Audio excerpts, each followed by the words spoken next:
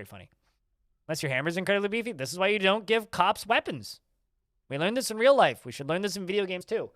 Speaking of not giving cops weapons, chat, why does all the mods have swords? They should have waffle bats. Anyway, let's play some dwarves, shall we? Chat, you guys have a very important job to do. Say hi, YouTube.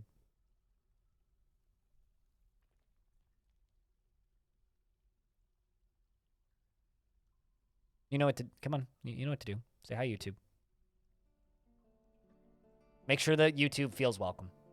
Over here, he has a sword. For the VOD crew. What are those? I don't know. Definitely, definitely water guns. Stone. All right. So now that we've all said hi, YouTube, we are diving back into the right fortress, which is Ironshore. This one right here. While hanging FG's stream earlier, you saw a horror of web-spitting forgotten beasts show up, and with all the other soldiers one way in the mission, you were so nervous that after a few deep breaths, the bastard just murdered a frog and left the map. Oh, he's still on the map. He's just hiding. They can hide quite effectively. They can hide quite effectively, trust me. How long has Ironshore been running? Might look at the YouTube channel. Maybe 20 hours? Something like that? Something like that?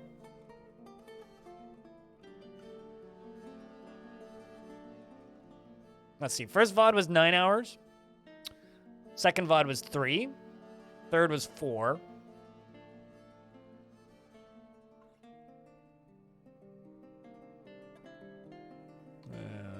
17 and 18, 19. So let's say 24, 26 hours? Does the year give you a good idea? No, because pausing happens for pretty long periods of time. Like 30 hours? Something like that?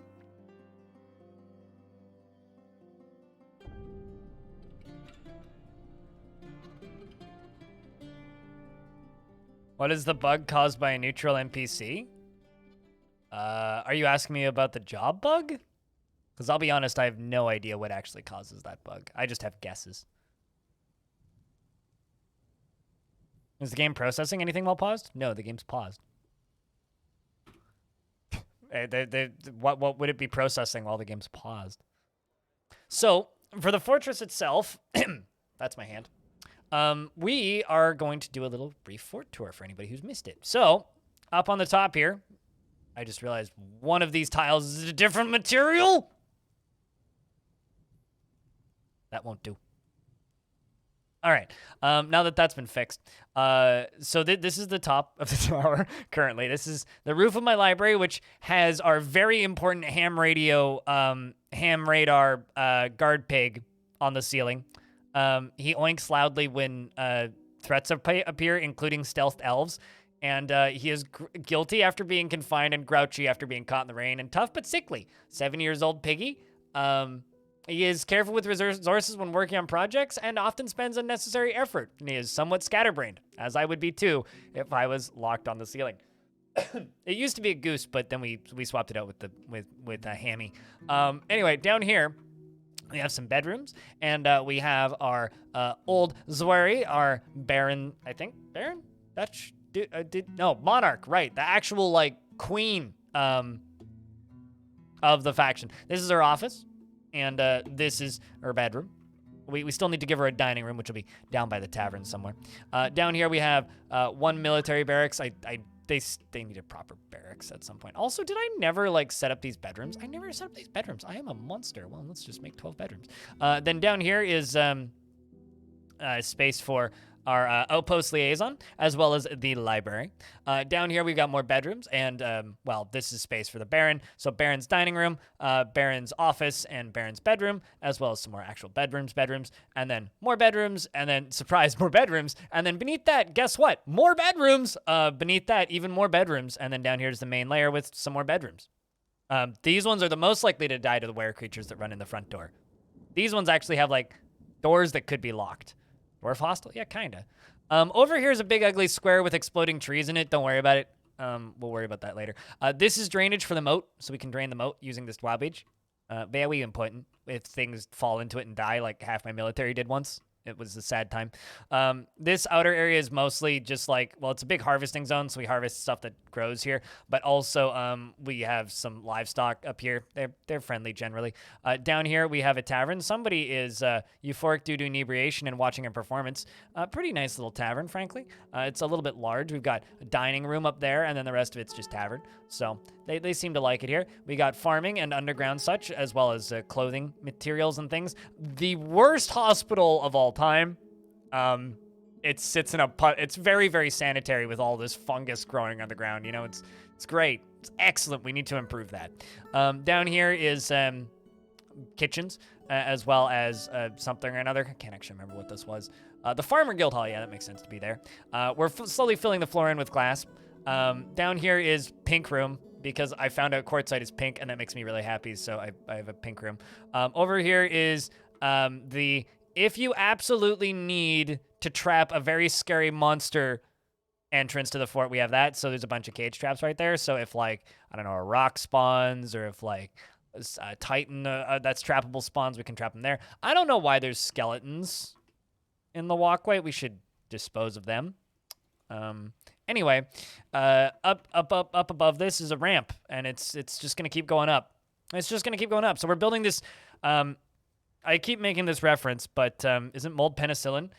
Bread mold is. As for dirt mold, I don't know.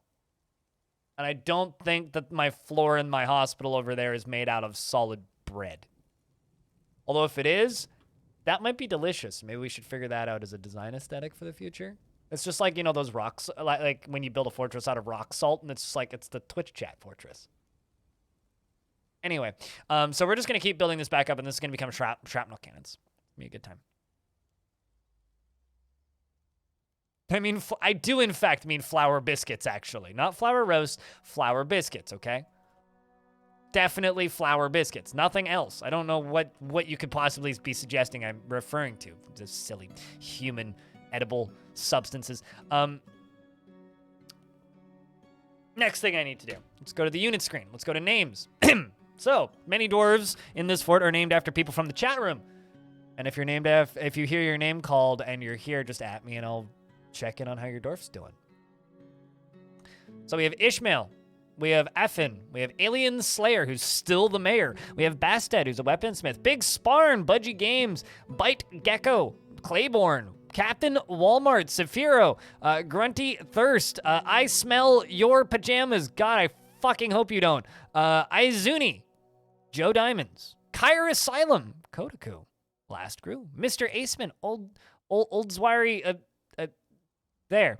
And Pablo, and Paw Prince, and Red Panda, Rex, not Max, Ruby, Squeakbird, Cersei Mage, and Snail, and Spritz, and Transfem, and Tropic Communist, and Wicta. Down at the bottom. You are, in fact, a bard. And still overwhelmingly positive. You know, I'm a little impressed that this game was able to maintain overwhelmingly positive. I thought they'd lose it. Claiborne! You're lonely. You're very much not creative, but you're bored, and you really want to practice martial art. Currently just a minor. How do you actually feel about being in the military?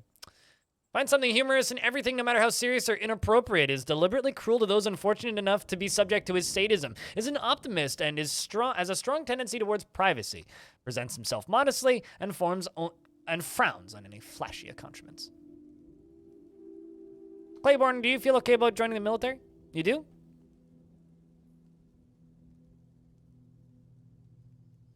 Kind of thinking we give you your own squad, since I think all of our squads are actually just like off duty right now.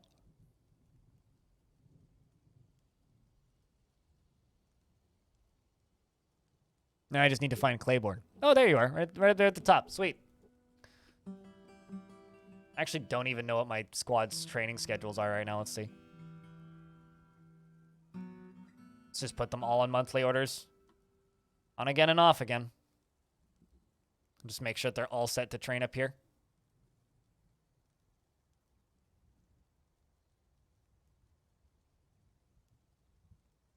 Fortunately, you don't get points for watching VODs. You know, honestly, depending on what happens over the next couple months, as views go up and views go down, it might get cheaper.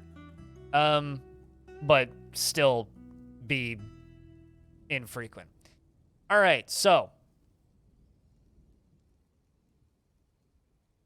Good Lord, that was fast. Good Lord, that was fast. Victory and Solace.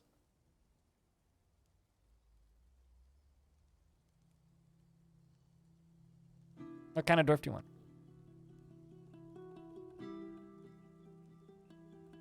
Metal crutches for your dwarves. They hit hard. Metal crutches. Hey, cell phone. Do you remember correct that I complained about the wagon wood not being in the game anymore because for some reason you do have some in your fort? What? Yeah, no, I complained that wagons weren't made of wagon wood. They were made out of the material that they were made out of, like some normal construction. How did you get wagon wood in your fort then? Captain of the guard taken. That's a good question. No, is not taken. His name's Einod.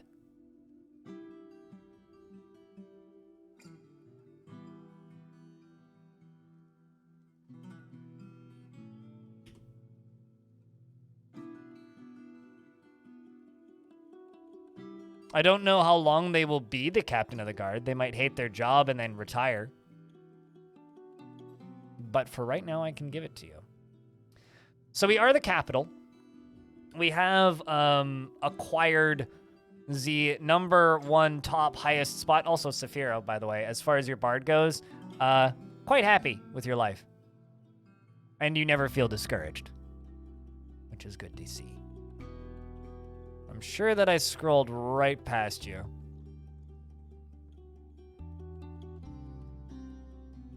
Is Dungeon Master important? Dungeon Master splits the tasks with the Captain of the Guard. So if you have a Captain of the Guard, oh, there you are. Right there. So if you have a Captain of the Guard, they do all of like the prison duties, right? If you also have a Dungeon Master, the Dungeon Master does all of the chaining and all of the releasing, and I think all of the beatings, whereas the Captain of the Guard does the interrogations and accepts the reports of crimes. So if you have a really, really, really busy, angry, mad fort with a lot of violence going on, it's probably a good idea to have both. Otherwise, you can just go with one. Fine. I generally just go with one. Victory in Solace. Victory in Solace. You're almost nice years old. You're tough, patient, and you avoid excitement. You're creative, and you value peace, and you have poor spatial sense. You apparently need quarters. Here, do you actually not have a bedroom? Hold on a second. Oh, you need better quarters. Okay, you niece. All right, now hold on. No, you're good. Oh, I see. You have a study. You just need better quarters. Well, yeah, okay, so I was right. You need better quarters. Well, you were out in the rain and it is annoying. Well, that's unfortunate. I'm sorry for your loss. Actively avoids exciting or stressful situations, tends to not be swayed by emotional appeals, and he tends to assume the worst of two outcomes will, of course, be the one that comes to pass, obviously. And he lives a fast-paced life, and he does not go out of his way to help others. He has a greedy streak, and he tends to make a small mess with his own possessions. He thinks that he is fairly important in the grand scheme of things, and he tends to avoid any physical confrontations, and he works to square his natural tendency with his respective martial prowess. And he tends to hang on to grievances, and he tends to think before acting, he tends to share his own experiences and thoughts with others, and he does not often feel lustful. And he needs alcohol to get through the working day and does not mind being outdoors, at least for a time, and doesn't really care about anything anymore. Hammerer is only for grave crimes? Yes, this is true. Hammerer is like on the rare occasion that a monarch decides that somebody needs to die, which is very rare. Getting the weird multiple containers and single tiles in a stockpile. So sometimes people ask me why I don't like bins. Now you know why I don't like bins. Congrats. You figured out why I don't like. Why is there a forbidden mug in that? Are games that 10 FPS, it's time to upgrade your PC. Well, yes and no. What are you doing in your game?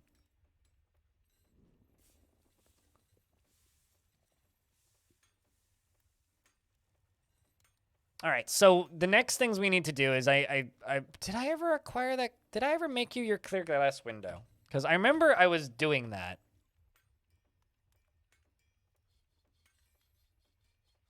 Right, we just started making ash and potash and pearl ash. We just started with that. So, are we going for some adamantine today? Dude, have I even gone down to the first? Okay, I've only hit the first cavern layer. So, maybe my priority is to finish this. We'll talk about adamantine once I'm finished with this. This is very much a surface fort, so the underground stuff like kind of isn't really on my radar currently.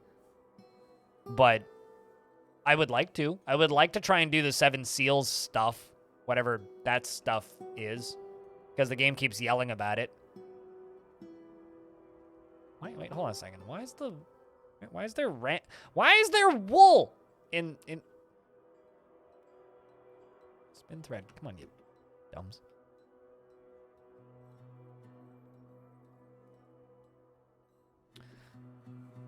Pointing a hammer in your is a good roleplay idea in your opinion. You know, honestly, having a dwarf get hammered because they tantrumed, great. Having a dwarf get hammered because you forgot to make a window for your baron, that's all. All right, so what was I doing? I need to make a tomb for my queen, like now. And I also need to make a dining room for my queen. So what I'm kind of thinking about doing, actually,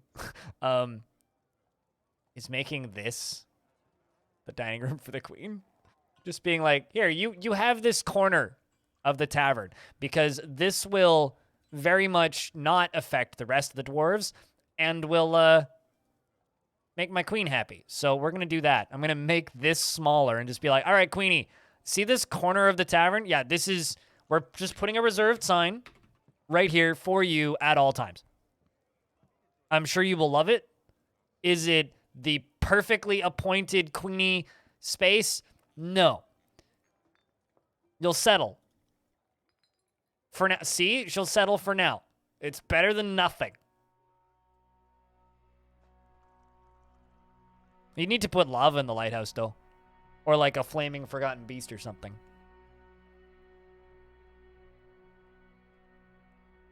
Just love the idea of building an entire industrial chain for one window. Well, I mean, it's forcibly upgrading my industrial chain for one window, but yeah, I also agree. I'm actually gonna make 50 of them, but I was also making more bedrooms and more bedrooms. God, we were doing a lot of things. I'm also building a little underground river. You think it's nap time? All right, you have a good nap time, Betty Kelpie. I have good snooze.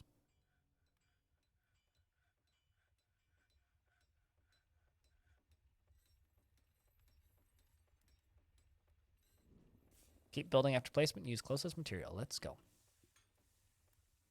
But yeah, no, I've set up an entire clear glass industry just so that I can make a window for my queen. Yeah, that was the literal first thing I did when I unmuted my microphone was I read the Discord word story, so we're all caught up. Cold-blooded. Bandrix, thanks for the prime. Cheers.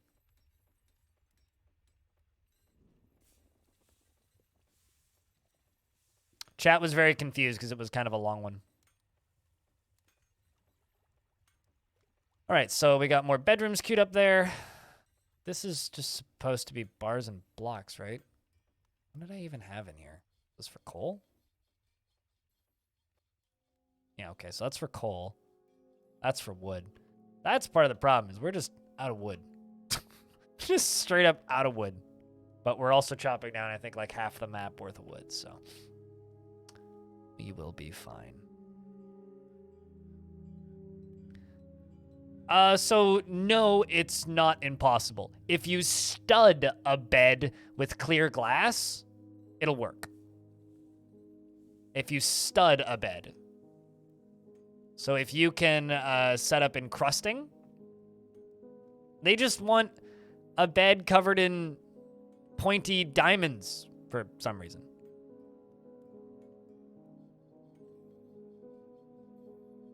Yeah, really. Yeah, yes, really. Who wouldn't want a bed like that? Honestly, I think that like when I think about dwarves, right? For some reason, my headcanon seems to think that dwarves are somewhere between like Tolkien's fantasy dwarves and also Klingons, where they just really, really, really like pain for some god-awful reason that makes kind of no real sense.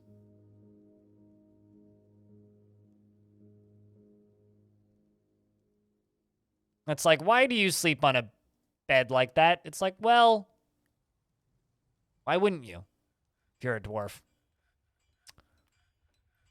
Sometimes dwarf wants their bed to be menacing with spikes of iron. And you know what? If that's what that dwarf needs to fulfill their dreams in life, I'm more than happy to attempt to provide it. Or also more than happy to ignore it and just never do it because you know what? You'll be fine. It's like somewhere in between those two. Somewhere in between those two. So why did I start building this out of sandstone and not like claystone, which I have way more of? I don't know why I decided to do this out of sandstone, but here we are. I got a decent amount.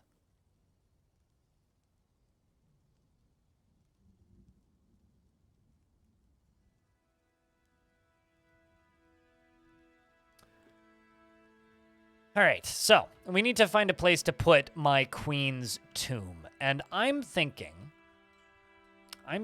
we go down to here. I'm thinking that the temple layer is a good place for a queen's tomb.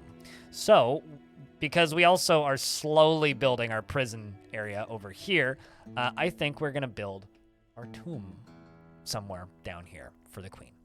I think queen's tomb is going to be something along the lines of like, maybe well, because we also need one for the outpost liaison, right? So we'll do queen right there. And then we'll do outpost liaison right there. These will be the royal tombs, if you will. An animal husbandry themed fort. I just comment in regards to animal husbandry. Takes a very long time, but can be a lot of fun.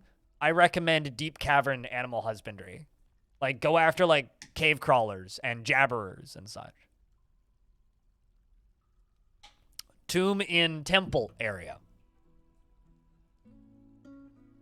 Tomb in temple.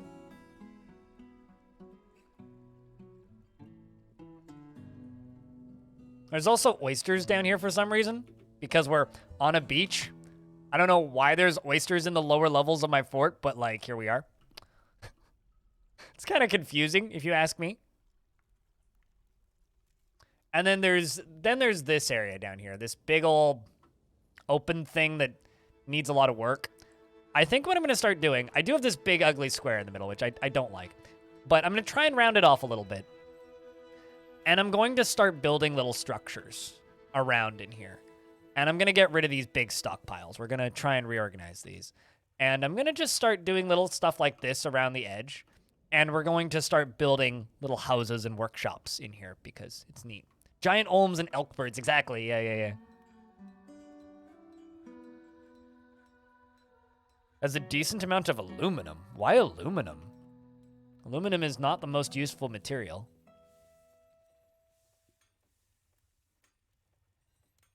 Okay. All that wood's coming down. We also maybe need a more efficient method of transporting wood underground.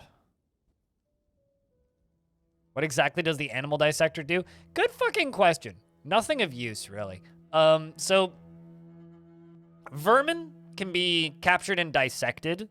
Vermin being tiny little critters. And you can get things from them. You can get extracts from them. And you need the animal dissector to do that. And I will be completely honest with you, that is a mechanic in Dwarf Fortress I know almost nothing about because it's kind of useless. It's a skill progression and portion of the game that you can interact with if you want to.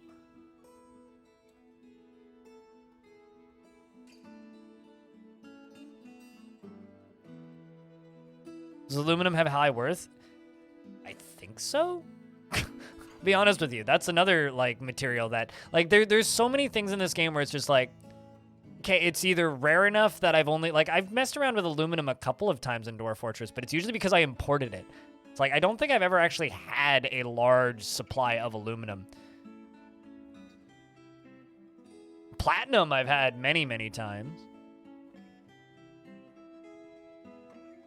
Tarn is a history nerd, so it tracks. I mean, it does certainly track, but a lot of the things in this game are kind of useless. It's like, you totally could. Actually, it's more Zach that's the history nerd. Tarn's more of a programming nerd, or a math nerd, rather.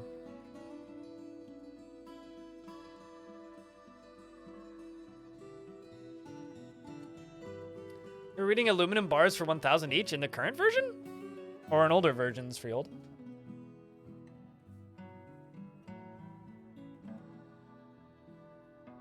Aluminum is cool for minecarts? It's not lava safe, though.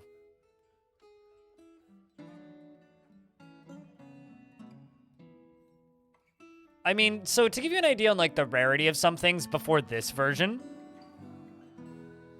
of the game is the first time I found diamonds. And they're just super common now because of the way the spires work now with the encrusted with gems stuff, right? Which to me kind of sucks. But obviously it's connected to a new mechanic, which doesn't suck. So this version of the game is, in fact, the first time I've ever actually found diamonds in Dwarf Fort. And they're just like everywhere now and very easy to find.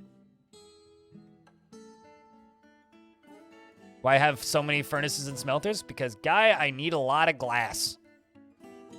That's why. I need a lot of glass. How am I supposed to get a lot of glass without a lot of smelters? For said glass.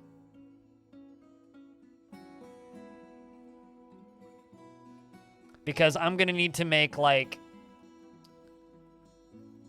1, 2, 3, 4, 5, 6, 7, 8, 9, 10, 11.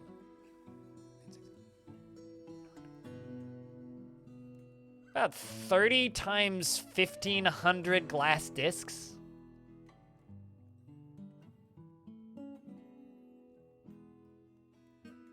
What are spires? It's where the demons come from.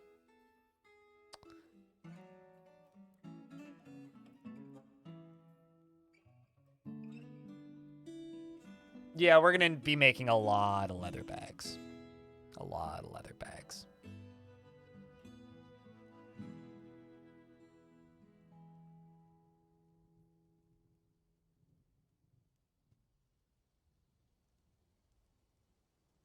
All right, so let's go all the way over to here. All the way over to there. All the way along the back wall here.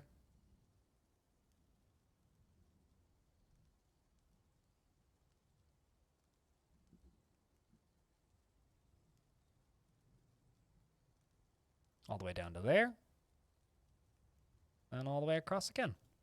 Once these lower areas are finally not rejected by the existence of jobs.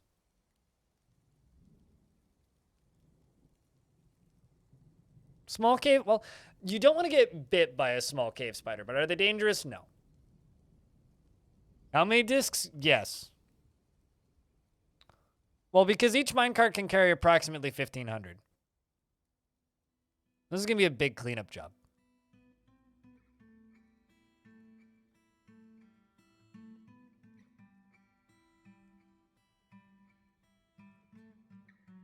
Basically, the whole goal of this fort is to build an impenetrable mountain home so that I can retire it. And when I did I make that into floor? Yes, I did. So that I can retire it. And when I retire it, the goal is to build more with this faction. Because this whole faction is just, well, has been completely obliterated by elves, and the areas that I've built already in this world have also been obliterated by elves. So I'm trying to build a very strong dwarven fortress so that I can fight back to a degree against these elves. And then when I make a new fort in this world, fight back even harder. So Do I have a dwarf for you to claim? So the only way that we claim dwarves now, Onyx, is you have to have access to 5,000 channel points and then click the redemption button the second it becomes available. It's practically a lottery at this point. And it kind of sucks, but it's the best option that I got. Did I really make all of these into floors? I think I did.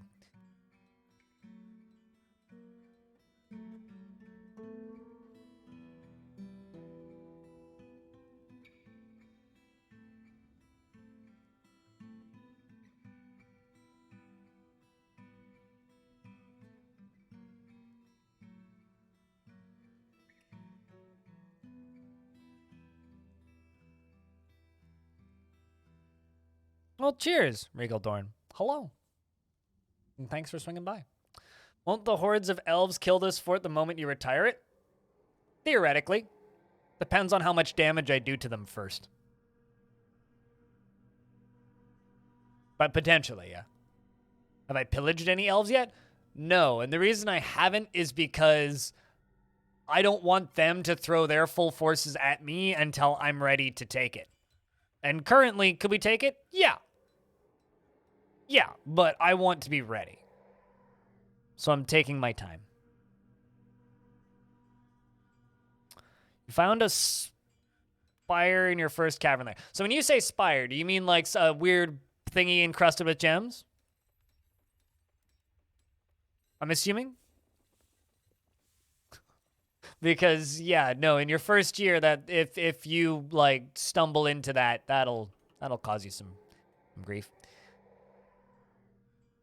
For sure. Will absolutely cause you some grief.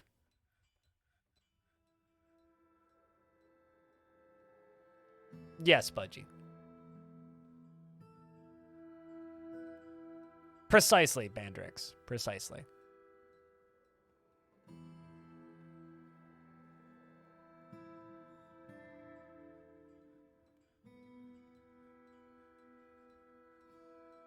$2,253 giant chameleon eggs. Was that one chameleon that laid that? Do explain. That seems like a couple of... Seems like a couple of eggs, man. Like, you could make at least 2 omelets with that. I don't know how big giant chameleon eggs are, but, like, that's... Seems like... that seems like a legitimate farming operation.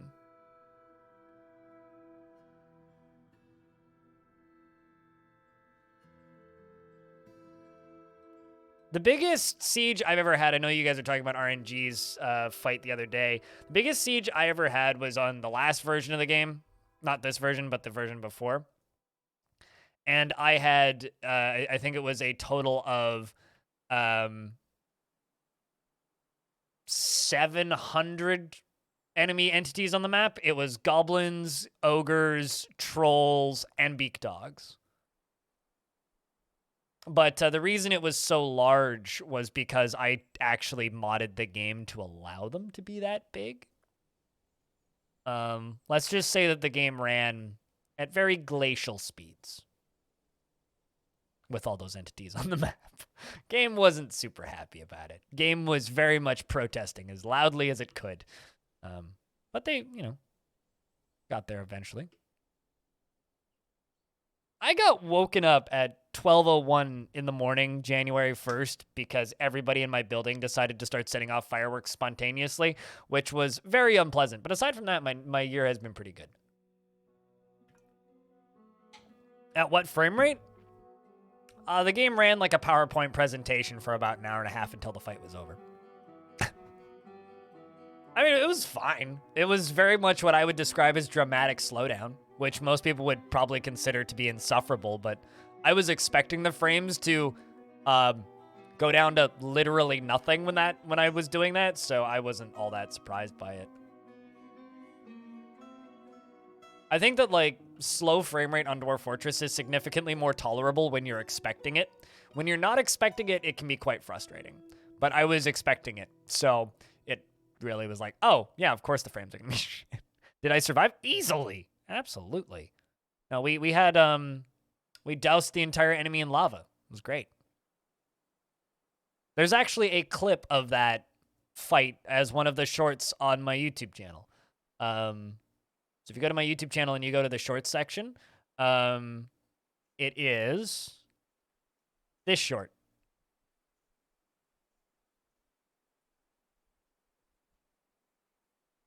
I'll link it for people who care.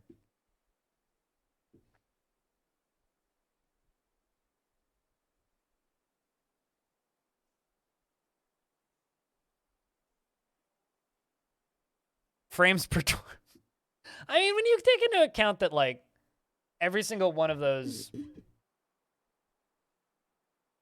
I'm still online, right, chat? OBS is giving me a weird error. Just checking. Yes? Okay. I'm looking at OBS. It's like, failed to connect. I'm like, that's still on. Chat's still there. View count's still there. Don't lie to me like that, OBS. You're gonna make my blood pressure go up. That's that short made you want to watch my stream. Really? Pink Primeval?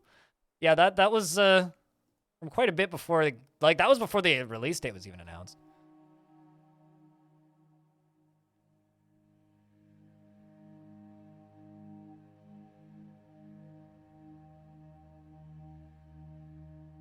The Goblin space program. I mean, that Goblin went to space for sure. All right, so let's go all the way up to here.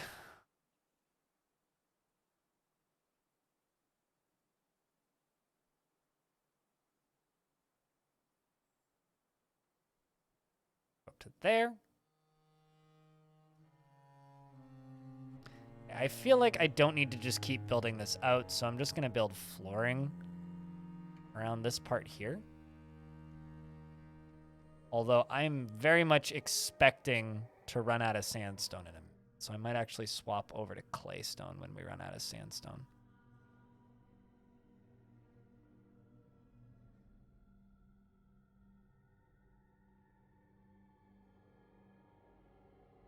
I was rude to you then? Yep. Here's the thing, right? I'm very much bipolar. So there was a good chunk of time back in the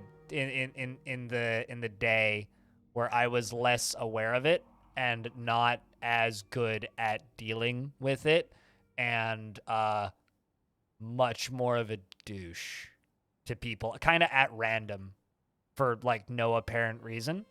And it's something that I've been working on for the last, say, better part of 5 years to fix. It's never an excuse, but it's definitely a reason to apologize to people. My comment about Long Death and the Steam version would be released before that, before the fort made it to 1,000 years, and I was right. Yes. Twitch is dead? Oh, is it Twitch that's breaking, not my stream? Well, that's cool. Let's just try opening up Twitch. Oh, wow. Yeah, you're not wrong. Interesting. Huh. What do the 2 FPS numbers mean?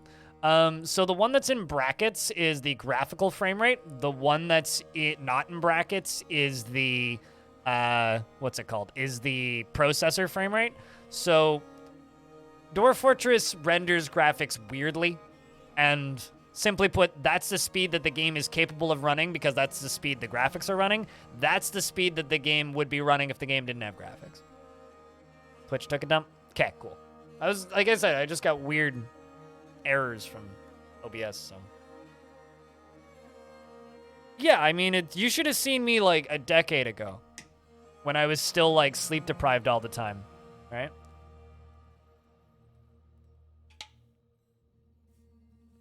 Yeah, so the one that's not in brackets is the game's tick rate, and the one that is in brackets is the game's graphical speed.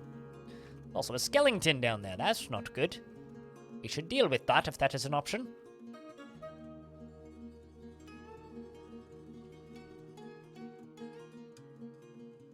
Yes, Haunter, you are absolutely correct.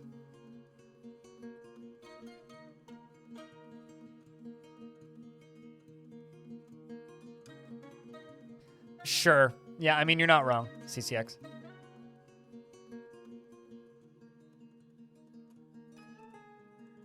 And generally what I would recommend doing is in your game settings up here, you should set your, where is it? Your graphical FPS cap to whatever your monitor is, so that you don't have to like multi-click buttons and get like weird delays in the UI. That's what I would suggest, so that it's not skipping frames.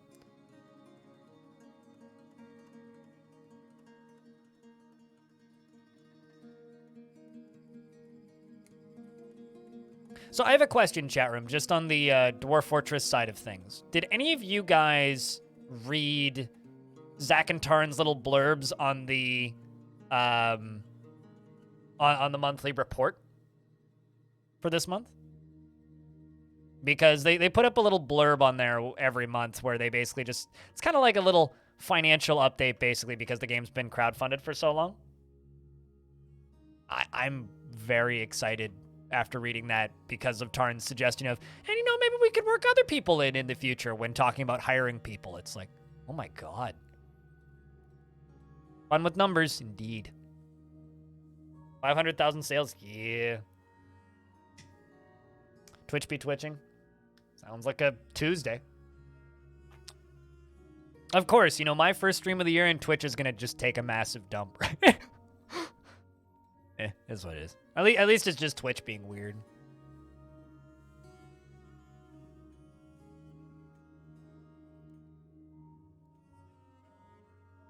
A caged beak dog at your trade depot? Wait, did you demand, like, tributes from the goblins? You know, it's not that they're open to I think they've always been open to cooperating. I think that just paying people is scary. That would be my bet, is just paying people is scary. What is this building I'm making? So, to quote our Lord and Savior, 50 Cent, I'm building a big-ass ramp. Only half of that part was actual quotes. The big-ass ramp part. But we're building a big-ass ramp. Not to be confused with that huge-ass ramp. That's very different ramps. But we're building a big-ass ramp. Because of a too large increase in viewers and subs. You know, chat, we're in the top 700 streams in North America. Or not North America. We're in the top 700 English-speaking Twitch channels. What's the purpose of this ramp? Have you ever played Portal? Speedy thing go in, speedy thing come out. The top will have glass on it. The rest is made out of sandstone and claystone central staircase. Well, we're going to make speedy thing go down ramp, and then speedy thing going to come out of the bottom of the ramp.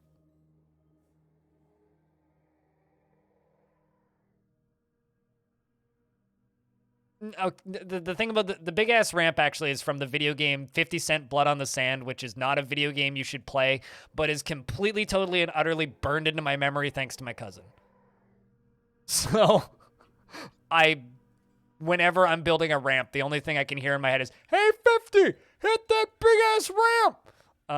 For no logical reason. You know, it's funny, Captain Walmart. I've gotten that people have said that to me for years. People have said that to me for a very long time. It's always I wish I found this stream earlier. It's like, well, I've always been here. Always been here. But as chat was suggesting earlier, I was kind of an ass for a good number of years. Now I smoke weed and I'm a lot chiller, but there was definitely portions of my streaming career where I was a much less pleasant person to be around. Mostly due to, I think, less pleasant circumstances in my own life. Ouch. Big streamers do well if they feel like a small streamer. I mean, you got to remember that by Twitch metrics standards, anybody with more than 10 viewers is a big streamer. So you might need to, like, narrow that down a tad. I want to slaughter some livestock, but I don't really want to slaughter my sheep. I think we're going to go for the alpaca and the cow. Maybe a piggy. I have other cows. Okay, who's the asshole who keeps bringing rabbits into the fort? Or the other cow. You kid, you kid. Ah, it's fine. I'm used to people kidding.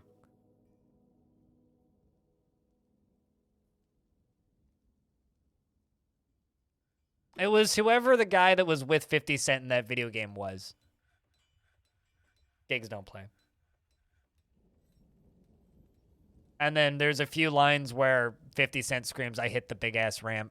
Anyway, big ass ramps and 50 Cent are just like merged in my brain. I don't even like 50 Cent, which is the funniest part about it.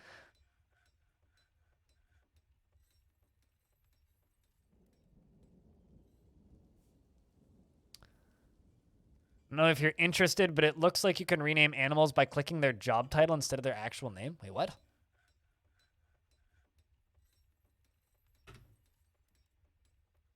Stray test. That's weird. Huh. But I guess, like, you still can't give them a nickname because that's only the, Huh.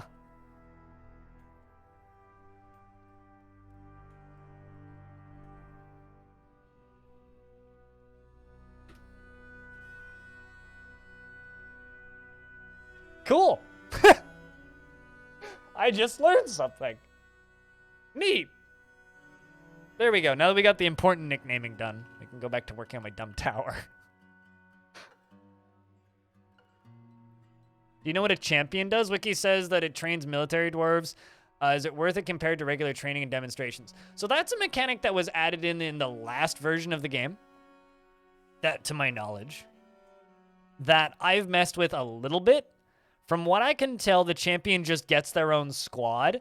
I think the plan for the I'm pretty sure that the champion is one of those mechanics that's like, it's there and doesn't actually do what it's supposed to do. They just train, just like any other military dwarf, and they get their own squad. But what I think champion is supposed to do in the future is stuff with the bigger planned, like, overworld diplomacy stuff. You know what I mean? Like, I think you'll be able to send your champion to places to, like, do things that a champion would do. Arena? No, it's got... Well, so Arena is a completely separate thing. Arena isn't even, like, connected in the way that, like, any other mode is. Arena is, like, basically a testing space for mods. Unless you're talking about, like, physically building an arena, in which case, I don't know. But as far as I understand it, the champion is like a half-built mechanic. Yeah, that's kind of what what I think it's supposed to be, but it's like none of those mechanics are actually in the game yet.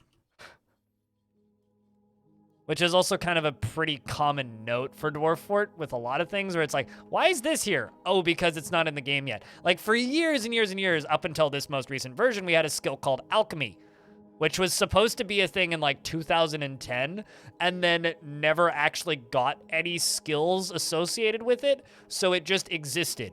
So up until this version that we're all playing on right now, Dwarf Fortress had Alchemy, which did nothing.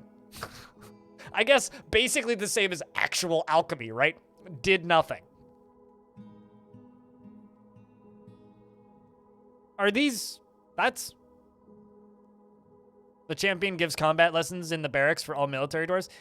Yeah, but they can also have their own squads, Battalier. Maybe you know more about that mechanic than I do. I should probably assign one, actually, and fuck around with it a little bit. Give it to one of my military dwarves.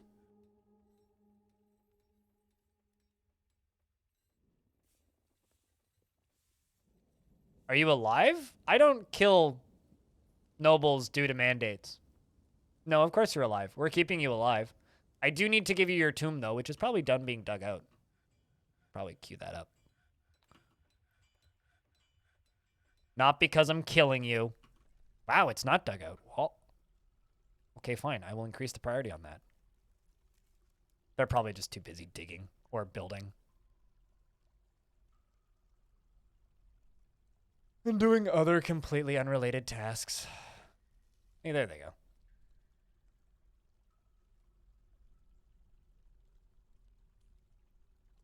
Yeah, no, alchemy used to be like a modding tool. Apparently it's still there, it's just hidden. Like commented out. So Twitch has been telling me an ad has been starting soon for like the last 30 minutes. I'm gonna try to refresh on this. Oh, brilliant.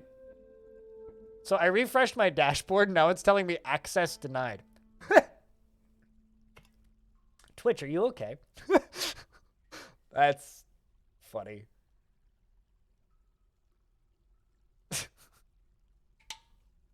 Well, I mean, if we're still live, I guess that's a good sign, right? Out of curiosity, chat, what does Twitch tell you that my view count is?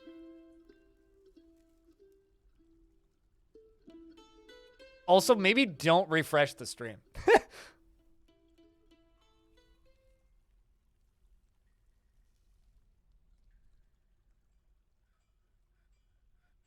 Okay. This is what it said for me. 69 thanks, Navy. Also, everybody's badges are disappearing now, which is especially funny. Anyway, it's just one of those days. Which probably means actually my friend Tarek is like shitting himself right now. Assuming he still works at Twitch, because he used to work at Twitch on their ingest servers. So whenever something like this would happen, he'd be like, bah! Freaking out in his apartment. You're a low accuracy bookkeeper? Noted.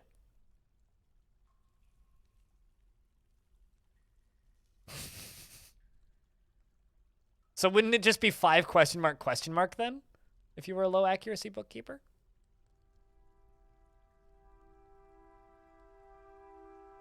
And like half the UX is gone? Cool. Great.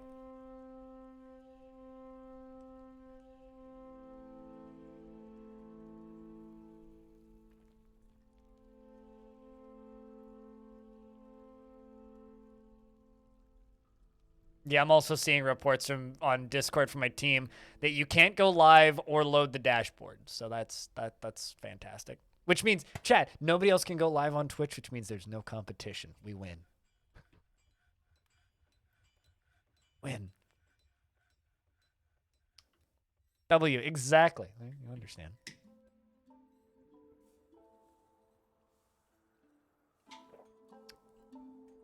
I'm a novice liar, so thus you're getting 1,000 viewers. Well, thank you. You know, so fun fact. This is old school Twitch story. Apparently, you can in fact still send bits. Those do work. And also, thanks for taking #1 on the leaderboard, derogatory. So, true story about old school Twitch, chat. Years ago, and I mean years, there was a day where similar thing to this happened, except way more severe. The entirety of Twitch's website went down.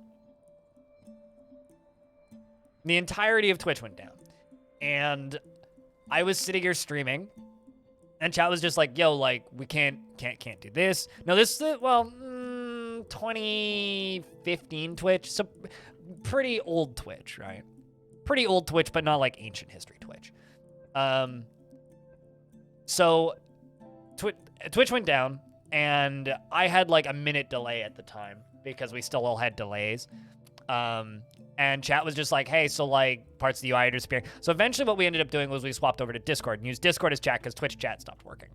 Then after, eventually like just stream stopped loading for anybody. But I kept my stream running and mirrored, and this shows you how long ago it was because Discord streaming wasn't a thing. I mirrored my stream to Steam streams because you could stream on Steam, and you still can, weirdly enough, and posted the link on my Discord and just kept streaming while still streaming to Twitch. And then Twitch came back online. Yeah, you can screen share on Steam. I think you can still do that. I think. It might just be really well hidden. Anyway, then Twitch came back online after me doing this for like 3 hours for like 10 people. Twitch came back online, and I was one of like 50 channels on Twitch that was still live. Everybody else had turned their streams off. So the result was every single person who had followed me over the, like I had like, what, 6,000 followers or something at the time. Everybody piled into my stream because they were like, you're the only person live that I know. So the result was everybody who was still alive just catapulted to the top of Twitch. And I want to say it was like Cherno TV, Space Fairy, now a VTuber, speedrunner at the time, skyrocketed and had like 10,000 viewers. And I think to this day it was still his highest ever view count because he just rocketed to the top of Twitch and was fucking hilarious. Buttery Whale Fetus. You know, saw you follow me the other day. Yeah. And also by the end of it, I think I had like 500 concurrent viewers. And this was back when I averaged at like 15, 20. It's wild. You followed me the other day and I just mentioned it on a voice call. I'm like, Buttery Whale Fetus just followed me. And my friend goes, that name makes me uncomfortable. Anyway, uncomfortable username. What kind of dwarf do you want? Dwarf or no dwarf? What kind of job? Cut you some slack? No slack shall be cut. Only flack.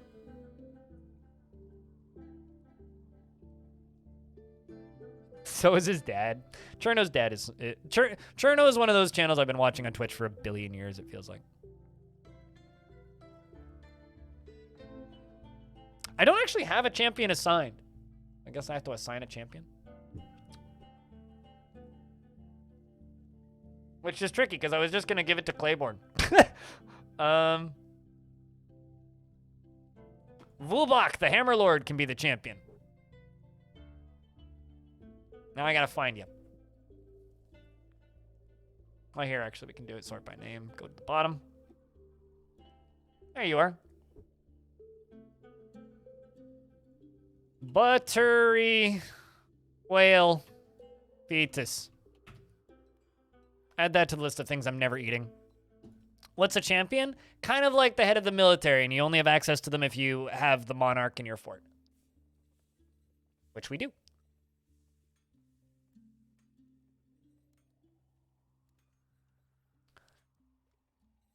She has great trouble mastering fear when confronted by danger and is easily moved to mercy. Doesn't mind wearing something special now and again and could easily be considered rude. She tends to avoid any physical confrontations and works to square this natural tendency with her respect of martial prowess. Must have huge respect.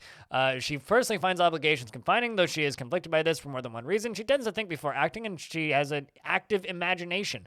She doesn't seek out excitement and she tends to only form tenuous emotional bonds with others and doesn't focus on material goods and does not often experience strong cravings or urges and tends to hang on to grievances. And she is quite comfortable with others that have a different appearance or culture, and she has an active sense of humor. Needs alcohol to get through the working day and only grumbles mildly at crappy weather and doesn't really care about anything. Dreams of mastering a skill in this dream was realized, and she personally views tranquility as one of the highest ideals. I'm just going to periodically try to refresh my dashboard over here. And she finds those that engage with trade and commerce fairly disgusting and values cunning and values eloquence and has a negative view of those who exercise power over others. You know what, chat? I'm actually going to open up Twitter for a second. I'm curious. Twitch support. The fuck's up, guys?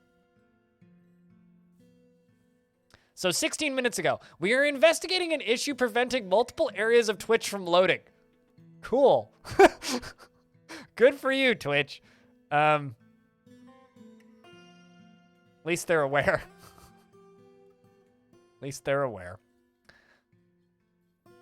Finds those that engage in trade and commerce to be fairly disgusting, values cunning, values eloquence, and has a negative view of those who exercise power over others. Likes Adderite, lead, and levin opal, gems and bolts and helms and cabinets and chipmunks for their stripes, and the words of the bronze rocks and the sound of the fabulous droplet and the sight of the mellow intricacy and when possible prefers to consume guppy, barley wine, rice flour, and garlic seeds, and absolutely hates slugs. Can't even load follow list. From what I can tell, you can still load. Let's see if I can load my own stream, actually. Yeah, you can still load you can still load streams direct from links. It's just all this garbage is gone. That seems fine.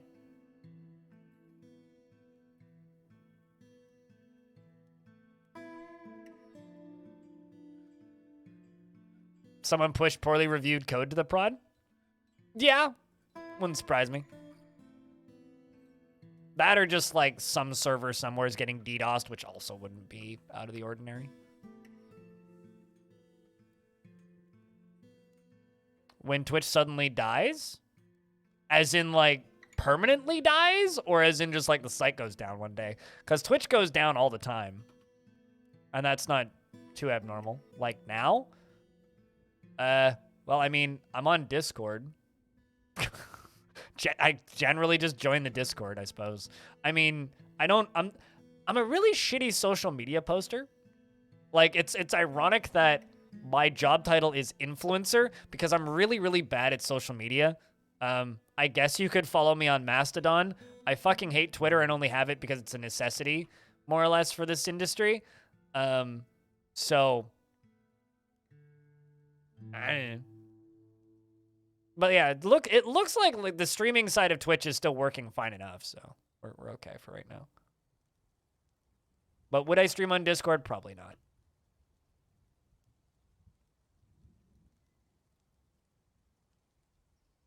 Twitch just dies sometimes. It's fine. This is normal. There's going to be so many comments on this YouTube VOD about how much Twitch sucks, and I'm just going to be sitting here rolling my eyes going, it's better than most of the alternatives. All right.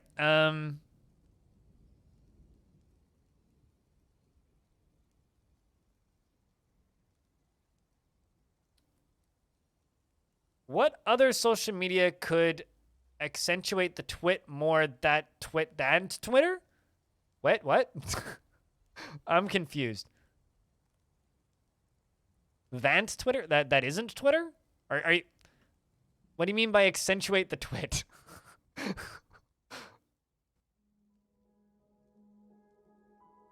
Did I have a stroke? Did McJerby have a stroke? I think is the question, Joe.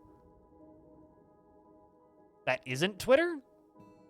Are you asking, like, what social media would I like that isn't Twitter? Oh.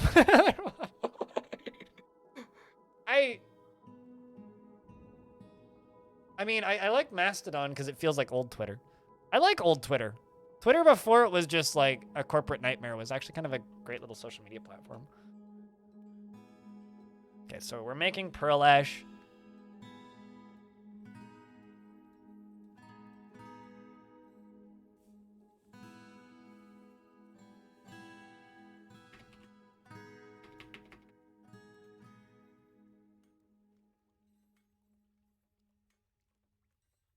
Let's just make 10 clear glass windows. You lava that emote? I'm glad that you lava it. I think it took Cooler like 10 minutes to make it.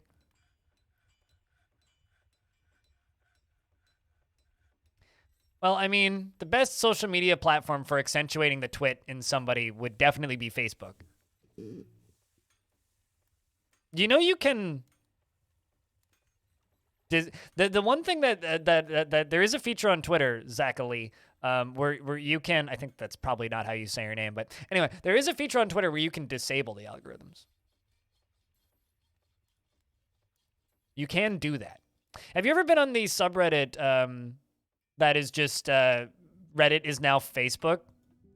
It's just like people posting very Facebook-ass looking posts on Reddit for some reason. It's like Reddit is now Facebook is a very funny subreddit.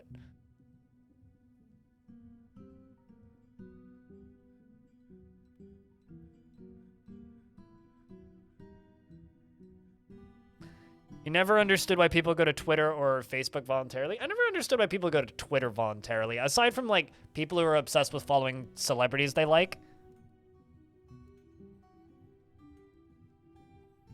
Well, I mean, it's a sub that links to other subs, but it's just funny.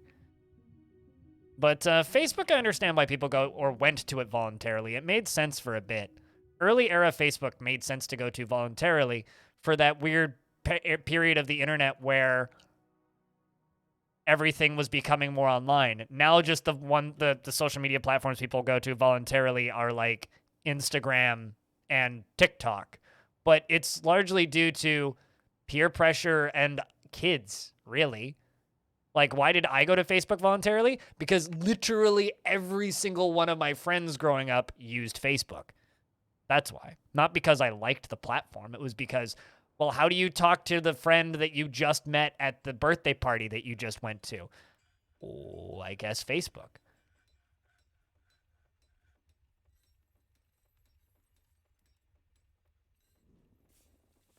has family in Ukraine and you keep track of what's happening over there. Yeah, there's a lot of really good, like, Twitter accounts for keeping track of what's going on in Ukraine. We have a crafts dwarf that's withdrawn from society. Starting to understand this construction you are making.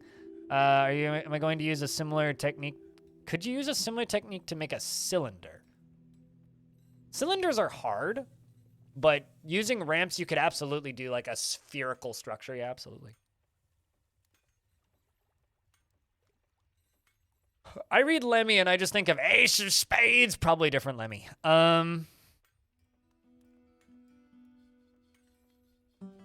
Rest in peace, by the way.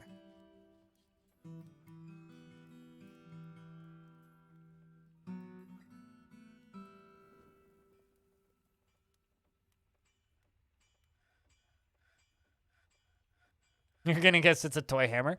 I need to find the store first. There you are. Depends on what they claim. It may not necessarily be a craft store shop. They haven't claimed anything yet. It's probably gonna be a glass workers. Yep. So they've claimed a glass furnace, and they've immediately booked off.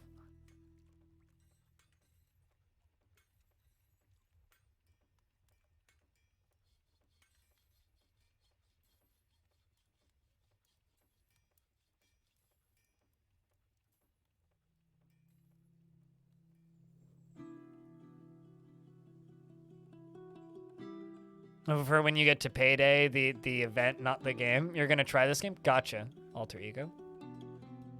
What clothes are they wearing?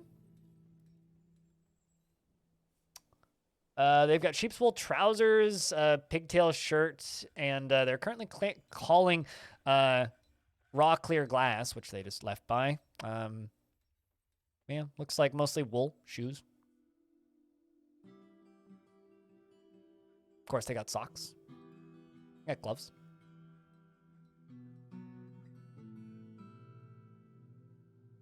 Do they have a preference for item? That's cheating. That's looking at what the outcome will be.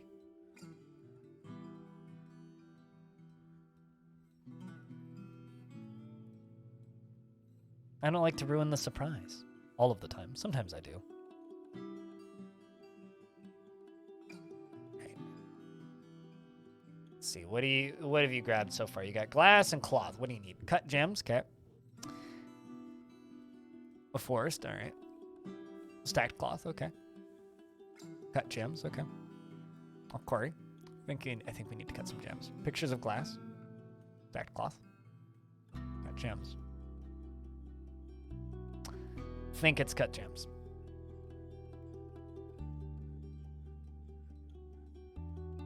It's kind of funny. It's like we've just been struggling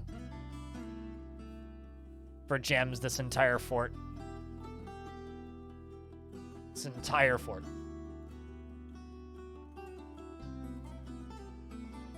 Hey, part of my dashboard loaded this time. We're making progress. Are the sprite clothes tied to what they're wearing? Yeah, if they have hoods on, you'll see like physical hoods and whatnot. Clothing industry in this fortress has been pretty minimal for a while though. Just because I've been having a hard time getting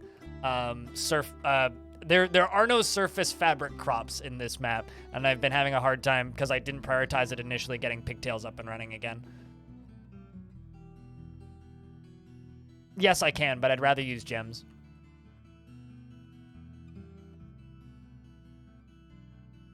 As you can see, we got octagon amethysts cut now. But can cut some raw glass into gems too. You do one. Did our dwarfy run off?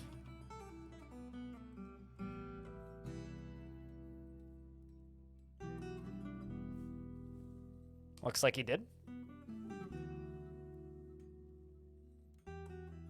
I could, but really what we need to do is just dig deeper and dig my own. Over blue.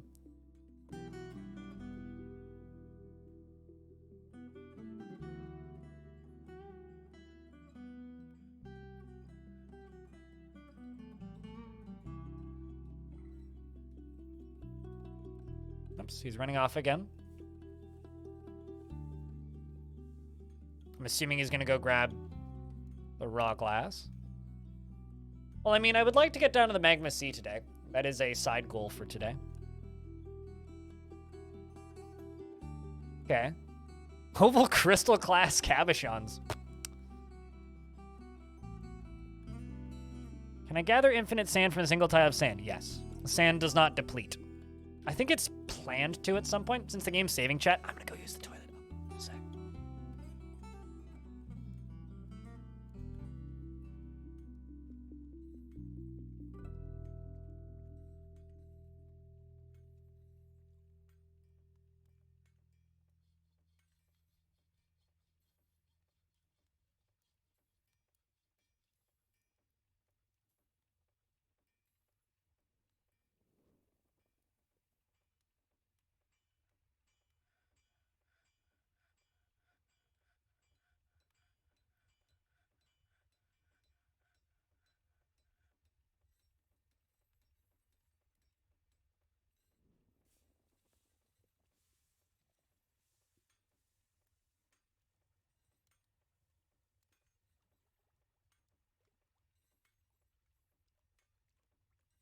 Haha! I beat the loading screen. Not to be fair, it's getting kind of slow. This fort's kind of bigs.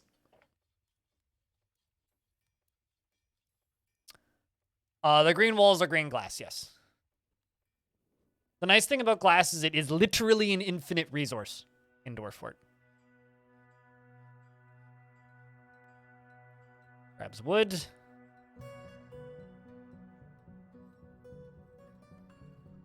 Goes off again. Clay is also an infinite resource. Yes, this is true. Some maps don't have sand, though. Well, best maps do. We're on a beach, though, so there's definitely a lot of sand.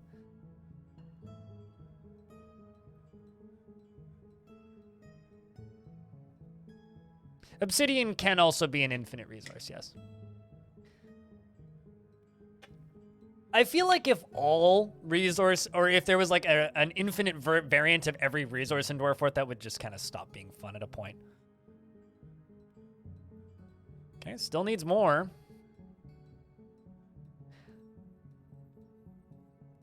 I think he needs one more cut gem, so I'm going to cut one more piece of glass. A force that is both dark and vile has arrived and is seeking a parlay. Just cut this. Ooh. Well, they have beak dogs.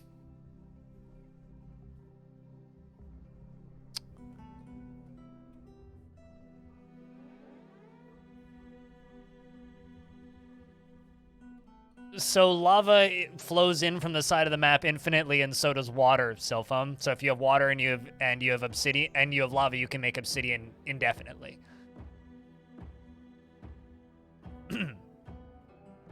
It's crypt, not blinds, worry. So they wish the complex hate wishes to parlay in order to avert loss of life.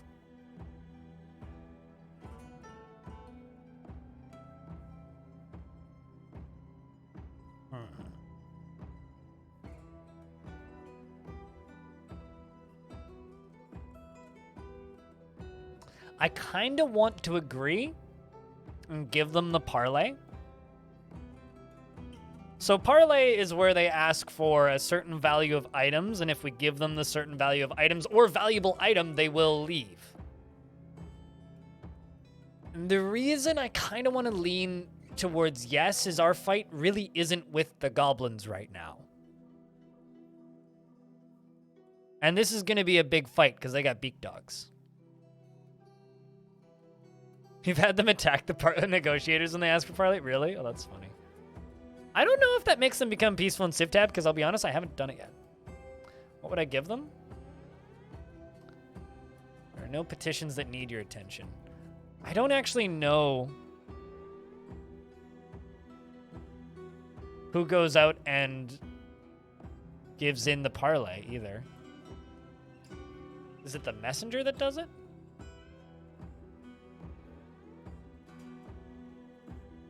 You think it's the mayor? Really?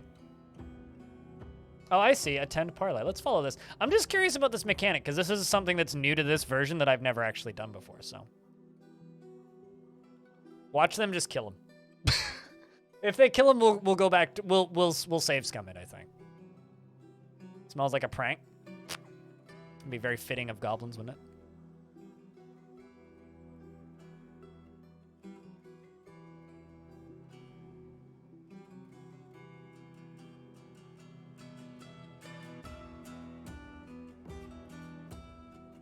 Let's see how this goes.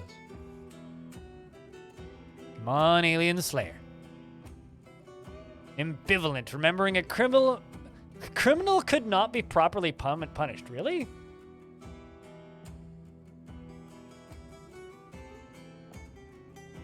Huh.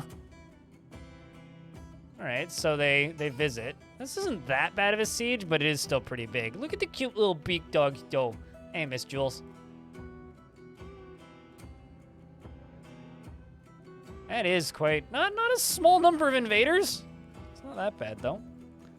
Diplomacy. The goblin recruit meets with our mayor and says, "The eviscerated gift is property of our people. Pass this treasure into our possession, and we shall depart in peace." I will gladly do as you ask to strengthen our bonds of friendship. Let's follow you. Return treasure. Make charcoal. Is somebody else going to return treasure? I'm actually kind of curious as to who's going to return treasure now. Because he just like immediately stopped and went to go make charcoal. Which actually now leads me to believe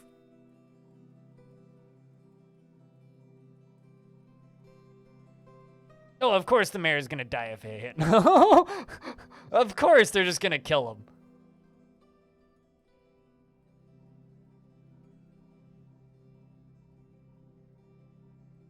Oh, probably, yeah. There's definitely nobody set to return treasure right now. Hold on, let me just go to the tasks screen and see if it's listed there.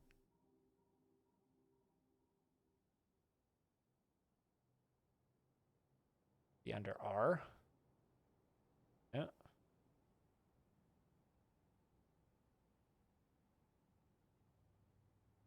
You construct buildings that I need to unpause.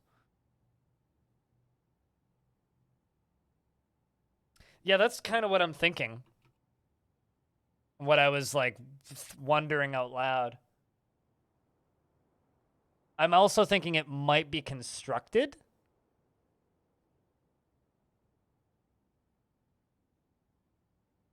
Because we don't have just like a... Oh, there it is.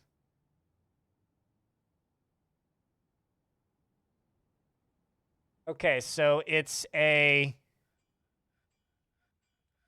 green glass bucket, which is built into a shop. So I need to deconstruct this ashery to give it to them, I would assume.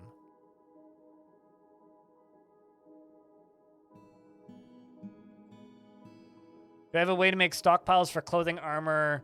If you make custom ones, it's total quality, I think. It's either total quality or core quality in the sorting options under custom stockpiles.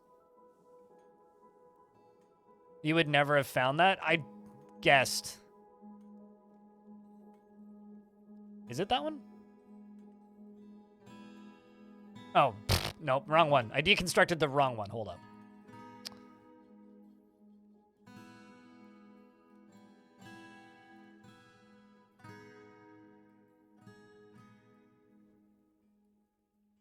Okay, so there's a job on this immediately. So let's follow this bucket. But here's the thing, right? We'll know where this goes. So we could find it again and go steal it back, which I think could be fun. I shot the wrong ashery. It's just like I brought them the wrong shrubbery. Is Twitch unfucked yet, or is Twitch still fucked? Twitch still fucked. Cool. Okay, so you're just going to go store item in stockpile. But, like, Where my mayor at? What my mayor? Now, mayor, when you're done making charcoal, are you going to now go do that? Because that seems like a problem if it's just like a constructed item. Like, I'm wondering if he's going to go back and then do the parlay now. I hope so.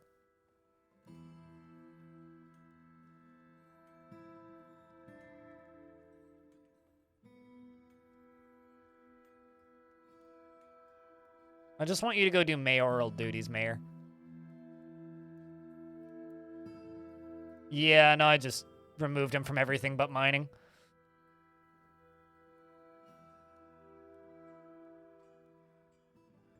I'm just gonna wait for him to finish this round of charcoal. Might as well let him do it. Ooh. Ooh. Smith, we just got a better one, so it's fine. It's fine. You can keep that. We just severely improved this. Or was that? Was it this one? Yeah, there it is. Look at that. This is a green glass throne named Estimilvunum Sodel Mulush. It's worth 16,300. This is a green glass throne. All craft store ship is of the highest quality. It is encrusted with cushioned sandstone cabochons and decorated with llama wool and encircled with bands of cushion-cut crystal glass. Gems. This object is adorned with hanging rings of crystal glass and menaces with spikes of amethyst. On the item is an image of Kogan, Boltsroot the dwarf, and purring maggots in green glass. On the item is an image of oval cabochons and alder. On the item is an image of Kogan, Boltsroot the dwarf, and reindeer. Sheep's wool. Kogan Boltsroot is embracing the reindeer. Who the fuck's Kogan Boltsroot? Was that the... Nope. It was Melville who made the artifact. Well, All right, let's keep following our mayor. See what they do. It's a Okay, so now he goes to return treasure. Interesting.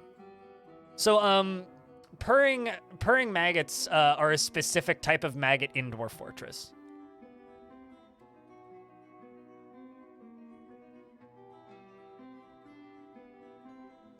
A green glass throne for a green glass fort. Damn right. Yeah, it had to hit the stockpile first, which very much does track. Or at the very least, it had to be available to be moved, and it wasn't available to be moved while in an ashery. This might fuck up the parlay. Gigan Zontral Amid has come, a giant humanoid with a monster with a single eye set in its forehead. Is Twitch back? Oh shit, I see my views again. Ah, diggity dang it. Now, chat, you guys gotta test to see if bits work for science. You can actually use chat. Yay! Freedom! All right, so, thanks for the 50 cents for science. 50 cents for science. It's a good, welcome back, everybody. It's good to see that we back now. All right, sweet. So Cyclops Gigan Ulzontal something or another has showed up with a single eye set in its forehead. Where is it? Thank you for the $1, Onyx. Dwarves need science. Science needs dwarfs.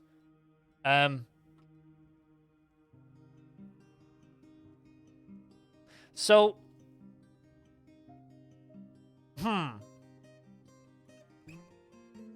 Gladly.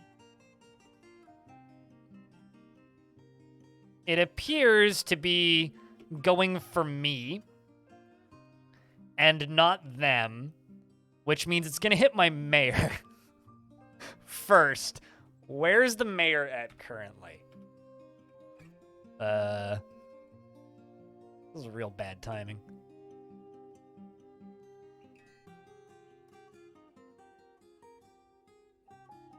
I see no emotes, but I see no emotes and I see no badges in chat, but everything seems to be popping back.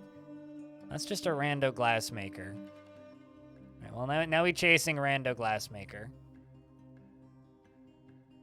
All right, are you carrying anything? Aside from all the water that's covering you? No, you're not. Curious about what this Cyclops looks like. Who is currently tired. Her wavy hair is extremely long. Her brown eye is round. She has a high voice, and her nose bridge is concave. Her short ears are extremely narrow, and her extremely long eyebrow is somewhat high. Her eyelashes are extremely short, and her hair is charcoal, and her skin is brown, and her lips are slightly thick. Gotta go back to old school emotes? Fuck yeah. What's up, Zoichit? Or Zoich? Z-X-O-Y-C-H-T-E. I have no idea how to say that, but hi! The sport of flax. Chat, did you know that flax is a sport?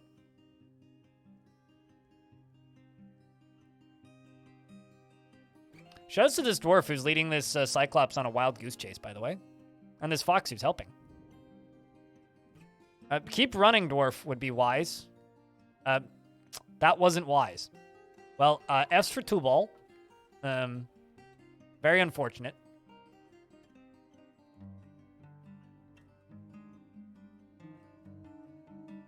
And before the military ends up fighting with the army. All right, let's find out where the mayor's at. Where's the mayor?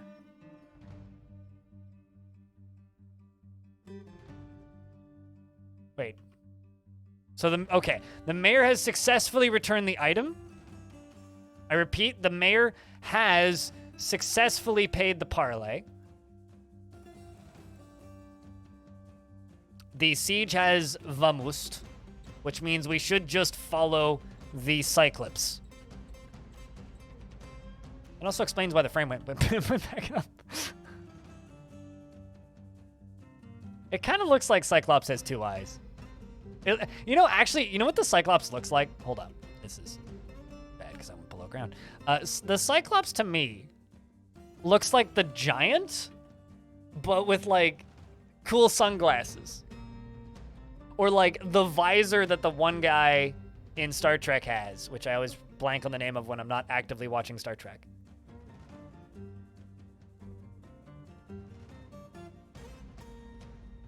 Jody LaForge. Yeah, that's his name. LaForge. It looks like LaForge's visor.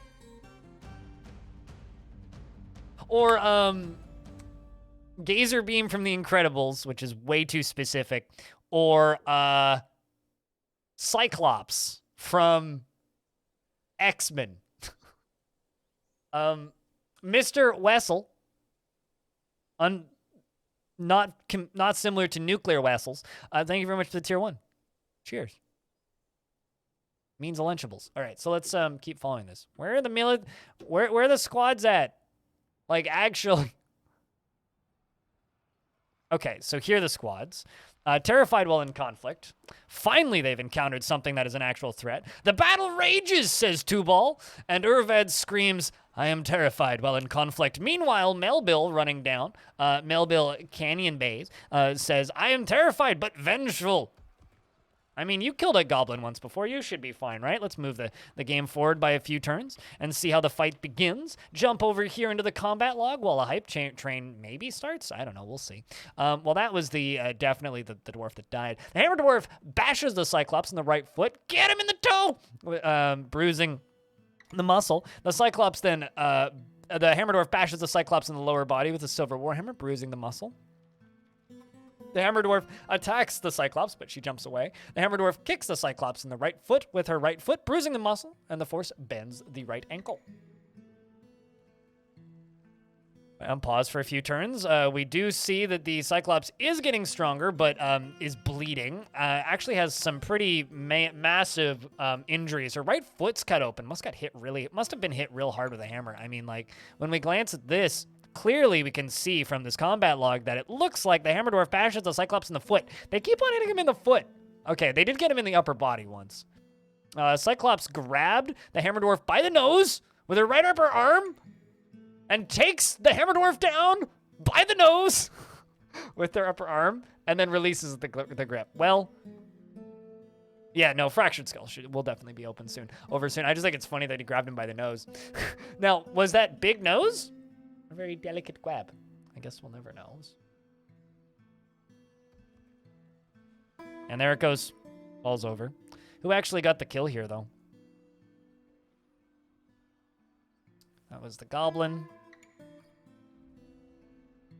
So it looks like Melville, who now has jumped over to the job of metal crafter, has the title of, I don't know, Cyclops killer, something or another. Congrats, you killed the Flax. There we go. Flax killer. Big Sparn, thank you very much for the 5-pack. Appreciate you. Helping keep this weird channel funded one way or another. Very close to a hype train. Very, very close. I didn't even turn on the safety burrows. We just kept constructing throughout all of that. That's kind of crazy, actually.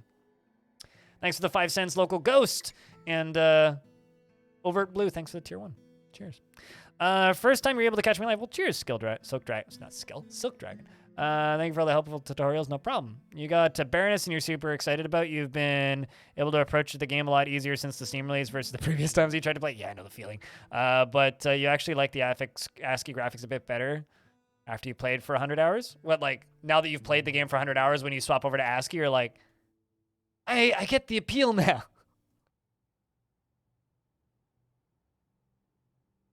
But no, I know what you mean. You thought the mayor was just dead? Nope, mayor fine. Turnout, mayor fine. So 1, 2, 3, 4, 5, 6, 7, 8, 9, 10, 11. 10. Okay, hold on. God, that looks so trippy because I swapped materials halfway through. So good news, this is as high as we need to go. Nuclear Sneeze! Thanks for the 8th month. Welcome back. That does, in fact, contribute to the hype train. Cheers. No idea if this contributes to a hype train. You know what this is, chat? This is the first hype train this year. Channel points rewards are bugged still. Nothing of value was lost.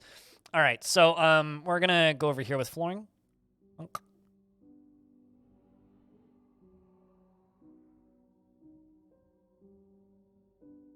So what is being built? We are building, well, very unfinished, soon-to-be overly elaborate format of defense. We're building minecart shotguns. We built a very small one in the last fort, and then the last fort became unplayable, so I wanted this one to be a very overly massive, over-designed variant of that. Congrats, Animal, you used to be rich. Now I'm wondering if, like, refreshing the stream fixes them. I guess we're reading the word story again. There can't be that much for me to read, right? Right? Sent a squad out in the rain. They haven't been back for a season. The place you raided was only half a day's travel. One of your squad members was arrested and wasn't able to leave the map. Oh, absolutely, yeah. So if one of your squad members was arrested, remove that member from the squad. Because they are right now just sitting just off map waiting for that squad member.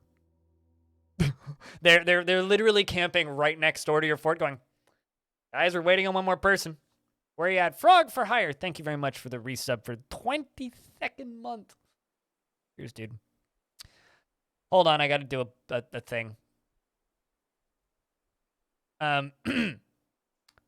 Proclivity, personality, parting, profanity, preferably. Confusion P, yes. Why?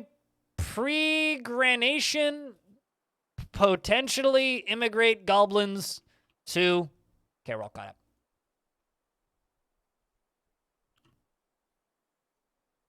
Turning on mod view also worked. Yay!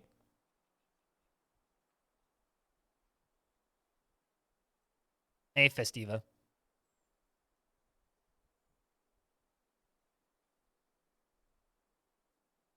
Yeah, that'll be fine for right now. I can cancel that and we can go one over.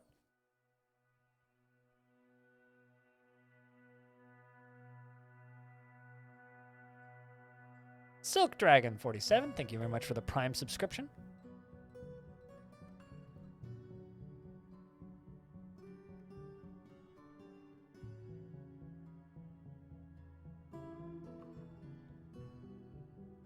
I'm also like trying to get caught up with chat again. But yeah, in regards to sending a squad out, Suited Giraffe, I would remove that one arrested dwarf from the squad because the squad is waiting just off map.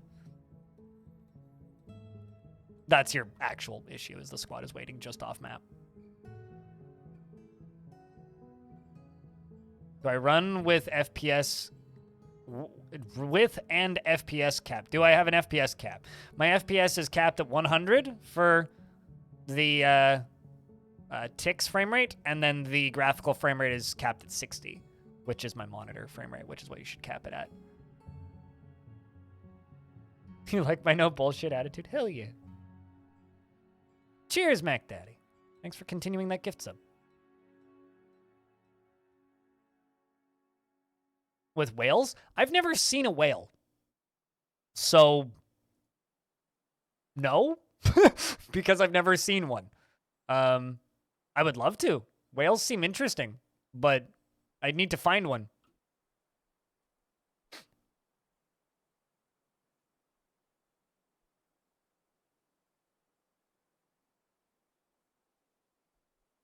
I wish I'd found one. I once trapped a mako shark in like a little area because there was a mako shark on my map. It was bugged into your walls. That just sounds like normal Dwarf Fortress. Like, that just sounds like something that would probably just happen. I've seen some pretty cool rare critters in Dwarf Fort, though. All right, so we're in early spring now. Meaning pigtails are dead until summer. And then we harvest pigtails. Midweek Gold, thanks to Prime Sub. Chat room, thank you very much for the very first hype train of the year. Nice little small one to get the year going. Cheers, friends.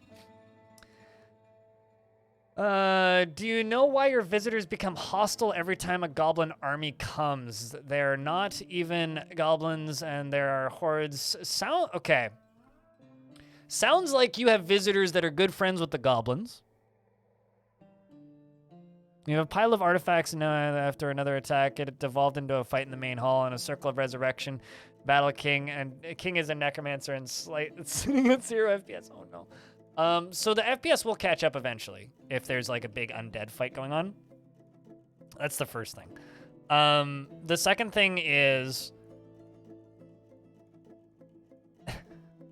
when it comes to like why your visitors are becoming hostile, there's many things that could cause this. My assumption would simply be that they are friends with that goblin civ, and then when that goblin civ attacks, they're like, my friends are getting attacked, and then they fight. That would be my assumption. But I don't actually have like a clear-cut answer for you as to why. Like, I wish I did, but I don't. They won't eventually go berserk, necessarily. They might go melancholic.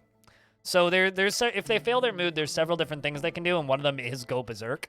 They could also just be really sad and mope about for the rest of their life until they starve to death. You know, both cheerful, happy options. But your captain of the guard get into trouble for killing the king is punishment for stealing an artifact. I mean, you might not have a king anymore. Does he actually have like the execute thing above him? I mean, you'll get a new king will be appointed somewhere in the world. Will the captain of the guard get in trouble? The captain of the guard is a cop, so they can't. Even if they commit crimes, they can't arrest themselves for their own crimes.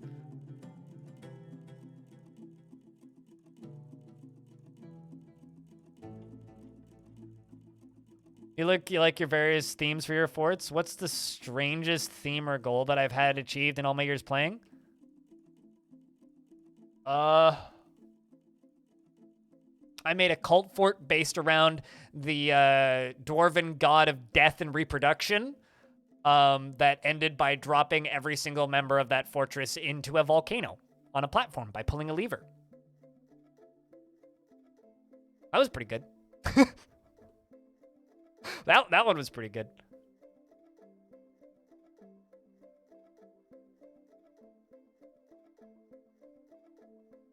But I'm trying to think about like weirdest theme. I don't know. I wouldn't really say that any of the themes that I've ever done are particularly weird. So that, I guess, like, the weird monarchy there is making that a difficult question to answer.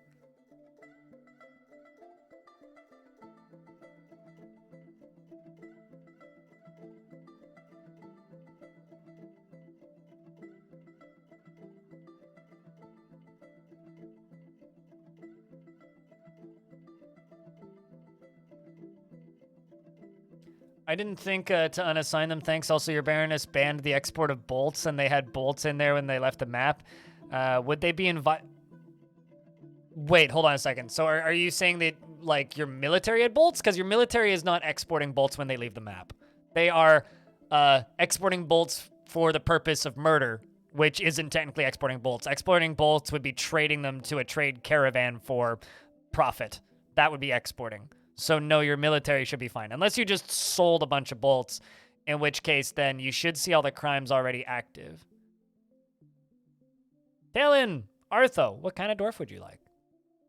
Beard or no beard, and just give me an approximate job that you would like, and I will try my best to give you that.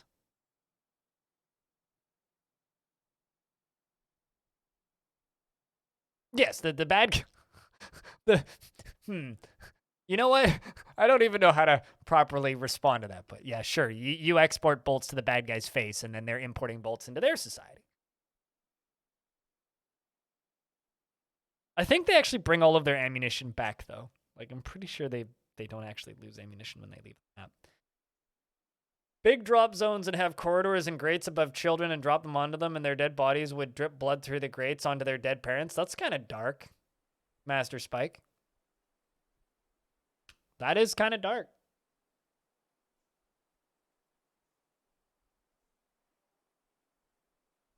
Do I happen to have any performers and/or poets? Possibly. If I don't, I can assign one. I do actually have a performer who isn't named. English. 94-year-old boy dwarf with a red beard. Will that do? The water will be yours. You're the god of flow. Oh, no. There's so many bad jokes I could make out of that, usernames. There's so many bad jokes I could make out of that. Sounds great. Perfect.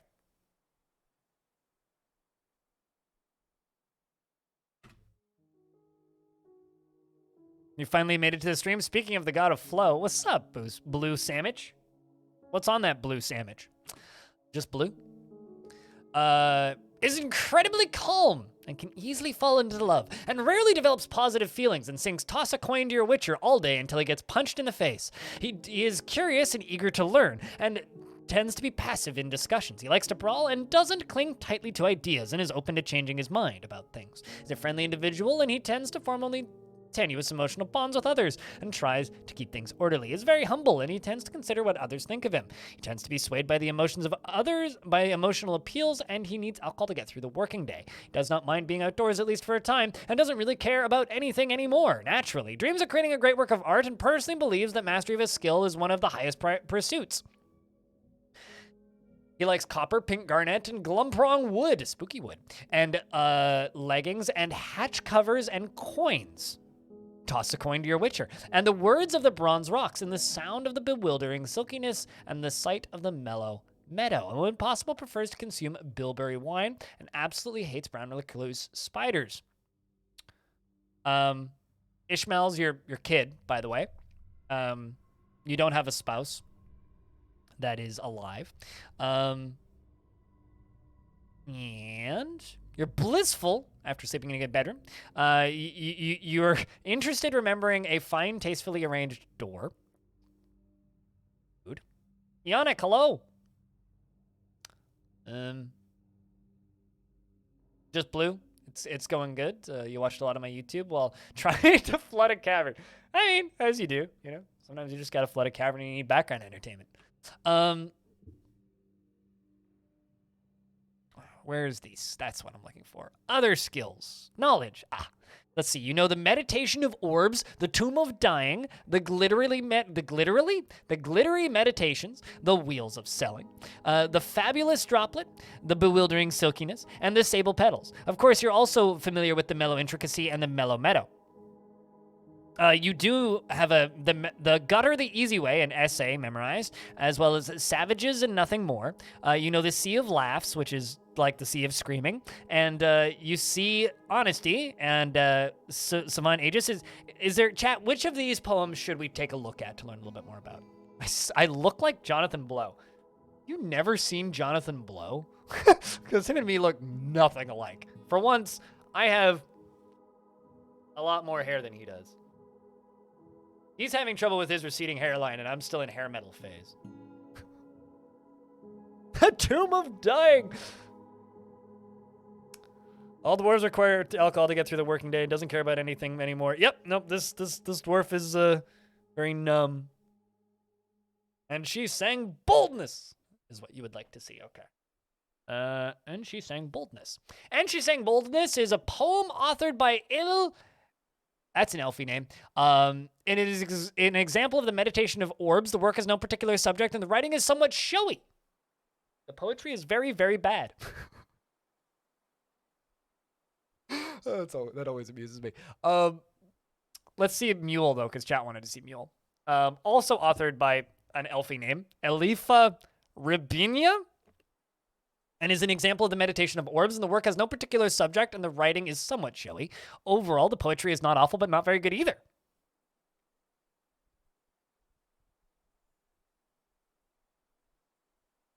You did not see the hair? Yeah, it's fair. It's usually tied in a ponytail, so. All right, but yeah, you telling me that I look like Jonathan Blow is like that one person who is convinced that I look like Benedict Cumberbatch. It's like, yeah, we look exactly the same in that we are both male humans with a face. It's like, I look nothing like Jonathan Blow. I do understand the blind you sound like Linus Tech Tips thing, though.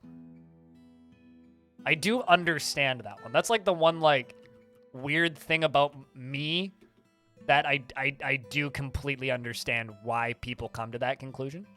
I don't agree with it, but I understand why they come to that conclusion.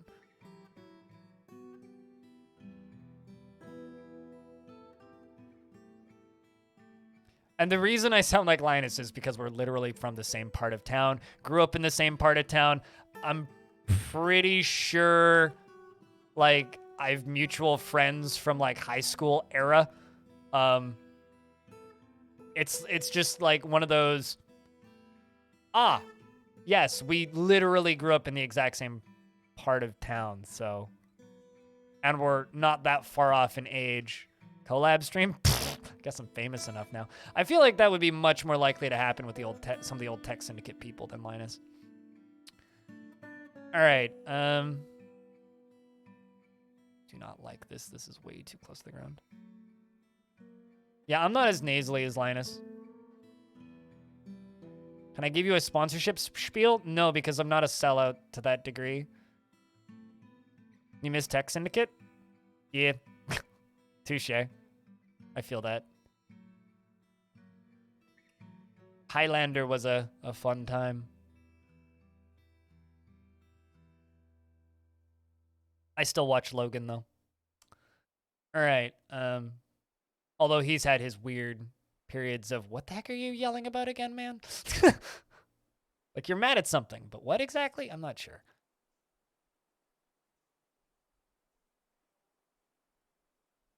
Highlander. So Highlander was an event that Linus Tech Dips and Tech Syndicate did where they ran a LAN, like a LAN party, a LAN event, a LAN gaming session at the highest altitude ever for a LAN, and I think they broke the Guinness World Record or whatever. Anyway, they hiked up a mountain with a bunch of computers and had a LAN party. That's what Highlander is, or was. Which is why I say that was a good era of the internet. If you just go to YouTube and type in like Linus Tech Tips Highlander, you'll find it. Tunnel Bear. I'll be honest with you, I don't actually know what Tunnel Bear is. Is it a VPN? I think it's a VPN, right? I just use private internet access, and I've used it for forever, so. It was like the first one I found in a Google search like a bajillion years ago.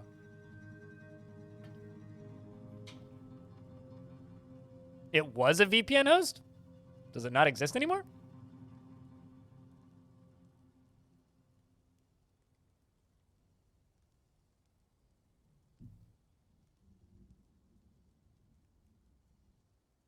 Do they go muddy? What do you mean by go muddy? I mean, a tree keeps exploding here occasionally, so if that's related to muddy, then yes. I'm not sure what you mean by go muddy.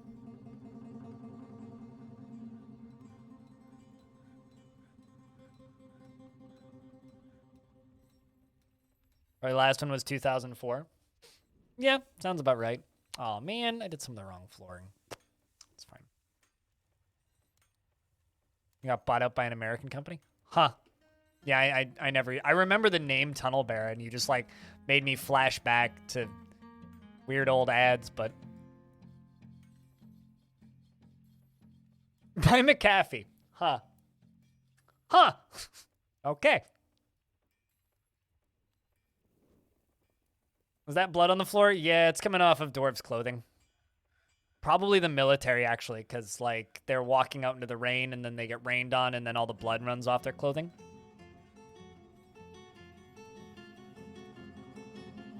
It's not too unusual. All right, so I think I'm actually going to cancel all those green glass blocks. Let's start making glass disc. Green glass discs. Also, it looks like we finished all that pearl ash and all those windows. So let's do...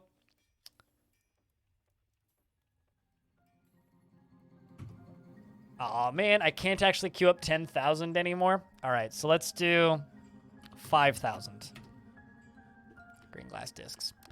Okay. Queen wants a glass window in her bedroom, so we'll give her glass bedroom window. Although she's probably had a fucking conniption fit and a half over it at this point. Yep. Still wants it. Can't export pics. Yeah, that's fine. And you still need your tomb assigned, although I did make it, so I will assign you to your tomb then.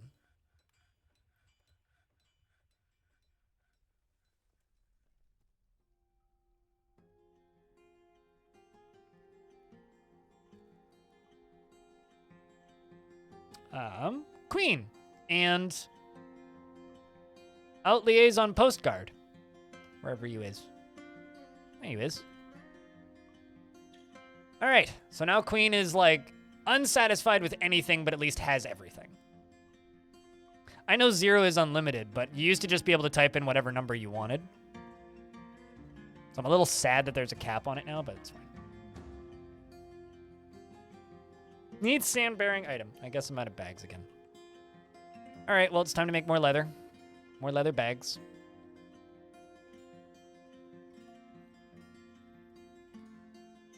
Oh, I could probably do 99999, yeah.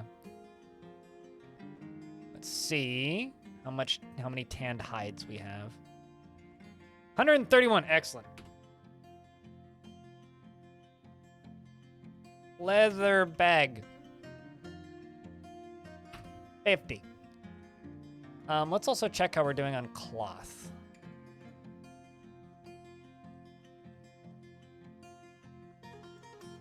How do you make a mist generator? Yeah, dropping water through something. But I was going to make a fully automated one in this fort. Just a small one. Just to show you guys how to make a small automated one, I need to get power set up. And we're going to be setting up power in a little bit anyway for the minecarts, so might as well also make a powered mist generator. You're back from the land of shitty internet. Assuming you were here for the, like, Cyclops / Goblin siege, nothing crazy has happened since then. Oh, also, Queenie.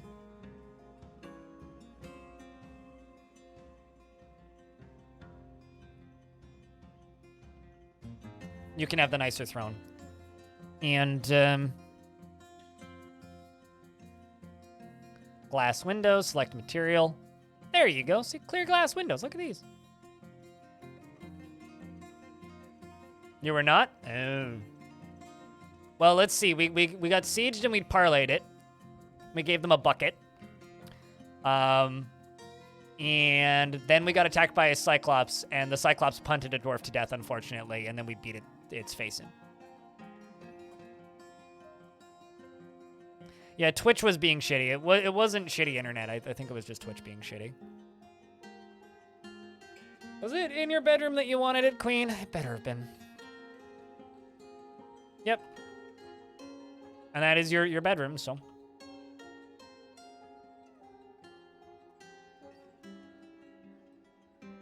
They basically operate exactly the same way, except the dwarves also got, they can remember dining halls. So I think that there is reason to have both, but it's not a huge reason to have both.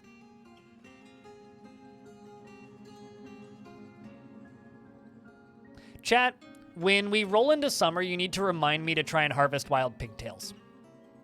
Because we really need to get pigtail industry up and running.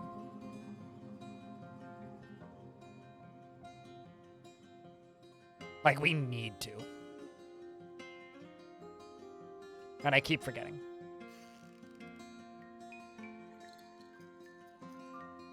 Do I lock my mouse on screen? Absolutely not. Because I'm constantly, like, I'm a streamer, right? So I'm constantly tabbing between things and checking tabs and, like, responding to DMs and shit while I'm streaming. So absolutely not, no. In fact, half the time I'm tabbed out. I get really annoyed, actually, when games mute themselves when you tab out of them. Like, really annoyed.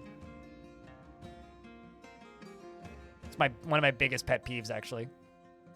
How old is this fort? 9 years.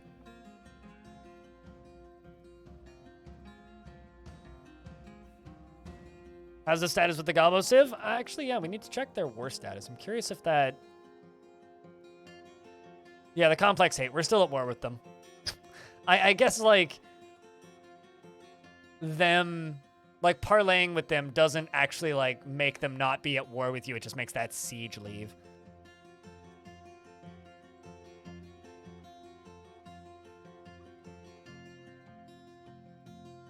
They're staying for, like, 5 years and me doing something wrong. Sounds like their pathing is broken, or they're stuck.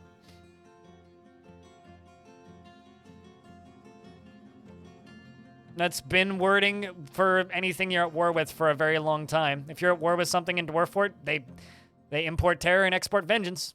Also, I might turn this into an archery tower as well. I might build another floor on top of this and set it up with, like, archers.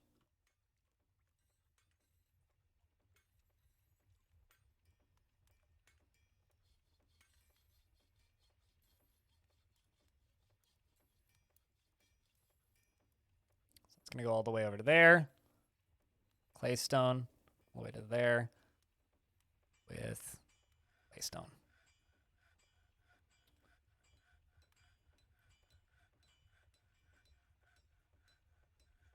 Oh, trust me, next time they show up, we will shred them with shrapnel. We're almost ready to actually build. Although I think I need... I think I'm going to build this stair up one more layer. Go up to here and go up to there.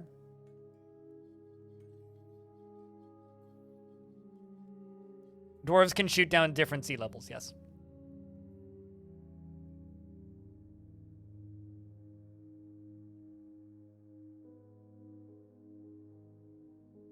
Love a feature that lets you choose material and then repeatedly queue instead of having to list it every single time. Oh, I know. What I would recommend doing is go into your stock screen, Char, and say you're trying to make blocks. Yeah? Go into your stock screen and then forbid every type of block that you don't want to be using for a particular construction. So, like, what you could do is you could say, go to blocks and then just lock all these down, right? And be like, all right, what kinds of blocks do we have? Right, we got 2,534 green glass blocks, right? So you can just go through and forbid everything that isn't green glass if you just want to use green glass. Allie, thanks for the raid. How's things? What's up, Death? Hey, Postcork. Hey, Jules. Hey, Berber. Hey, Totally Wrecked. Hey, Gravity. Hello, Allie. How's things? Mods, can I get a shout out for Allie? And Raiders? Please and thank you. You guys want to see some variety streaming? Click that heart.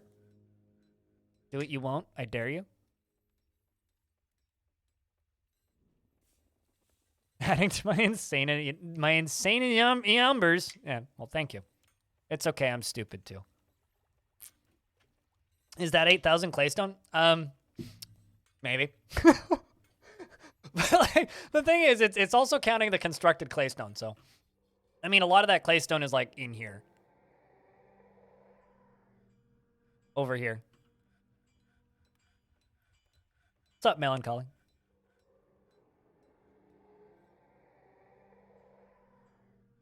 I mean, I only have like 8.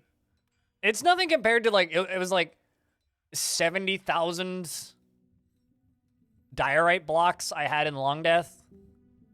Like, it took a minute and a half for me to load the stock screen in Long Death because I had so many diorite blocks.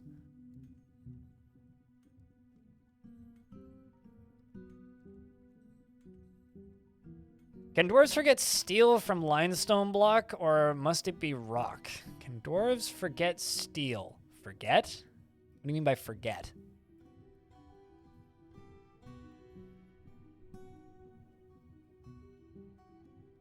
Why did I have so many diorite blocks? Because that fort was 470 years old. Oh, are you asking if it's like a flux stone? Because fuck if I know. I can never remember what the flux stones are.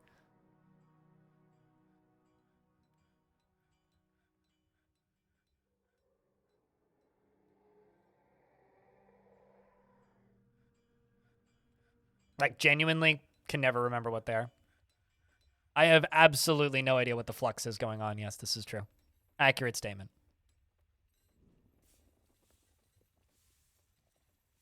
If it's a square block, it's flux? Wait, really? I learn something every day. What's the oldest fort I had? Long Death. Exclamation point Long Death. You can see the whole playlist. I would not necessarily recommend watching it, though.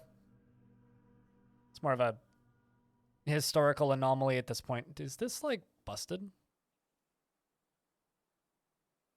Does it go straight down that? Huh.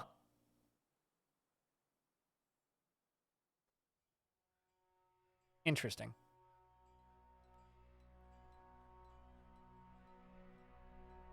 Oh my god, it does. Okay. What's up, Dulkin? Limestone, dolomite, marble, and chalk? You know, see, here's the thing. Whenever I want to look up what Fluxstone is, I always have to look at the wiki. Because for some reason, my brain just doesn't retain that information, and I couldn't tell you why.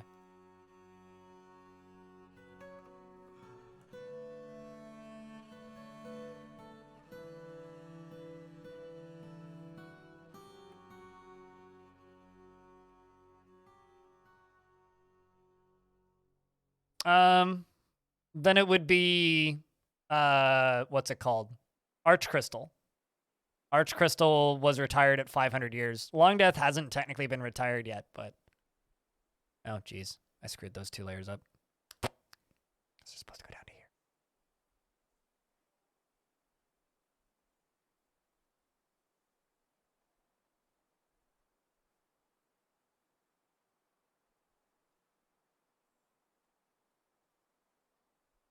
This is going to be a fun challenge of, do all these work? I hope they do. Use an in-game menu for that now. Am I going to do a Long Death too? Probably not. It's more than 200.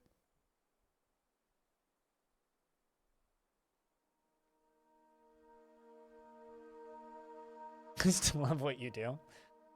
I mean, Long Death got really boring towards the end of it, which was the actual problem with Long Death, is it did kind of hit a point of like, okay, cool, we're just kind of doing the same thing over and over and over and over. It was more of a matter of going through the motions and less of a matter of actually playing the game.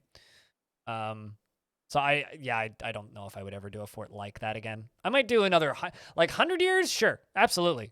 100-year-old forts, a lot of fun, reasonable. You can get it done in a month or 2. 1,000? Probably never doing that again.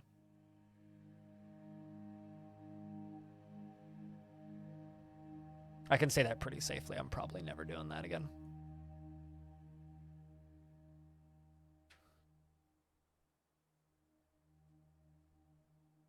Yeah, same. I know what all the metal ores are, but couldn't ever tell you what each Luckstone is. Could never tell you that.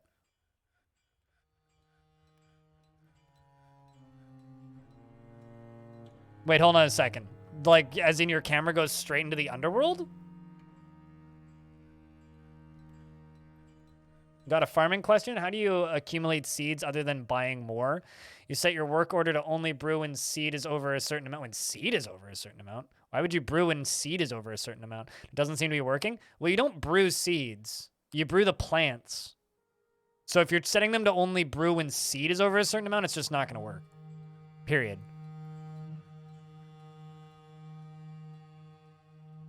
You're brewing the plant, not the seed. Why do you have withered plump helmets in your in your farm plot? Because you didn't have enough storage for them. Is why.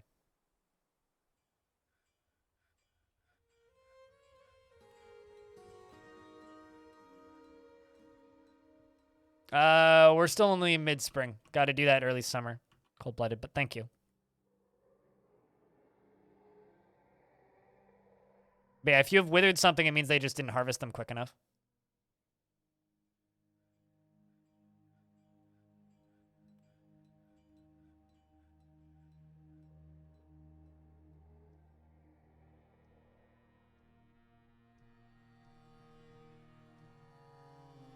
Cards Against Armok? You're asking somebody who greatly despises Cards Against Humanity, so no, I would not be somebody who'd be able to come up with Cards Against Armok. But Godspeed. I wish you all the best. All I gotta say is Apples to Apples is a better card game. Or actually, rather, they're both really bad card games, but I'd rather play Apples to Apples.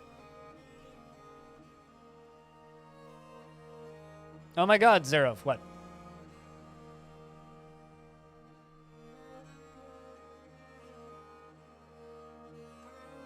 Sure, but it's not because of Dwarf Fortress. Cards Against Humanity is one of those games that just brings out the worst in people in a way that I do not find fun, endearing, or entertaining.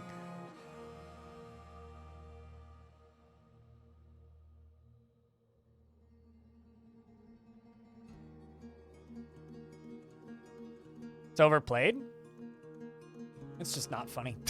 It's just that simple. It's just not funny.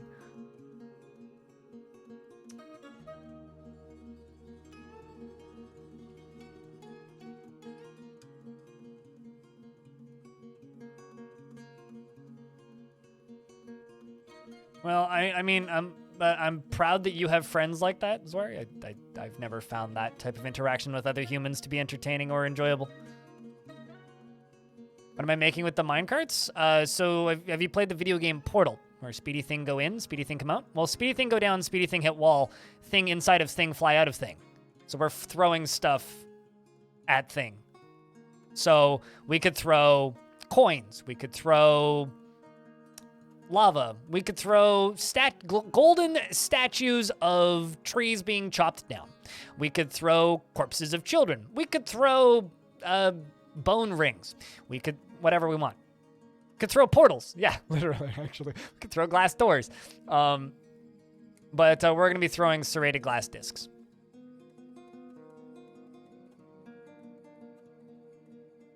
And also, we're like out of food, so I should probably prioritize that.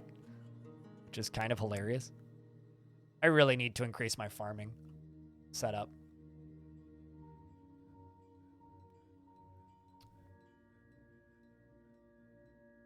Everybody does this. Go gather plants, you doofuses. I had that turned off, I think, for construction reasons, but... Fire Fortress is out of food. Thanks, game.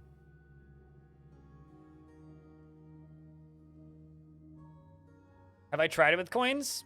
Yeah, I used to do them with coins. I think serrated glass discs are more fun. They're about as effective. I just think that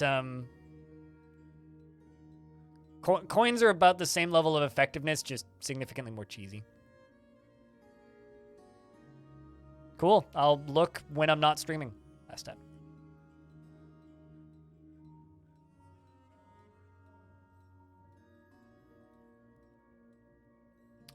You know, a craft shop can make one... It's not making one, it's making one part. Well, someone has to, because I don't. Zero. It can make parts to others, but with Still have to get the strings where they are acquired for through other than a vendor. So my best advice if you want to make an instrument is buy one of the instruments.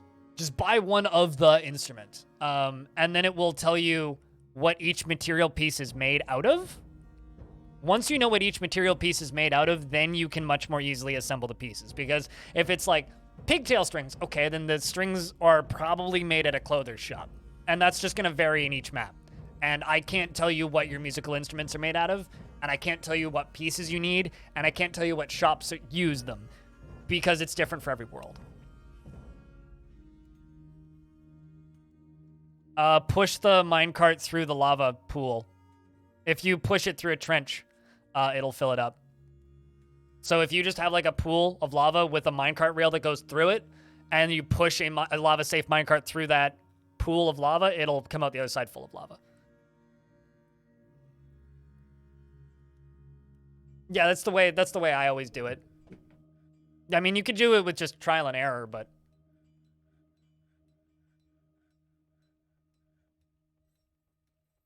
that too, Master Spike. Yeah, I think that'll tell you what the pieces are made out of. Something will give. Yeah, you could also just brute force it.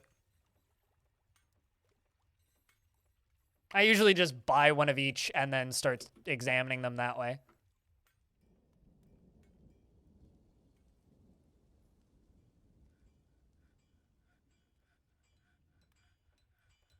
Oh, absolutely. Yeah, you could pump minecart lava with minecarts like that. It's just a time-consuming thing to set up. You can also make fully automatic repeated minecart lava cannons with pumps and minecarts. Just need a lot of iron. Yeah, the red of the blood on the surface of it really kind of makes the room. You know what I'm saying? It really kind of adds to the space. So there's this like Vancouver-based architecture YouTube channel I've been watching recently, which is just like chill, like entertainment with no real context, even though I know nothing about architecture. And she always likes to refer to a room as a space. And she's like, I think it really holds this space together. And I'm just sitting here staring at like the blood on my ceiling, going like, man, it really holds this space together.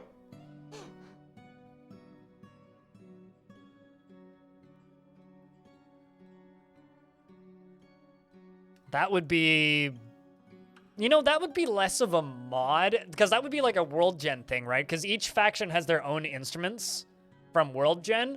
So I guess what a mod like that would do would just be like you'd have to edit the raws before you generate the world and add it to a particular seed.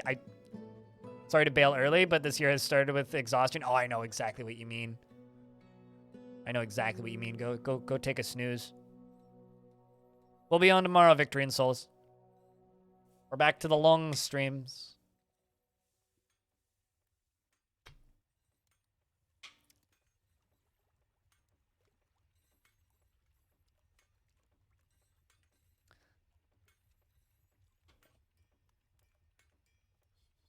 Give you a music workshop or something?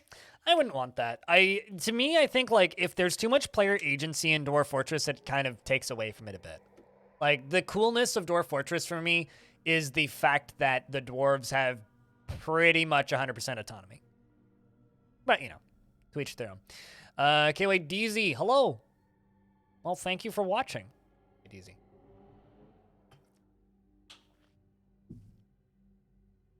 Because, you know, there wouldn't be content without people to watch it, right?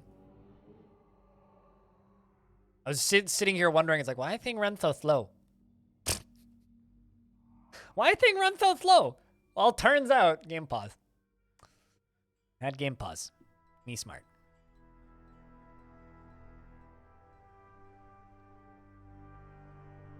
Just heard the weirdest sound. I was like, is that coming from my game?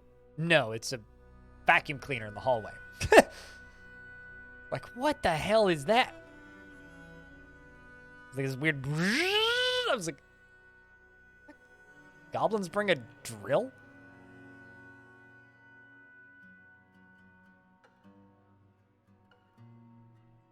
Certainly sounds like it. Also, what Silphone said, animals who are grazers don't survive very long off of grass. which is usually kind of like a rude surprise to a lot of new players who start playing Dwarf Fort, because they're just like, why is there dead cows everywhere? It's like, well, they need to be pastured on grass. It's like, do they not eat grass? Well, yes, but they need to be on grass, and they need to be told to eat the grass. Speaking of eating things that are green, how many, excellent. We've got almost 100 serrated green glass discs already. I haven't even started making them leather. Oh, wait, I wonder if I even have leatherwork shops. I might not. Let's just make 2 of those. Clothing, leather.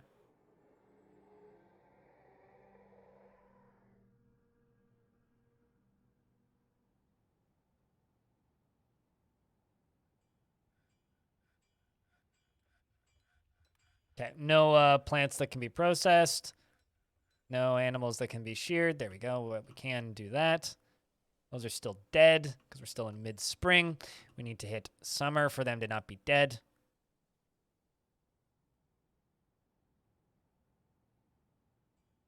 No, I didn't, because I don't need that pearl ash industry. I literally queued up that pearl ash industry specifically for my queen so that she could have the specific type of window that she requested. And now that she has that specific type of window, I'm just not going to worry about it.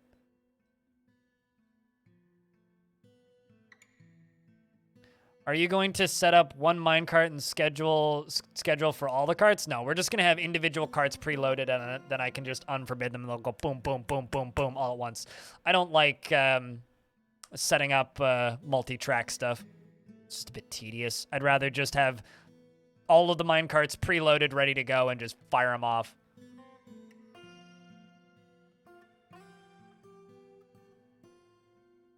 Could you have a garbage cannon off your map? It wouldn't go off your map. Think about if you've ever read Dome or seen the very unfortunate TV adaptation of Dome, you'll have a pretty good idea of how minecart or of how dwarven forts function, I guess. They basically have a dome over top of them at all times. Let's see if we have wind power. I hope we do. That should be enough. These don't need much power. Most questions sound stupid. The way to create sand in a sandless map. No, you have to import it.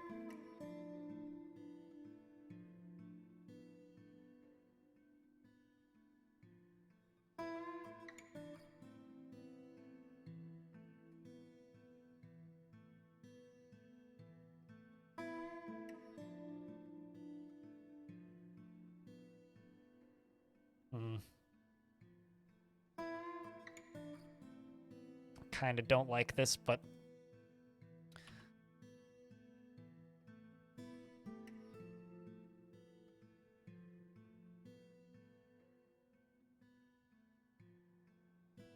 hope this will have enough power.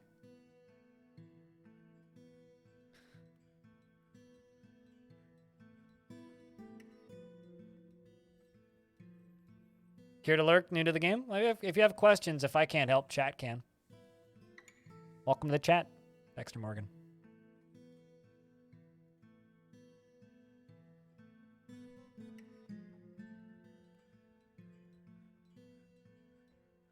Sup, Rambling Matters? Yeah, I'm back to mostly functional, I would say. Back to mostly functional. I'm slowly falling back into my old schedule, which was always just Tuesday, Wednesday, Thursday streams, and then I sleep and then do YouTube the rest of the time. But I think we're going to have more consistent streams than I used to. Because Tuesday, Wednesday, Thursday is a bit infrequent, I think, for the size that my Twitch stream is now. I think we should just stream a bit more. I'm sure most of you are probably happy about, but why does that track look weird? I guess it's because it's supposedly going around a corner here. It's odd.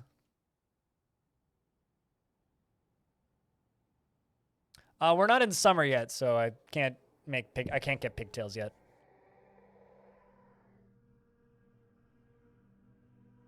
It's available, but it's unsustainable. Nice hockey player.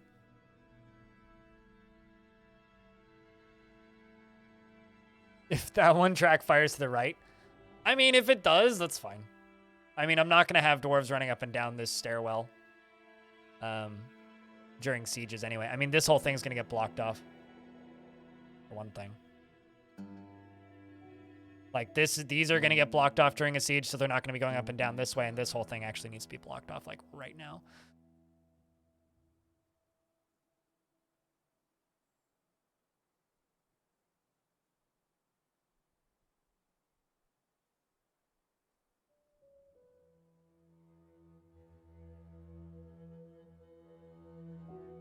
I'm just going to use the quartzite.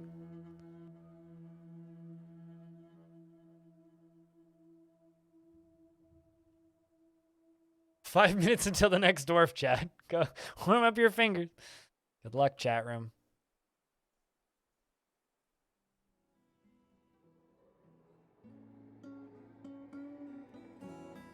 Is this construction we're building? A defensive structure. It'll start to make sense in a little bit.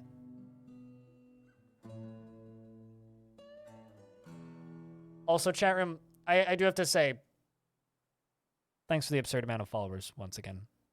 Things have been crazy, and things have continued to be crazy, and it's a weird world that I live in now. So thanks for being a part of it. These are going to be stockpiles for serrated glass discs, so we should get those constructed.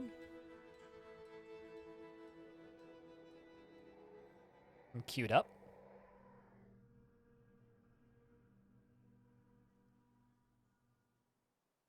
Dexter Morgan, thanks for the tier 1 subscription. Cheers. Enjoy the dwarfy emotes. I do actually have another emote slot open that I need to figure out what to do with.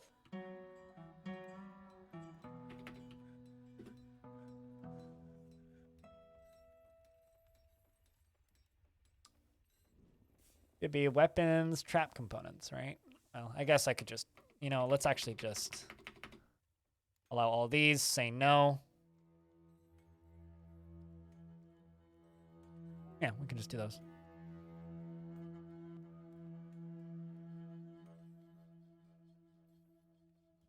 A minecart cannon emote? I already have a dwarf in a minecart emote. So, I don't know. Maybe. I was thinking maybe a dragon.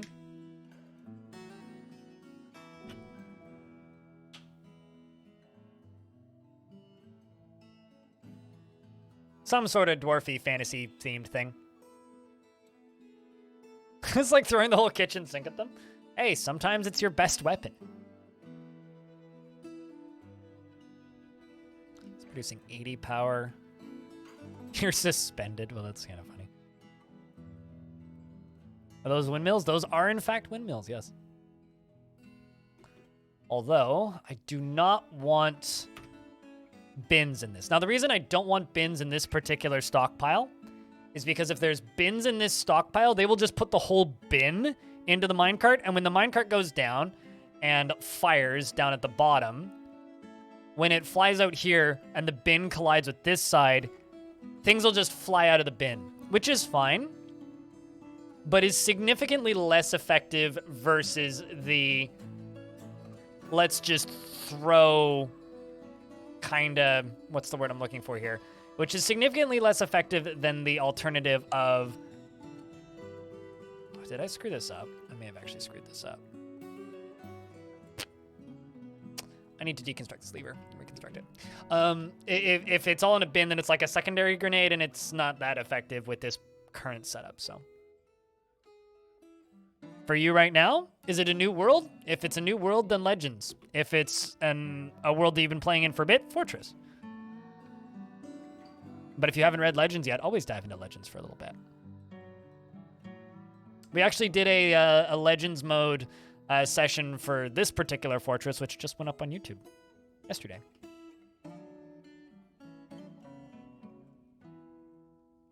You should figure out some fun mega projects in Dwarf Fortress. I recommend the Things to Do page on the wiki.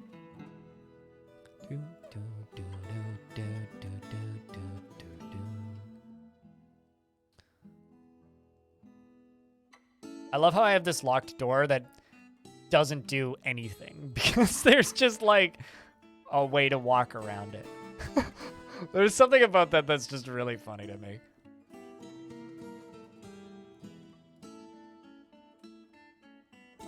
It's just really funny. It's like I have this locked door and the doors just walk around it. Great. Why did I make this door in the first place?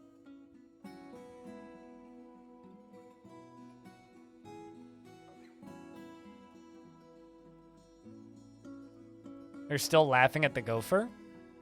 I mean, it was a Dragon Ball character.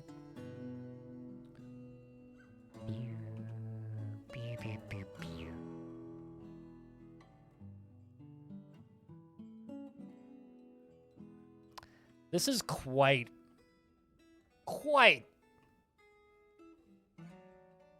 the glass industry. I'm actually curious, how many dwarves still need bedrooms? Wow, we're actually like fully bedded up from the looks of things. Cosine, what kind of dwarf would you like?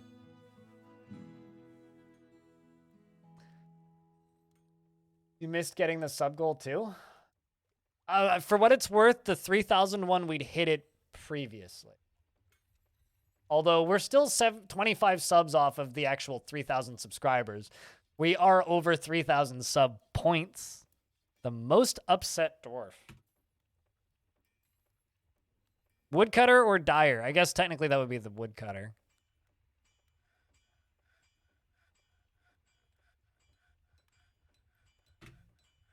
Oops, I completely had my hand on the wrong place on the keyboard.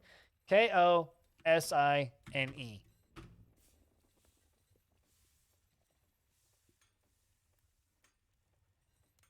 Still show desync, Dirk. Desync. She is a coward and completely overwhelmed by fear when confronted with danger. She often finds herself changing her mind to agree with somebody else, and she doesn't mind wearing something special now and again. She often is nervous, and she tends to ask others for help with difficult decisions. She has a tendency to go She has a tendency to consider ideas and abstractions over practical applications, and she is pleased by her own appearance and talents, and she occasionally overindulges, and she is not particularly interested in what others think of her, and she has a greedy streak. She's quick to form negative views about things, and she is moved by art and natural beauty, and she is troubled by this, and she dislikes the natural world. You're kind of lady. Oh, no. Yes, you did say that out loud, or at least you typed it in a public space. She dreams of raising a family. She personally abhors those that pursue mastery of weapons and skill in fighting. Hey, I feel that. And she is just as soon to have nature and the great outdoors burned to ashes and converted into a great mining pit. So in Long Death, I took that a little bit too literally. But she values good craftsmanship and doesn't care about art one way or another and dreams of raising a family. She likes andesite, aluminum, and black pyrope, and giant skunk leather, and giant axolotl bone, and the color dark taupe. Diamonds and weapon racks and cavies for their adorable call, and iguana men for their dewlaps. And the words of the bronze rocks, and the sound of the fuchsia silkiness, and the sight of the amethyst of song, when possible, prefers to consume strawberry wine and linseed oil, and absolutely hates cave spiders.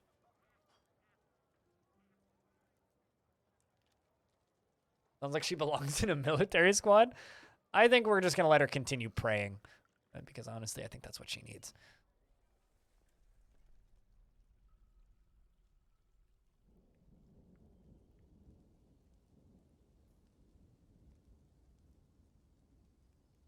I like how the propellers are like inside of the wall. It's kind of funny.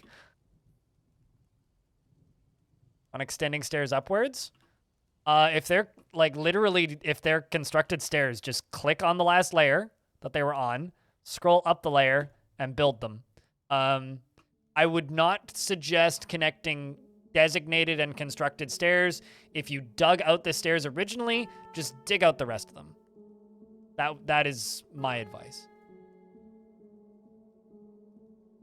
Not because it doesn't work, but just because it's extraordinarily clunky.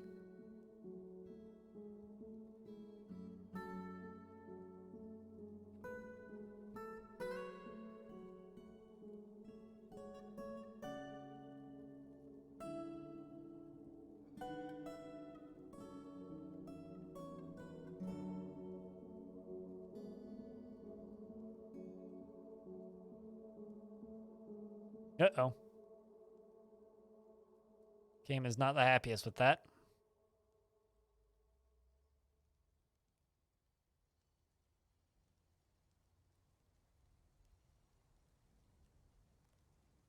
As long as you're connecting it to a stair that would normally connect to it, they generally work, yes. I just wish that there was like an advanced stair option where we could just have the old stair system, but because it was much easier to just be like, I want to just put a down stair right here, right now. Kind of miss that, but.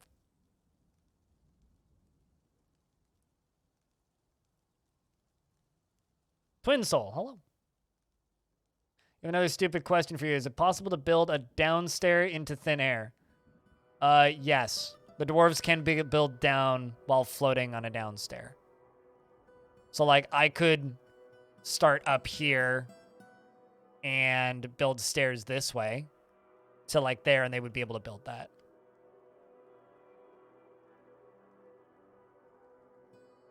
I also need to make sure that they're not putting those weapon traps anywhere else. Which they are.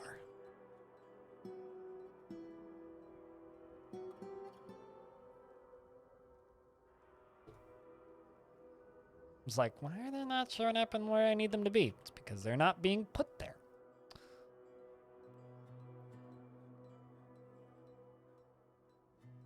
To deconstruct large buildings? So you didn't have to go into the UI for every item? I don't want to, like, be too dismissive of that statement because I don't disagree, but at the same time, you're playing the wrong video game. But if you want to, like, deconstruct buildings, literally that. But if you're talking about, like, workshops, then you're playing the wrong game at this point. I feel like from what I know about this game, large portions of the game would need to be retooled for that to function.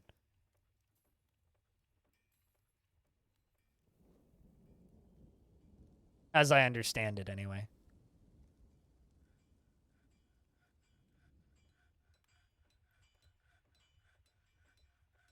Brought a caged fluffy wambler? A tame caged fluffy wambler.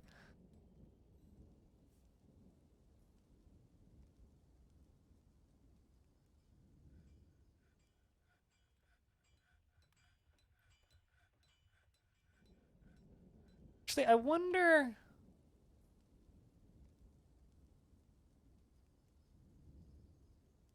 I mean, you can mass cancel tasks in there. Now I'm suddenly wondering if it's like that might also just be something that's like hidden in a menu.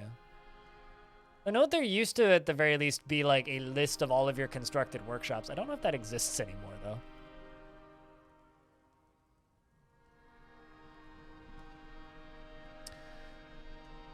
See, is add all kids button to burrows. Oh, like an all kids option on the burrows? Yeah.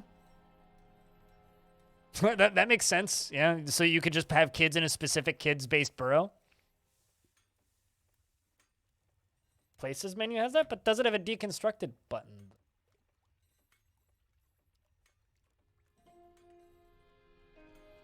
Yeah, I guess, like...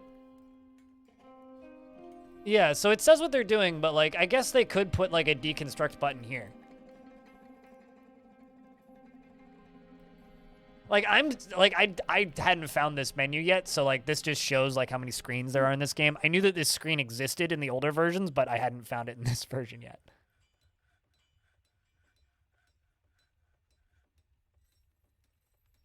I mean, that just proves that you're a horrible person, Yumura, with no sense of humor. It's okay. When my children grow up, they will be significantly stronger than your pathetic adopted dwarves. Unnecessary shade is unnecessary. So glad you got me live. Sup, dude? Just want to say hi and that you enjoy the YouTube videos. Well, thank you. I will intend to continue uploading them. The major issue is that they removed the deconstruct hotkey. I mean, so here's the thing, right? The way the deconstruct hotkey worked was QX, right? And all that the QX function was it wasn't a hotkey. It was click on building with Q, and that was the hotkey for X. So if this just had X hotkey on it, it would fix the problem. It's like all of the functionality is still there. It's just there's no hotkeys bound to the menus anymore. But Tarn says that he's planning on bringing those back. Chat, how many of you guys read the Future of the Fortress posts? Out of curiosity? And if you're completely unaware, just like, I don't know, press 1. So say yes or press 1.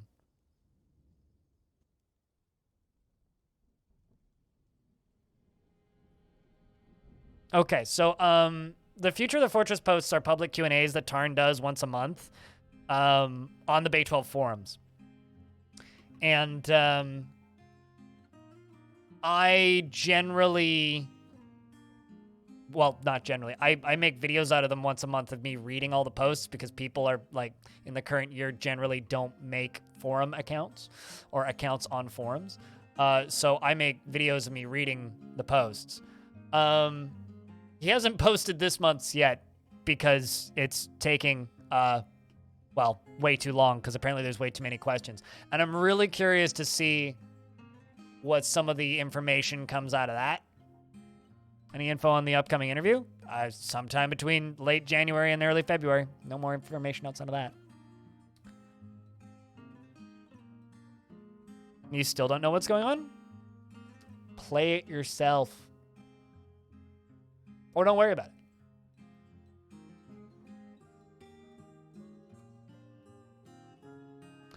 Thanks to your videos, you got not lost in DF, your first fort. Everyone got killed by 4 rampaging birds. Hey, that's a fair way to die. That was something. You had no weapons, no traps, and barely started farming shrooms. Settle somewhere that isn't untamed wilds, and that's much less likely to happen.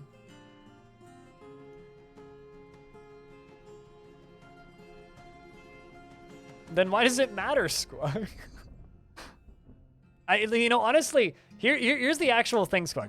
If you were interested in learning this game, you would have learned it. You're a smart dude. I know you will. You're not interested in learning the game, so you're only paying 40% attention to probably what I'm saying the vast majority of the time, and you just hear weird chunk of mechanic plus weird chunk of mechanic. Example, I do not give a shit about learning to play Crusader Kings. I've watched Cringer stream maybe 500 hours of Crusader Kings. Do I know anything about how Crusader Kings works? Vaguely. Do I know what's going on 80% of the time during gameplay? Absolutely fucking not. So I think that's what it is. I don't think it's that this game is impossible to understand. I think it's just that you have no interest in learning it. And if you have no interest in learning it, then that's fine. Obviously, you're not going to pick that up.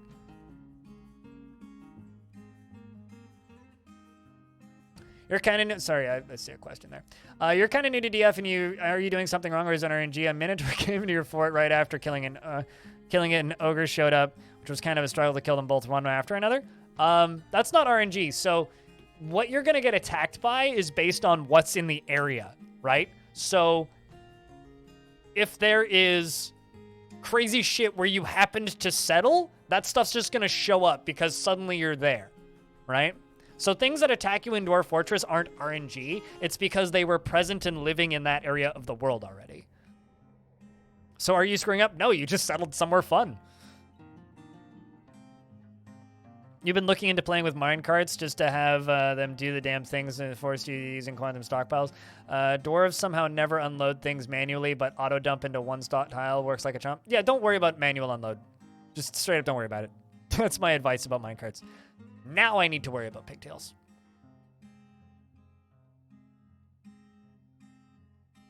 Create Tyrant and Lannister win. Sure. You have no idea what's going on, but it's fun to watch. Yeah, and that's totally acceptable, I think. Also, Tropic Communist. Hello. Did the Were Panda ever come back? No.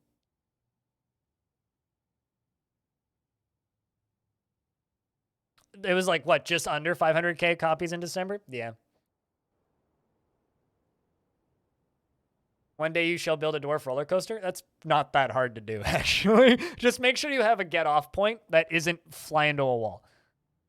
Harvest all the pigtails. Did they immediately stop being dead at the first of the year? I actually don't pay that much attention to wild pigtails usually. Yeah, so I think it's in like a month we'll need to look for living pigtails. Because this is going to be full of pigtails, right? And I do need these. Oh, there's pigtails. Some of them have stopped being dead.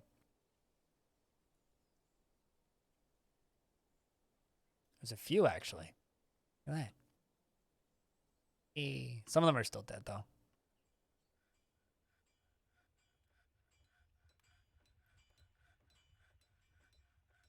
'Cause I got to get my pigtail farms up and running. Set you to pigtails. I need to make bigger farms too. Should also just plant some down here. That's just my moat, which I'm now terrified I'm going to kill myself with, so.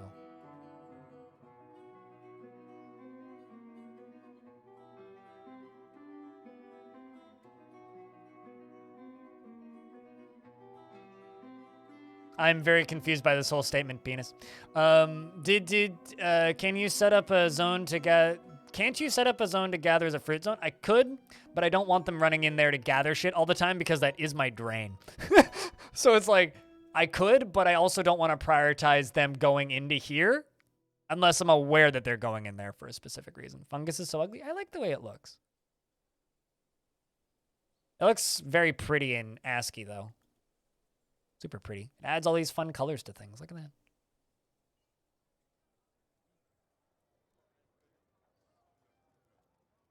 What, the underlichen or whatever?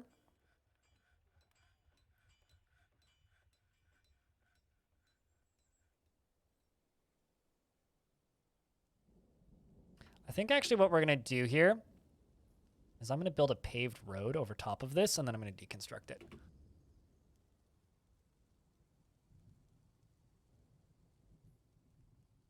How it tends to mix? That's fair.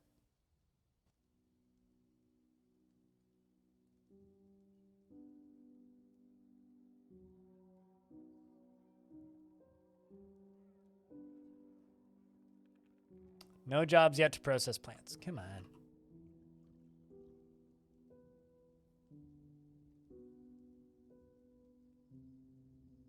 What the fuck's actually going on with my plants? Okay, let's just go to labor, kitchen. Do not brew pigtails. Love of fuck.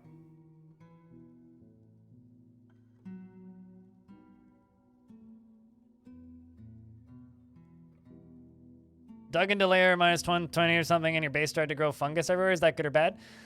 We were just talking about fungus and it's fine. It's a non-issue. It just means that your livestock can consume stuff there. That's all it really means. You can pasture your livestock underground.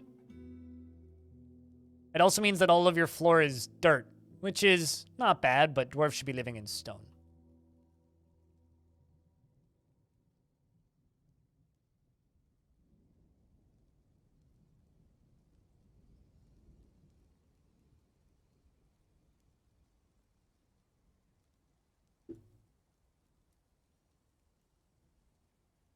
Is there a cap on how strong a Forgotten Beast is going to be? Bleh. Not really. Also, hi, Putnam.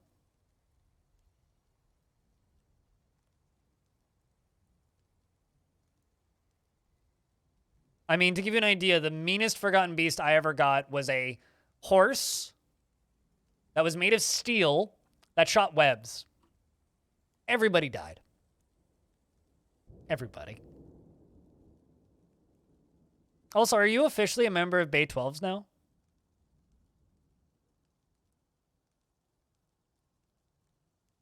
Putnam?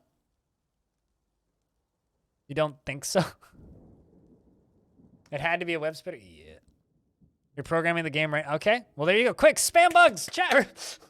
Feature requests, bug reports, overwhelm. No, don't do that. Be nice. The big save corruption? Oh, the minimap crap? Oh, you mean like when like the minimap just goes...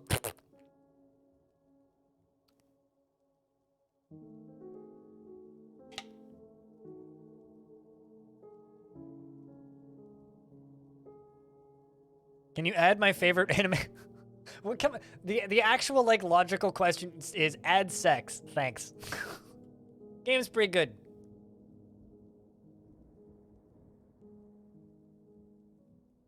But I respect your bravery still like speaking publicly in Twitch chats.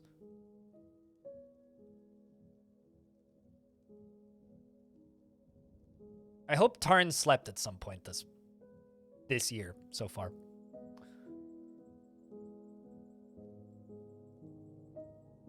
You're ready for interviews? This is true, yeah.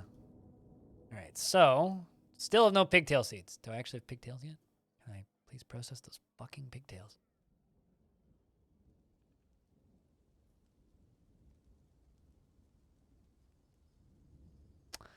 Well, might as well do this instead.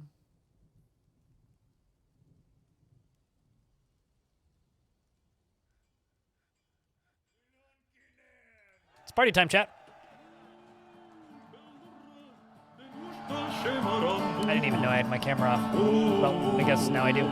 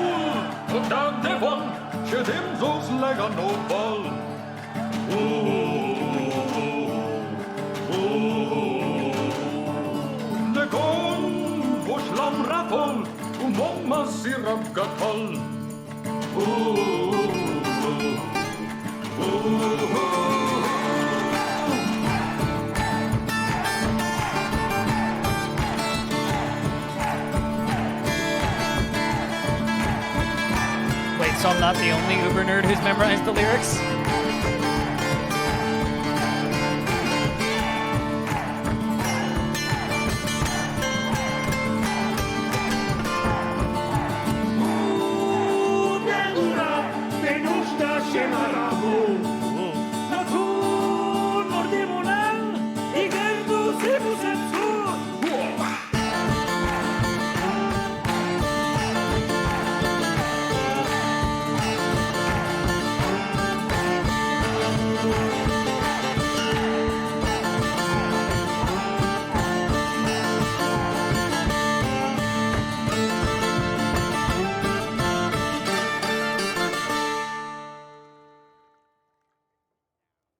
Well, sweet. Oh, wrong button. All right, how's this thingy coming? Ooh, that's a good number of discs. Look at that. And the tutorial left you feeling kind of helpless. You tried reading a few guides online, but they were so huge. You even had flowcharts. Do I know a beginner-friendly tutorial to this game? Chat, send this person my YouTube channel. There we go. But beginner-friendly tutorial. I mean, I have a Let's Play that's as explained as I can make it. But there's also a room on my Discord called DF Help, where if you need help, we can help. Just ask questions. Same with chat. We can just answer questions if you have issues.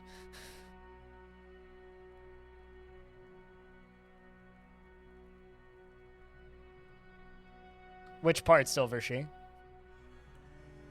The big old ramp? I think it looks a lot better now that it's like actually kind of starting to look the way it's supposed to look.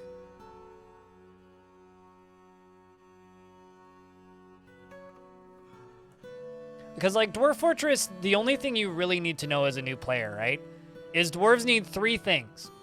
They need beer, they need beds, and they need biscuits. If you can provide them with beer, beds, and biscuits, they're probably okay. I'm sorry, what? Where are you trying to route me to here? Okay. So as long as you can provide them with beer, beds, and biscuits, they're probably okay. So they need something to eat, something to drink, and somewhere to sleep. They need alcohol, specifically. So all you really need is enough basic farming or food supply to be able to build a still, and you're good to go. Soul Shinery, hello. Welcome back for another month of Prime.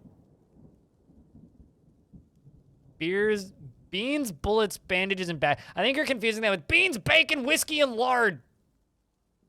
I've got your 4 basic food groups. Beans, bacon, whiskey, and lard. Best Disney movie. Next to Treasure Planet. See, you know, I feel like the weird kid because it's like, what are the 2 Disney movies you're like? Treasure Planet and fucking Atlantis. Only good shit Disney ever did.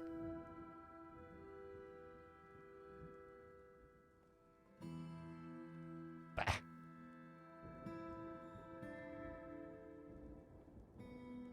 I'm like 99% certain Treasure Planet was Disney. It might also have been DreamWorks. Treasure Planet. Nope, Disney. Apparently it got a 69% on Rotten Tomatoes.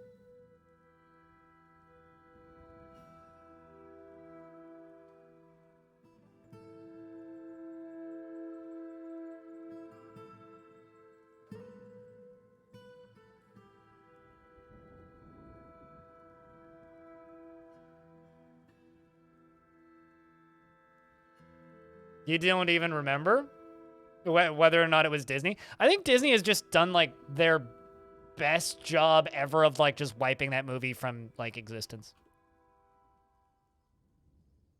Hey, sniper. Did I hurt my face? It's a long story. I ate some concrete. It's fine. It didn't taste good. I wouldn't recommend trying it. Okay. That go all the way down. Like I said, I don't want to talk about it. I talked about it on the 31st. I don't need to talk about it again. If you missed that stream, that's your fault. All right, we're going to go all the way over to here. All the way to there.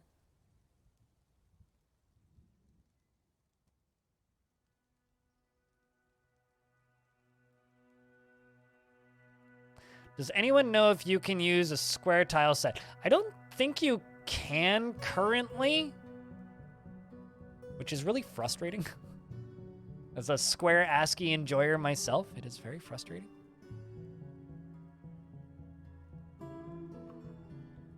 This shouldn't lower the amount of power I get from these, so.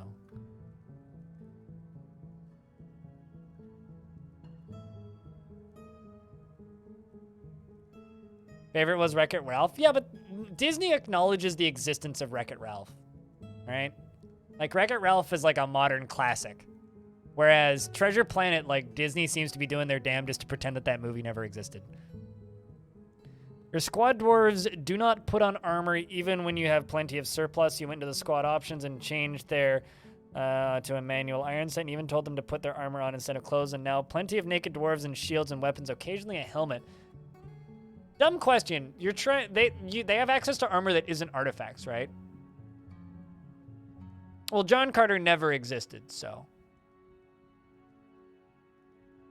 Huh. That's weird. Pablo, that is weird.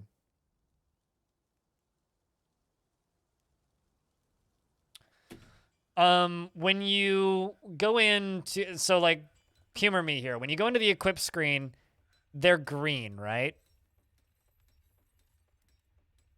And you've clicked update equipment, right? Also, I need to go through and like remove these on their feet.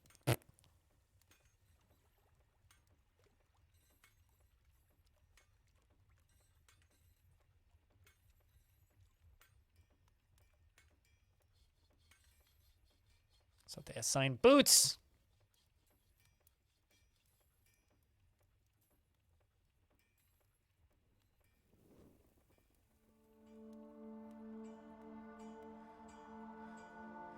Cheers, DSEC. Thanks for the $1. Have any of my dwarves fallen off my fort yet? No. They haven't had a reason to fall off. I had some dwarves fall in the moat, but that was unrelated.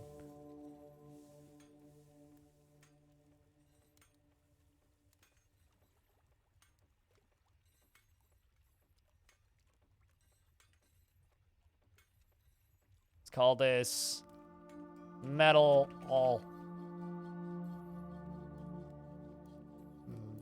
Firm and save uniform. Assign uniform. Metal all. There we go. That'll do it.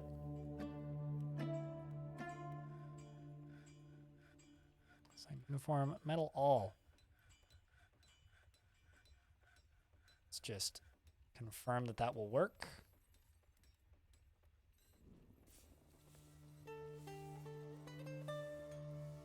much iron do I have lying around?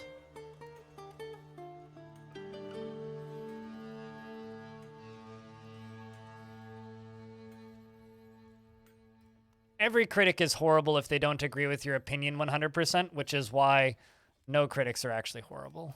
They all have valid opinions. You just might not agree with them, and that's okay.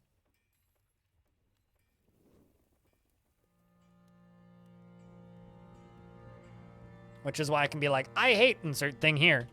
And it doesn't matter what you have to say. Smelt tetrahedrite. You know, actually, let's just do this manual. Smelter. Smelt. Where my tetrahedrite? Smelt tetrahedrite. Do that on repeat. And copper leggings is what I want.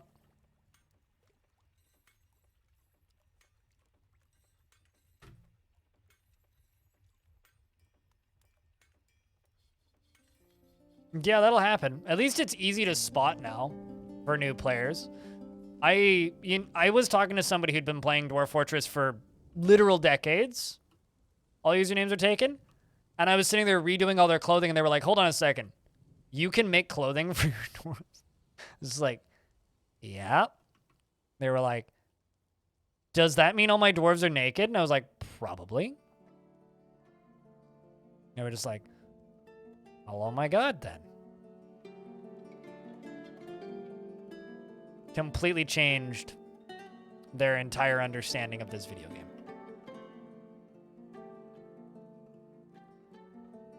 Nudist fortresses are entirely, are an exceptionally common thing. It's very unfortunate when they happen.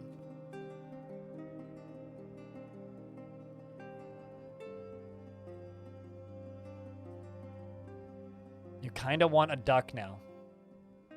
So, if you don't know what the ducks thing's for, it's for the intro during the record sequence, and it's only redeemable once per stream. So it doesn't matter if you want a duck. I can't provide you with duck unless it's the intro of the stream and they get claimed real fast.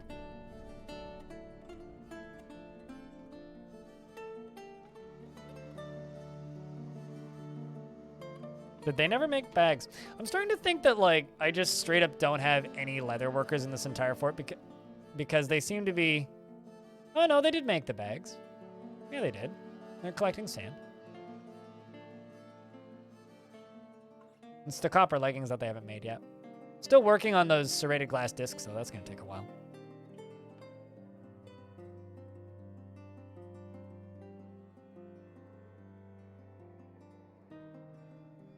I'm trying to figure out what material I should make my minecarts out of. I'm thinking just wood, so that they're quick and easy to transport.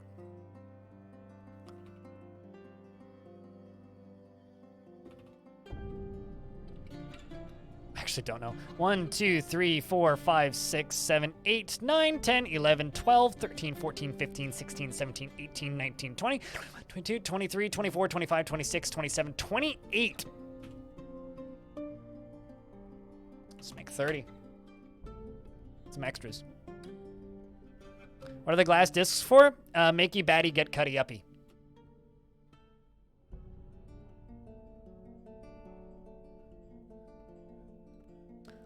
Something along the lines of the way Joker is written promotes psychopathy and makes people sick.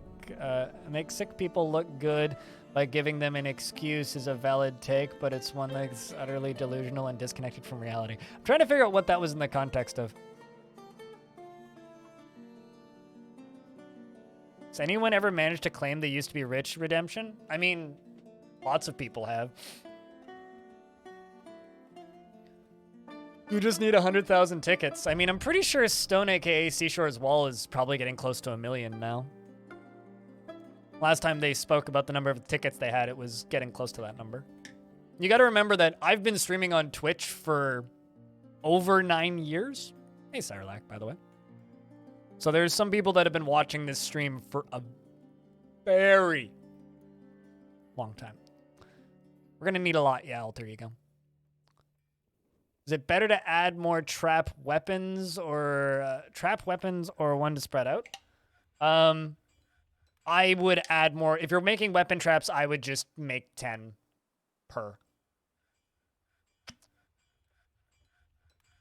So your first time in the stream and you already have 1.2k after 3 hours? Yeah. No, you gain channel points pretty quickly. Is venom beer actually venomous? Hold on a second. Is it venom beer or is it just a barrel full of venom?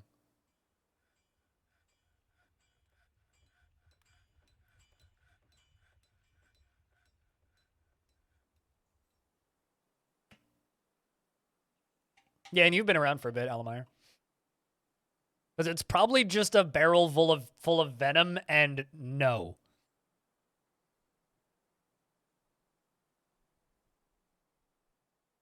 I mean, things used to be able to dodge through walls, but that seems to be fixed in this version, Castilian. So yeah, I'm not sure what you mean by teleport and in this instance.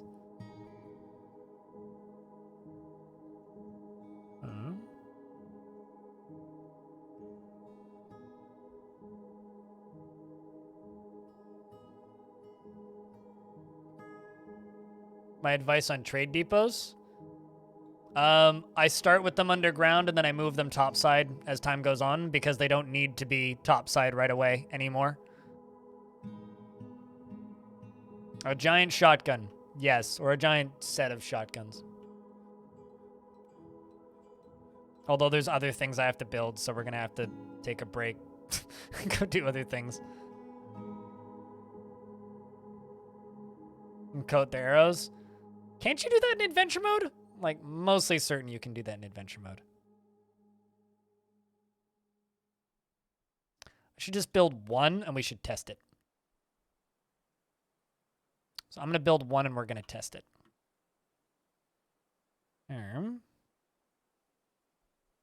Should test it without rollers first, and then we'll add in the rollers. Because it should work without rollers. It should get enough speed without rollers that it should just work.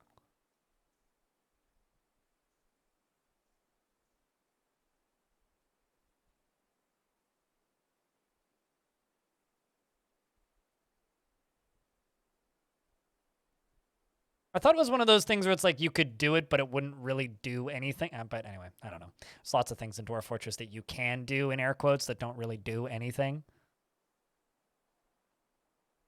Also, how you doing, RNG, by the way? Chat room, if you're looking for more dwarfs when I may or may not be live, go follow RNG Strategist in chat.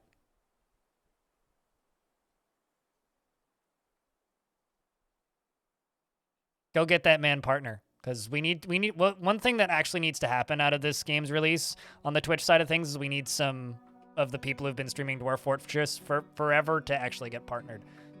People like RNG, people like Great Padinsky. Good people.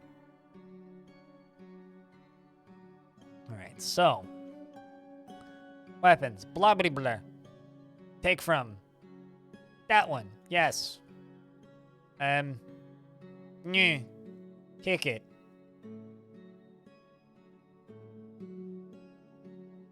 Okay, well, we will swap it. And then I need to assign cart to this route.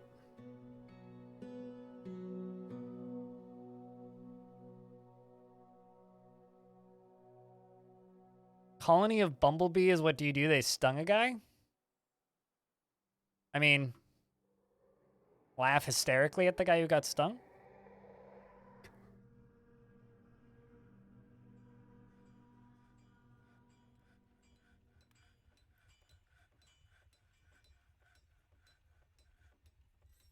The New Year's Eve and last night's video right now? Hell yeah.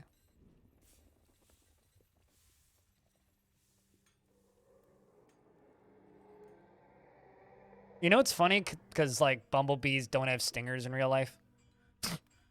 That's the actual kind of sad bit.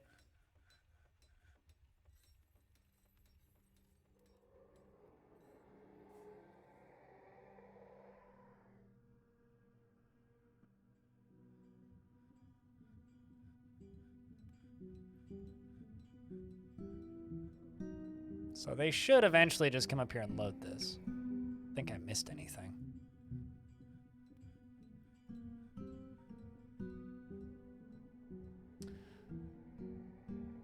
Don't mind the sock that got left in the construction project.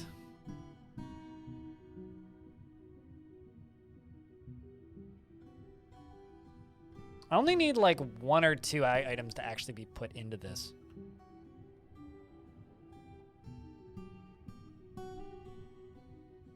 Well, we can't just remove this for right now. Jam Jalopy, thanks for the 25th month.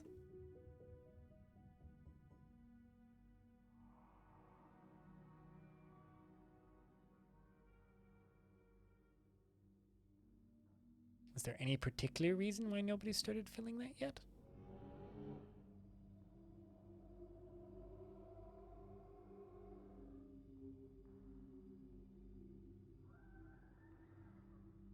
Most bumblebees do not have a stinger, though. It's not that they don't generally sting. They literally just do not have stinger. They can't.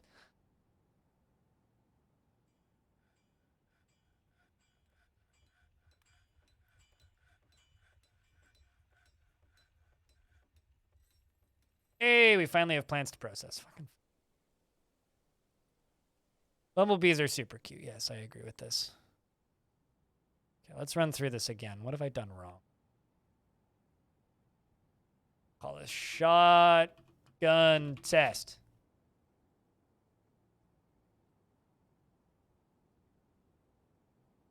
Okay, well, you're set to accept weapon parts. You're taking from that stockpile, which is just weapon parts. It is accessible.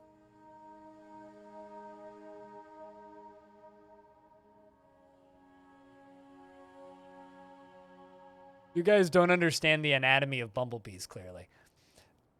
Crypt comfy. Back at you, man.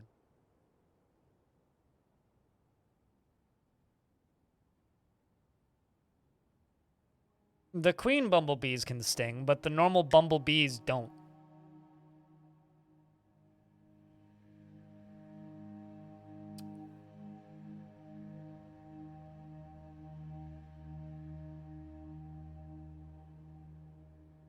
Clearly you don't own a bee fryer? I don't know what that is.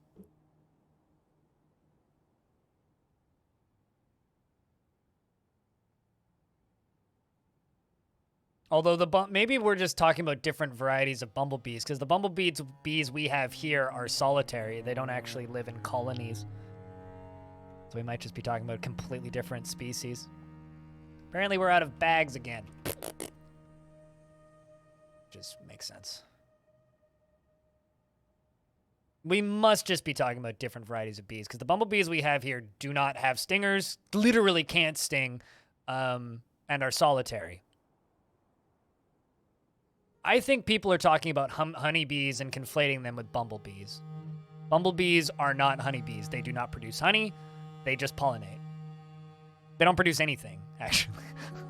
They make like this weird jelly stuff, which they give to their queen, which lives underground. And they can't sting. So. They bumble. Yeah, they busy bumbling. It's like another one of those crappy dating apps. So you're connected, you're connected, you're connected. Okay, maybe we're just too busy. Definitely possible. Oh, yeah, they're just refilling this stockpile. That's got to be a large portion of it. Also that, too. Bees are not wasps. You know, chat, your guys' lack of knowledge of how bees function is making me really, really sad. Bees are not wasps, and this is very true. You're supposed to use the gosh darn wheelbarrows, you doofuses.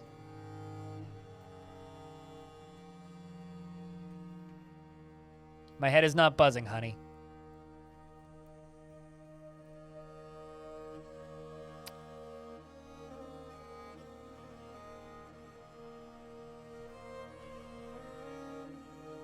Are absolutely a species of wasp.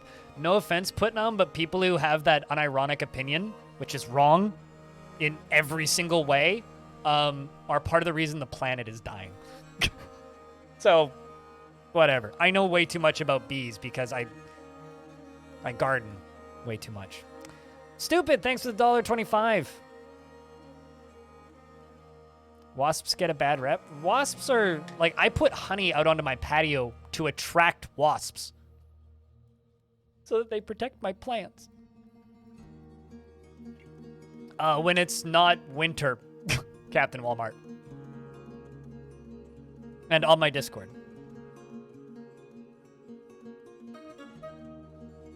Wasps are wonderful. They're the attack Apaches of the insect world. Wasps are like bears.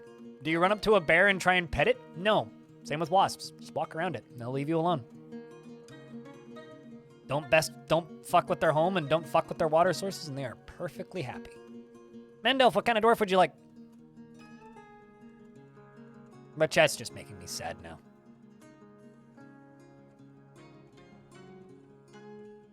I'm sure the bear would if it was small enough. Random dwarf? Okay. Hello. You get this boyer.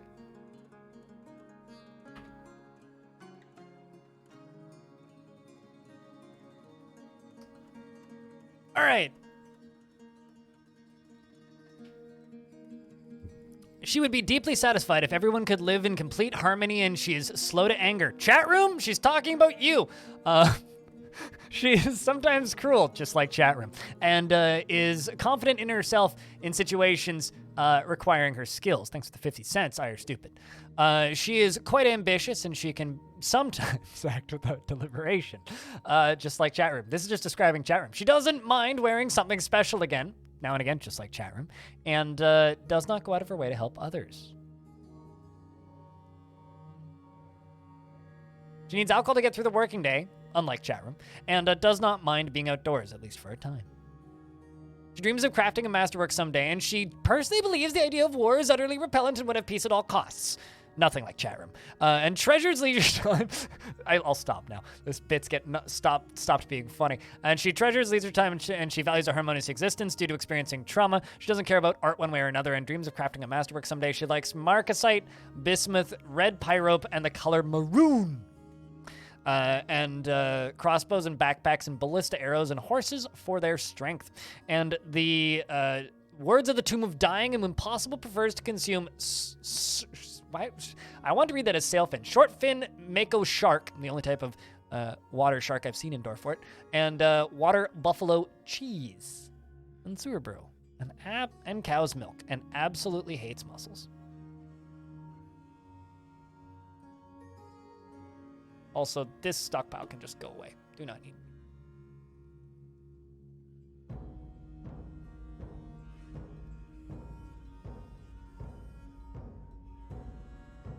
Hey, they're finally filling it. Wait. So I'm just gonna lock this door, and we're gonna test this sucker out. Let's see if it's gonna go fast enough. If not, I will need to put rollers on it. Kick it, when it's at least 0% full. So they're gonna fire this thing off now. Let's hope it doesn't hit anybody.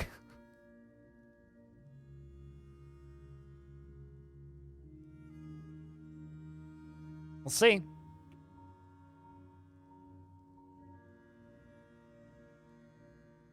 I don't think I need to put a stop at the bottom.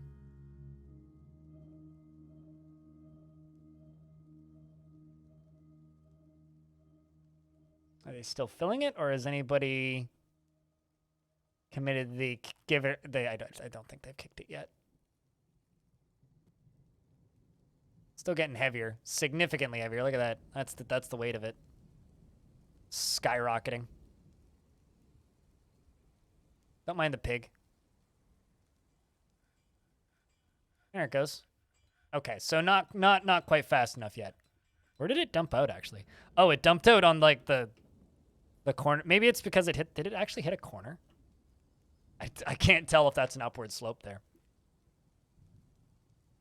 Maybe that one track is just not going to work.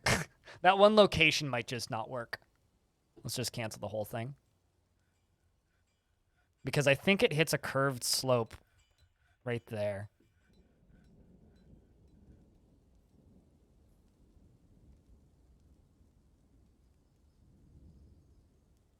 Presume that I know how cross-pollination works with stigmas and pistils and what roles bees. I know enough about how bees work to function around gardening as a hobbyist gardener.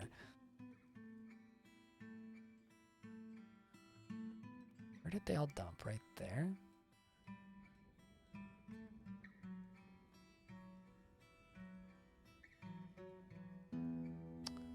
The stockpile for... I think I might just remove this entire piece here, because I think that this one is just going to be kind of a problem.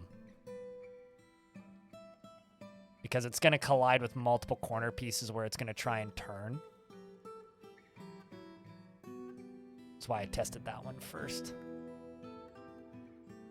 What plants do I grow? Vegetable gardens.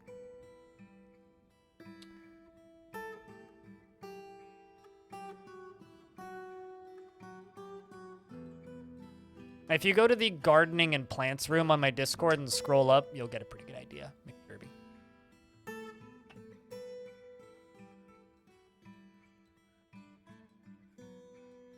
Did we get pigtails? I do, in fact, have pigtail supplies. For how many seeds I have, I don't know.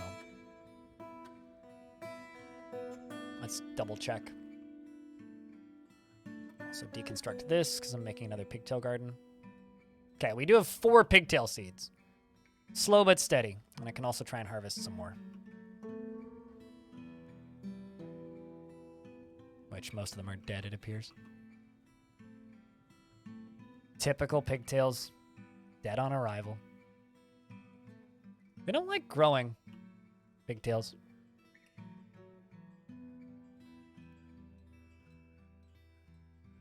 Wrong button. That's the one I wanted. Apparently we got more.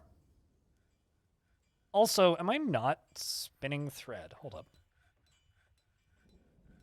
I think I maybe turned off auto spinning thread. No, we are automatically weaving all thread. Okay, then why the heck aren't you weaving thread? We need more looms. Possible.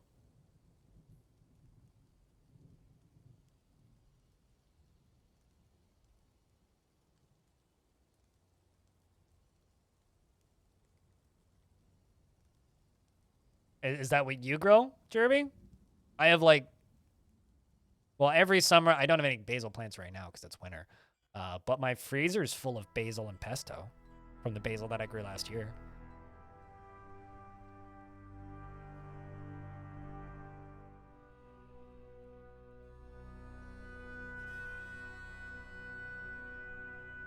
Good for you, Zero.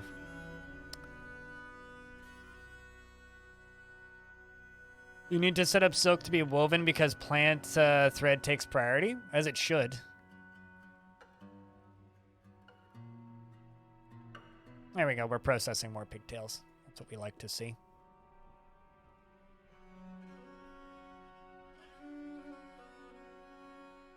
And then down here, I'm going to make a big old pigtail garden.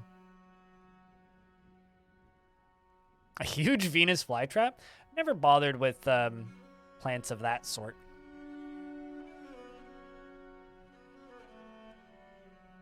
Not have a repeating drink job?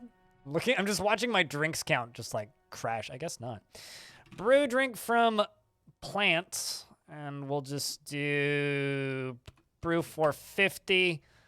Whenever amount of drinks is less than 150. Assuming amount of unrotten fermentable plants is above 10, and the amount of storage is greater than 10. I don't care if it cancels.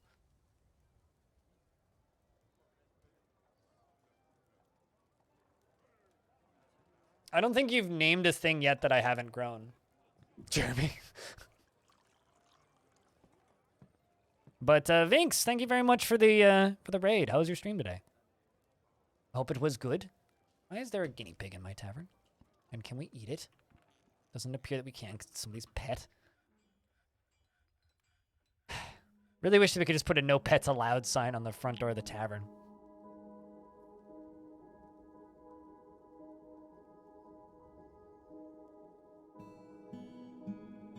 You know, one of these days I'm just going to accidentally assign my bronze colossus to be pastured in here, and it's just going to murder everybody. It's going to happen. Hello, Creepy Brew.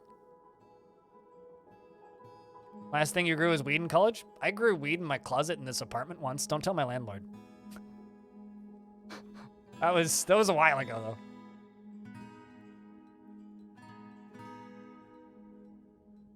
Although weed is like not easy to grow. Like at all. It's a hard thing to grow.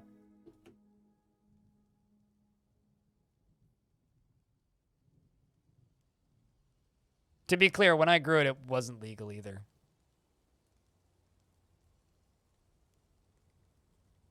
Now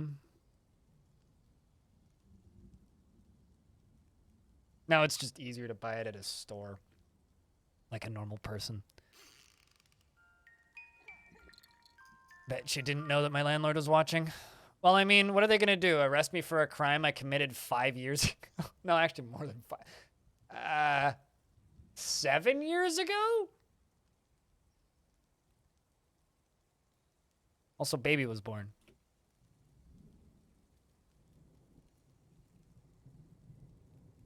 Brand new baby girl in the fort.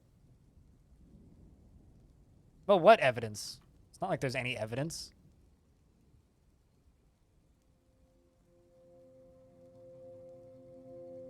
Besides, that's like the least concerning thing my landlord could hear me say.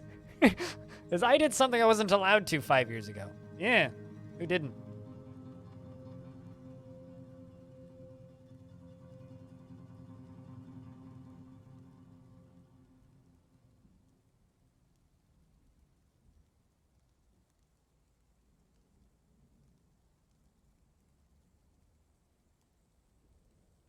I feel like chat is way too amused by my dumb crimes.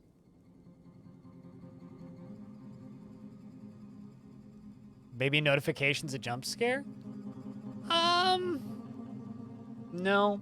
I do wish that the sprite for the track stops was more visible. It's like almost completely invisible to me. Like I have to zoom all the way in to see where I've placed track stops.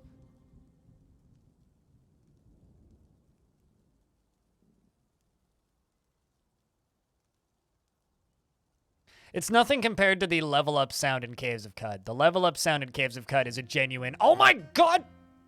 Because every single time it goes off, I think I died. My heart goes a bajillion miles an hour for a few seconds, and then I go, okay, we're fine.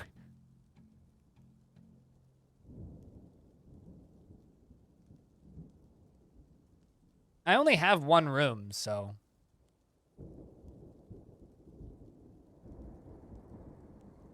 I technically didn't grow it in my room. Jump scare sounds for you? Exclamation point stab for people who give me money on Patreon is a jump scare for me. But they changed it in that game, so it doesn't jump scare me so much anymore. There you go, that. You want to get into Caves of Cud, but you don't want to learn Caves of Cud? Just turn permadeath off. It's easy. And then just bash your head against it. It's just like learning any RPG.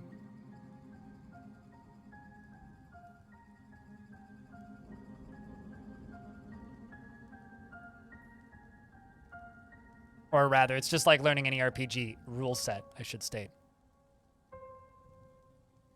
It is very easy to get into Caves of Cud. People just overthink Caves of Cud. It's gotten a lot easier, too, as, like, the UI's gotten better as well. It used to be, like, ridiculously daunting. But the more structure that game gets, the easier it is to get into. Although, good luck beating the trolls on your first try.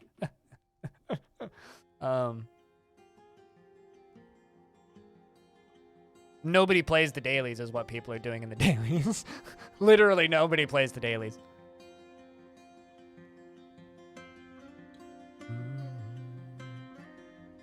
Trolls, you're right here. Mm-hmm. And?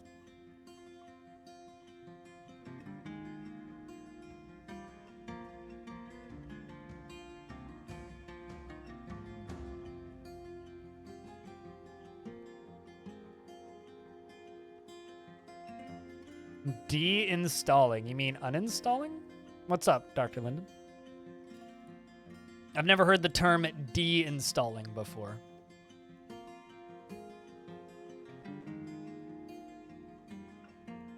I mean, Putnam's the person to talk to about. Also, the game has, like, insanely good vibe, like, absolutely perfect. You went into it blind and you didn't expect it to be, like, Game of the Year vibe for you. I mean, that was my opinion in 2015 when it was significantly less built. I mean, Caves of Cud, in my opinion, is one of... Like, Caves of Cud should be in an art museum. That's how I feel about Caves of Cud. Caves of Cud and Cogmind I feel similarly about, actually, when it comes to, like, weirdly good writing and world building that have no right to be there. But Cogmind is a game that I feel like even less people have heard of, and even less people will play.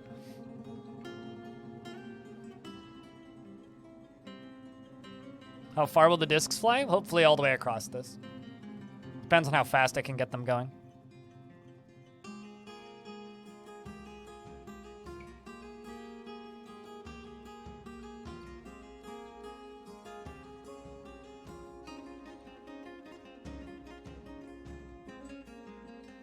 Is Hunter stuff going to bring your stuff to the butcher shop? The Hunter should, in fact, return corpse or return kill when they kill things and deliver it to the butcher shop. They should. All right, let's try another test run. We're going to call this Shotgun Test 2. I'm going to load from there. It's going to remove all these. And let's assign a minecart to it.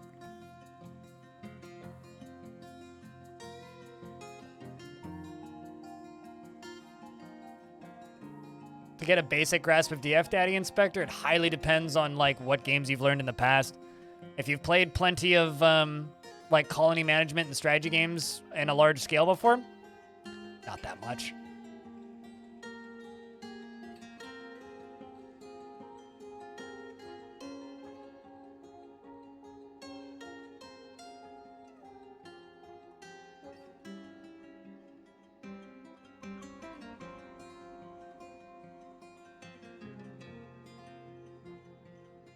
Oh, we're talking about Tales of Majel now?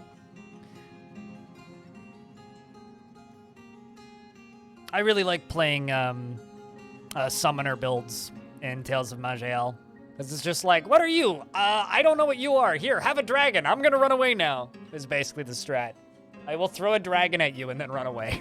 And hope the dragon kills it. And if the dragon doesn't kill it, then I'll throw 2 more dragons and a turtle at it. Maybe also a weird, like, fire-throwing octopus.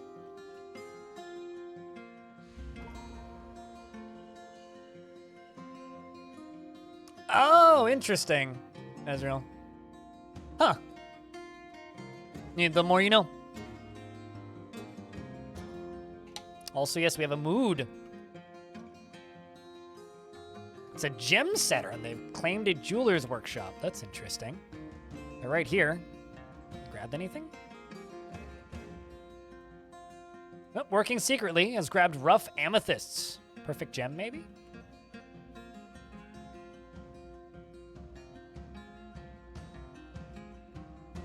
Let's see, have I fucked anything up here? You pull from the right thing, you load the right thing, you got the minecart in there. It's just a matter of waiting for them to fill it now, I think. Perfect crown? That would be a weird one for that particular stockpile, or for that particular workshop. Could be, though.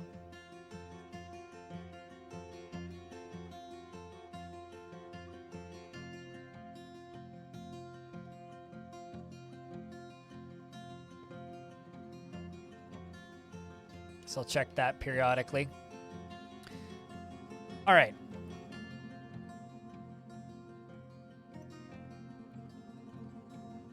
That's why I always say that Tome is the closest thing you'll get to a Diablo-style game while still being a roguelike. Let me make helms.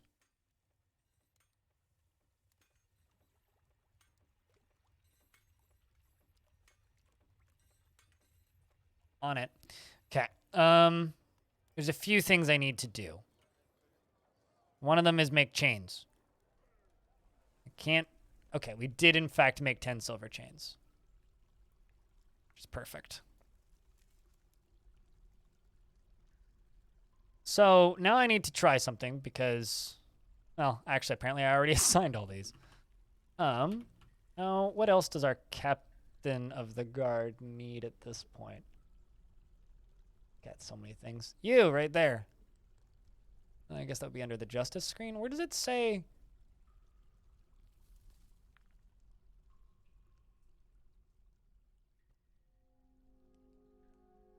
Why doesn't it say whether or not we have enough chains? Where's that menu? Ah, there we are. We have 11 of 20. That's what I'm looking for. I don't know about my nobles, but they certainly excite me.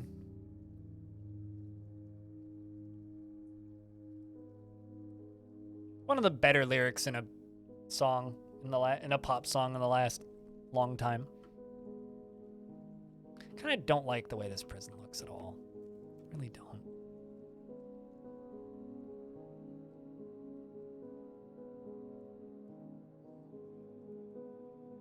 It's a Lady Gaga song.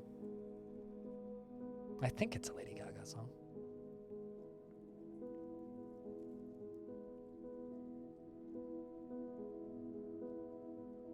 It's like an offline which says, but chains and whips excite me. I think it's Lady Gaga. I'd need to go look it up.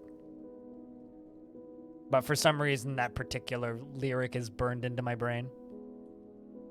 What could possibly go wrong? Just don't re-embark on it. Is it Rihanna who wrote that? I, for some reason, always think... Did Lady Gaga do a cover of it or something? Or is my brain just broken? That's Rihanna? Okay, you guys are right. I'm like, I guarantee you guys are right, because I haven't listened to that song in probably a decade. You thought it was Taylor Swift for a minute? I mean... To be fair, confusing Taylor Swift, Rihanna, and Lady Gaga isn't that bad of a thing to do. I told you a perfect gem, chat. Lady Gaga is in fact not a bee. Yet. Okay. Iteb, the gem setter, has created Stockedunser, a perfect amethyst, and offers it to the long key.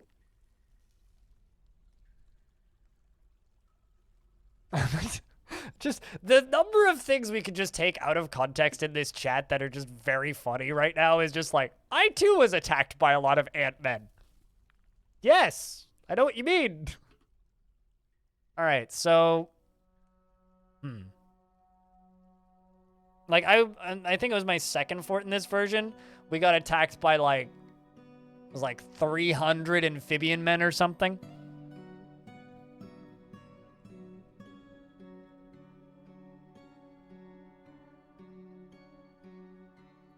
But let's go take a look at this perfect gem. Ooh. This is a perfect amethyst named Stockedunser. It's worth 12,600. All craft store ship is of the highest quality. It is encircled with bands of table-cut amethysts. I think it would be hilarious if I forced my queen to carry it around. So you know what, queenie? Guess what? Carry around this gem. Reason? Unknown.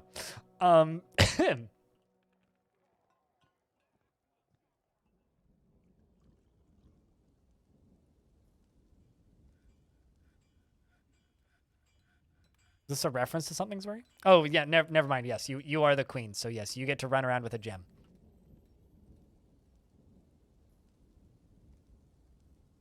Okay, sweet. They finally started to fill this thing. So let's test this one.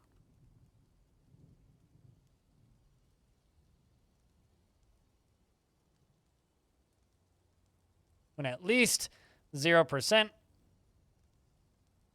So I will set you to follow, and now we wait until somebody comes and kicks it.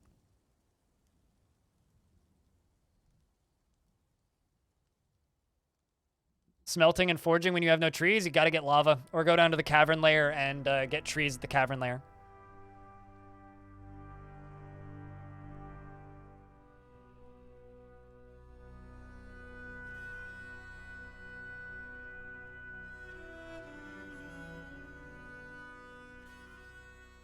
I love...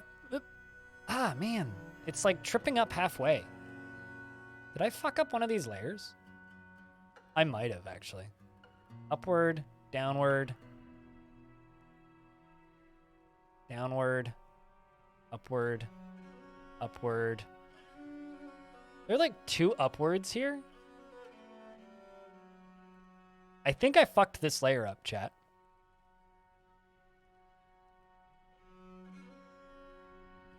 Yeah, I think I fucked it up on both sides. Fortunately, that's not too hard to fix.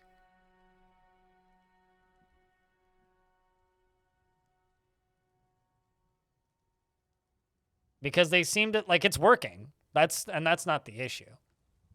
Like, it is firing them.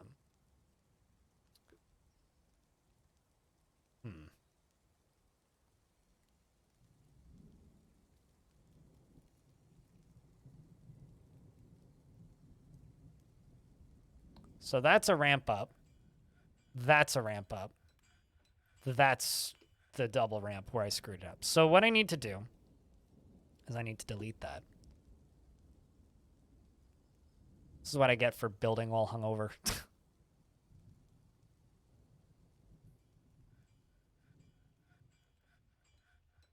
Yeah, so we're going to knock out all this. I'm going to knock out all this. We're going to knock out this bottom layer. Got to rebuild it. Shouldn't be too big of a deal. And then we also have to push this whole thing down by one, which is easy enough. What about zombies, chat? You know what's weird about zombies? Fucking Zombie Island 2 is actually going to come out. It's so goddamn strange to me.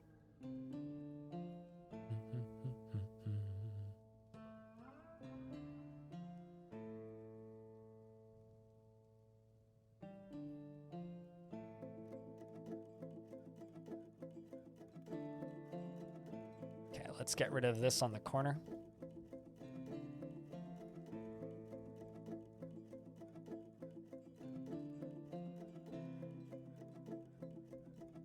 Wait, nope, that's going down. I want to go up. Not okay. That's actually no, it's fine. We can go down here, and then I'll just simply knock out the top as well, and then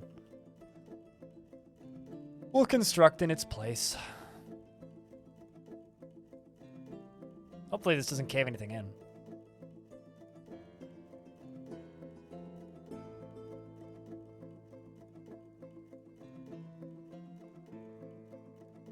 Shouldn't. It's just dropping stuff down here, which is fine. Might immediately kill somebody, but hopefully won't.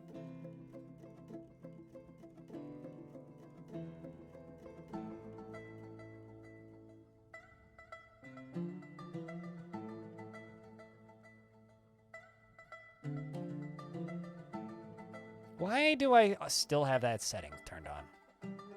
I don't want to use nearest material game.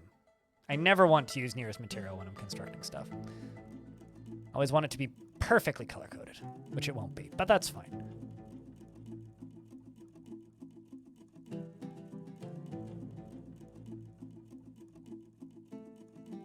Yeah, this will take like 2 minutes to reconstruct.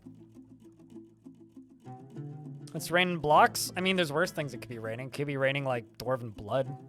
How tall are the towers? Well, currently there's kind of two. There's this one.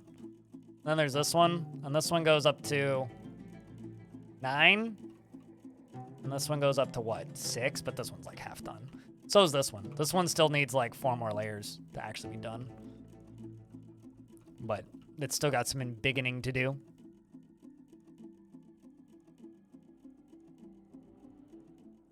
But this is the machine tower. This is the, like, living tower, you know?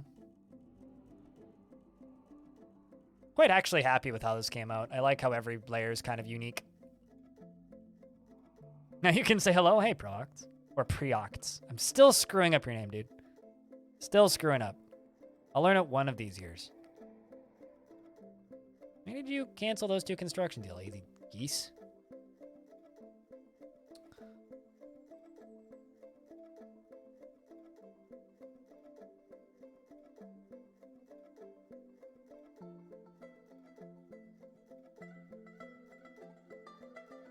Eh, screw it. We'll just use the claystone.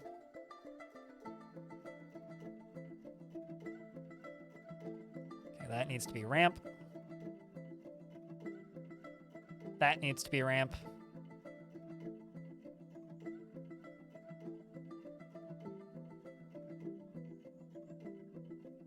Okay, I don't know how you get pre-coats, but at least it's like a running thing. I feel less bad now. Dwarf just named a shield. I mean, for me, it's kind of it's a big old question as to whether or not people will call me blind or blindy. It's blind, but some people still, for some reason, insist on calling me blindy. And then there's some people who, like, know that my name is blind and call me blindy anyway just to annoy me. Yeah, death. Yeah. Between your videos and playing for the last week off work, you think that you've consumed over 150 plus hours of DF in the last 2 to 3 weeks. And how do you feel about this? Tryouts. Or try to 5, try twos or something. You regret nothing? Excellent. One of us. Sounds like things are that the world is healing then. If you can play like 150 hours of Dwarf Fort in a week and feel good about it.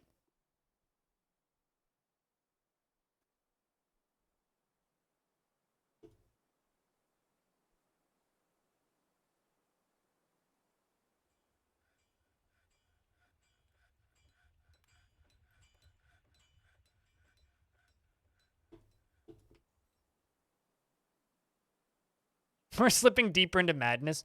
That's just called Monday. Chili, that's just called Monday. Blindy sounds like the Australian version of me.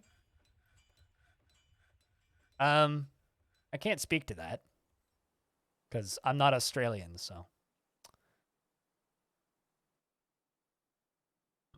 I know it's Tuesday.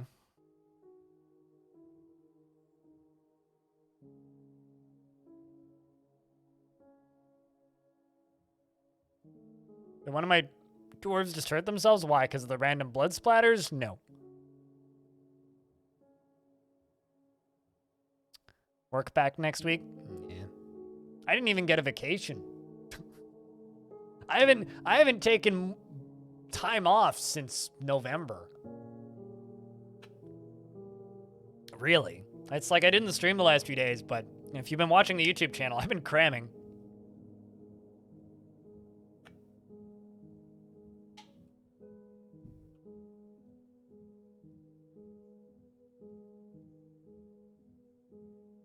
Doing God's work? Armox, please.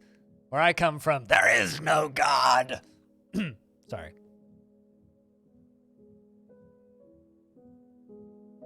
Stupid question. If you start another game in the current world without retiring the old one, will the saves get overwritten? So you'd have to make a hard save, and you'd have to retire it. So if you make a hard save, it splits the timeline. So you'd have 2 separate timelines. I would just retire the fort. But you can do that. You could, in fact, split the timeline and retire that fort and make a new one if for some reason you wanted to do that. I personally wouldn't do it that way, but I mean, at that point, it's your fort too.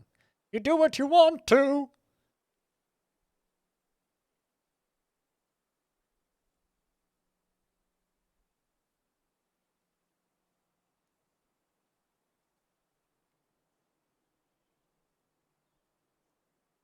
What did I use for the first half of that? Chat, what material did I use for that half?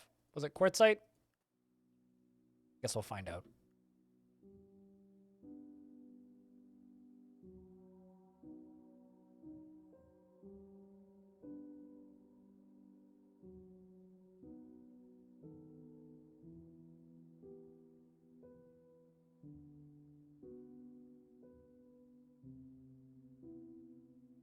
Is this like one too far over? I think it is.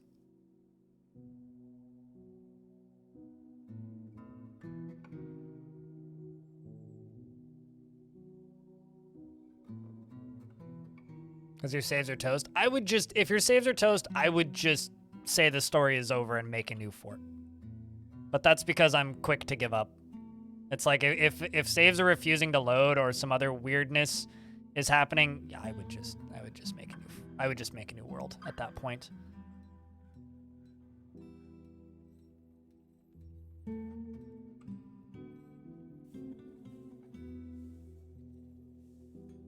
Maybe people will stop getting so angry. Oh, you sweet summer child. If only you lived in the area when in the era where dwarves actually got mad at rain. There was a very brief period. Okay, so there was a bug in one version, actually, where dwarves started with full cave adaptation. And it was like, they would just like, you'd embark and there would just be the wagon, right? And all the dwarves would immediately just start puking. It's just like, you'd embark, wagon, vomit. Immediately. It was like step 1, step 2, vomit. It was great. There was something about that. It's just like one of my favorite like versions of the game that got released was just like insta vomit everywhere. Like no break, just vomit.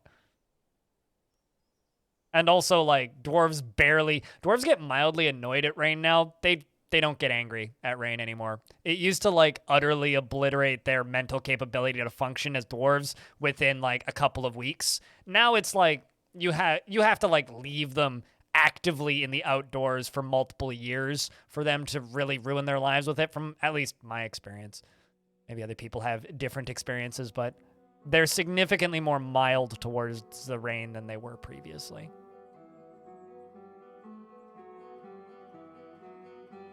Oh yeah, that too. Yeah, they would also they're long time ago, back in the day, they used to melt because of rain. They were like the wicked witch of the west. Was really educational. Thanks for making it. You also dig the Community Fort series. Well, can I continue that Let's Play series as much time as it takes, even though views of it on it have obviously dropped because it's a Let's Play. But the real confusing thing that I'm trying to figure out right now is whether or not I should do more Let's Plays after that one. Because I'm going to keep that one going until I get Mountain Home, which will probably take a while. But happy to help. I'm not a Let's Player. I'm very much a Twitch person, so. Like the whole should I keep Let's Plays going thing is a weird question for me. Worry bush? They're just not as quick to grow and easy to grow as plump helmets. I think sweet pods are underrated, personally.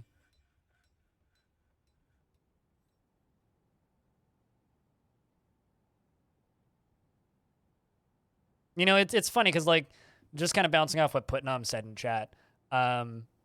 Everybody remembers the cats dying in taverns bug because it's funny. Nobody remembers, like, some of the actually horrific bugs that this game had. The cats one is just kind of harmless and kind of funny.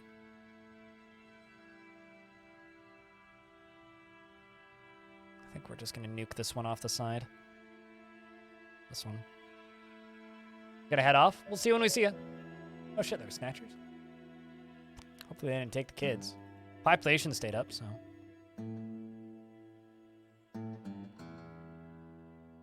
What you doing out here, Dwarf?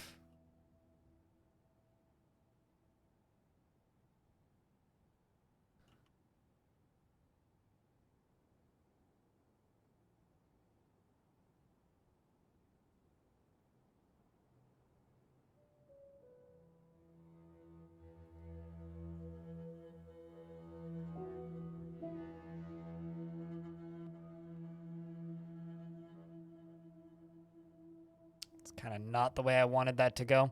Let's go farming, farm plot, set that up, and that up. Where bugs are very often funny. They're funny until they're not, you know? And they're usually funny in hindsight a lot of the time. Like, there's definitely bugs that have been in Dwarf Fort that, looking back on them, are fucking hilarious. But at the time, they are annoying as all can be. You know, like that general strike bug. It's completely, totally, and utterly game-breaking. There's been lots of bugs in Dwarf Fortress's history like that, where it's just like, is it absolutely game-breaking? Fucking totally. Is it hilarious in hindsight? Oh, absolutely. Oh, were you able to fix it, Putnam? A future version can fix it? Oh, really? Save corruptions, know your fix is dead. Busy trying to fix the corruptions. Yeah, fix the important ones. The general strike bug is... Oh no, my Google Drive is 73% full. Thanks, Google, for informing me.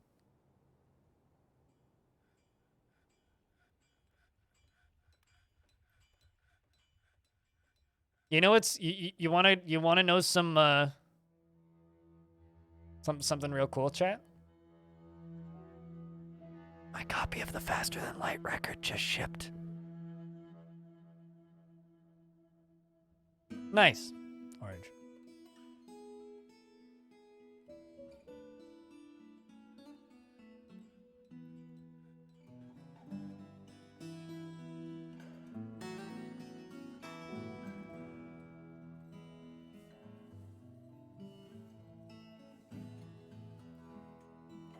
So these 2 underground plots are going to be for pigtails and plump helmets the rest of the time.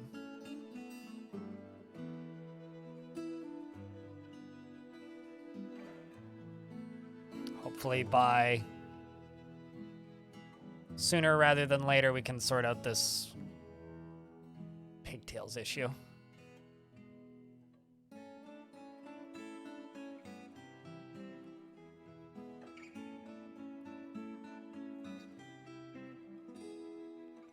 So we're going to set up a process plants bag. Is great if it's greater than 1, then process 1. Just get it going. Are they cooking seeds? No. I just ran out early on, unless you're talking to chat.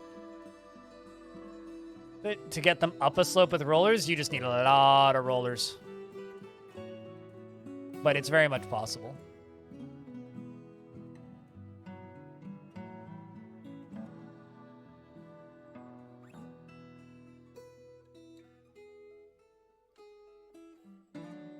Where are my tasks? There it is. I always forget where the tasks screen is.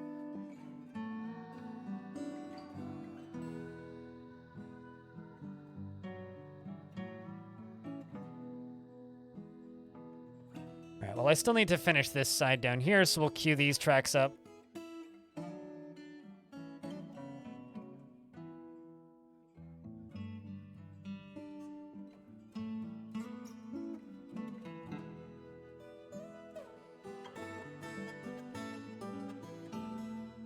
Now that I've removed the one bump from the track that was causing them to dump out early, it should just work. Something taught it just works.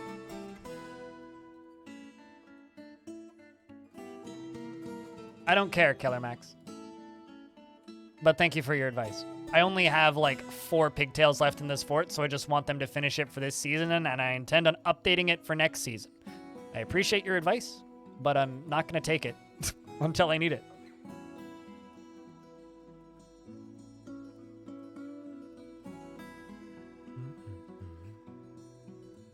The funny thing is like there's a lot of things that I do that I know are suboptimal that I'm doing for a specific reason. The interesting thing though is like this is a new experience for me because for so many years, people would just be like, why are you doing it this way? And I'd be like, oh, I'm doing it for this reason. Now chat's just like, don't do it this way. Because now chat plays this game too, which is a fun and new experience for me.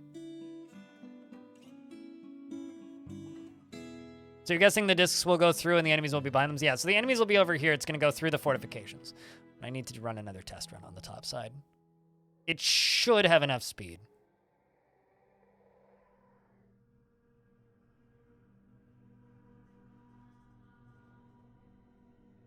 It should.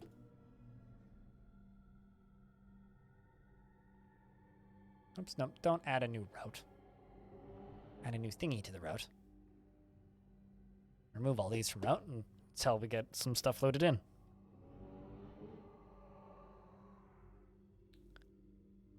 Chat plays Dwarf Fortress? That already exists, actually. It's been streaming 24/7 since the game launched, I think.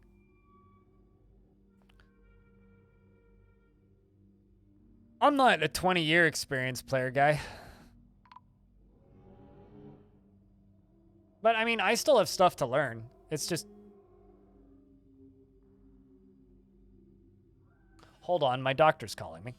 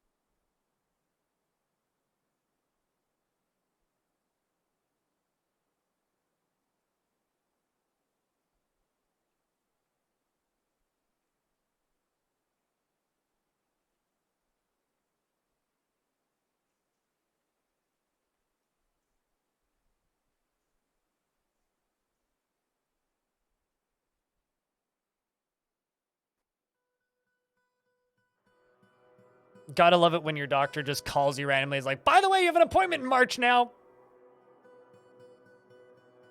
Okay.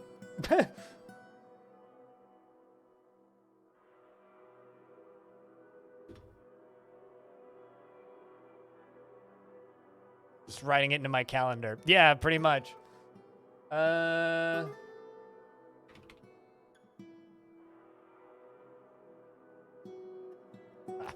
anyway. Done.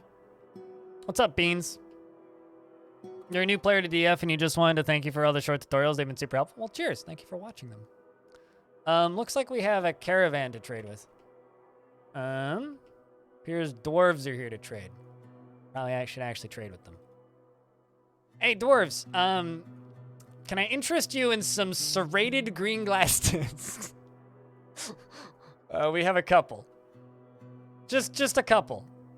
Just a couple. They're not that expensive.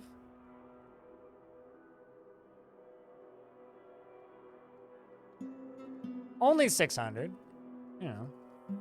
Gonna click this button a bit.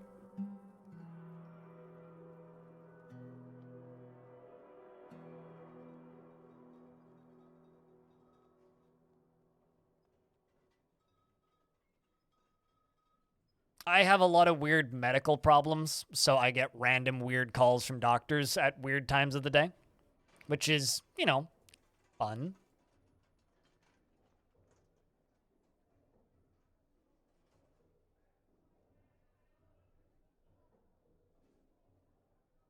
What's even funnier is it was the secretary, and she's just like, sweet, so we need to get you an appointment. I'm like, yep, I asked you 3 weeks ago for this. And then they're just like, well, your doctor's out of town, but we can get you one in March. Okay, thanks, bye. It was like, they were like, call to confirm the date and time. And I'm like, all right, sweet.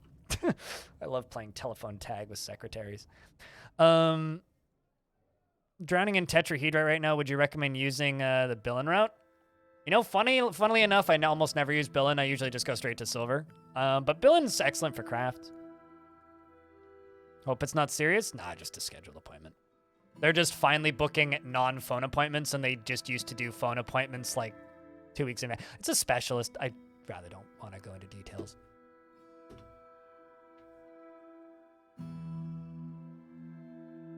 Google it, and it'll tell you real quickly. It's an alloy. It's for making other things. So Billin alloy is a precious metal of majority base metal content such as copper. It is used. It was used during the Middle Ages, during the 6th and 5th centuries BC. In some cities on Lesbos used it to create coins, 60% copper, 40% silver. Billin coins are perhaps best known from the Roman Empire and were progressive debasement of the Roman denarius. So, they're used for making coins traditionally, but I think it can also be like, it's basically coin metal. Yeah, pretty much. Apparently it's it's commonly used for creations of metal jugs. It's all real life stuff except for adamantine. How do you know adamantine isn't real? Have you seen any adamantine in real life? Because if you say no, then you can't tell me it's not real. I know that made no sense. What are we doing? I'm selling them discs. Wait, exactly. Adamantine is impossible in principle. So's... I don't know where I was going with this. This is a dead-end argument. They brought turkey. They brought a goose. Probably just going to buy food off them. Buy the barrels. I'm lazy. Buy the battle axes because I'm lazy. Adamantine's just carbon fiber. You know, honestly, I would tend to agree. You have any recommendations to get migrants early in a fort? It seems like the first 2 years you can never get any besides the 2 initial migrant waves. Aside from giving a lot of stuff to your faction when they come to trade, you settled on the same continent as your home faction, right, Fireworks? Number. Put num. I don't know. I'm just speaking for the sake of speaking. The problem with being a streamer is sometimes you end up in these traps where I'm just listening to the sound of my own voice. I wanted to drop by and thank you for their first fortress tutorial. Well, cheers. Means a lot. It's like Luntitrekker, I think is how you say that. Cheers. Dwarves aren't unhappy? Just give it time then. I don't know, like it's a hard one to say because like the entire balancing of the way that's the entire balance the entire balancing of the way you get migrants has changed in this version. So I'm still learning too. So all I can really say is like what I know, which is well, get more of them to show up. I'll wait when you figure it out, please tell me because I'm still learning too. I did ask them to bring pigtail seeds.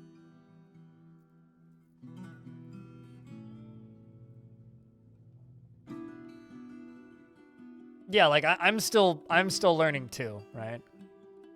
And like this version of the game is quite a bit different from previous versions.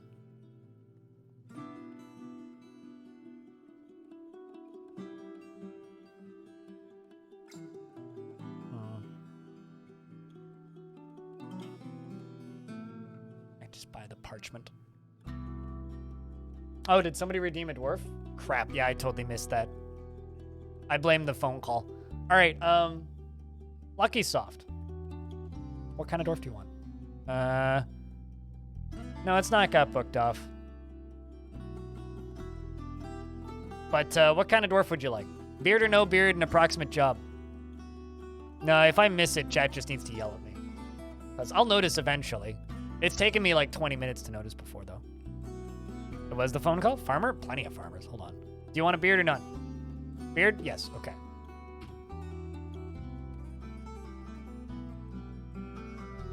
Nameless other guy. Give me a minute. Chat, go add things to word stories while I name this dwarf.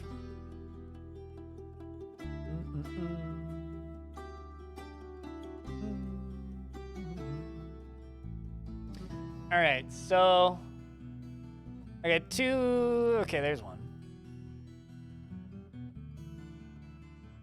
Lucky Soft. There we go. Apologies for taking a minute. All right, so 87 years old. You're tough. You have poor intuition. You're weak, unfortunately. You're an emotional obsessive. Sounds like an anime character.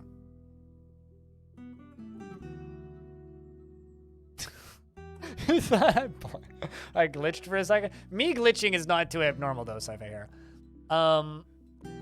He forms strong emotional bonds with others, at times to his detriment.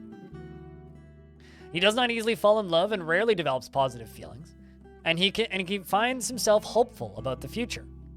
He often feels envious of others and doesn't often feel strong cravings or experience strong cravings or urges. He is very humble and he tends to consider what others think of him.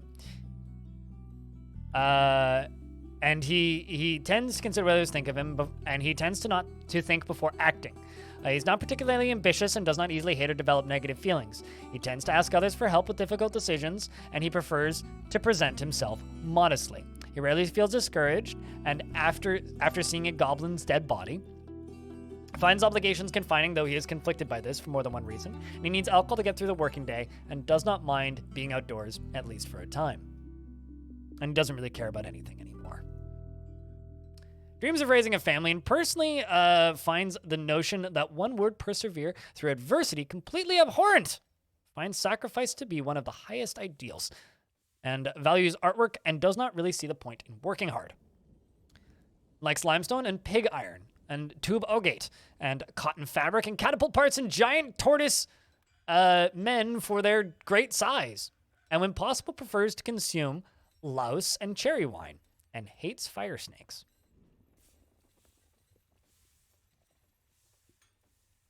Is annoyed when caught in the rain. Typical. Embarrassed after dwelling upon wearing old clothing. Yep, we do need to work on that clothing situation. Great size. Yep, they big. They am bigs. Okay, so let me just check something. So because we've actually got autumn seeds planted, let's just estimate that we're going to have like 15 plants available. So I can now up this to 15. Watching your YouTube channel and you mentioned that I stream? Yep. This is the actual main gig. The YouTube's a weird side gig for me. Also, hey, Gimmick, what up? Bitswell. DF is missing pumpkins. You know, I've said this before too. I think that there's two things that are like weird that DF is missing to me. It's weird that DF doesn't have pumpkins, and it's weird that DF doesn't have any form of smoking. Those are like two things to me that's like, why this no exist? Excuse me? Where pumpkin though? Speaking of where pumpkin though, this one minecart is now 38% full. So I'm just gonna queue it up to fire. Let's see if it works. Let's see. Shall we? Just waiting for a dwarf to come kick it. Can you light fires in this game? Not in fortress mode. Fire is, dangerous. Yeah, also I need to go add words to the word story. I need to read the word story, so I'll do that before this fires.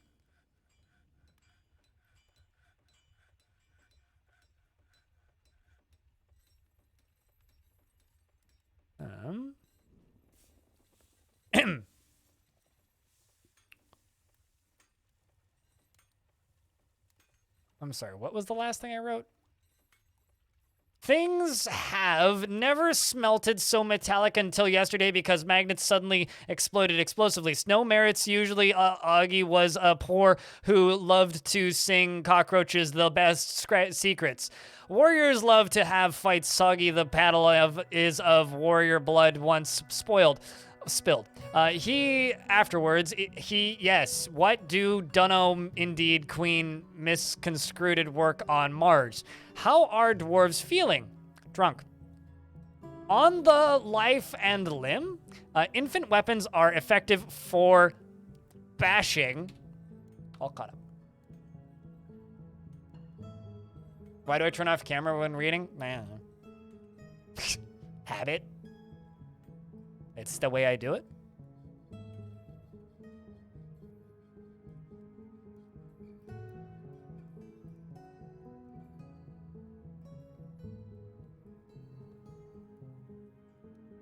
I mean, the dwarves feeling drunk thing is the truest part about that whole thing.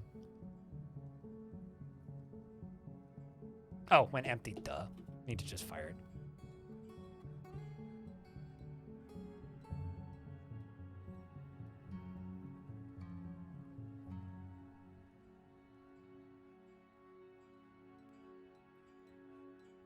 When it's at least 0% full. So it's ready to fire. Whenever the dwarves are ready to hit fire.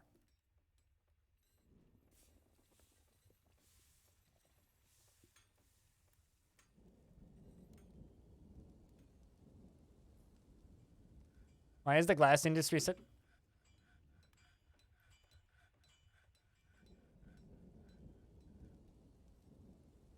Why is the glass industry such a pain? I was about to say it's not.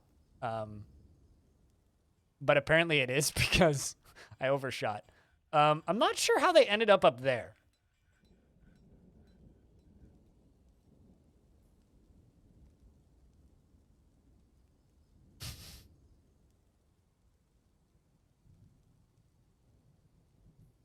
I think we're just going to allow them to refill this. I'm just going to go along this and just block this whole side off. I think that's what I'm going to do. As turns out, this is causing me some grief. It's like they launched early. So I'm assuming if I go along here, this will fix this problem.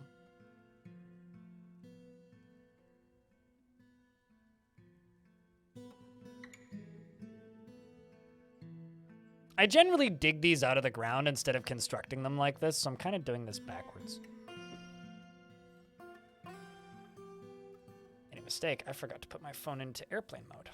There we go. It works so well in deep orbs? Yeah, because I dug it underground. It's much easier to do it right the first time if you're digging them underground. Mythbuster, thanks for the 10-pack. Hope your new year's been good so far. First 10-pack of the new year. Big thank you.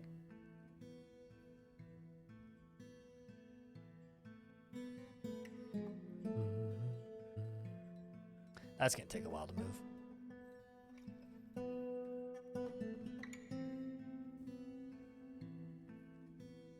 But yeah, this system will work well eventually. I just need to get it properly set it up.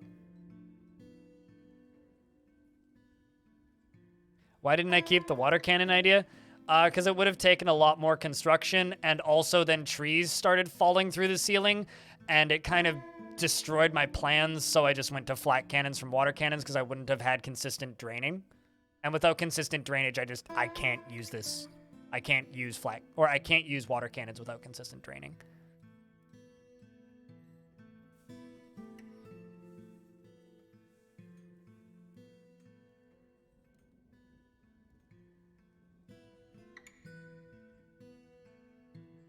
Otherwise, I would have kept the water cannons idea. Just a really big shotgun. Magna. Just a really big shotgun.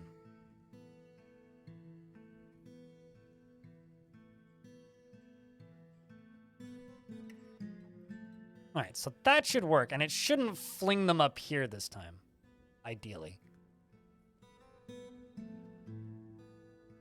They still have a way down. Looks like they can go down this side.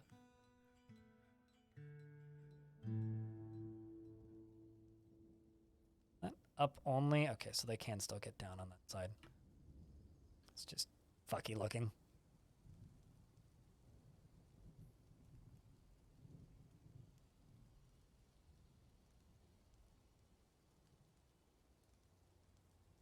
Yeah, that bothers me that roads don't have sprites based on the material. It really bothers me, actually. But I'm convinced that that's just it's a work in progress thing. All right, chat. I need to go write some stuff down for this doctor's appointment, and I will be back in like under a minute. I'll be right back. Behave yourselves.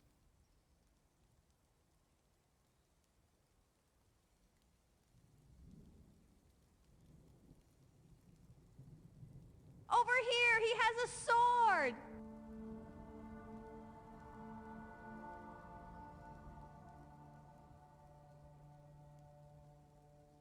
Let's take a lovely fruit, the tomato. Remove everything that's good from it, the seeds, the vitamins, the nutrients, everything that's good about it, and just jam it full of shit, garbage, shit sugar, and put it in a shit bottle that sounds like shit when you put it on your shit. It's shit! Stop eating ketchup!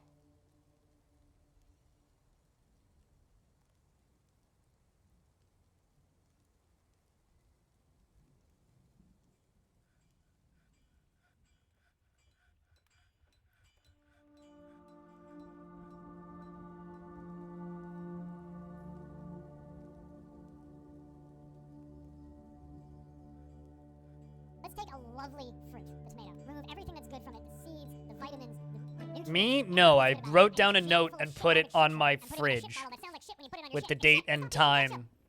Or rather, with the time to call to confirm the date and time for my doctor's appointment. Because I put it into my digital calendar, but I'm going to fucking forget. All right, let's fire this off again.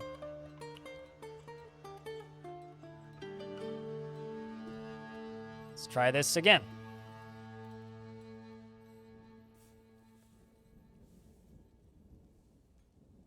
Let's see, is a dwarf coming to push?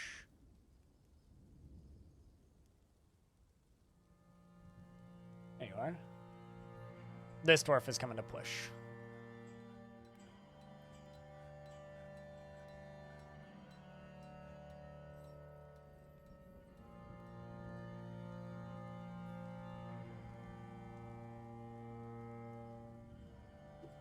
So now we're going to just follow this. And then move forward 1 turn at a time.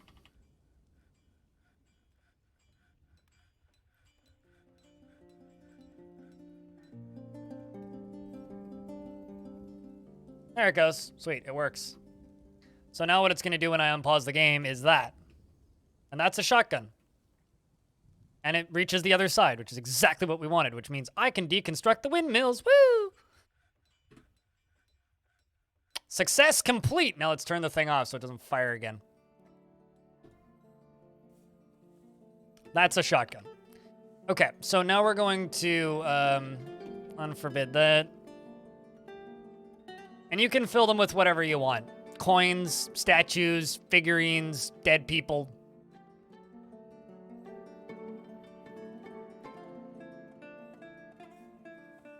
Yeah, and then the dwarves will go out and collect them.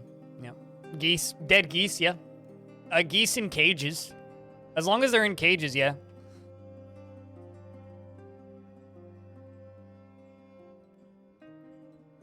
That's going to be a lot of cart schedules. Oh, you bet.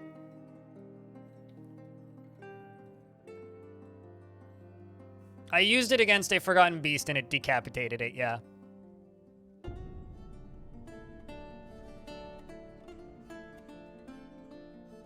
Trust me, if you fire cats at them, it would be very ineffective. Funny, but not particularly effective. But yeah, we'll just be doing these 1 at a time. So, because I don't need to power it, I can deconstruct these windmills, which is actually kind of nice. We can just finish building this up with ceiling.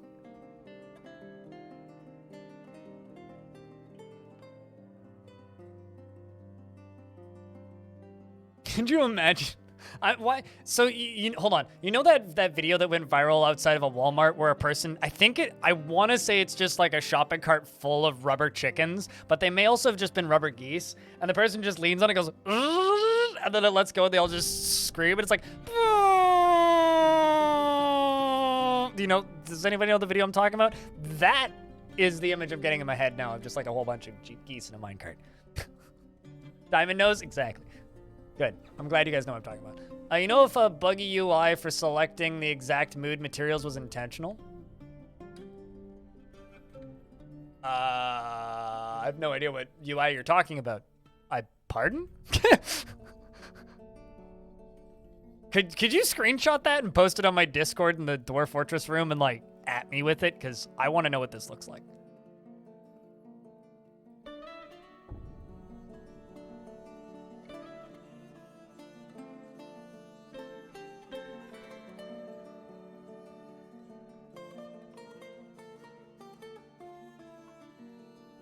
Check Mastodon for some screenshots. That works.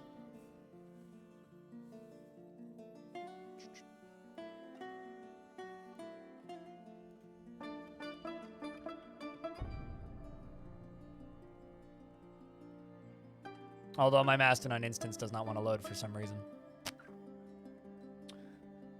Someone said it acted like it's a mood where you have to do it. I'm not sure what you mean.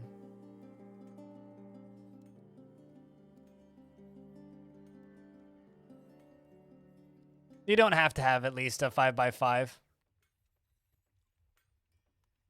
Oh, no, that is intentional. That's not a bug. So, like, this is intentional.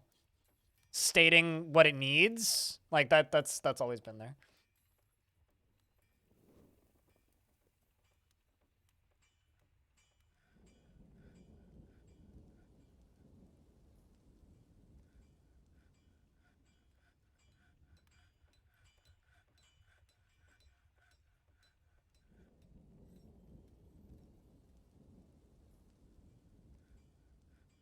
You chose the exact materials? I mean, you kind of can choose the exact materials.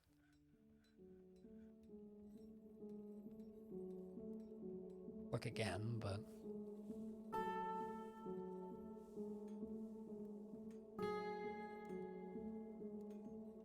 Okay, that's weird. I must have green tourmaline bars? Okay, but how did you choose them? Oh, hold on. Huh. Okay, I see. You click the magnifying glass. Yeah, that's definitely not intentional. No, I understand. But I just didn't see the post from before. No, I get you. Yeah, that's certainly not intentional.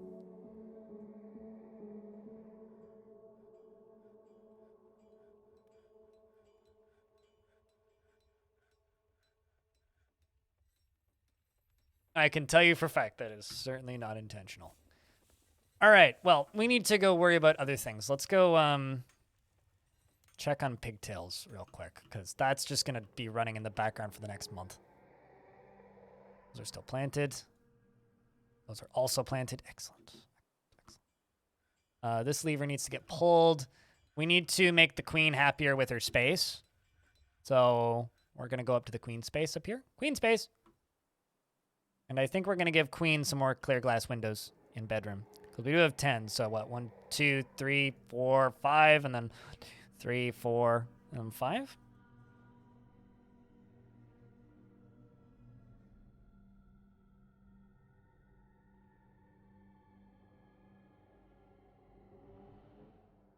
Yeah, no, that would make sense. I mean, if it's letting you specify materials for jobs, that certainly seems busted. Also, I think I'm actually going to turn chores back on.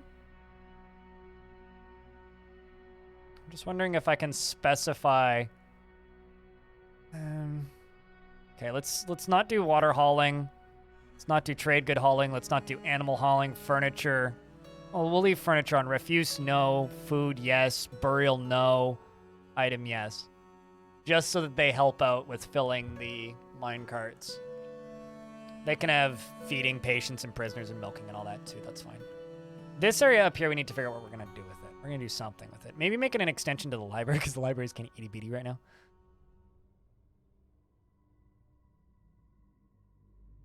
Nothing of note, really. Just the usual fish and the occasional jellyfish, Wolfie.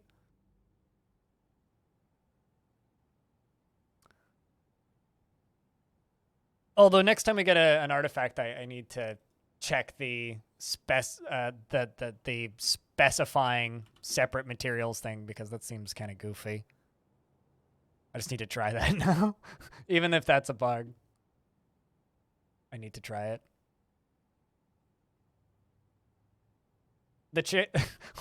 Is somebody asking about Hammy? Yeah, this is Hammy, the ham radio. Hammy notifies us when there's stealthed invaders. Can see the whole map. He's also very guilty. He's chained up. Library and a museum. Yeah, we could also make a zoo up there. Put like the bronze colossus up there and such.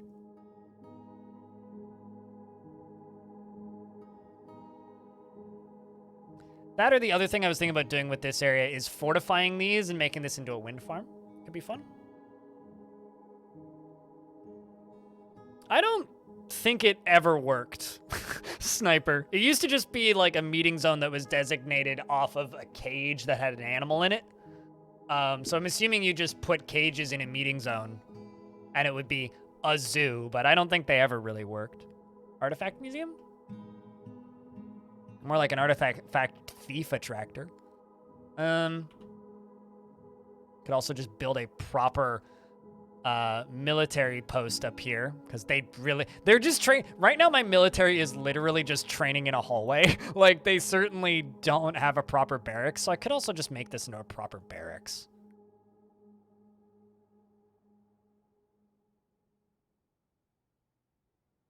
Yeah, they were just meeting areas that would force them around those particular things. It's like, I don't think that zoos actually did anything. Like, I'm pretty I've made a good number of them over the years in older versions of the game, and I'm like mostly certain they didn't do anything. Yeah, they're just areas where dwarves meet, Sniper. They meet and talk. That's it.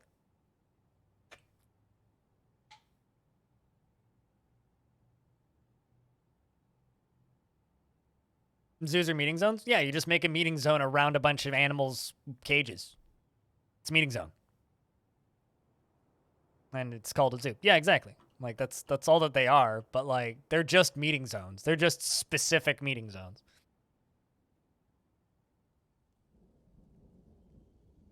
I have a question. Is my Bronze Colossus cage currently constructed? I don't actually know.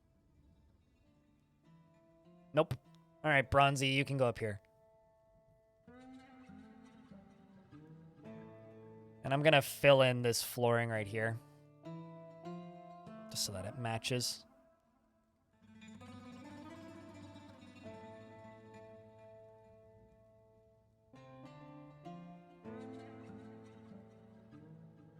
That squad's good to go. Squad's good to go. The squad is not good to go.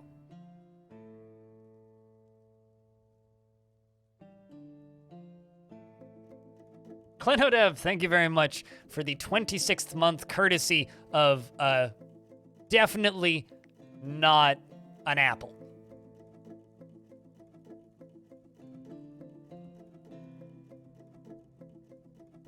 How you doing, Clino? How's things, man?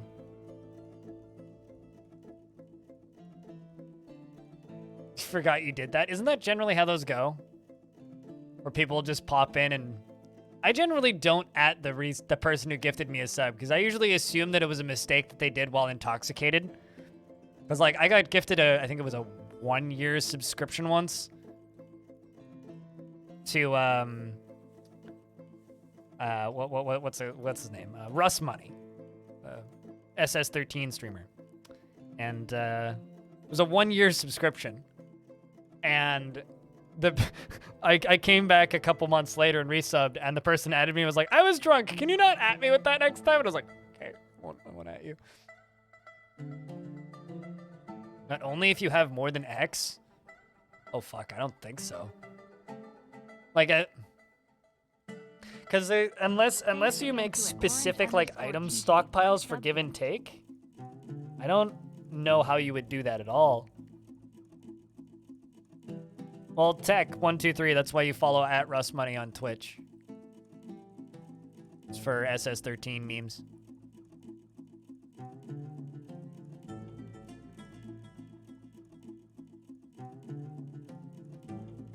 Sustainable farming confuses you since cooking kills the seeds? Sustainable farming doesn't confuse me. The part that confuses me is how would... Sustainable farming makes perfect sense to me in the vast majority of cases, because every plant has, like, their specific use. But it already exists, Ferret. It's called SS14. It's open source. It's coming along nicely. It's got a... what's it called? A private playtest, but you just request to play and you can play now. There's anywhere from 60 to 150 people playing at most hours of the day, usually 1 or 2 populated rooms with a few different modes. So go play it. If you want a Space Station 13 like successor to get off the ground, go help it get off the ground by playing it. Did they fill that one up? Okay, so first one is up and ready to go. Sweet. So now we can start just assigning more. So I will go through and number all of these eventually. Okay, this one here is a trap and doesn't actually work. So I'm actually just going to deconstruct this off the edge. So we're going to add a new route.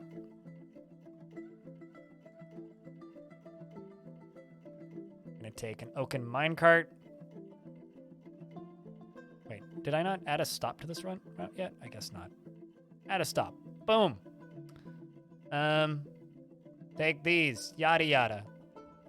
Noda noda. From here, yes'm.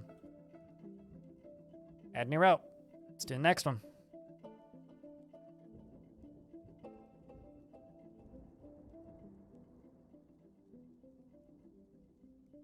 There's gonna be so many routes here in a minute. Pull from that. Close all these. No, that too. And I think I assigned a minecart to this. Oh, there we go. Get 2 more done.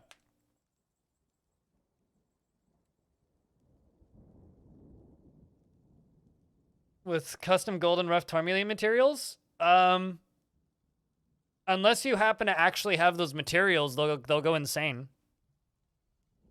Like, quite literally, like, if they're demanding I need tourmaline bars, like, they won't be able to complete it. Like, they will go insane. So based on those screenshots, my bet is nothing.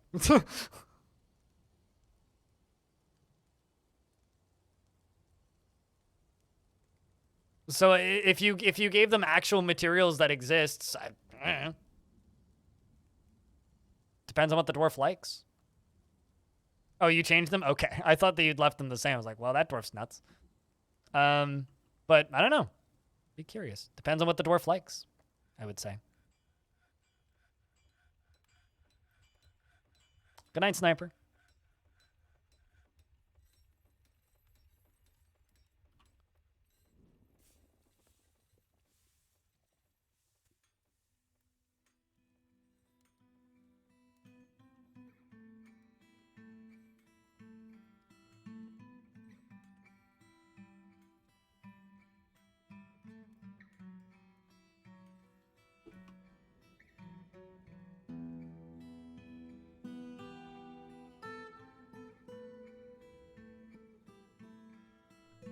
Your bet is on a chest. That's a pretty good bet, to be fair. Okay, also I need to get rid of this stockpile. So let's... Oh! You guys were asking about a werepanda earlier. Well, about that. The werepanda Nogomokosabo Suspilon has come. A large panda twisted into humanoid form. It is crazed for flesh and blood, and its eyes glow scarlet. Its dark brown hair is patchy. You all know why you fear the night. You still haven't seen one? Now you... Fuck. Can.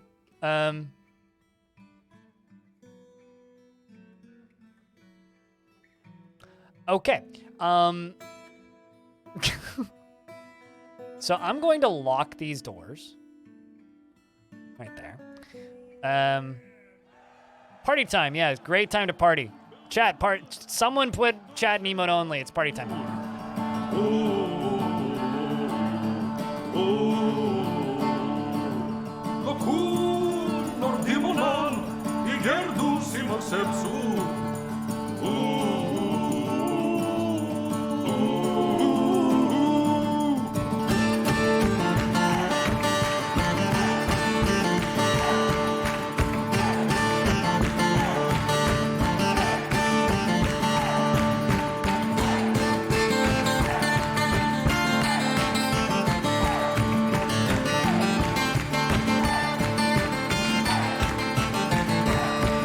Creature moves. It's going for a goat. It's going for Nicholas Latifi.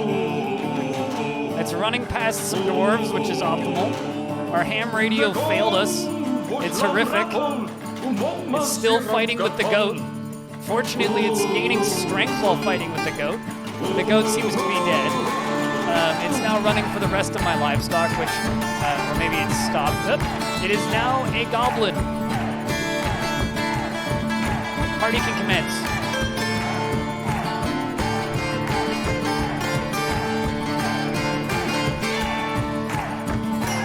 Stab this little bugger to death.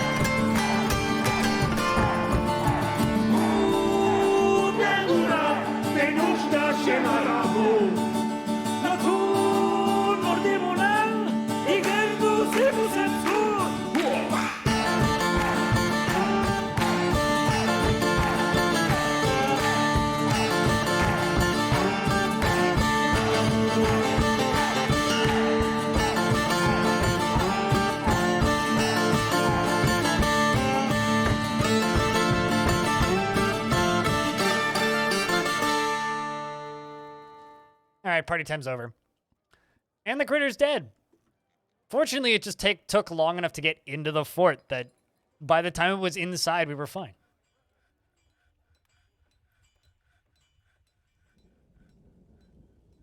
Well, throw his corpse out, I say. Thanks for the 32 months, Aaron. Does bite when not transformed? No. Only when transformed does bite cause infection to spread.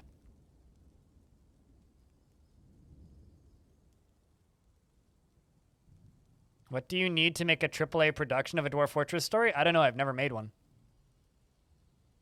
Why do you ask that as a question?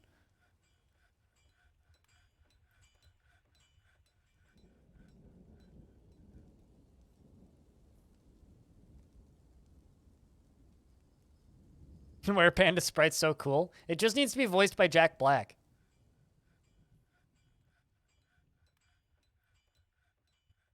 That's my only complaint with the Were Panda.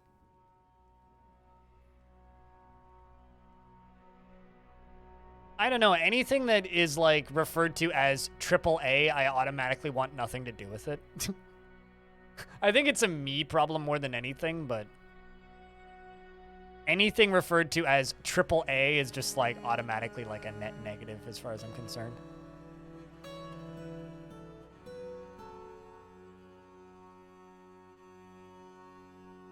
Okay, well, let's see. We got one Choose the fully power full... of 5 months of DF fun. 2 years and 5 months, I think. But seriously, Darren, thank you very much for the 32nd month, and welcome back, dude.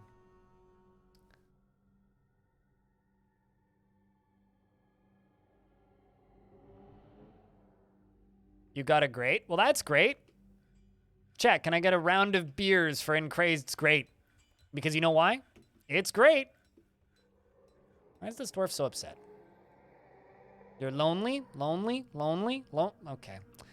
I think that we need to allow these dwarves to have that festival again. Did I set up a festival zone for here? I don't think I did. I think we need to have a festival in this fort, chat. The early winter festival? You walked into that one? Oh yeah, well, generally.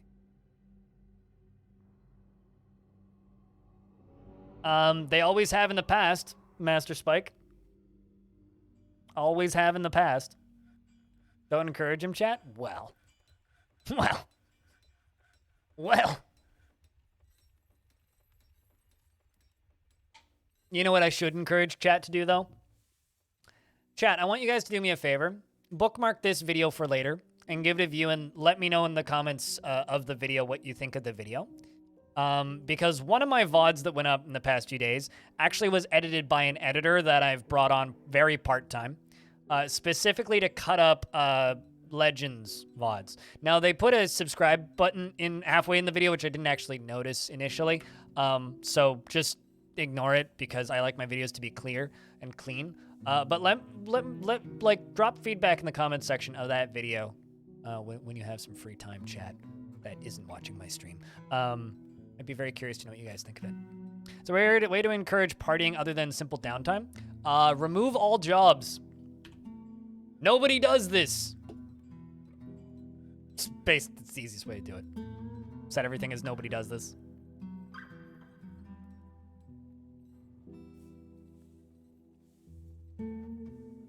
Your evil embark includes regular super zombifying fog. Oh, awesome.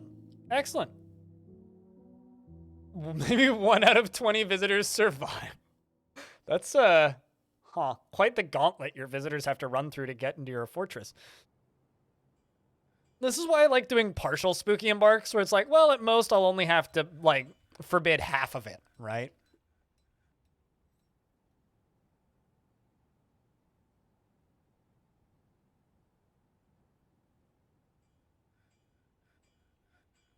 Oh, I guess, yeah, they don't technically have access to that.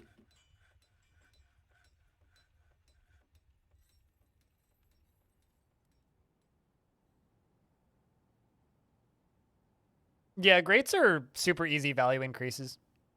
Also, notice how we have no super duper duper duper duper stressed dwarves anymore? It's because everybody has bedrooms. It's because everybody has bedrooms and I have more or less enough, like, temple space for everybody to worship.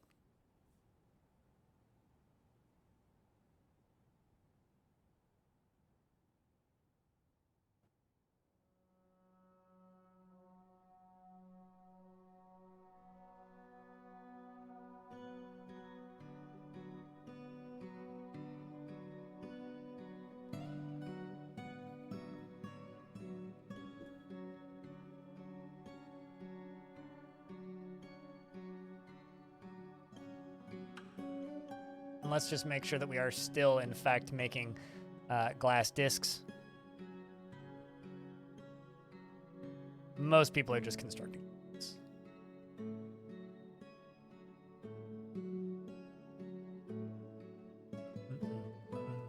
processing plants too. Meaning we actually have our pigtail cloth industry up and running as it should be. Notice how there are no stress dwarves? We killed them all. I haven't killed I've only killed one dwarf today. And I didn't even kill them. It was killed by a Cyclops.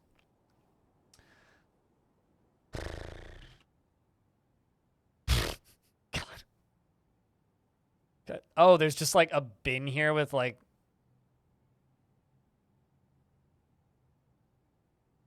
Well, that's great.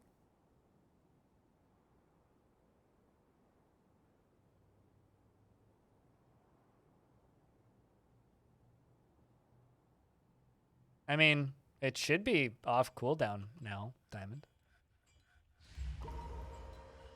I thought about it for a second. I was like, wait, did I kill him? Eh, not really. Also, we have a possession.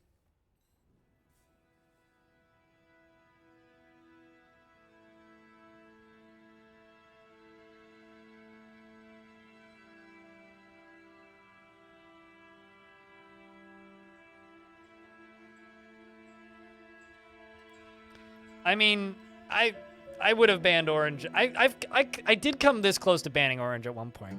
I think Orange has been timed out. Actually, has Orange been banned? Orange has just been timed out. Orange has never been banned. What is going on? We're currently making an artifact, apparently. Yeah, I'll take a look at it, but I'm not going to actually, like, abuse it. Because it's, what, a glassmaker, strange mood.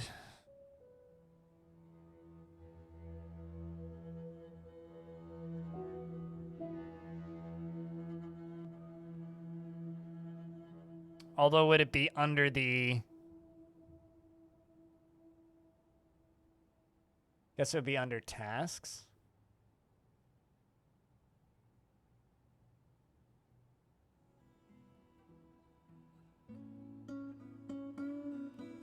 Be under labor.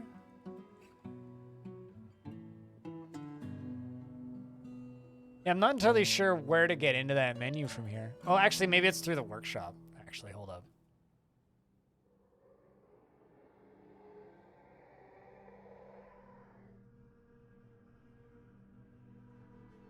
Which one was the shop that you claimed?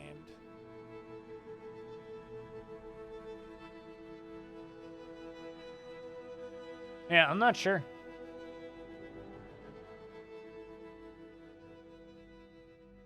I mean, that was the tasks screen, which I was just in.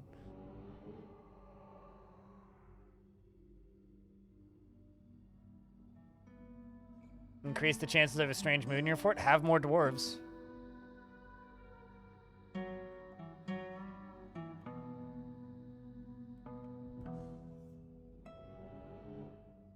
Strange moods just happen from time to time.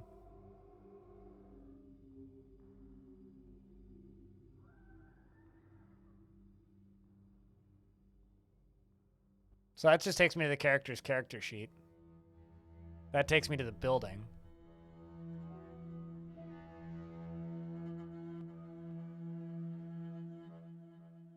I don't know. I'll be honest with you, I don't actually care. I believe that you can get into that screen, but it's not something that I actually need to see. All right, let's focus on things that actually matter. Like making my hospital at some point not an absolute catastrophe. Have I started the modding the game yet? I will say what I've told every single person who's asked me that. No, and I have almost no intention to. What I will do is add in other creatures occasionally and do themed worlds. But no.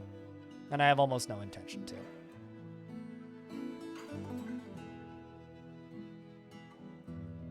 And certainly not until this update cycle's done. Like, once... Because, you know, currently, Putnam's in the chat, right? Literally working on, like, save corrupting bugs. What is the point of modding a game? Because think about it right now. As somebody who's played Dwarf Fortress for a very long time, when a new version comes out, there's a flurry of patches for the next, like, month, right? And this is a little bit longer because the game's for sale now and it's weird, but there's always going to be a flurry of patches for about a month, right? So I'm used to having to constantly just like kill my worlds to generate new ones for new versions when things get broken due to bugs. So I'm basically considering this like a beta branch for Dwarf Fort right now. This whole release that we're all playing on Steam, for me, feels like playing in a beta branch because I'm expecting updates to come up pretty frequently. Once we're through this update cycle, the vast majority of the major issues have been dealt with, and we're moving on to a more normal long period between updates, then yeah, we'll do themed worlds. We'll add some mods in occasionally, do a overhaul mod here and there, throw some stuff in, fuck around, do that sort of stuff at that point to spice things up. But generally, no, I'm not gonna mod the game. Generally. It's not why I play Dwarf Fort. Dwarf Fort's got enough going on without mods. I'm not a RimWorld player. This game doesn't need 550 mods to be playable. In fact, a lot of the popular mods for Dwarf Fort I didn't even use in the past.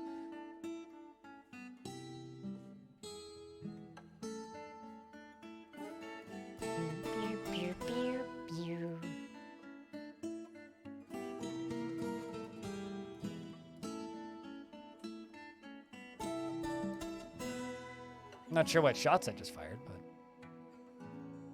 One essential mod? Yeah, my chat mods. Those are the only mods that are essential. That's not a mod. Sorry, it's a setting. People mod it into the game because they don't know how to edit their RAWs, but it's literally just a setting toggle.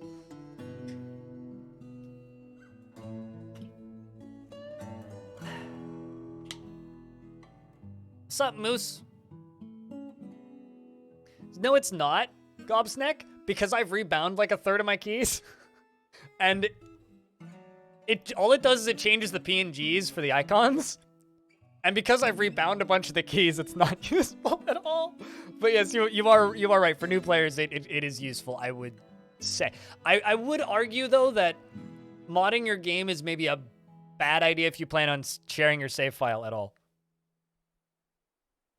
You know, I just edited my announcements folder, so I don't need the... I guess technically I have modded the game if you count announcements as modding the game. All right. How's clothing stockpiles doing? That's what I was doing. I was looking at cloth and then chat distracted me. Look at streamer blaming chat. UI mods break the save. So all mods are unique to each individual world, right? So... unless you have that bin mod installed, which allows you to install and uninstall graphical mods, they don't break saves because they're unique to each world. But if I install a mod on Steam, like let's just say I install the sound alerts mod, right? And somebody sends me their save file, and it has the sound alerts mod, but it's an older version of the sound alerts mod in that save file, then I can't load your save. I don't know what this game does with mods behind the scenes, but if I don't have that exact version and if the modders updated their mod, I can't load the save. So like I've been doing that series on YouTube where I am looking at people's saves. If they have even a single mod installed, I can't load the save. I've never actually had a save file that I've been able to load that's had a mod installed, which is sort of frustrating, but also just kind of funny.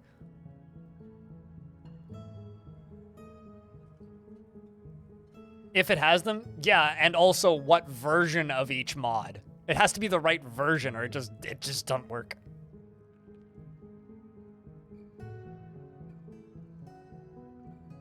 I hate the way RimWorld handles a lot of things, to be honest. What was I doing? Cloth. I just want to see how I'm doing for... Sweet, look at that. Look at all that pigtail cloth. That's all been made. Making progress. Mental breaks in RimWorld. RimWorld is an excellent simulator to bring out the worst in people. All right. Pigtail cloth 72. Let's do cloth trousers 72.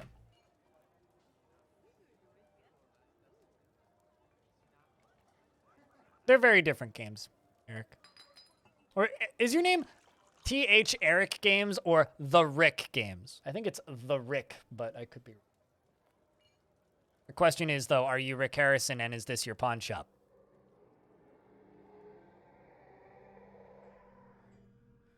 We'll see you when we see you, Pablo.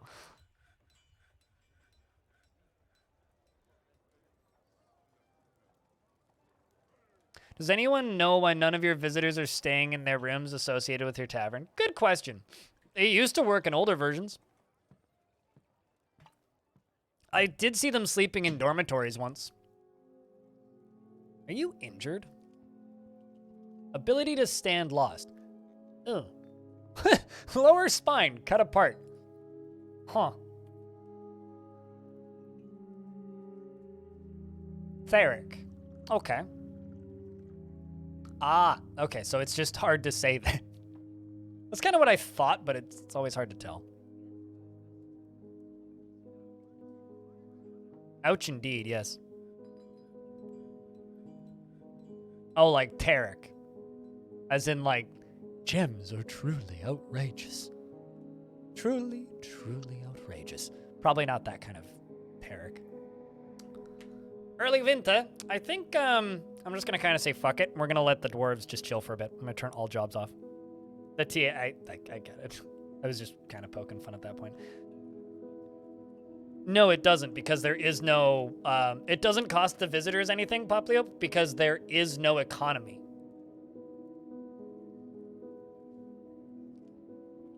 It's okay, that Tarek will live on forever in my mind. Hello, Max.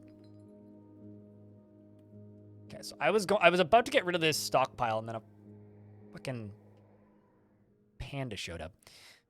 And then everything changed when the Panda Nation attacked. All right, so let's do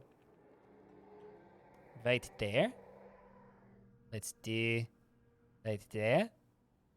Let's do right there. We'll go that way, that way, that way.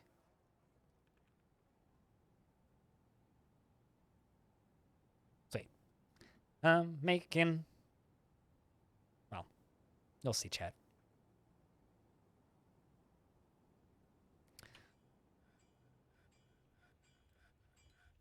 That's what? 1, 2, 3, 4, 5, 6. Okay.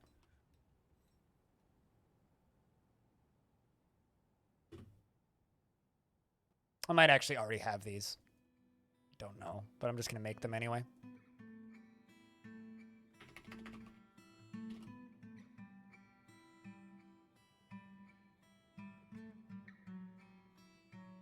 That was your favorite Terra clan? I haven't played League of Legends since 2014, for whatever it's worth. With open floodgates? Like, are you talking from above? I would assume so. If you can see the water below, usually it works.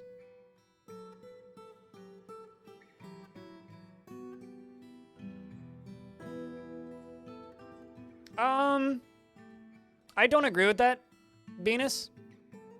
Because I don't care about graphics, but you know what I do care about? Is functionality and playability for other players.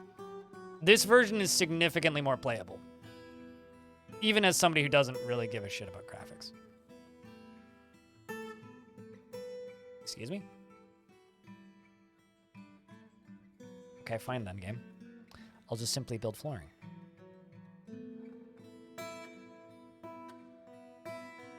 Let's just do granite.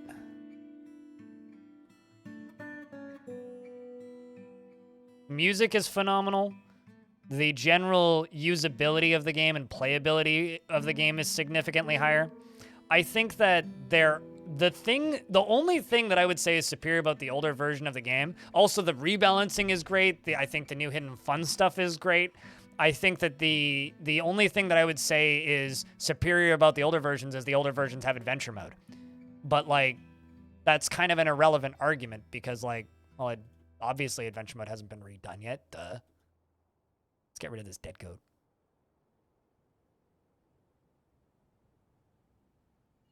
Ergonomics were better in your case? Yeah, I don't disagree with that. The old intro was superior? Nah. You can still watch it. Honestly, I think comparing the only thing that really happens when you just sit here and compare this version of the game to the older versions of the game is gatekeeping. Someone redeemed a dwarf again, and I missed it. Soggy cereal enjoyer. What kind of dwarf do you want? I'm looking at, so for reference, it's behind the scenes, chat. Monitor, right? I can't see out of this eye. Monitor. This is all the way over here because this monitor isn't capable of flipping this way. It doesn't have the functionality. It's my old monitor. So if I don't specifically look at that, I just straight up miss shit. But let's see.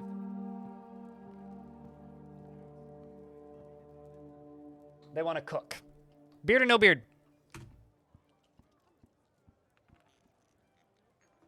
It is, in fact, a mouse, yes. Because I've been, fun fact, this was literally just a visual gag to tell people that, yes, you can play Dwarf Fortress with a mouse for years. That's why there's a rat on my desk. It's the only reason. Beard, cat. So cook with a beard, cook with a beard. To quickly deconstruct the dining hall, as in the zone, hit the, red X button. What model mouse? The actual mouse that I'm using, or the plushie? Because the actual mouse, it's a Logitech G402.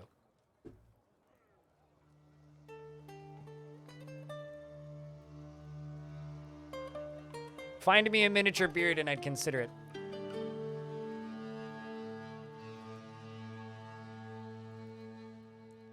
Okay, so it doesn't look like I have a dwarf with the cook skill assigned that has a beard. I could go with a farmer. I got a planters.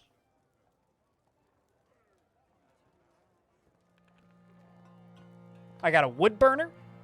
Beverly even.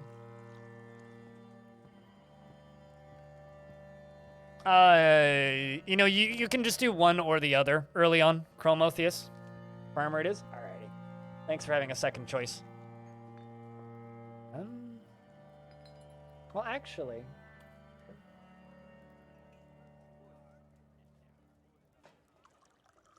we will go with a planter then. Irvad is your dwarf. Soggy cereal enjoyer. What kind of soggy cereal, though? I will say, when I was younger, I used to really, really, really like soggy shredded wheat. Pretty good. Put hot milk on it. That and, Rice Krispies. Not bad while soggy. Soggy cereal enjoyer. I could tell you all about it, he says. Felt satisfied at work and felt satisfying dining in a legendary dining room. Personality-wise, he becomes completely hopeless in stressful situations and generally is unhindered by the thoughts of others concerning his actions, and he feels a strong need to pay back any favor done for him, and he tends to share his own experiences and thoughts with others. He has an active sense of humor and is somewhat quarrelsome, and he is bothered by this since he values friendship. He is somewhat fearful in the face of imminent danger, and he is slow to anger. And he doesn't often feel envious of others, and he tends to hang on to grievances, and he has a calm demeanor. He has a greedy streak, but he generally acts with a narrow focus on the current activity. He needs alcohol to get through the working day, and he does not mind being outdoors at least for a time, and he doesn't really care about anything anymore.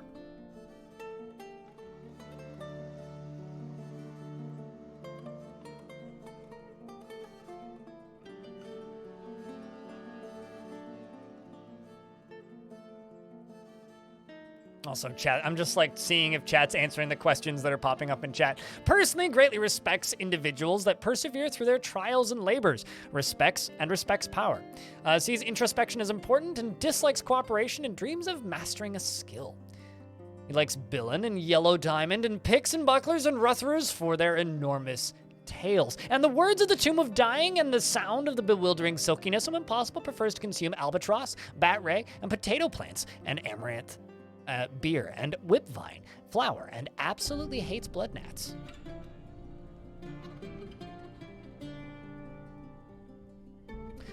Groups-wise, you're a former member of the Girders of Carnility. and a citizen of the Constructive Orb, and a member of the a former member of the Glassmakers Guild, and a former member of the Craftsdwarfs Guild, and you're now a member of the Farmers Guild. You've moved through several guilds in your career.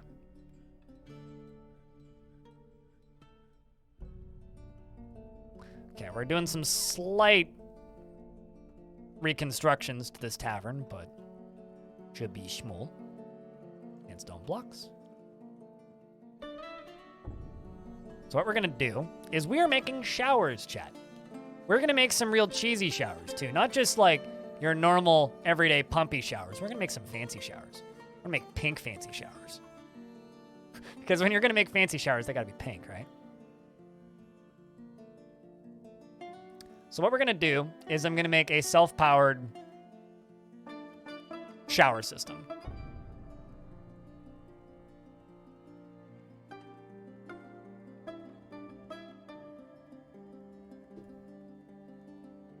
Showers? What is that? It's a thing that gamers don't do.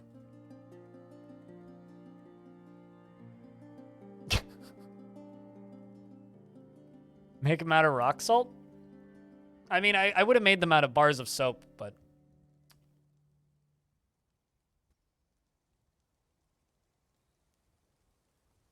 Is your dwarf still alive? I'm like mostly certain Joe Diamonds is still alive. Seem to recall reading that name this morning, and I don't think that they've died since. Yeah, there you are. You're still around, Joe. Personality. You still accept favors without developing a sense of obligation, but you kind of got scarred when you saw a goblin's dead body, which makes you confident under pressure. You haven't mastered a great work of art yet, and you are brewing drinks. Recent thoughts are you were satisfied at work and enraptured, remembering communing with Alod, the flower of quintessence.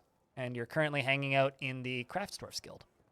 I think is that the Craftsdwarfs Guild? Or is that the Glassmakers Guild? That's the Glassmakers Guild.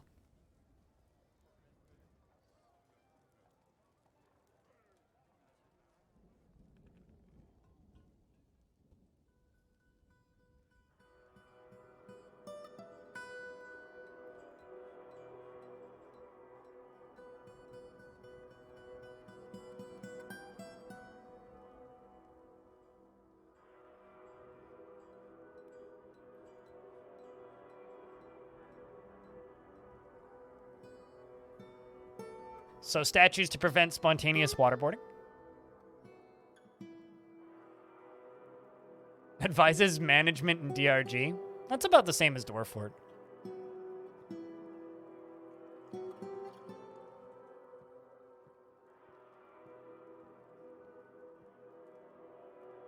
IDZ23. Unless you somehow managed to redeem a dwarf without me being able to say it, I can't. We are limited to only... Something collapsed on the surface? Oh, fucking exploding trees. Another ICBT. No, I only name dwarves after people that get the channel point redemption, which is every 45 minutes and costs 5,000 channel points. So I unfortunately cannot do that, IDZ. Otherwise, the entire stream would be me naming people for like 2.5 hours, and then every dwarf would be named. So it's practically a lottery at this point. What are you talking about here, dwarf? You're reciting poetry. What kind of poetry? The Sands Will Tell is an example of the Wheels of Selling. It's like the Wheel of Time, Dwarf Fortress parody. Yes, it's every 45 minutes, IDZ. The work has no particular subject, and the writing is artfully indulges the author's fancies. Selling and wheels. Poetry is passable. It must be about wagons. The wheels will sell? Actually, never mind. I need an entrance. Well, we could do like a double entryway right there, actually. Instead of just having the one door.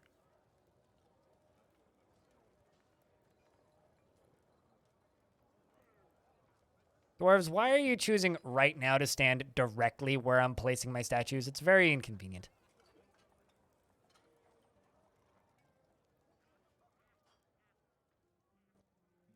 Would that also be a dwarf? No. I'm not adding weird lines and wrinkles. I'm just trying to keep it simple.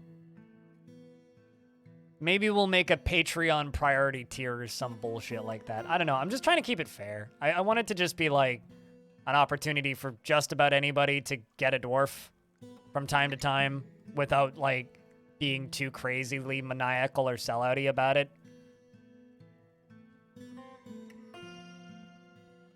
I mean, it might lag, but it's not a bad idea to do a 16 by 16 embark.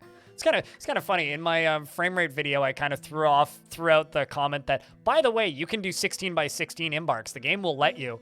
And it's just the game might run glacially. And then a whole bunch of people are like, well, I'm embarking with a 16 by 16 embark.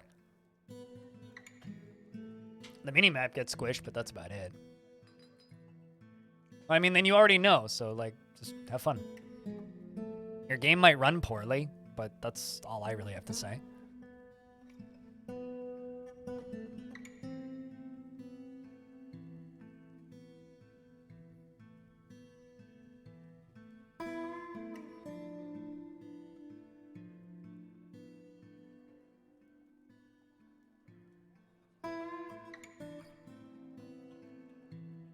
It's cute. That's an interesting word, but $100 for a dwarf, $10 per day production money, so protection money, so you won't find themselves under a bridge. I mean that is a pretty nightmarish scheme, for sure. For sure, a nightmarish scheme. All right, let's actually just get these mechanisms connected. I'm assuming I have enough. Oh yeah, we could.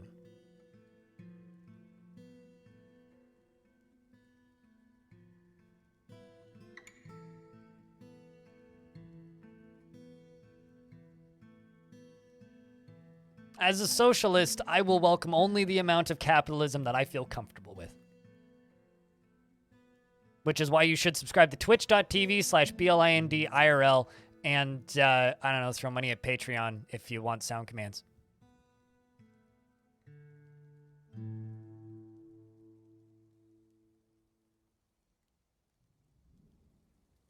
Did I just make these out of the wrong types of stone? I did.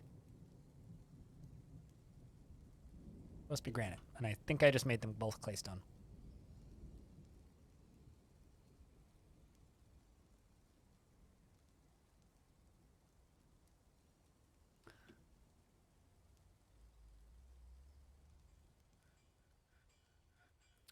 Dwarf Fortress player, how many blocks does this construction cost? Experienced Dwarf Fortress player, how many dwarves does this construct? Nah, I don't really cost dwarves for my construction though.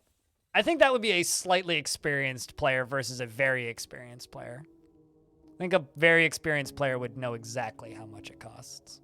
Okay, so that job's en route. So we're going to make ramps up on either side.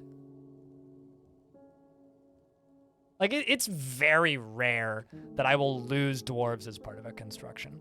I think, like, the most casualties I ever had in a single construction was when I was building that glass tube that went from 15 Z levels above the surface down to layer minus 120-something to the lava sea in Long Death. And that was, like, maybe 5. What are we building here? I'm making a sprinkler. I'm not even joking. I'm legit just making a sprinkler. Windmill. So it's not going to let me build that there. Yeah, it needs access to 4. Do I not have access to 4 logs? Well, time to chop down another forest. I guess this is what happens when you make this many... I see, this whole chunk of forest is missing. Well, let's go to a different chunk of forest then. Nothing has challenged me in Dwarf Fortress for a long time. But, Bitis, that's like asking somebody who plays Minecraft, do things in Minecraft still challenge you? No, but there's still interesting creative ideas and things I can build. Dwarf Fortress, for me, has never been a game about challenge. I don't look for challenge in Dwarf Fortress. I don't play Dwarf Fortress for challenge. I play Dwarf Fortress because there's nothing else like Dwarf Fortress, and the parts that I find interesting about Dwarf Fortress are still interesting after thousands of hours of gameplay, right? If I was playing a game for challenge, I would go play an RTS. I'm here for interesting gameplay and interesting outcomes. Challenge is secondary, and as far as I'm concerned, kind of irrelevant to my enjoyment of the game.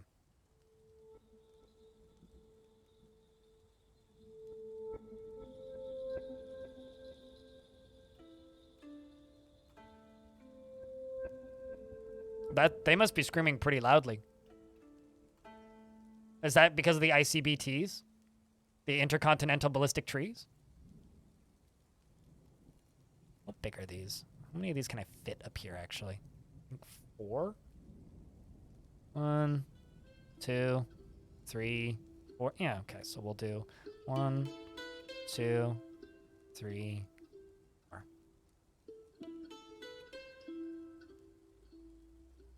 On this version? And no, I'm not number 1 on Steam, because there's a lot of people that haven't closed it. 225 hours? I mean, I know for a fact ClinoDev said, like, pre-release he had, like, 600 or something. Back from dinner. I'm building a fountain. I'll do a video on how I built this later. But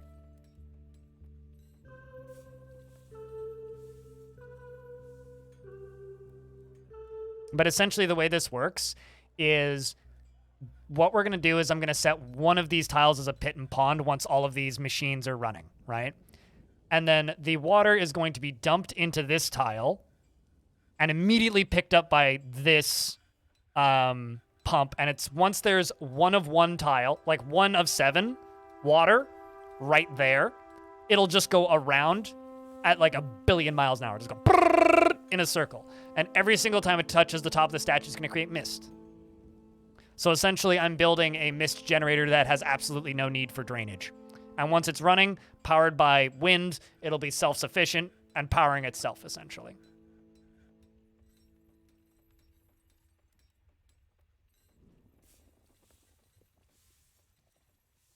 It's a lag machine? Sure. But frame rate's fine, so... I could spare 5 frames to increase the happiness of my dwarves. We can also disable it by simply pulling a few levers. Or deconstructing a few things.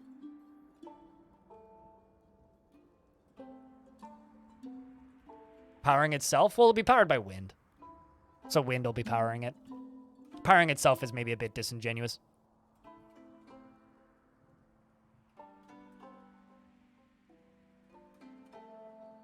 Granite blocks.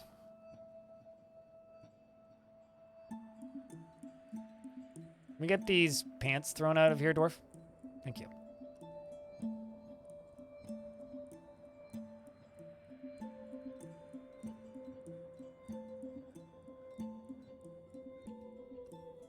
So now I can build windmills right here. Boom.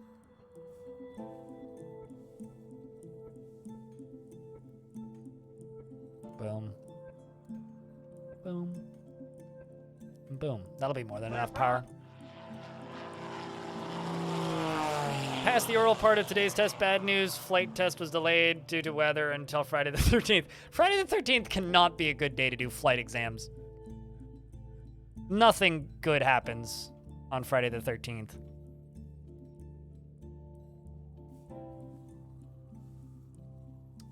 But congrats on passing your oral exam, Violet. I guess you'll find out. Just don't crash, okay?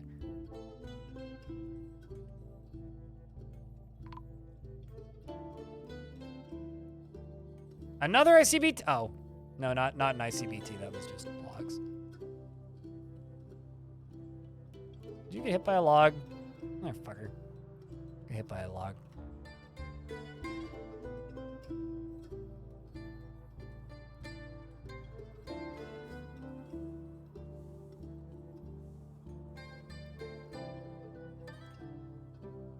Some cultures, 13 is a lucky number. I guess it depends on your definition of luck.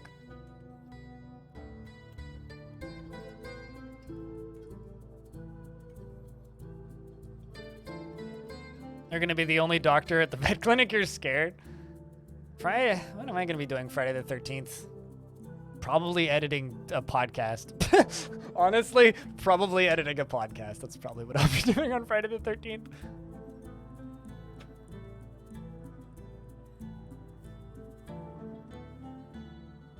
Well, I mean, here's something that'll help. The next time I have Zach and Tarn on, I'm going to be joined by a guy named Waylon Snedker, who is the developer of a little indie game called Odd Realm.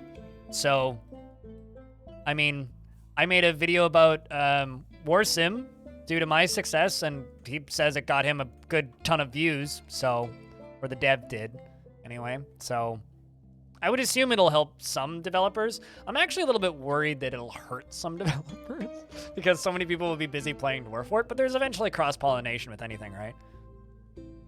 Like, I hope Odd Realm continues to sell because I really want to see Odd Realm do well. IR Stupid, thanks for checking out a 3-month gift sub to Milk and. Is there an equivalent of weed and or gas or shake? Are you asking if there's drugs or smoking in Dwarf Fortress? No and no. It's actually one of my biggest complaints about Dwarf Fort is that there's no pipes. But thank you, IR Stupid. IR Stupid's just sitting there with a sniper rifle going, bang! Congratulations, you've been hatted. Odd Realm has about 20, 30 hours of content. You know, like, and this is just kind of a pitch to all of you who've been enjoying Dwarf Fortress. If Dwarf Fortress is if Dwarf Fortress is Minecraft, Odd Realm's Terraria. Similar idea, executed completely different. Both fun and interesting in their own right. Also, thanks for checking out a gift sub. Gift sub? Gift sub. Yes, gift sub. Holski.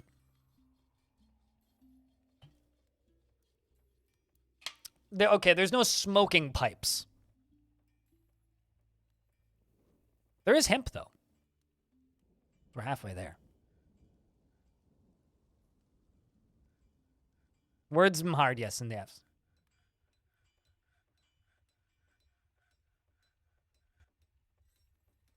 I will state that I am kind of biased when it comes to Odd Realm because I am, I've had beers with the dev a few times. But then again, same goes with Dwarf Fort 2 by that logic, so. Already have Odd Realm wishlisted? Yep. I don't know, that dev's just had a hell of a time marketing his game for years, so I just kind of feel bad. And then Songs of Six is doing just fine. Thanks for the $5, IR Stupid. Cheers, man. I'm taking #1 spot in the weekly cheers. Or keeping it, I guess. Any idea why your dwarves are jumping several layers of open space? Oh, so dwarves, when they run out of bolts, rather than going and loading and firing more bolts, they would rather just charge and blunt force trauma their way through the enemy with their crossbows. So if you want them to stop doing that, give them a fortification like this, and then lock them into a tower with the fortification and ammunition. Otherwise, they will go and blunt force trauma. If they have a direct route to pathing to the enemy, they will fire until they run out of bolts and then charge. Dwarves are just very enthusiastic about the murder of the enemy. They're just sitting there singing, "Kill the fucking enemy." It's like, what, Burn by Dope, I think is the song that I'm thinking of. Kill the fucking enemy, kill the fucking enemy. I think that's Burn, yes. Yes, that is in fact Burn. Bad song, don't listen to it. Bad band too, but I listen to them sometimes. Fixed Bayonets, basically, yeah. And thanks Neon Rug for the Prime. I think that was a Prime. Yeah, that was a Prime. Cheers. So yeah, essentially if you want your archers or crossbow dwarves to work, just make sure that there's battlements in front of them. We'll do some streams of Odd Realm at some point. We're also going to do some streams of Songs of Six at some point. Need to play both those. Something just hit my door. Hold on.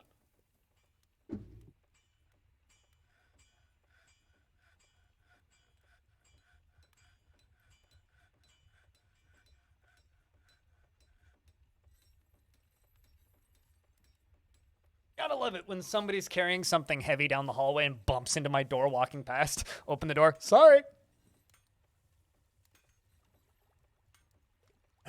You've run into the dwarves stop working again bug. Oh no, that sucks.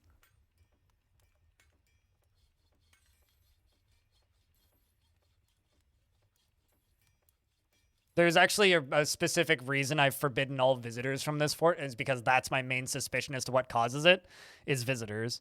If a visitor dies, seems to be the only time that it starts.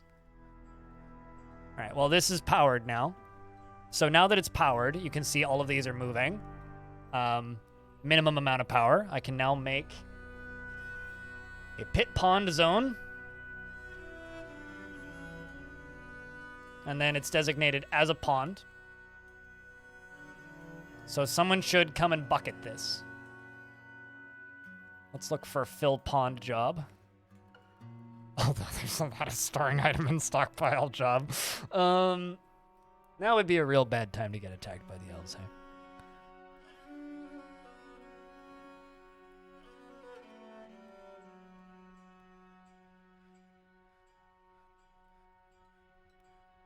Fill pond, there you go. Victory and Solace has the job of fill pond. A very important job.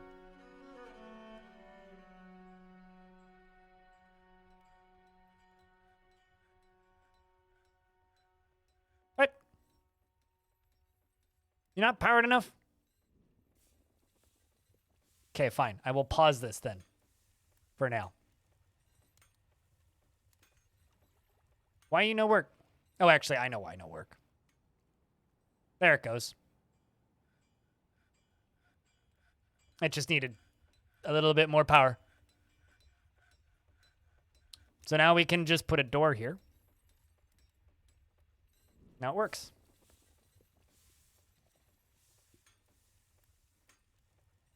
So now we have this lovely little generator.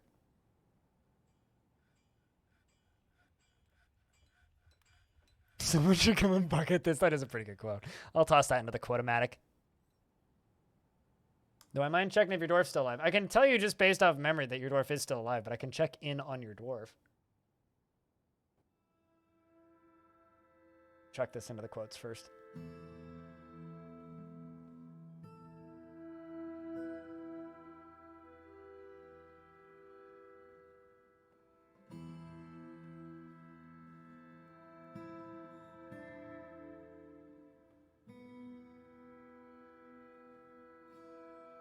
Just waiting to see a dwarf that's happy about... There you go. Relieved being near a waterfall. All right, so your dwarf... Tropic.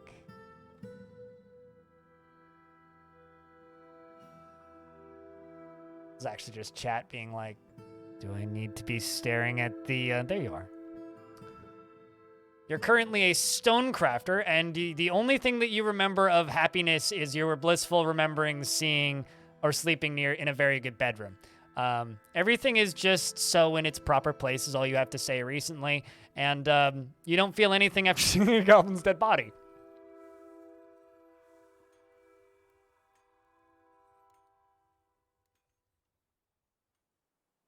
How is the mist getting through? How's it getting through? The pumps are simply pumping it off the ground. So the water lands on the ground, right? So let's move this one turn at a time. Water lands here. It touches the ground and then gets pumped up by the pump from the layer below, because that's how pumps work. And then it shoots it over here, and then this pump immediately catches it, pumps it over here, and then this pump catches it, and then pumps it over here, and then this pump catches it, and then it pumps it over here, and then this, and then it just goes in a circle. You can just see it going in a circle. And each time it generates mist out of thin air. The water isn't depleting. The water isn't drying up. It's just pumped in a circle. Well, there's a pile of dead goblins in that field, so. And then now it's impossible to walk in and out of the tavern without getting sprayed by lovely mist. And the reason the statues are here is to stop dwarves from accidentally getting spontaneously waterboarded and spraying the water everywhere and causing this to cease functioning.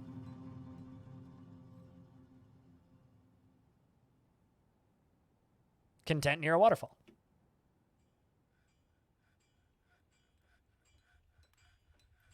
Yeah, literally, the water's getting levitated in a circle. That's a really good way of putting it, yeah.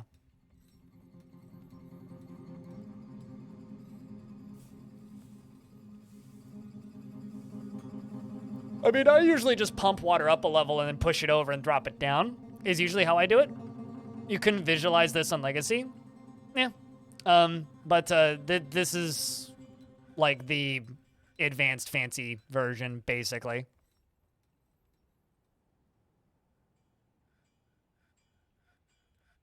Do the dogs? Let's see if this cat feels any. The cat is content. You know, chat, I used to say the Dwarf Fortress was the most realistic cat simulation. I no longer agree with this. No cat in the history of cats has been content near a waterfall. No cat. Ever. This isn't a tiger. This is a kitten. Metalhead Fusion. This is a kitten of a domestic house cat. This cat should be pissed. Some cats like water. I've known one cat. Okay, so actually my neighbors used to have this Bengal cat, and he would sleep in the toilet. So you're kind of not wrong, chat room. But your cats jump under the shower. Your cats are nuts. All right, so we are in midwinter. I think it's time for me to go to jobs. We're just going to set everything to nobody does this for a little bit. Just nobody does this. Absolutely, no matter how much you want to, dwarves. Well, okay, actually, plant gatherers, everybody does this. Nobody does this. Nobody does this. Nobody does this. Nobody does this. And only selected do this. And everybody does this. I just want the dwarves to party for a bit.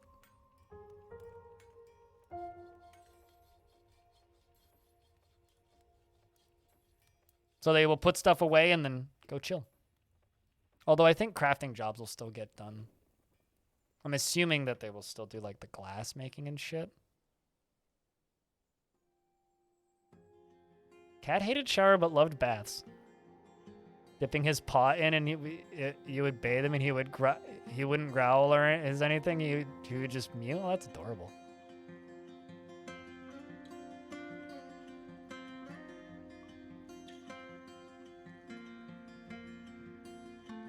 I'm actually curious about how many jobs are going to continue happening. Like, if they're going to keep making the serrated glass discs, so I'll just follow this dwarf until they make one.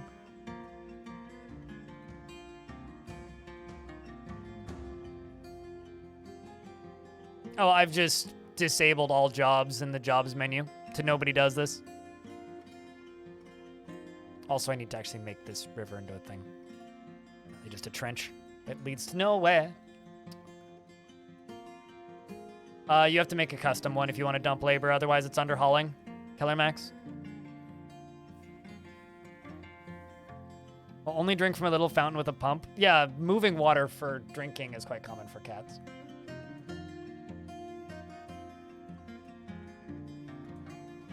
It's safe to have windows that lead directly into the fort. Enemies can break down windows. I used to make blast doors. Okay, so they will just continue doing these jobs. All right, well then in that case, let's also go into the tasks menu.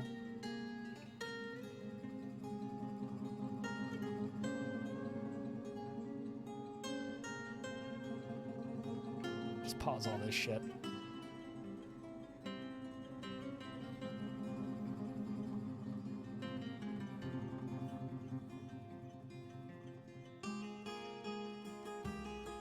Go take a break, dwarves.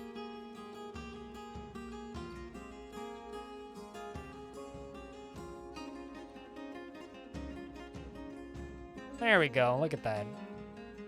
Oh, except for this one who's got a strange mood. What do you need? Actually, what do you have is the better question.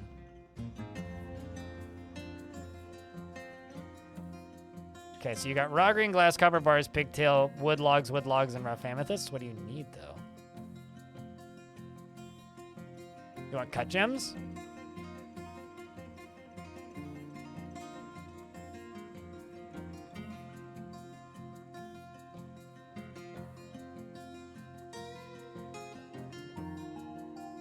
That should do her.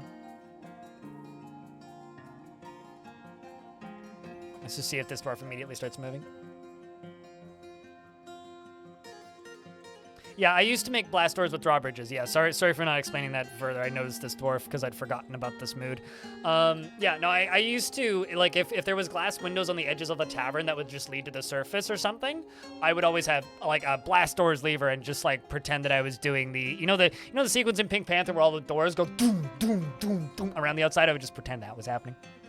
Good times. And I said, it looked, let me tell you this, it looks a lot better now. It looked way worse the first day because it was all puffy. It's just a scab now.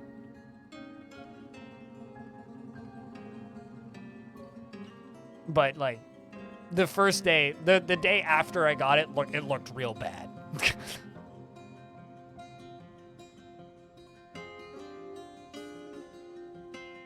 Now it just kind of looks like, I don't know. My mom says it looks like a really big pimple at a distance. I don't know if I agree with that. I ate some concrete on New Year's Eve. Well, day before New Year's. I fell on a set of steps and smashed my face and broke my glasses on the 30th. So I was out drinking with a friend. Looks like I've been scrapping. No, I wish it was something that cool. But no, I fell and smashed my face in. So I'm fine. Yeah, I'm okay. I went to a walk-in clinic on the 1st, and they just took one look at me and said, that cut would be way bigger if you had a concussion, so you're fine. Did I ever find them? No. I'm assuming my drunk ass just like tossed them on the way home. I do remember them breaking though. QQL things you would love to see in DF. Pause and unpause on all work orders. Yeah, there just needs to be more select all options. Ah, sweet, got everything. I need to have a hotkey for Tavern. I need to redo my hotkeys. There we go, now they're all dancing. Let's see if we can improve the mood with this general Misty McGifty down here, Z. Yeah, just better filters and like add all options for like everything. Honestly, all that this game really needs right now. And the ability to zoom in and zoom out while in ASCII, obviously.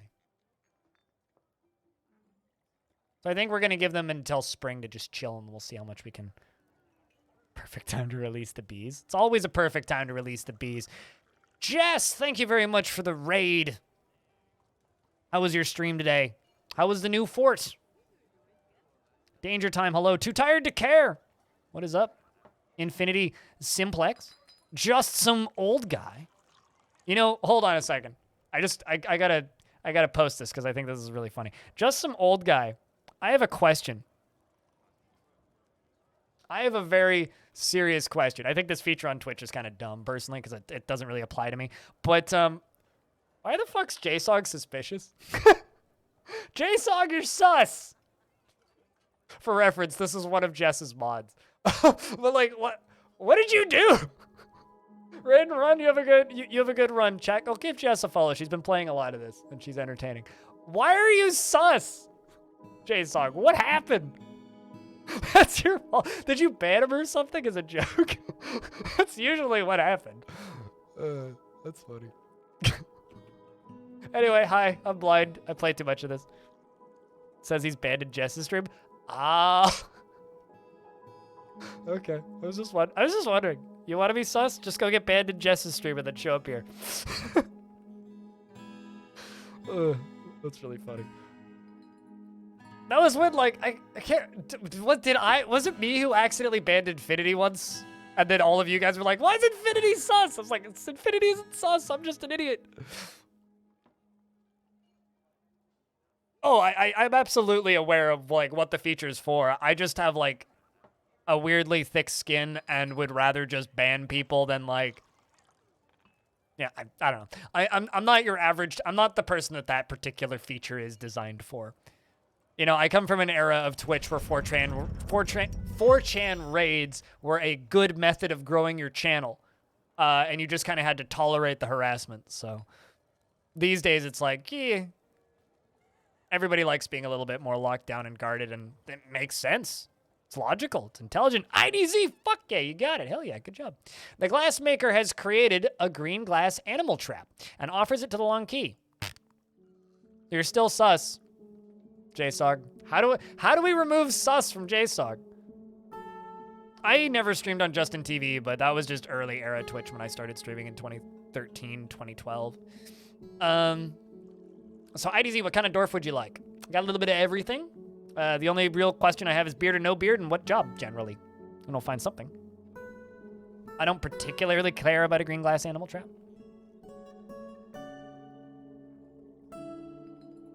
Every day I'm sussing it. Okay, Jess, you have a good one. See ya.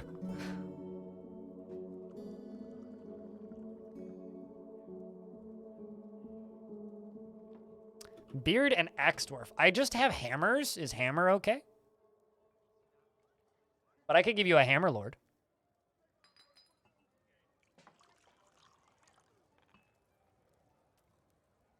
It's okay? Okay.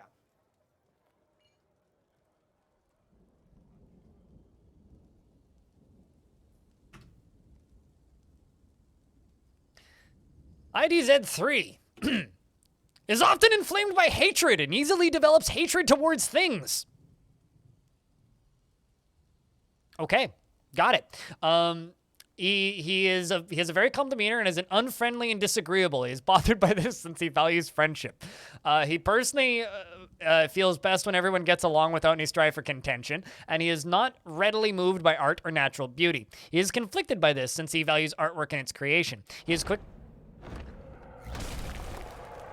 All right, hold up. Got a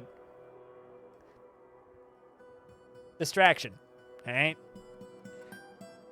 The werepanda Nazurkang Paru has come. A large panda twisted into humanoid form. It is crazed for both blood and flesh. Surprise. And its eyes glow scarlet, and its dark brown hair is patchy. You will know why you unite the fear.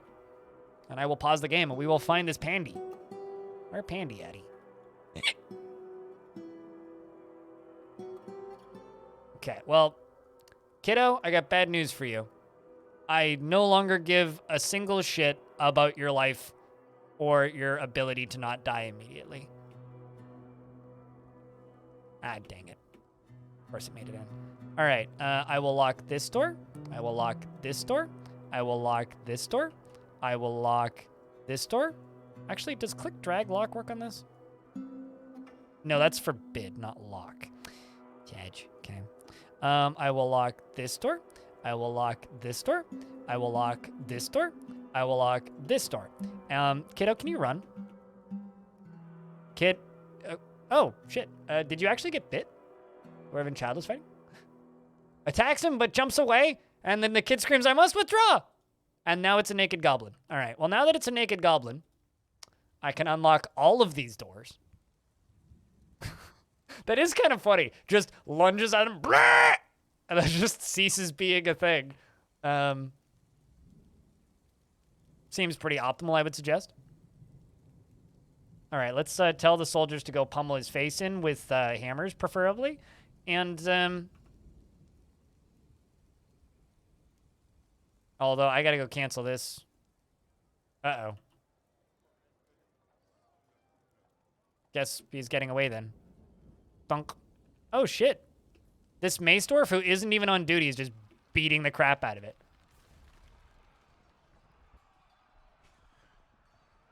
Yeah, he's literally punching it. Check this out, chat. He's literally just punching it. He's punching the goblin in the right hand with his right hand, and the injured part collapses. Okay, he was given the order. He just didn't equip anything. He's literally just got pants on. Oh. He's got 2 socks and pants on. Shirtless, hatless mace dwarf just books it out here and is beating the ever-living shit out of this goblin. That kid's dead? Why is that kid dead? What? Anyway, good for you.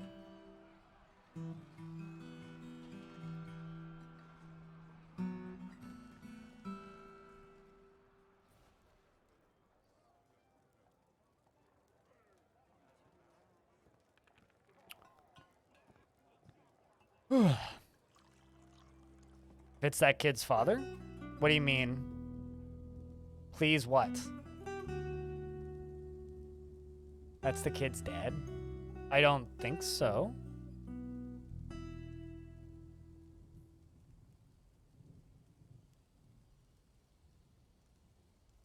I'm like 99% certain that that dwarf is not that kid's dad. Where are you? I mean, actually, what was the name of the dwarf?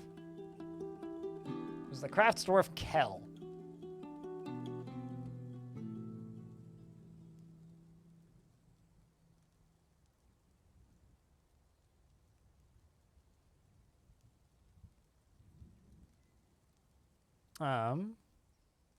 Has no family. So no, is not that kid's dead.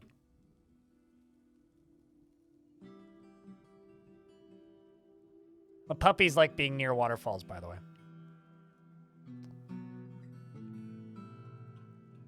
All right, what was I going to do? There was something I was going to do, and I've just completely spaced on it. We're in late winter. We're going to turn all the jobs back on. I need to be focusing on clothing.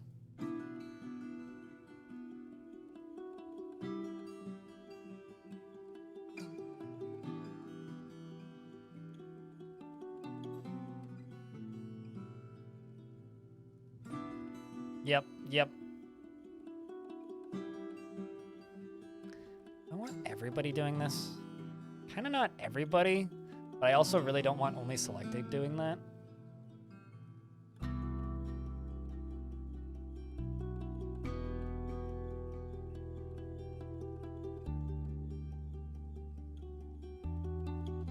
I feel like I should have like at least 2 hunters. Woodcutters, yep. Miners, yep.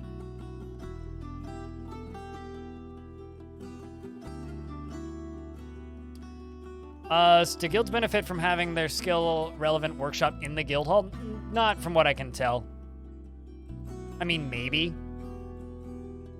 I mean, if you've limited it to only guild members, then it's kind of like a quick and easy way of only good quality dwarf skills getting in there to, like, do those particular jobs.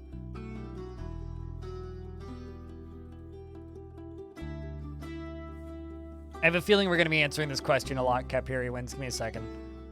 But it's a old school strat that is absurdistly effective.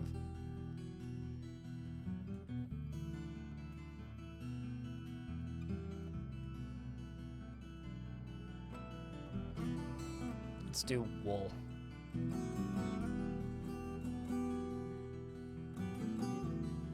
It's yarn, I think. Let's do 50 yarn shirts. And yarn dress 50. But essentially it's just the old school style. So we've got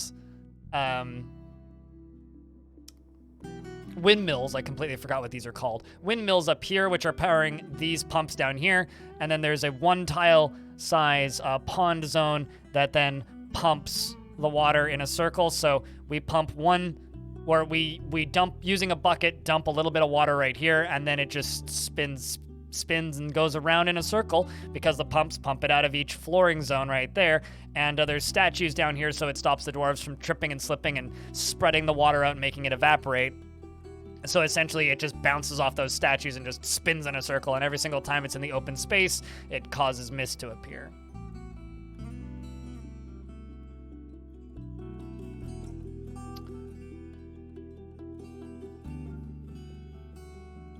It'll be a religion that has 10 or more members, which are the golden religions, Fjorwind.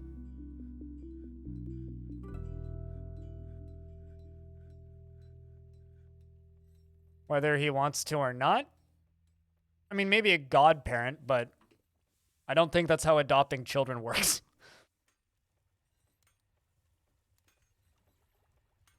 Bit of an exploit? It's not an exploit. It's literally just how pumps work.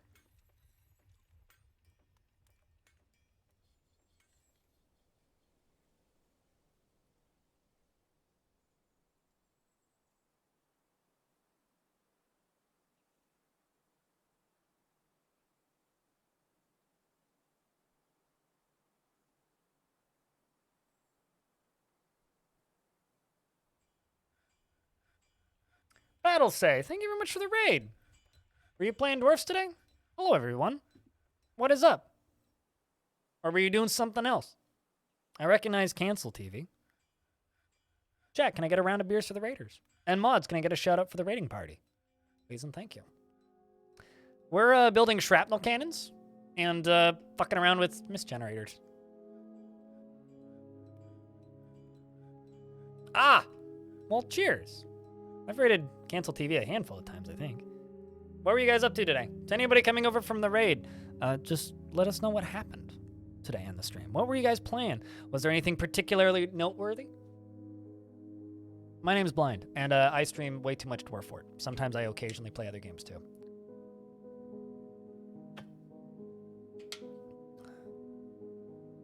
Oh, and literally, here's the thing about shrapnel. Literally anything will work. But you're better off making heavy things. If it's cutty things, if it's disc, heavy things, if it's other materials, right? So gold statues are going to be effective. Glass discs are going to be effective. Dead corpses won't be very effective because they don't have much cutty and they're not very heavy. Lead bricks would work. Literally, yeah, sure, gravestones. You could fire coffins at things. Metal cages with geese in them. Warhammer 3. Gotcha. You got a cavern and you're in the process of trying to find flux stones? Yeah, that's a process.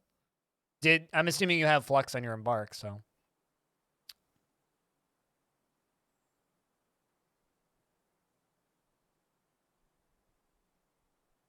Would be insanely effective. I mean, they'd fit. The problem is the amount of stuff you can put into a minecart is based on weight, which is why I like using glass, because glass is really light. So, like, if I'm using glass, like, if I just select this minecart, like, there's a couple items in here, right?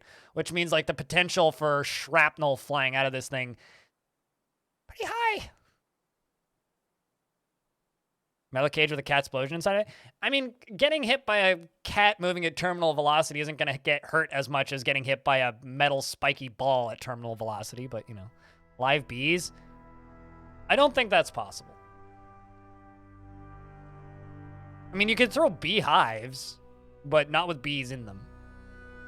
Speaking of beehives, I should make some beehives. Just to see if there are any on the map.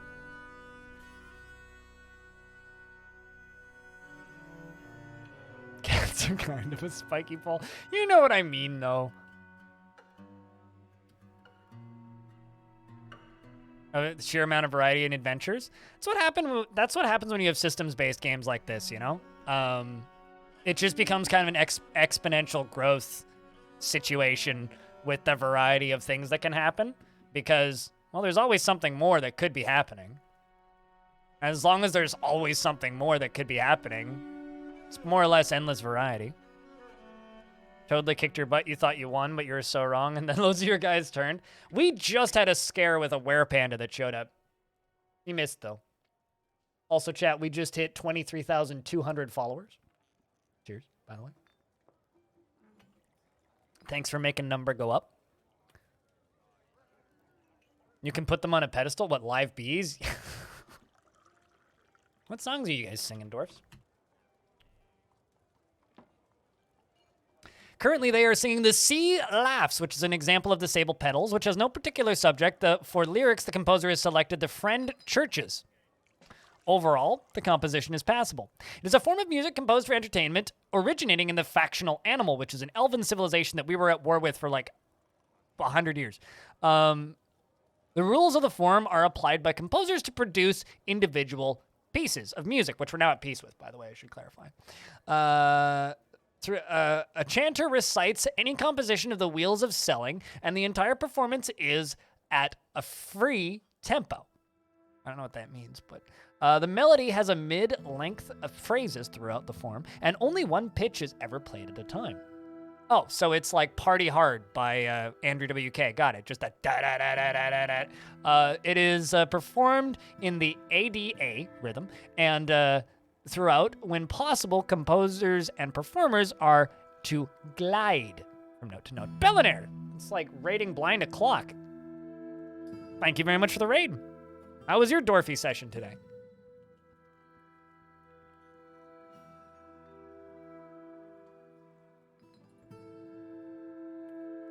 For years and years, and basically for like the last, from, I don't know, about 2017, well, mid 2018 until about 2 months ago, this was a 50 to 100 viewer channel. Like 100 on a good day, 50 on an average day. Then the game released. Oh, look at it. Number go up. Crashed and lost like an hour and a half progress. Oh, God. I'm sorry. That sucks. We built one of these. Why is there blood everywhere? Goblin blood? Oh, that's fine. Oh, that's not dwarf blood.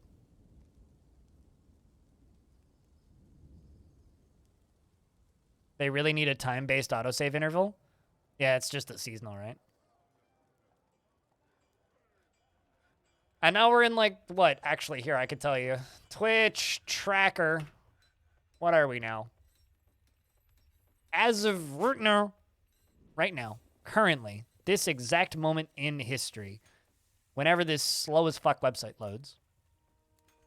Why is there blood? Whose vomit is that, and why is there blood everywhere? Both very commonly asked questions in Dwarf Fort. Watched your quick tutorial on custom statues. Does customizing them affect anything? Just player opinion. I don't think that, like, dwarves will necessarily get, like, bad thoughts if, like, they hate snails and there's 5 statues of snails in their bedroom, but it's very funny. Like, mostly, it's a roleplay thing. Why does Twitch tracker load so frickin' slowly? Terrible website. Yeah, chat, we are currently the 780th biggest English-speaking Twitch channel, number 1,734 on Twitch overall, and we're in the top 0.02% of Twitch. I was in, like, the top 60, 50,000 for ever, basically.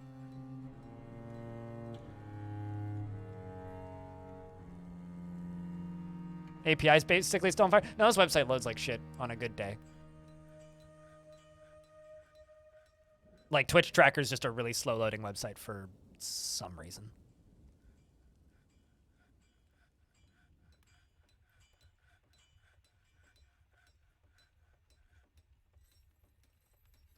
You have like 7 statues and 4 are leeches.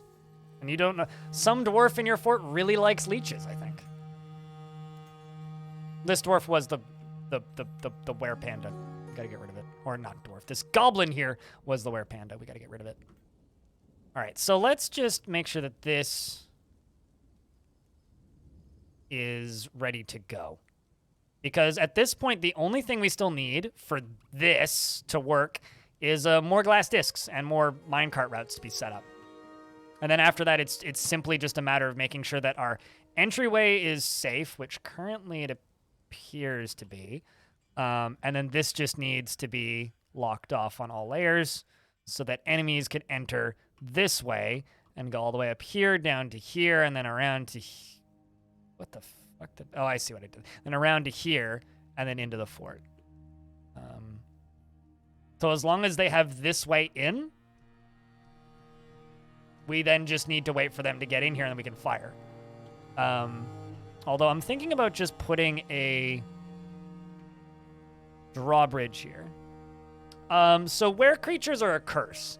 Curses are untamable, unretractable. So once you have a curse, you're fucked, basically. Where creatures are cursed by the gods, either in World Gen or in your fort, it can happen in your fort. I won't tell you how unless you really want to know. But essentially, if there is a cursed entity, they're just cursed, and that never goes away. So are were creatures tameable? No, because they're cursed entities, cursed by the gods, cursed to live as some worthless creature that does nothing but kill its loved ones for all eternity. Same with vampirism. You can't tame or revert vampirism. Once you're a vampire, you're just a vampire. But you could weaponize them. I mean, if you were able to get a bunch of them locked into cages and then release them at the exact right time, maybe you could. But the fun of were creatures is that they are a overwhelming force. The cure is death, absolutely. The cure is swift smack to the noggin with a hammer. or a big kerplunk with a boulder from above. Whatever hits first. I've absolutely weaponized them before. But they are also, I think, the first major, I don't want to say skill check, because that's the wrong word to use. Kobold the Brave, hello. This is actually a soundbite of Tarn Adams speaking Kobold. Anyway, the thing about, like, were creatures is they are the first major difficulty check, I guess, or knowledge check in Dwarf Fortress, where the game just says, all right, you think you figured it out? Let's throw the book at you. And if you survive it, congrats. You survived the game throwing the book at you. If you didn't, time to try again. Do were creatures need food? No, actually, because their food need meter is reset on the 1st of every month. Also, depressed dwarves are going down.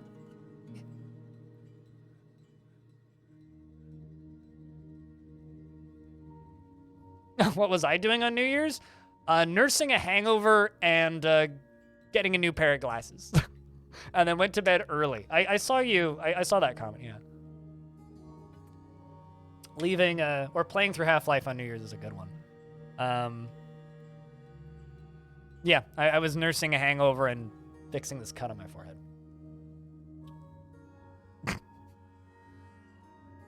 We all make mistakes sometimes. What does this glass room do? It make thing die fast. It's the room of many things that die.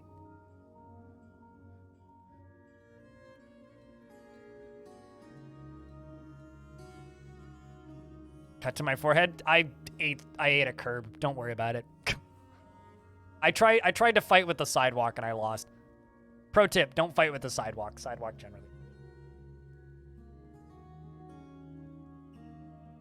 Fell on my ass was scary for a few minutes. As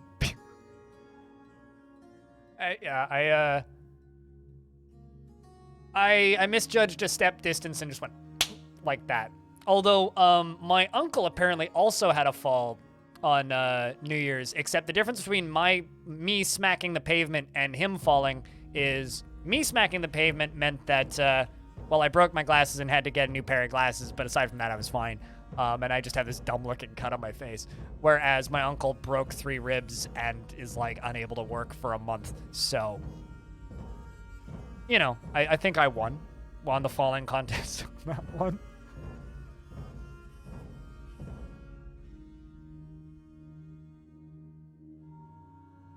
What's the difference of 30 years? It's the difference of 450 pounds. Yeah, no, I do hope he gets better. He's fine though. He's he works for the RCMP, so he's covered. He's good. He's good to go. He's large. He is in fact a very large lad. To be fair, he's less large than he used to be. Me? No, I'm on a good month. If we're talking pounds, 139 to 145 on a good month. A bad month, I'm in the 20s. I'm a skinny person. How long has this fort existed? Since the year 119, about 30 hours as of this morning. Or as of now, I would say.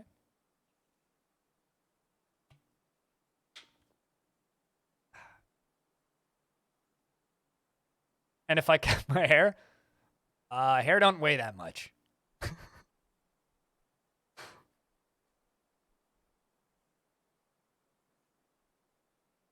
Oh, sorry, 219. Did I say 119? 219.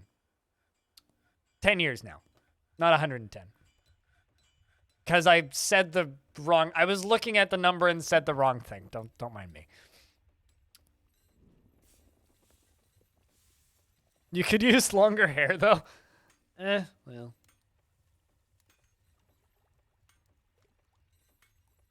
New Year's Eve for me, because I went out drinking on the 30th. Screw drinking on New Year's Day.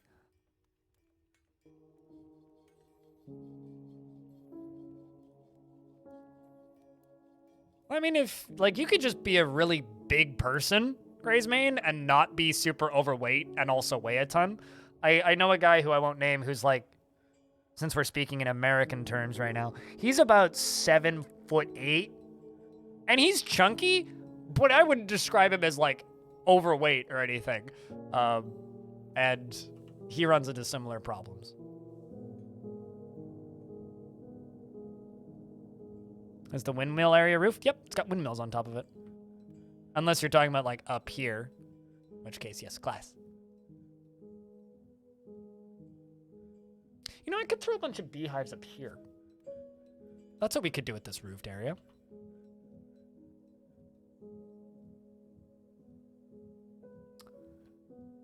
So a Titan has invaded the fort? He pops into the chat every now and again. But whenever I see him at conventions, I can just, like, shout from across the convention floor because he just, like, see his head poking out above everybody else.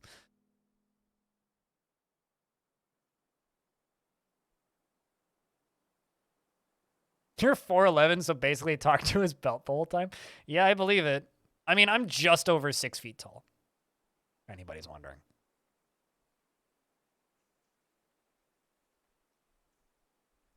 I don't know if there's any bees on this map, so I don't know if we'll actually get any. I can make glass hives. I should make glass hives.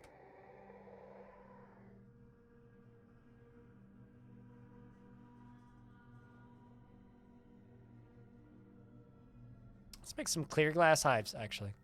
I should still have pearl ash lying around.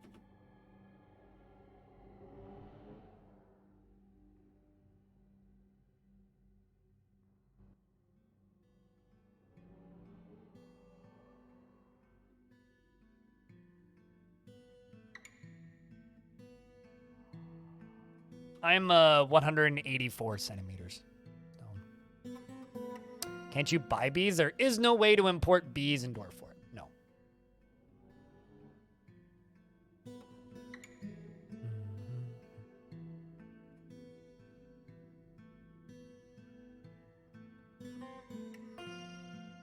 Could I show the mist generator? I'm gonna straight up make a video on how to make one tonight, but it's literally just this. It's just pumps spinning in a circle, powered, and the water just falls down and immediately gets picked up by the pump next to it, and it just shoves it around, and it just cycles it around in circles. And the reason you put statues underneath it is so that dwarves don't catch the water with their body and run off with the water, which will happen if, like, the water just goes splat into the dwarf. The dwarf will just run off with it. And I've got somebody throwing a tantrum. Excuse me. Huh. All right. We should check justice, make sure that there's no open cases.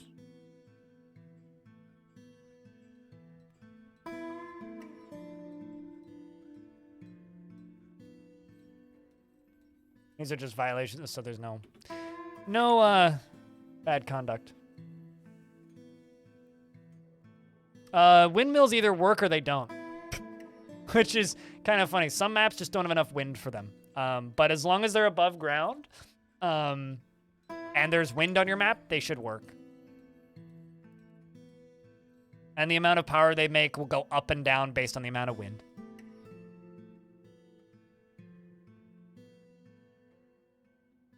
Yes, I made custom whale statues. These are all of the image of our faction, which is an image of a giant sperm whale, and it is a rendition of the ancient screams of oceans, a finely designed image of a giant sperm whale, a dwarf, and a short sword, and a jagged pike, and a dwarf. The giant sperm whale is screaming. The dwarf is raising the short sword. The giant sperm whale is being flayed by the dwarf. The dwarf is laughing. The giant sperm whale is impaled on the jagged pike. The image is the symbol of the long key, a local dwarven government. That's a symbol I designed myself.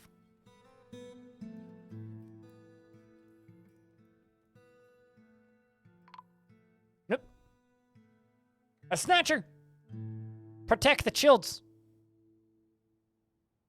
Alright, boys, go smack them.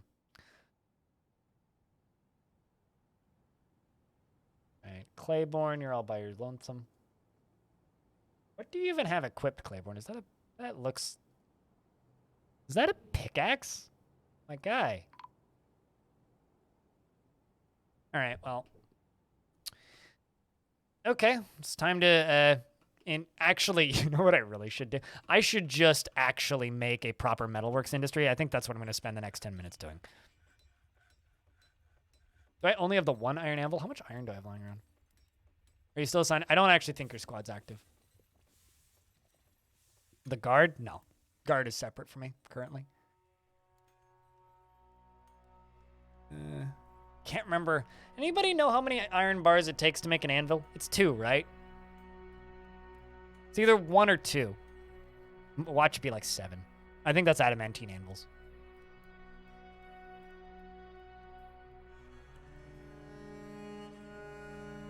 Dwarven space program tutorial when? Put dwarf on bridge, pull lever.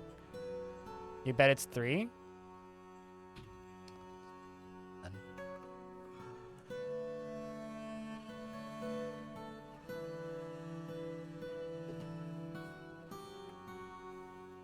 I kind of don't like this setup over here, so we're just gonna... And perfect. Sound effects included. This is gonna be our new Metalworks industry up here. Wiki says 3. Okay. I was almost wrong. A+ for being almost wrong.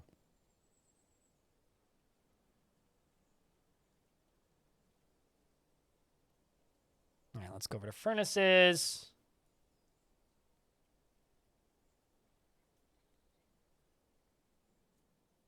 Let's just do 4 furnaces, I think. Let's do these all out of quartzite. I like kind of my furnaces being bright pink. And it's like, they kind of end up being like this hilarious pink color if you use quartzite, so I'm a big fan of that.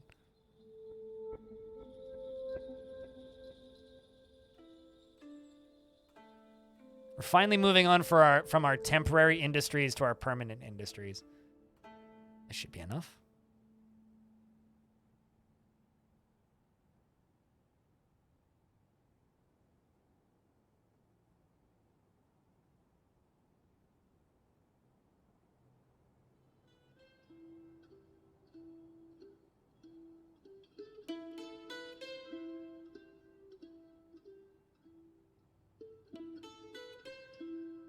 You feel like child snatchers are your friends, though? They get rid of your useless kids and they provide some janissaries for... I feel like you should play this game more. All I have to say. If you genuinely feel that children in Dwarf Fortress are useless, all I can say is that to me, that just means you haven't played enough of this game yet. But it's okay. Most people just go in with that bias and then never live up away from that bias. Children are your most valuable dwarves because if they grow up to be adults, they're usually hardened by the time they hit adults and are often almost entirely immune to stress. They are far and away your most important dwarves. The least important dwarves are the random peasants that show up. Your children are the most important dwarves because they will be tougher than any random adult migrant by the time they're an adult.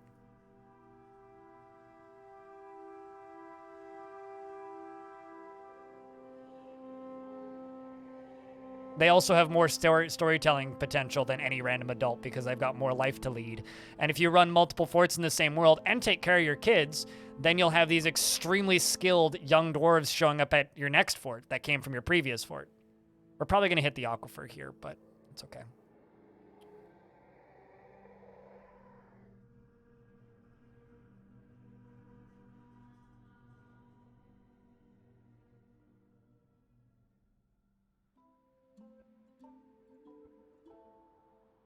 What's the priority on these? Priority number 1? I did see it start for a second.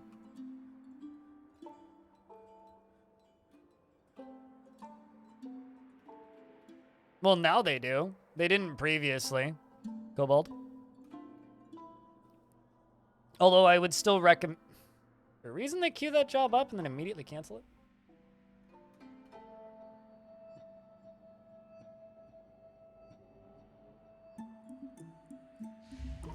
I think I just need more dwarves. Craftsdorf has been possessed.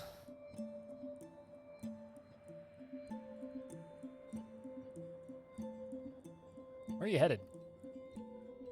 A clother shop. Oh, that's interesting.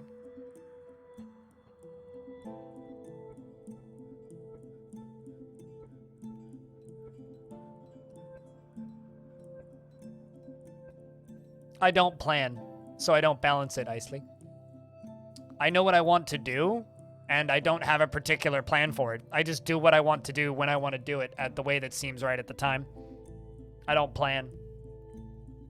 You're talking to the wrong person to talk about planning.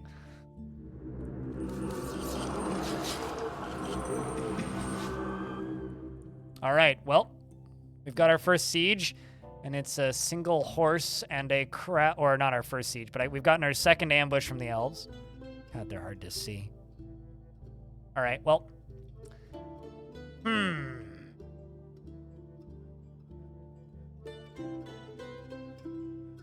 I don't want to accidentally cancel that dwarf's job. So I'm going to go down here, and I'm going to see where all this is assigned.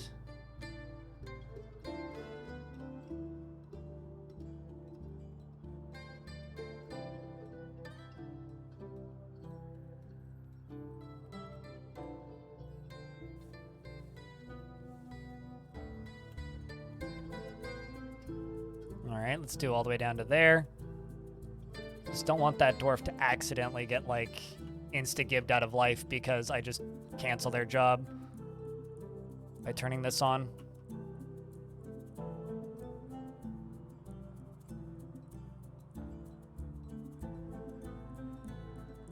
All right, let's unpause it. If that dwarf goes nuts, then say la vie.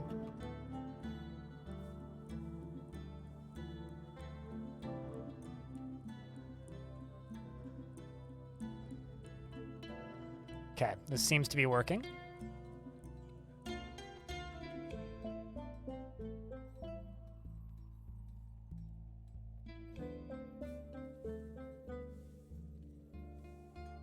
All right, let's pull the front gate lever.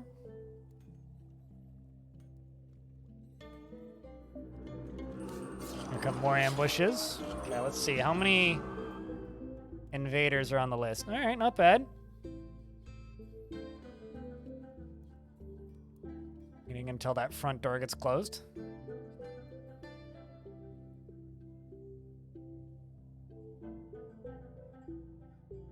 Someone's got to be going to go pull that lever, right?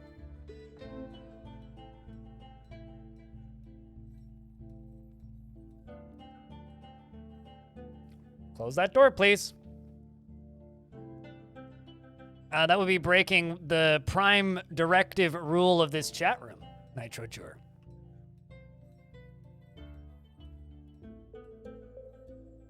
All right, let's see. Where are the elves at?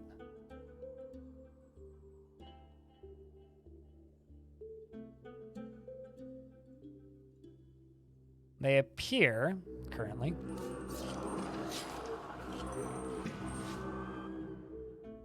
to be going this way.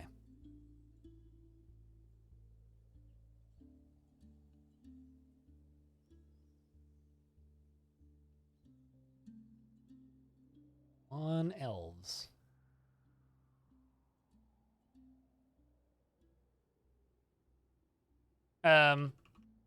Close.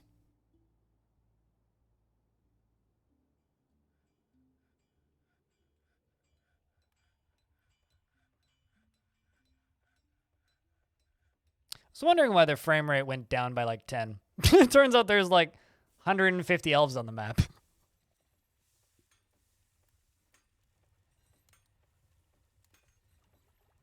All right, chat. So we get to test out our shrapnel cannons.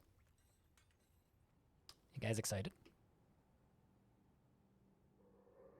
We got one full and one that hasn't even started filling.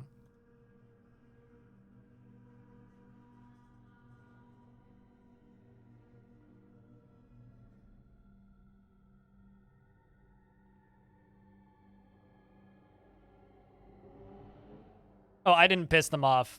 This faction was at war with them before the, This faction was at war with the elves before World Gen finished. So I didn't do anything. It wasn't my fault. So you know what's exciting? Did you guys see that? Look at these. Watch these.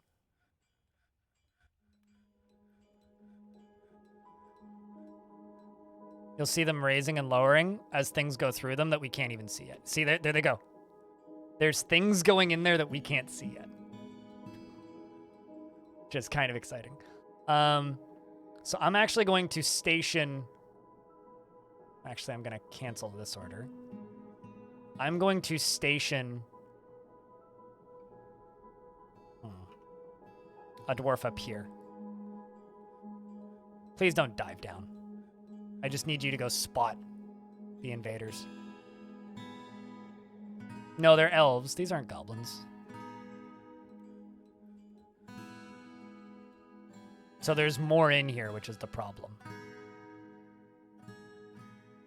So if you can see these opening and closing, it's because they're stealthed.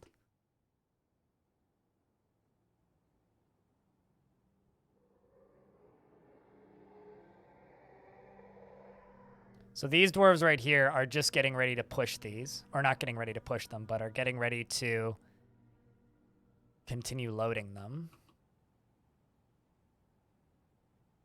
So this is going to be like tricky timing because I know that there's a lot more in here than we can actually see right now.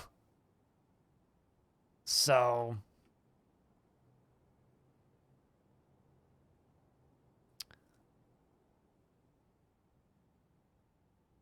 But these three we're going to send like right there.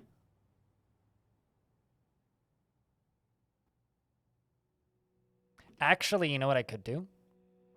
I'm going to station...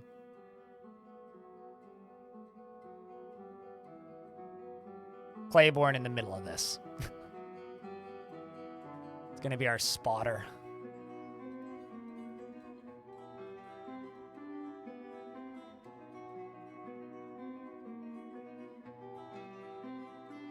But chat room, wish us luck. We need a round of beers for my soldiers, as well as these elves. They're probably going to need it too, to be honest.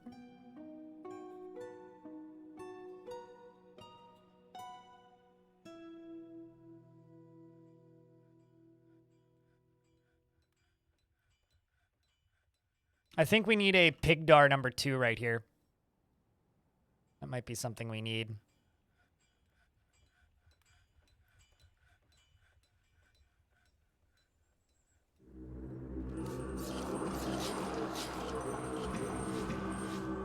All right, we are spotting more right there. Good thing they're all wearing wood. That won't do much against the shrapnel.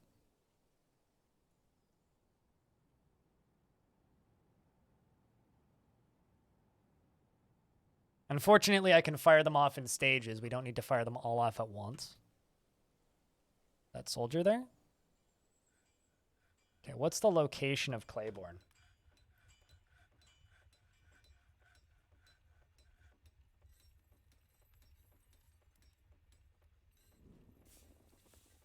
Also, holy shit, I've been streaming for 7 hours. When did that happen?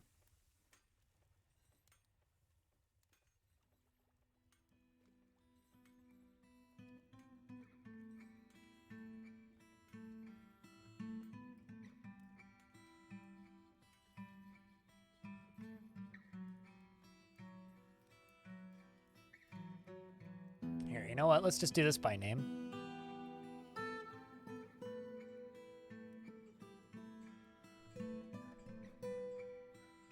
Thought it was Claiborne.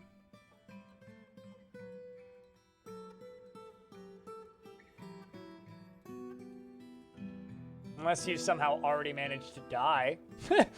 Which would be weird.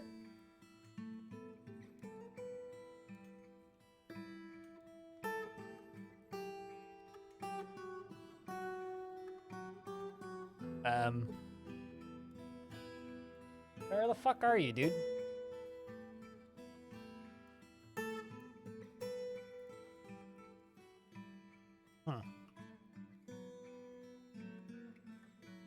He's storing an item in a bin, was he? I'll believe you.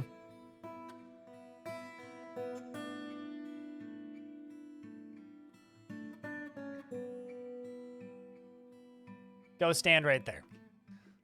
I want to put a whole squad there. Also, chat, an ad's about to play. I'm gonna let the ad play, take a 2-second toilet break, and then we'll play the fight out. Give me a sec.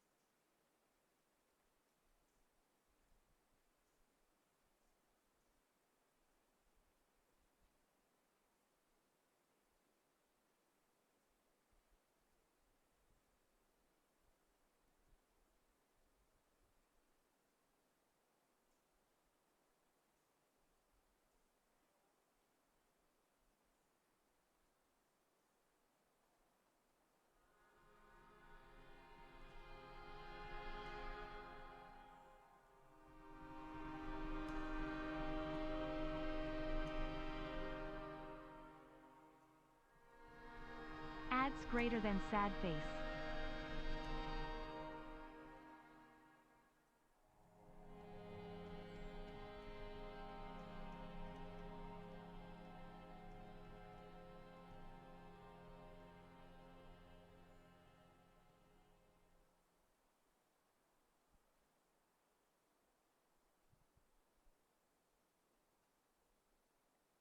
I return. I saw that dwarf pop, Leo.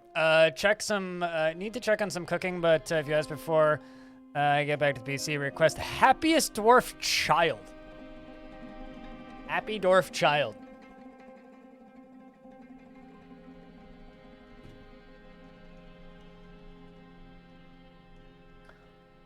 Also, Kajiro, thanks for the Prime sub for a third month. I agree when it comes to ads. Happiest dwarf kid. Well, not this one. This one's a little frowny face.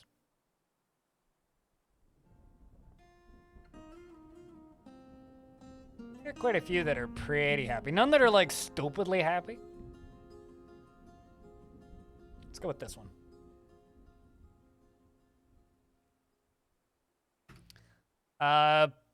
Personality-wise, I have a sandwich. Sort by emotion? I just eyeball it.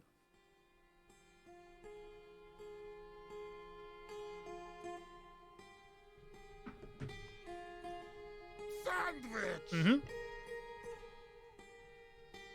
Having a sandwich is better than not having sandwich. She lives at a slow-going and leisurely pace and deserves little for herself in the way of possessions. She's made deeply uncomfortable by difference in culture and appearance, and she's extremely confident in herself in situations requiring her skills. She's not inherently proud of her talents and accomplishments. She tries to do things correctly each time. She tries to keep her things orderly, and she tends to hang on to grievances. She prefers to present herself modestly, and she has a noticeable lack of perseverance, and she takes offered help and gifts without feeling particularly grateful. She can sometimes act without deliberation. She can rarely be happy or enthusiastic. She is rarely happy or enthusiastic, and she is conflicted by this, and she values parties and merrymaking in the abstract.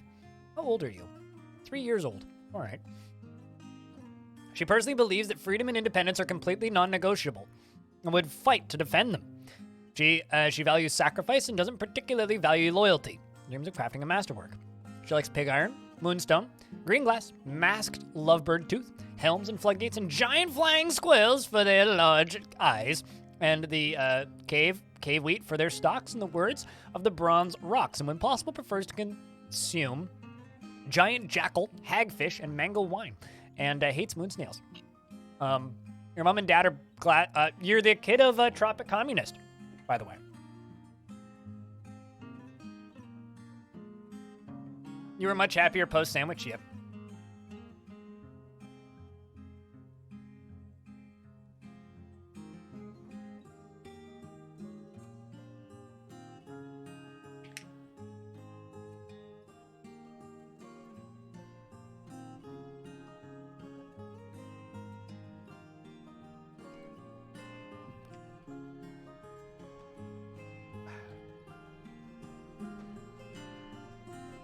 For reference, ham, cheese, spinach, and pickles. And the ham is leftovers from Christmas dinner, which I froze. Joe Diamonds, thanks for gifting us up to Kobold the Brave.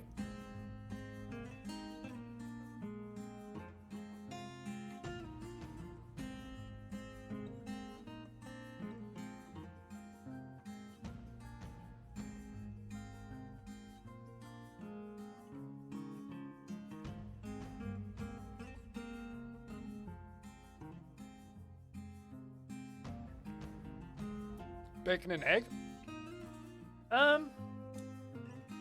Anything with sauerkraut.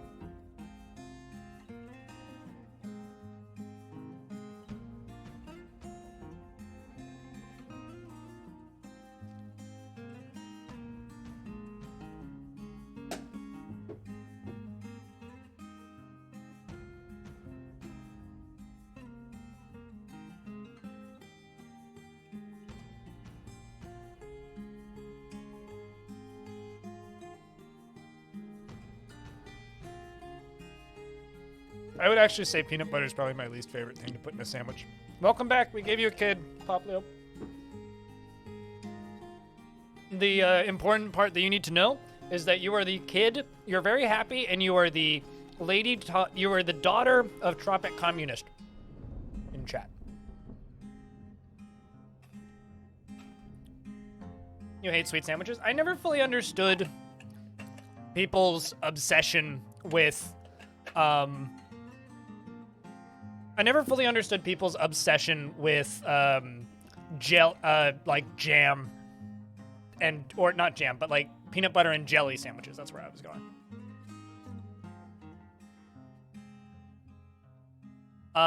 It's about to. Buttery whale fetus. Welcome back. It didn't happen because I was ill. For everyone. Wolfer. Could still happen, though. Yeah, here comes the threat. The dwarves are rapidly filling some shotguns as quickly as we possibly can. And we're getting ready to fire. We got one 100% full and one 80% full, which should be enough to kill them all.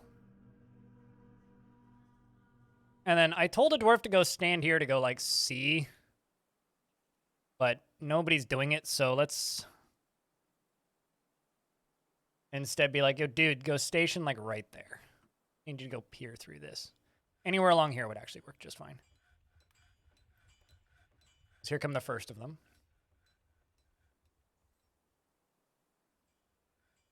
So the problem is, I don't actually know which shotgun is going to fire based on which route. Like, which one's 100% full? I'm not entirely sure. I think it's these two. Like, I'm pretty sure it's like this one. Nope, not that one. Okay, so this one is the one that's 100% full, I think. What about this one? Not at all. Okay, this is the one that's 100% full. Those two.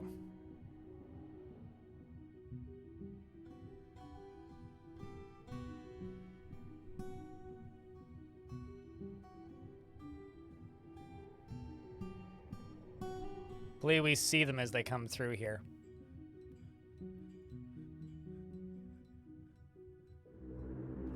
All right, so there's a scared horse right there.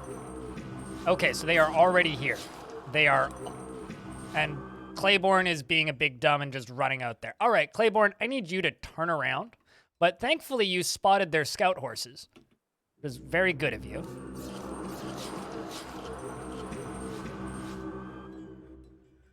All right, Claiborne, I need you to retreat. I need you to retreat. Like, the fastest, biggest, bestest retreat you've ever done. So turn around. Run away.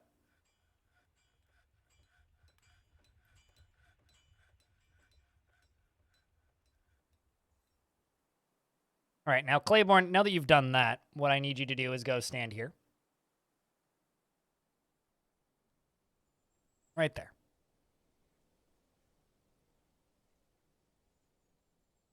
Because I know that there's elves, like, approximately, like, right here. But we see the majority of them, and the majority of them are still up in the hallway, so we're waiting. Livestock in enemy sieges are always, like, easily startled.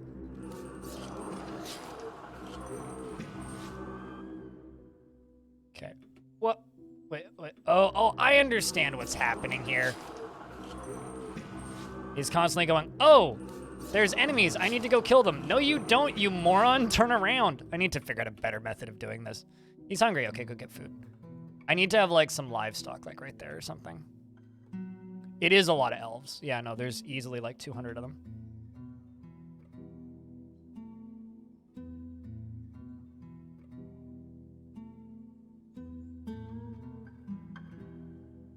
Like, the top side of this is, like, fucking ready to go.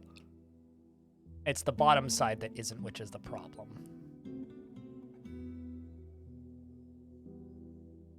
This is about to get gnarly. Get 'em, dwarves! Right? Now! Okay. Alright. The problem is, I need to retreat my dwarves.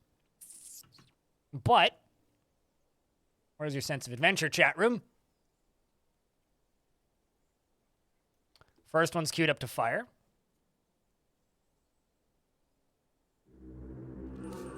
All right, yeah, we can just fire both of them. As long as the dwarves are on this side, they're okay. It's very big, like, if, but...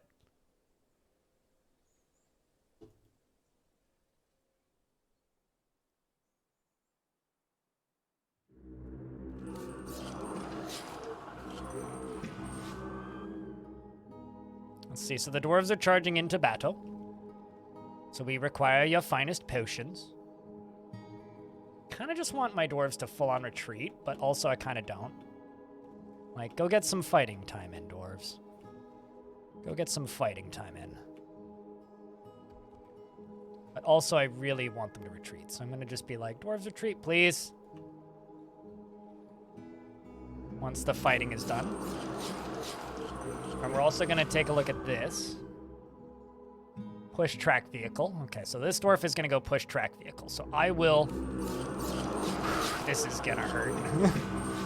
As long as they stay in this half of the map, they're not going to get immediately eviscerated, which means they're probably going to get immediately eviscerated. All right, can you guys, like, go this way, please? What I want you guys to be doing right now is... retreat. I don't want to disband the squads. I want them all to be off-duty, actually, is what I want. That'll maybe make them back up.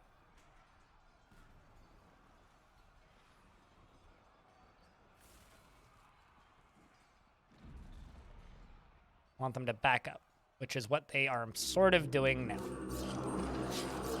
But instead, they're panicking, which is very suboptimal. Just want you guys to go that way. You don't immediately die when the shotguns come down. Like, these guys are all going to die up here when the shotguns come down. I know they're not great at retreating. But there used to be a command in the game which was just like, off-duty, which is what I want them to do. And ideally with off-duty, they should run back in through that door.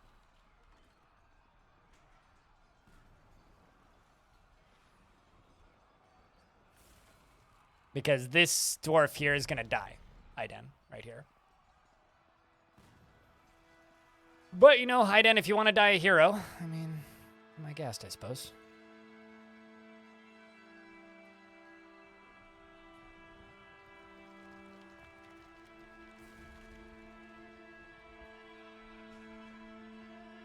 That went south real quick. I haven't actually lost anybody yet. That's the beauty of it. And it's not going to hit until it gets to about there, but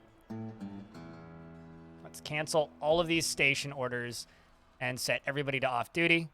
Okay, you guys should just split and retreat. Should. Keyword there.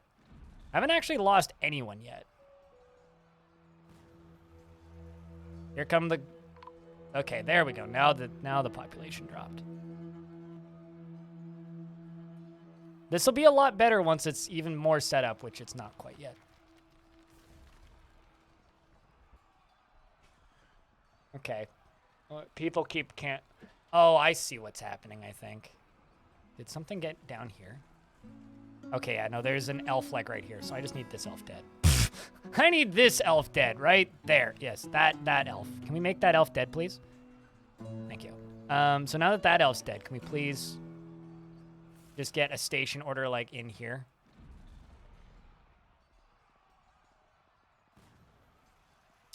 Grumbles.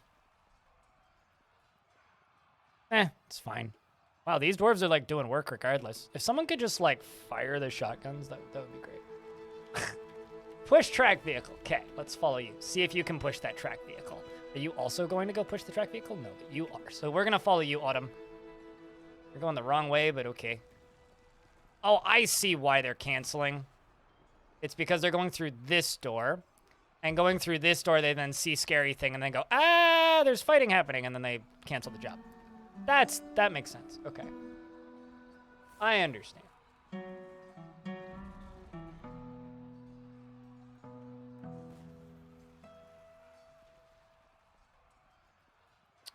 was going to say, it appears that the elves are retreating, but they're certainly not.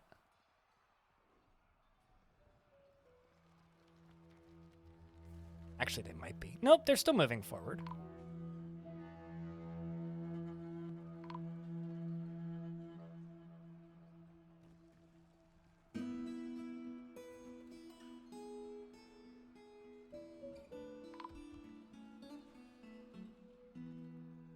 I think I'm going to end up killing more of my own dwarves with this.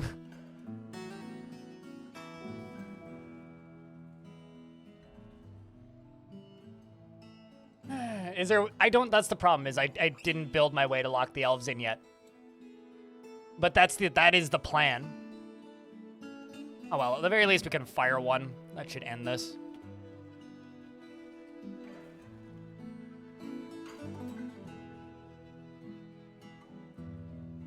Well, took out more of them. There's just a bunch of them. They're bleeding now.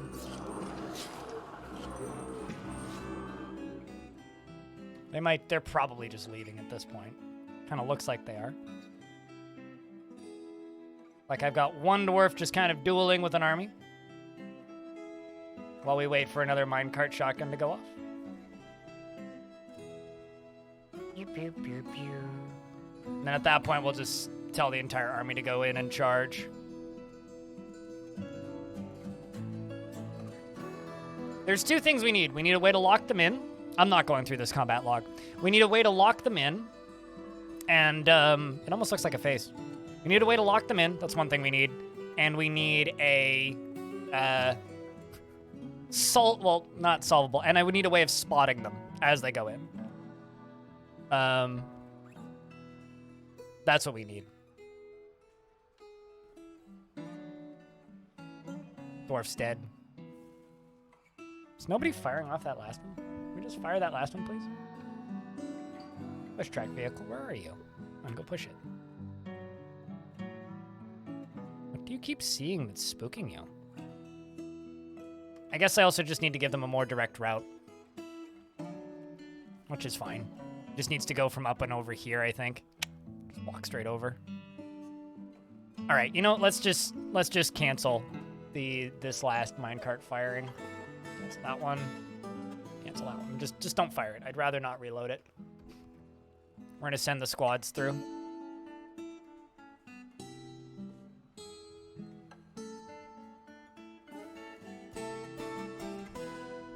You must build one day? They're not that hard to do. I was originally planning on making this with water cannons, but then just changed my mind halfway through.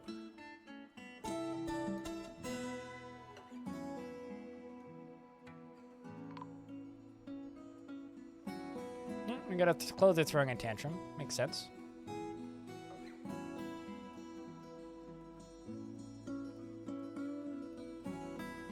Does my army have? I don't know currently. 1, 3, 4, 5, 6, 8, 10. You do the math.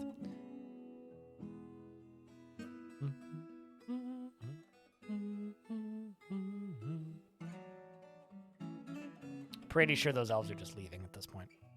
So yeah, we need a way of spotting them, and I need a way of locking them in. Just hadn't had the opportunity to do either of those things. Why is the floor glass? Because it looks pretty. Why isn't your floor glass?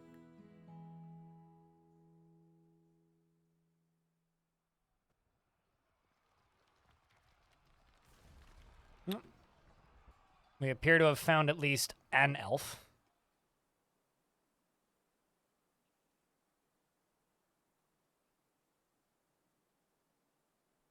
They leaving? Yes, they are in fact leaving. All right, let's take all of these soldiers off duty. Give them all around the clock training though. And let's finish fixing this thing.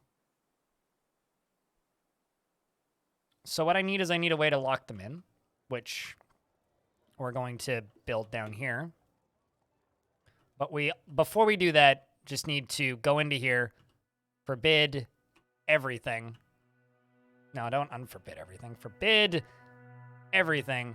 And get all these corpses dealt with.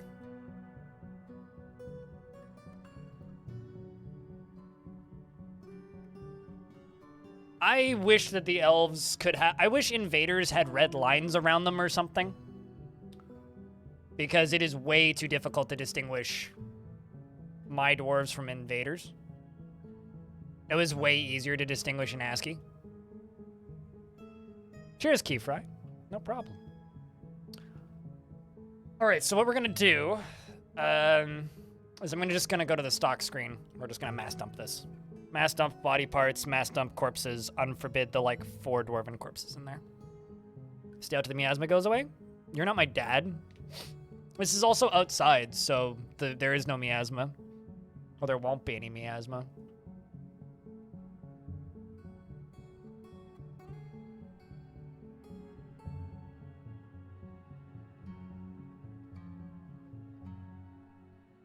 Also, the kids aren't allowed to haul corpses, so that's not an issue.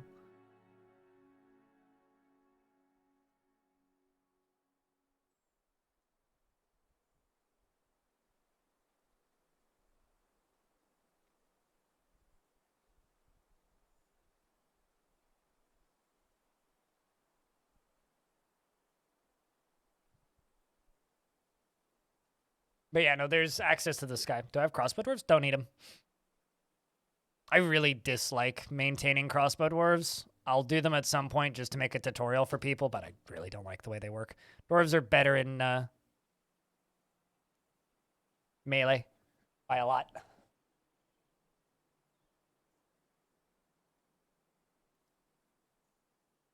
Murphist, did you? I can't remember. Did you play in the previous versions? Because they, like, with my brief testing, they seem to operate exactly the same way as they did in the old versions. Quite literally exactly the same. Oh, I need to turn this off.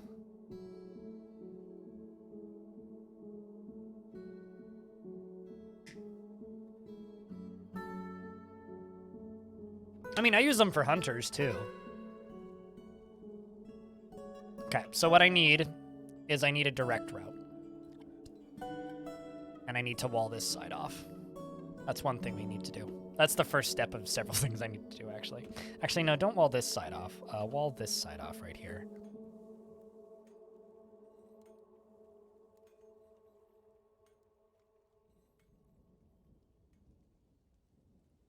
What do you mean by a neutral net play? Oh, a neural net. No, but there is DFAI, which is literally just a program that makes Dwarf Fortress play itself.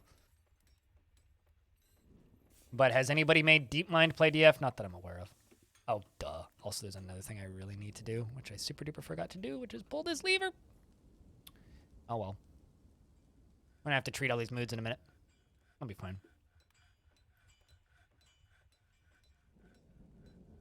Automatically, kids should not be mandated to haul. I personally feel that chores should be disabled by default. And I also think that hauling bodies should be disabled from chores by default and give you a warning if you enable it, because dwarves get so pissed. Like, kids get so pissed if you have them haul. Normal dwarves get pissed if you have them hauling bodies, but kids even more so.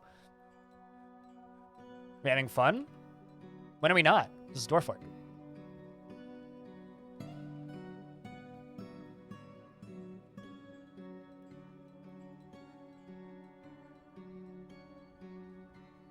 I mean, chores themselves are fine, but kids should not be allowed into our fort to haul bodies by default. Okay, so let's just cancel bringing wood to that stockpile, because I actually need you guys to just deal with these bodies. Actually, you know what? I'm gonna...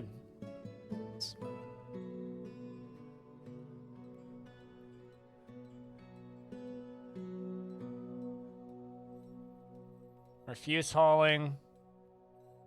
Burial.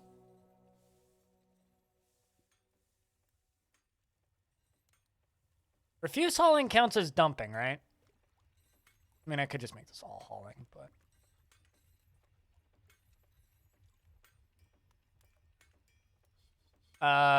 disagree from my experience, Zarek.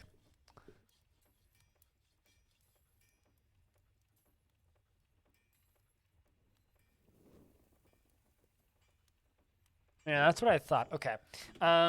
So in that case, then, custom details, this is going to be post-fight. Everybody does this. Nobody does this. Nobody does this. this. Nobody does that. Nobody does that. Nobody does that. That. This, that. Nobody fishes. Nobody does that. Obviously, no one does that. Why would anybody do this? Nobody does that either. All right, dwarves. Haul these bodies. After you're done hauling all this wood and shit.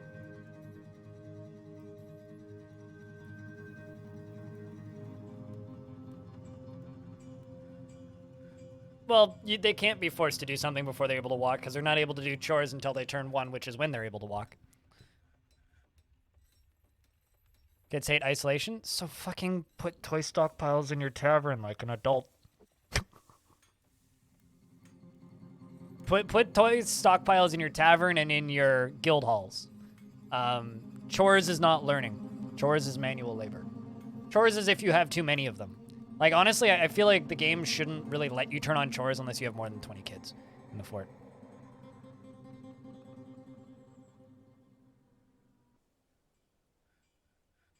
Yeah, and we look forward to your contributions. Just, I'm not going to make you haul all the bodies.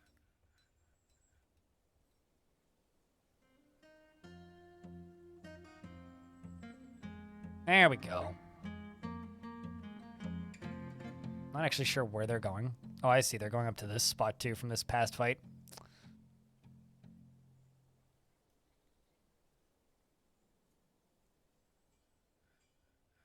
You know, up until this version, Nitro Jr., kids didn't do anything until they turned 13. This is the first version of the game where kids have been able to do any sort of work. Ain't no way they're working from day 1. You think that, but you're wrong. They get carried around by mom and maybe used as a shield until they turn 1 year old. It's not even a question of, like, they ain't even learning. Did you see a beehive? I didn't. I believe you, though. Ooh, we actually have a tree growing up. What the fuck is that? All right, chat. Is this 2 trees?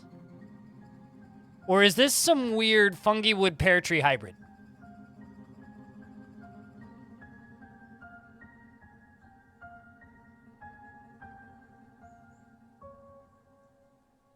I think this is a pear tree fungi wood hybrid.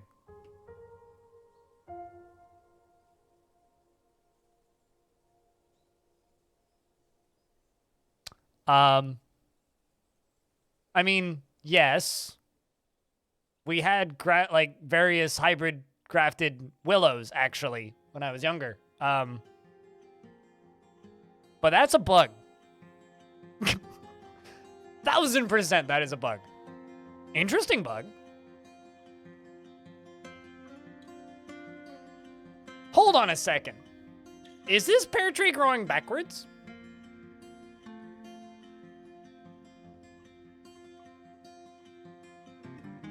Putnam, we have a problem.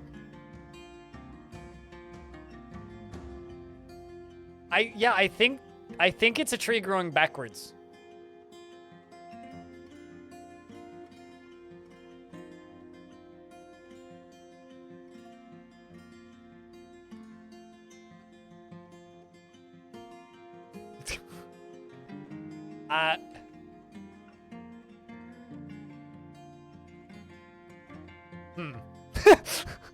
I don't know what to do about that. Weird. Does it? No, there is no, like, pear tree growing here, for clarity's sake.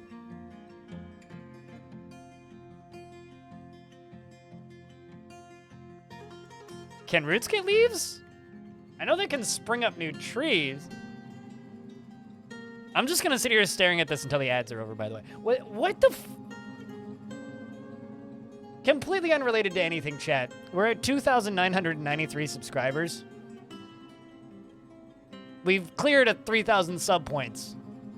But we're almost at 3,000 subs. That's fucking insane. But yeah, something partridge in a pear tree. Off season now.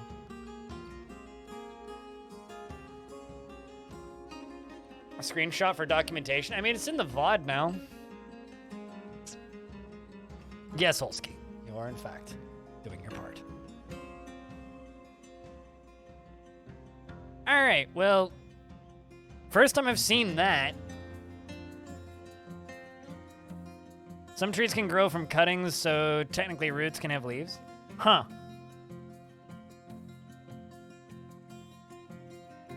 It does look like it's growing underground, yeah, but it is also directly beneath this tree. Right? Like, there is a pear tree right here.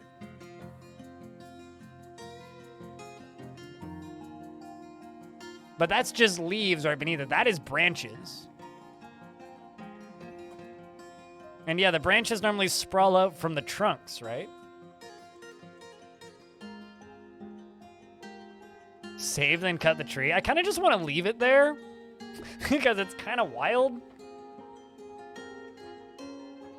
So I kind of just want to not touch it. But that's kind of absurd. Also, Murfist, by the way, thank you very much for resubscribing for the 13th month. Totally missed that earlier. And Ilarki, thanks for subscribing for 3 months in advance. How did my viewership change since the Steam release? Do you think it will last? I have no idea if it will last. Chat, do you think it'll last? Well, I used to be like a 60 to 100 view stream, pre-release. And I've been streaming for around those numbers for I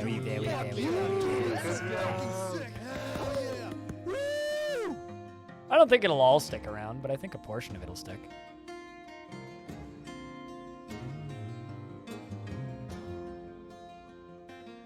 It's kind of funny, actually. All of my stats have increased by like 1,000%. Actually kind of funny looking. All right, so now that the majority of the bodies are cleaned up, let's get body parts out of here.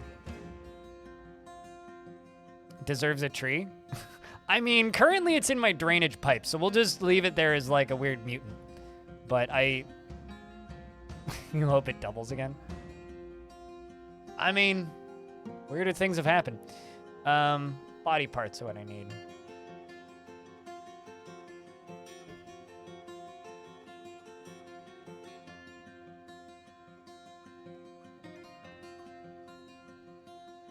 Hello, Ponce. How are you? You functioning, dude? My YouTube content is great. Yeah, I just need to be able to keep up the energy to keep putting it out. Because the one major thing that's changed between the pre-release of this game and release now is I'm still working at what I would describe as unsustainable levels. I'm currently doing like, God, I hope not. I would have to degrade my own personality down into a pulp and stand around in a big open room and dance in order to achieve mainstream popularity on Twitch, and I have absolutely no interest in doing that. That is a lot of fucking teeth.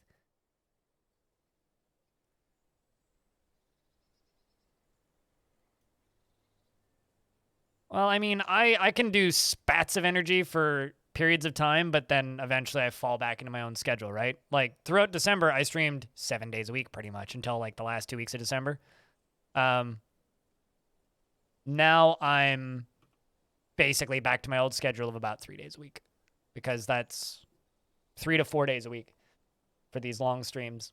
And then I will do YouTube on the days when I'm not streaming.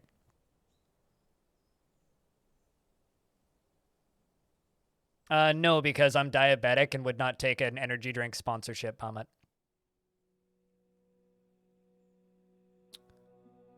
What do you do for a parlay? It's your first time dealing with it and it's panicking. They will take an artifact. You can't choose which. And if you say no when they tell you what artifact they want, they will kill your mayor. And then you have to make the artifact available for them, and then the mayor will deliver the artifact to them, and then they will leave. And if you attack them at any point throughout, then it cancels it.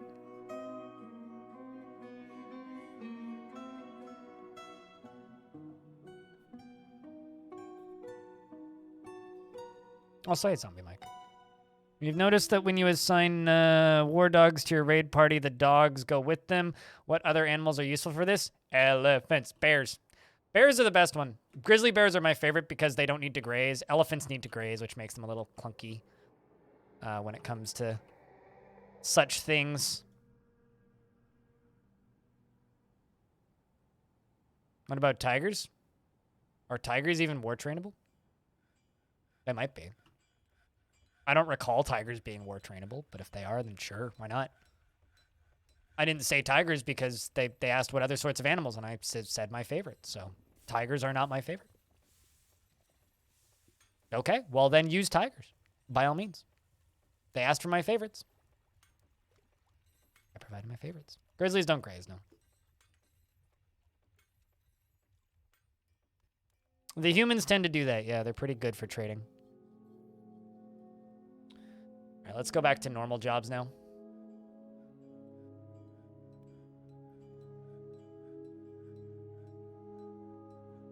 Most of this game is based on opinions, right? So it's like, if somebody asks me for an opinion and I provide an opinion and you say, what about other opinion? And I say, I don't know, it's not my opinion. Don't be surprised.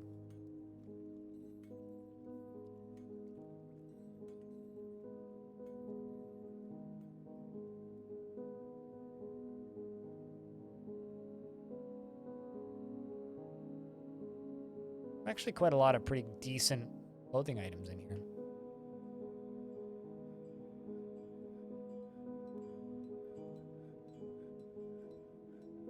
Dual wielding? I don't know how well it works, so I haven't tried it in this version. Dual wielding, though, is mostly a perk for people who, or a thing for people who play adventure mode. It's like being a spider person wielding 8 swords. Not really. Bam Bam. You can sort of force them to retreat by canceling all orders, which is what I was trying to do, but I wasn't able to do it efficiently.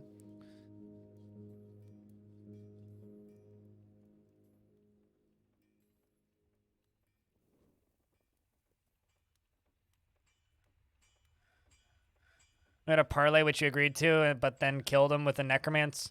Killed them with a necromancer, and then after sometime the mayor delivered the artifact anyways, and one of the undead, which you couldn't locate, was wielding it, and you couldn't click on the artifact's item sheet, so told someone dead and is carrying it to a point with an empty space. That seems weird. What's the plan to improve this kill box? It's not a kill box. That's a RimWorld term. This is an arena, friend. What are the plans? Actually have all of the stuff loaded. For one thing. Which they are not even close to.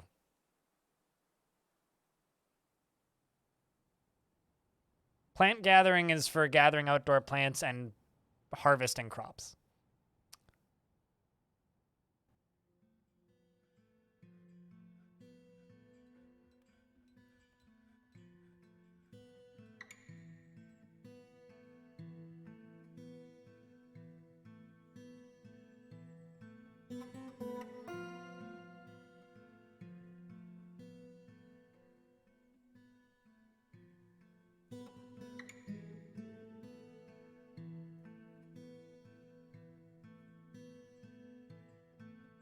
Well, I mean, if they're talking about yes, if you want to be specific, yes, herbalist is for outdoors, but I'm assuming they're talking about plant gatherers, this job. So,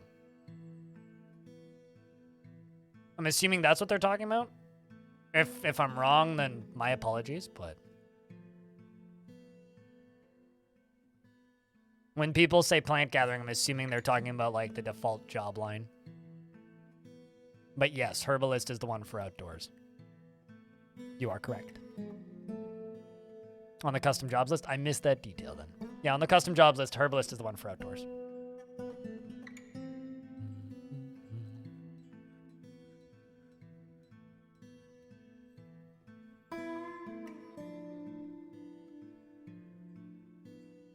Usually, yeah. How many kills did you get? Dude, I don't know. Please, can you actually, chat room? Can we just do me a huge favor right now? Do not ask me about details of that fight, because that fight was a mess. Just don't worry about it. Worry about the next one. Next one, we'll do all of the fancy shenanigans of like looking at who did what. Next one.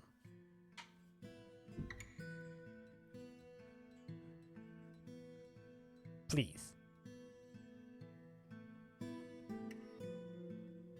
because I'm not really prepared to go through and look at everything for everybody. And if I do it for one person, I have to do it for everybody.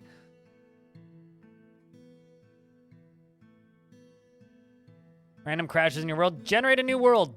And no, I don't know what causes them. It could be caused by any number of things. It could be caused by mods. It could be caused by some weird interaction in the behind-the-scenes simulation. It could be caused by just a bad world gen and then the game updated. Have you generated a new world since the game launched initially? Because I would generate a new one if you haven't yet. Like what was said in chat. You could look into the error log files, but they're generally not that descriptive. My advice would just be to generate a new world, honestly. And that's what I do generally. If I start running into world crashes that are frequent, it's like, all right, well, this world's dead. Cause the apocalypse, which kind of blows, but par for the course when you're in an unstable update cycle like this. But usually it's because of either some weird mod or just something that's going on behind the scenes in your world sim, and I would have no way of immediately telling you what did that, unfortunately.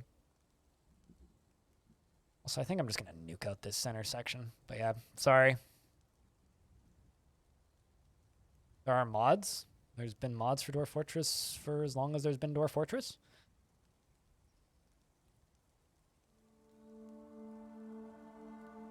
Which is, you know, this is an unpopular take because it straight up would have made Dwarf Fortress sell worse. I think it would have been better for Dwarf Fortress as a whole if it hadn't launched with workshop support, even if it was ready to go.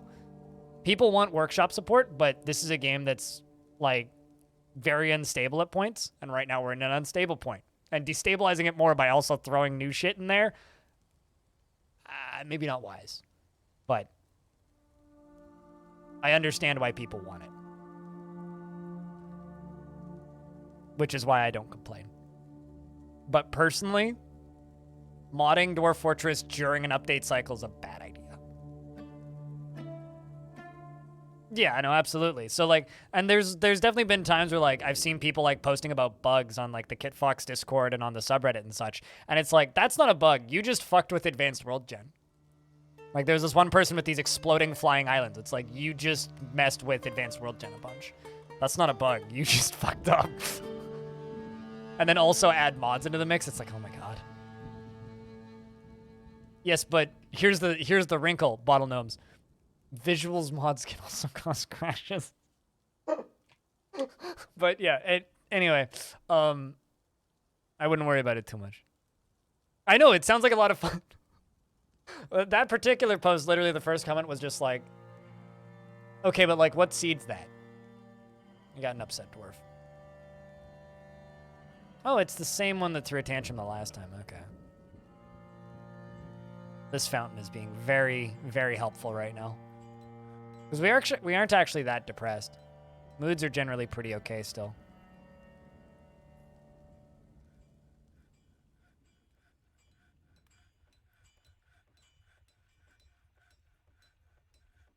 You know, one of the most perplexed moments I've ever had in my entire career streaming in this game, Gary's Main, was when there was a brand new player who was learning Dwarf Fortress. And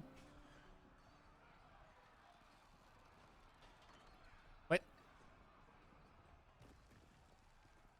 Oh, is this that this is that Tantrum. Well, someone's committing crimes. Look at you, Zon. Look at you. Well, we do have 3 witnesses against your disorderly conduct. 5 witnesses underneath a secondary amount of disorderly conduct. Looks like, that's a pretty simple, cut and dry case. No sentence pending just yet. Still throwing that tantrum. Lying on the ground. Seriously injured. Well, I mean, you punched a frickin' hammer dwarf. And you expect to not get injured. Who's surprised by this? 2 more accounts of disorderly conduct, but nothing else is open. 1 case is signed. What's the... Okay, you're getting a beating? Well, I'm sure that's going to help. Felt gratitude after being rescued. Well, you're getting carried to the hospital. Thrown into the hospital, and then you get a sledgehammer to the forehead. Imagine getting beaten while also resting in hospital.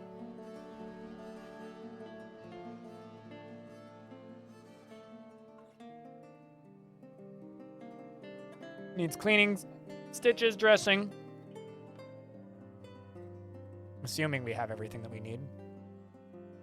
Yep, we got everything we need. I also feel angry all the time.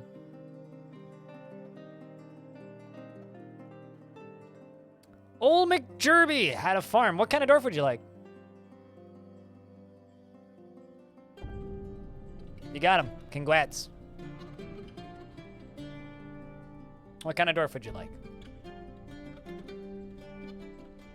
Near current fort, there's a tribe of grizzly bear people that tried to steal a wheel of cheese from your faction's traders. Good. You have over 20 bear corpses. Any way to make them stop? Aside from exterminating them all, not really. This whole, like, agitation mechanic of, like, the local wildlife getting pissed at you is kind of new to this version, to the point where I don't really know how to handle it. So I've just been opting to settle in places where that doesn't happen. Because it's not only something that I feel like kind of needs some tweaking balance-wise, but also is, like, I'm not 100% certain it works properly. So we're just going to put dogs in here, I think.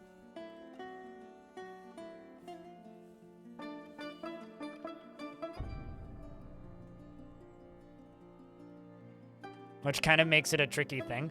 Generally, the answer to thievery is genocide, yes. I would recommend just defending your trade depot. Like, build a wall around it, and have set up patrols to go after groups like that, you know? If they come to fight with you, fight back harder. Hole up, don't ask question. You want a dwarf that hauls, so literally any dwarf. Do you want a beard or no beard? Jerby. I don't have any specific hauler dwarves, so... Okay, so you just want a dwarf that hauls. Well, all that kids do is haul, so you're getting a kiddo then. You are Zutan. As of now. McDerby. You're currently hauling a large serrated green glass disc. All of that stuff, trip, house, fat, music is adventure mode related things. So in Fortress mode, no, they do not have a purpose. All right, let's see. So your personality is, you are frequently depressed and impervious to the effects of stress. That's really sad. You're just always sad, but like you don't actually get stressed out about anything. Wow. Does everything in his power to avoid excitement and stress, and he has an overinflated sense of self-worth. This is an interesting dwarf. He is very slow to anger and often feels curious and tends to hang on to grievances. He is slow to trust others. You noticed this morning that FG² was getting migrants despite settling on an island by herself. Have you heard that this shouldn't happen? Was that her initial 2 migrant waves? Because you should be getting 2 migrant waves guaranteed, and then after that, nothing. Or was this beyond the initial 2 migrant waves? If so, that seems weird. Personally respects perseverance and sees merrymaking as a waste, unless, like, the faction has a way onto that island somehow, which could be through, like, underground highways, but unlikely. Cuddly Ray, hello. Sounds like a teenager. Yeah, kinda. Sees merrymaking as a waste, definitely a teenager. Values family and doesn't see the attainment of knowledge as important, but dreams of crafting a masterwork someday. Likes earthenware, bronze, red flash, opal. Common snapping turtle, this is definitely a teenager. Gems and bucklers and scepters and animal traps and water buffaloes for their wallowing. And floating guts for their freakish appearance. And the words of the Tomb of Dying, definitely a metalhead. Absolutely a teenager.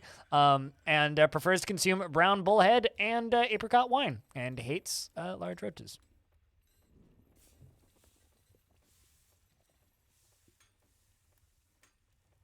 Yeah, so there could be like an underground highway connected to that island. The thing about like settling on a random little island is it's like, it's likely you won't get migrants. But sometimes you do. Like I settled on a tiny ass desert island once and fucking wagons showed up. Like we had normal trading and everything with multiple factions. I was like, what the fuck? Turns out there was one other fort on the map, and that fort had a highway.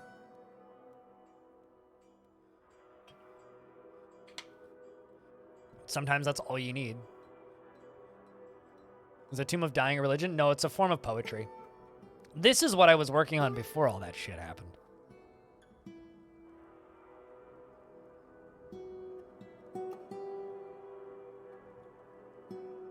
I guess we only have the one iron anvil? Well, annoying.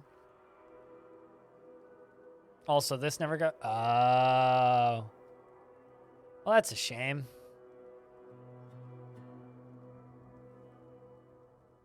I was hoping that wouldn't be part of the aquifer, but turns out it is.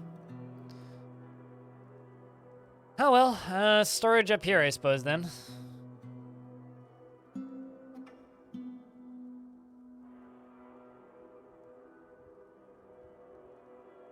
Oh, that's the tree chopping down tool.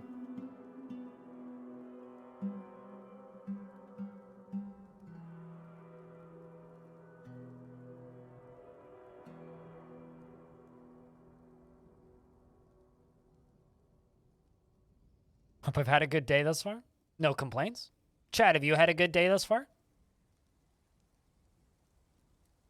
Considering it's my first stream this year, I think it's been a pretty decent stream. Certainly better than my first stream last year.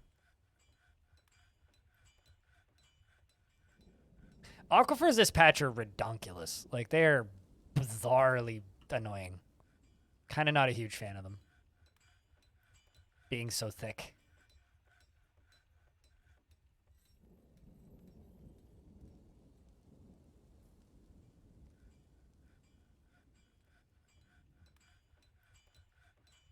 Easy to say you're having a great year.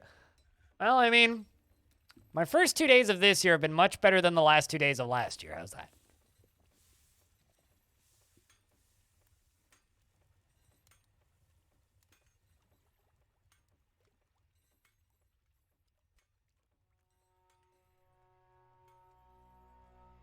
Thick and wet?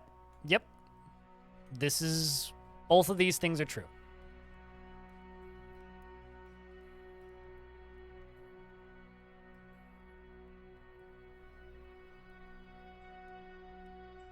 Got a bunch of snow in your car, got stuck trying to get to the gym. Oh gosh, yeah, that sucks. I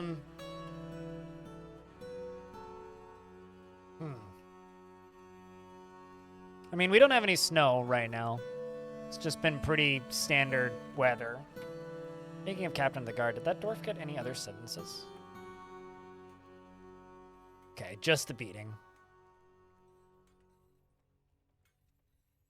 At least we were finally able to get the throne room to actually royal quality for the queen. The problem with this setup is it is going to take like 10,000 years to actually haul all of these discs back.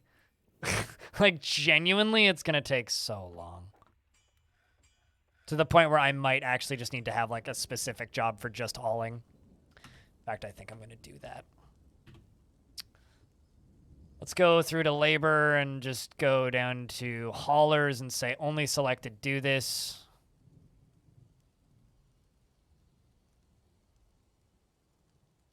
Queen, guess what? You can be a hauler. A bunch of these glass makers can be haulers. Like anyone who's a crafts dwarf basically can be a hauler.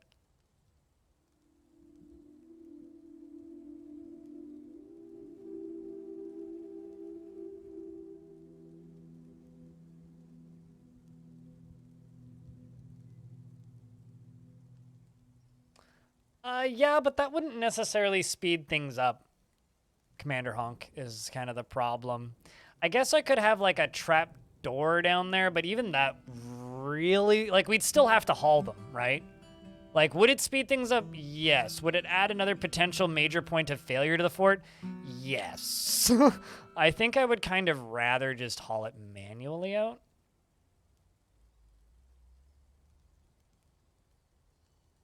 Even though it's not optimal. That one surgeon in there.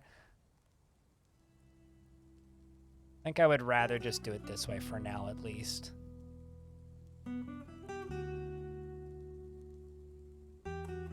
For a hauling zone? Well, I mean, you add wheelbarrows to the stockpile if you want them to use wheelbarrows for a stockpile, which I could do, but that would slow down the process. The thing about these guys is they're not actually heavy. So it's not a huge deal that they're running back and forth so much. It's just going to take us like half a year every time is the issue.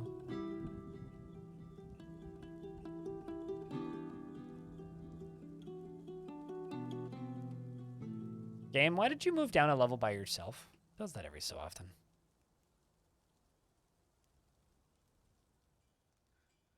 And also then refilling these. It's going to take time.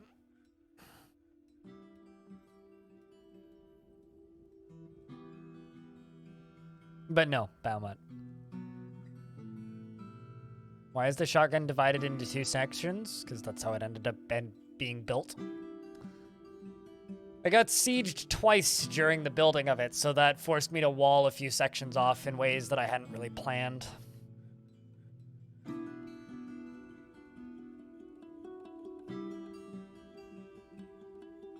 Absolutely, Zarek. But the kind of end game for this fort is basically just going to be tons of food, tons of drink, doing laps around, filling the mine carts with the squads going out and attacking stuff constantly. That's going to be the end game loop for this fort. Yeah, but they're stupidly ineffective. Like, if you want to actually use that as like a way to attack things, it's not very effective. You have to hit things with things that actually will damage things, and bodies don't do damage. Bodies just go splat. As long as the fort's still productive, I don't actually care all that much.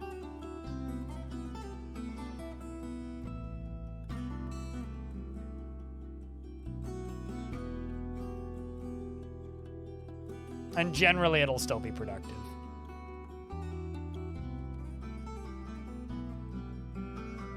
Let's just pull this lever. All these bodies crushed. Oof. Dwarf just about died there. That was close.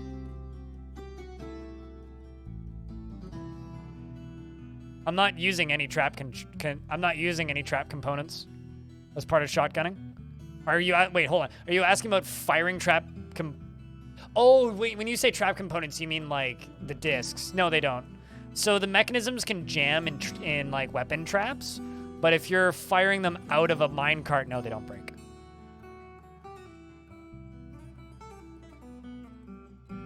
You literally sucked it in the air seeing that dwarf run it. Yeah, me too, kind of. Momentarily a stressful moment.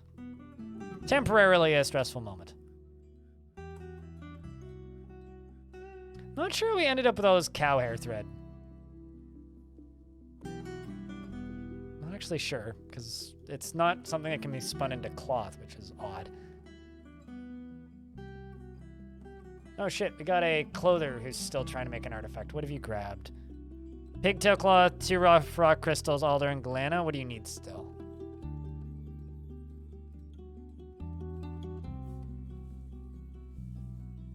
Ah, bones. Okay. So I will just slaughter something. We gotta put meat back on the menu anyway, so.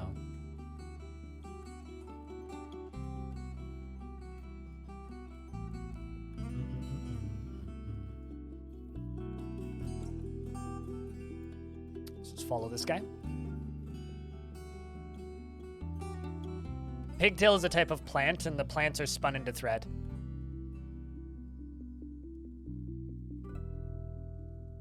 But, yeah, no, I know what you mean. You kind of can hero kill, but it requires some micromanagement. Some pretty annoying micromanagement at that. Because you have to, like, forbid certain jobs and then allow certain... Yeah, it's, like, kind of clunky.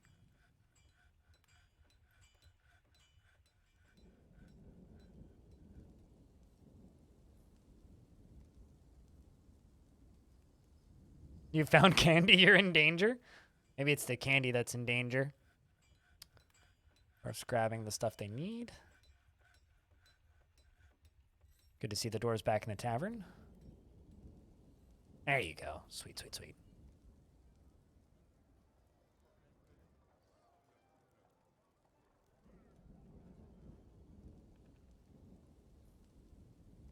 Although I would say just playing Dwarf Fortress puts you in danger. Yeah, no, the whole idea with this is that we don't need to have all of them ready to go and ready to fire at all times. The idea with this is that we don't need to have all of them, like, prepped perfectly and ready to go at all times. The idea with this is that we have at least 3 or 4 that could fire at any point that we can fire, and we'll have the rest of them will just be constantly loading in the background. That's the idea here, right? Like, we don't ever really expect to be ready to go at all times. What we expect is that something will fire when I tell something to fire, you know what I mean? Like, I'm not expecting to have, 5 minecart shotguns go off at the same time. I'm expecting to have 5 ready to go and 2 need to fire. Send in 80 carts? Yeah, well. Zahn the Clother has slipped into depression. Well, somebody couldn't handle the heat. I do need to expand my tombs, though.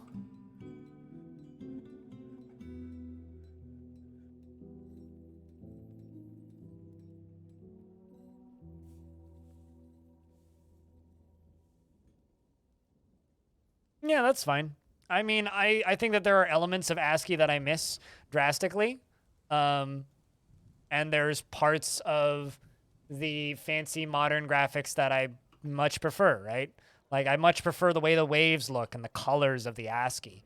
But I hate the fact that I can't zoom in and out in this version, which makes ASCII almost unplayable. But yeah, no, there's elements of the ASCII that I greatly prefer. But at the same time, there's elements of the graphical version that I greatly prefer, as in that it's more accessible. I think that stating that one is better than the other is maybe unfair. I think that they're very different, but I don't think that there is one better version than the other. I think they're kind of just different appeals. Which I think is kind of fine, because, if all that stating that one version is better than the other really does, it just makes people feel like they're being left out in a way, and I think that that's a bit unfair. You see, I think that's also the wrong answer, Falfar, right? Premium isn't flat superior because premium is $30. Classic is free. Right? I think that saying this is better than that, especially when we're talking about things that are largely just a matter of opinion, is one thing. Gatekeeping. And you want to know what we think about gatekeeping, chat? Hold on, I'll read this in a second.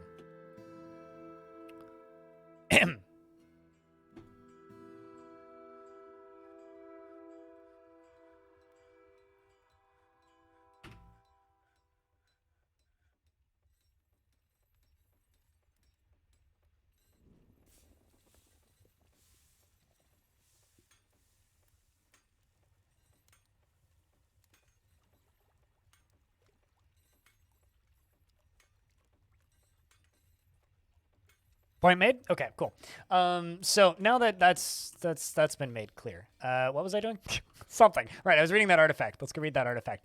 Ficod the Crafts Dwarf has created a pigtail cap. Yepers. This is a pigtail cap. All craftsdwarfship is of the highest quality. It is encrusted with octagon cut rock crystals and rectangular galena cabochons. I think this should be appointed to the captain of the guard, chat. What do you think?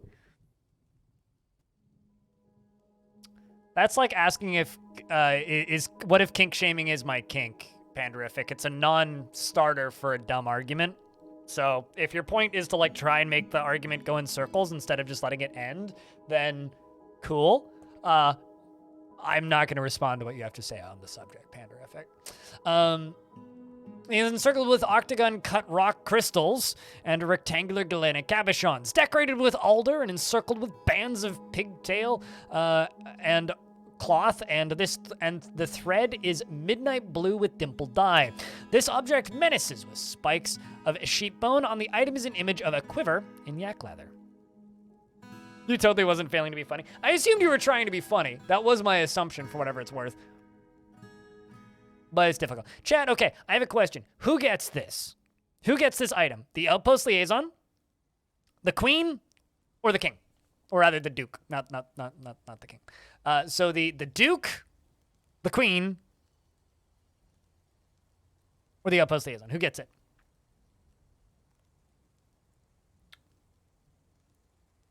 Howdy, casual. How we doing?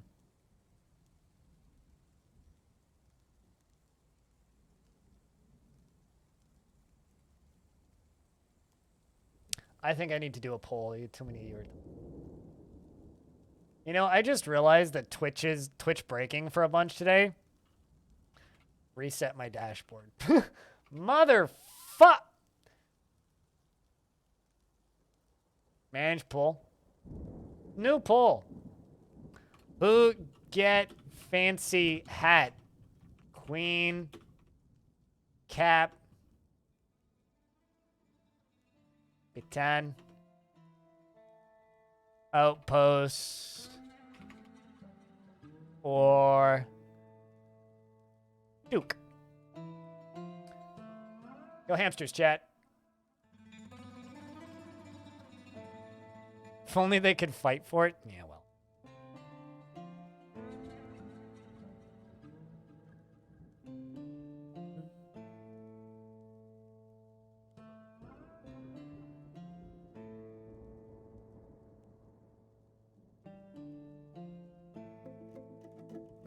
Staring at this. Seems like Captain is definitely winning, although that queen is in a close second. Sort of. Well, tied for third, rather. Now you guys are just trying to middle finger me with the voting averages. That's all that's all that's happening now. I mean, seriously, look at this. It's just slowly flipping me off.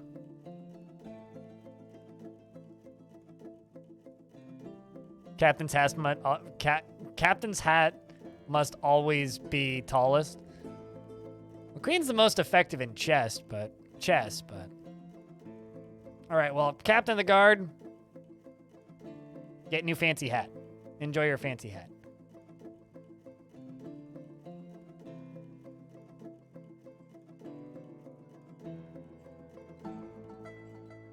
The middle finger grows. Yes, it does.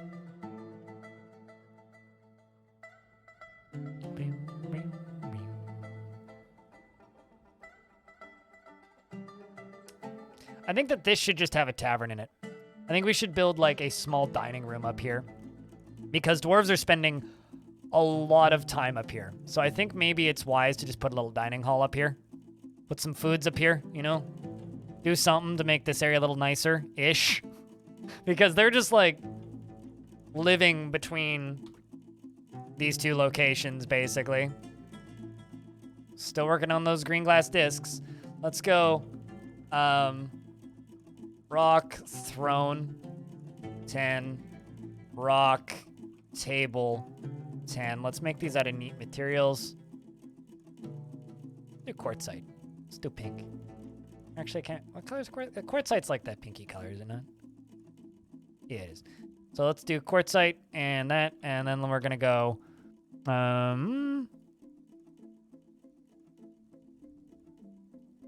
Stockpiles, custom, food stuff.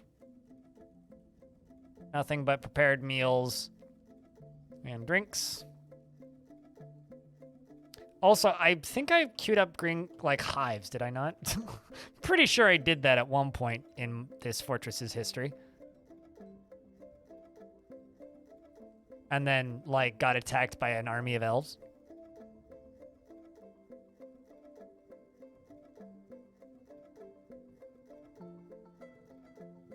I mean, the whole point, Cuddly Ray, of playing Dwarf Fortress is to make your fortress look as gaudy as possible, so... Farming, hives. Yeah, I totally did that. Why am I at war with the elves? I actually have a VOD on my YouTube channel about this, of us reading legends about the great elven invasions. For over 100 years, this dwarven faction was good friends with the elves, and then one of them like lost a foot race and then turned around and just fucking attacked the dwarves out of frickin' nowhere, and then after that they were able to make a temporary peace for a little bit.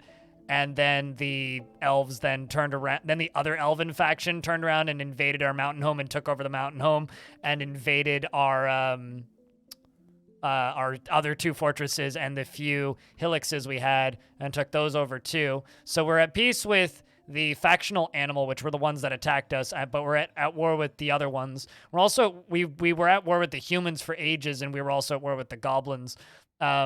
And so this is me attempting to rebuild this dwarven faction. There was a population of 9 when I started. We're a little bit better, but they've basically taken over every single one of the other forts I built, including that one that has 5,000 goblins in it. Good lord. We should really just start hitting them, actually, is what we should do. Because these all have, like that is, what, 3,000 goblins in it, 400 elves. 1,000 goblins? Yeah, no, that's bonkers. I think we're actually just going to go hit these guys. Try to raise it. Good luck, dwarves. Can you take a fort with 5,000 goblins? In theory, yeah. It'll take a while.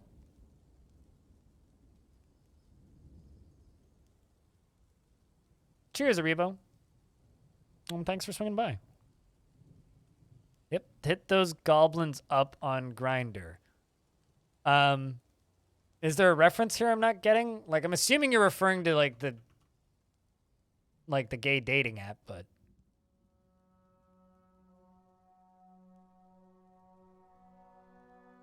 not sure why that would be a reference or what you're trying to say. I mean, meat grinder's very different from grinder. Or 30 steel-equipped soldiers and leather-equipped marks dwarves. Yeah, that's what we're gonna need to do. I mean, the whole plan for today was to just get our defenses solid. Once our defenses are solid, we can start actually attacking shit. Was a macabre pun? Okay, I get you. Whoosh. I'm actually just going to lock this door because I really don't want them using that route. I just want them using this door.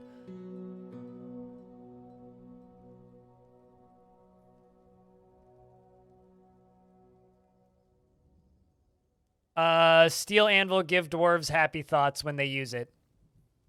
Iron one doesn't give happy thoughts to dwarves when they use it. Adamantine anvils make dwarves like literally have a mini meltdown and a religious experience every time they use it. Actually, also, we should be making... Let's just make some rock mugs. Just make, like, 100, because I don't think I've made any in a while. Sure, we'll just make it out of sandstone. That's fine. What's my opinion on it? I think it's great if that's what your fort is themed after. I don't really have an opinion on it besides that. I've done it before, but, you know, there's a lot of things that people ask my opinions for, and I don't really understand why you want my opinion on it. I've done it before.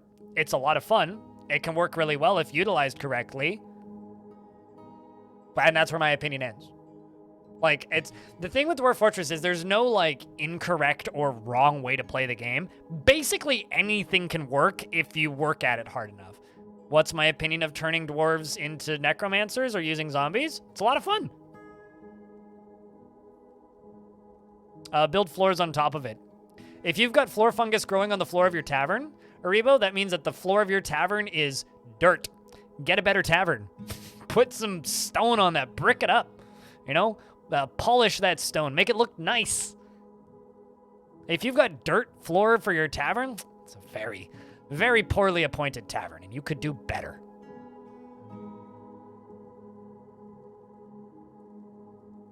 Send the wear squad? You don't need a wear squad. Actually, if you want to spread disease to a goblin civ like that, you have to wait for them to come to you. You infect them at your fort, and then make sure they leave in one piece. That's what you want to do. Like, this was my tavern that I built in dirt, right? It's all claystone flooring. In fact, I might start doing like patterns on the floor or something. That's something that we're going to need to do in here sooner rather than later, is giving them proper flooring for this tavern. Dwarves just want to hang out with friends. I don't blame them. Where's that mist coming from? Magic! So I have a mist generator. It is this.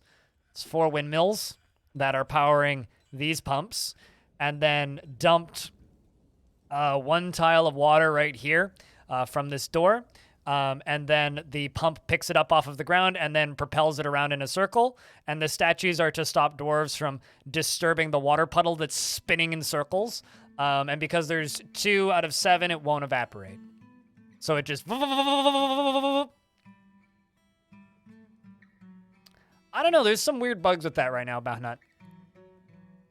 Currently, I'm just not allowing guests into my fort because I assume, based on my previous experience, that guests are one of the main causes of the general labor bug, and I just don't want it to happen again.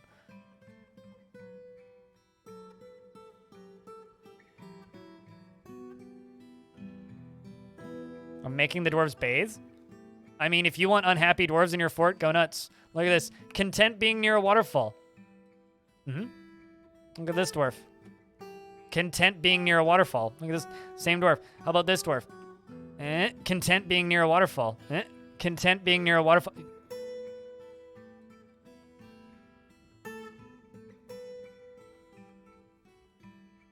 Higher than 2 of 7? No, it's not bad, but it will, like, cause more mist and might cause water to spill. This is 2 of 7 is 1 bucket's worth. So this is just 1 bucket of water going around in circles.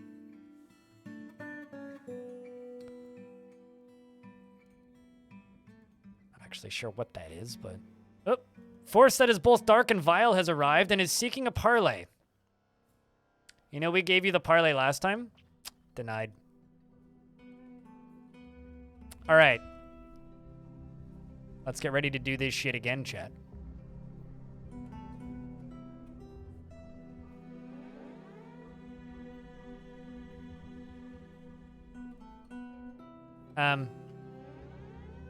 Dwarfy? Can you back inside, please?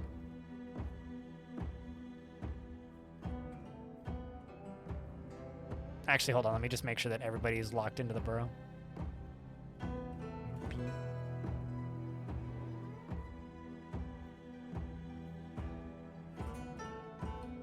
My population go down? The nice thing about this one is I can actually see them as they're coming in.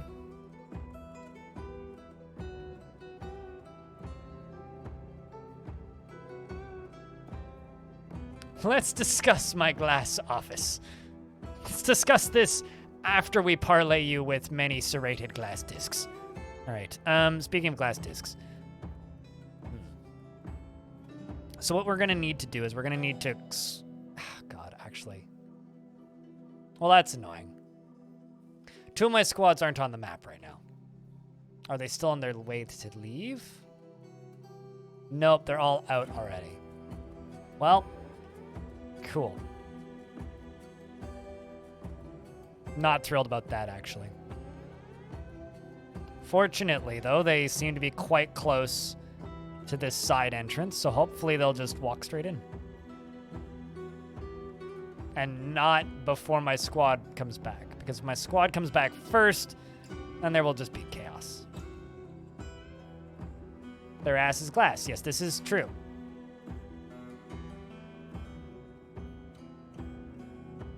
Close front bridge. Pulled the lever already. It's just a matter of them pulling it. Yeah, there it is.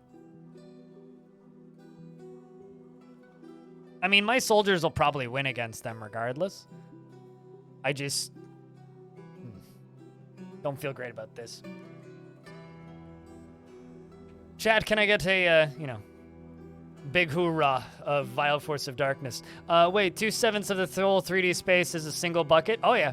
How small are the dwarves? Don't worry about it. Don't worry about it. There's a lot of questions in Dwarf Fortress that can be answered with a simple, don't worry about it. Do not worry about it. You'll be okay. Talon Artho, got bad news for you there, bud.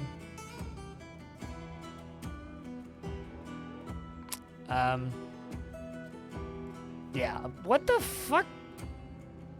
Goblin? What are you doing?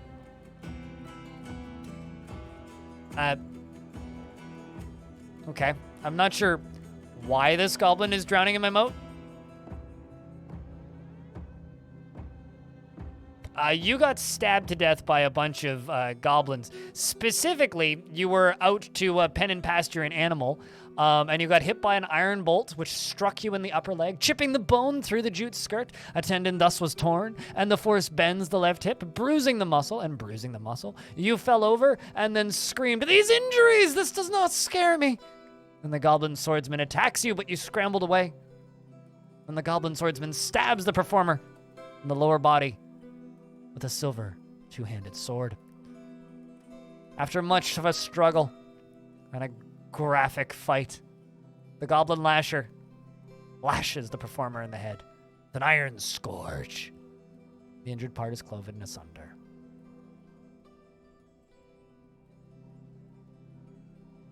Sad times. Do I have any unnamed dwarves? Tons of unnamed dwarves, but you gotta get the redemption. Basically a lottery.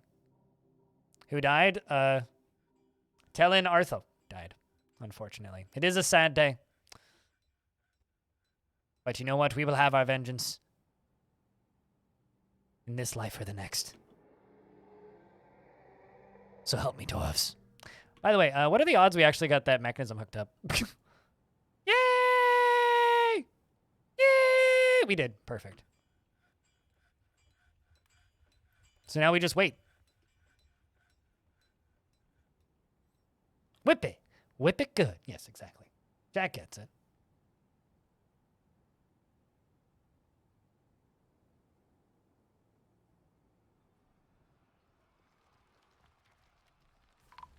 Oop. Oh, also a bone doctor was found at. I think that was the one that was just running out.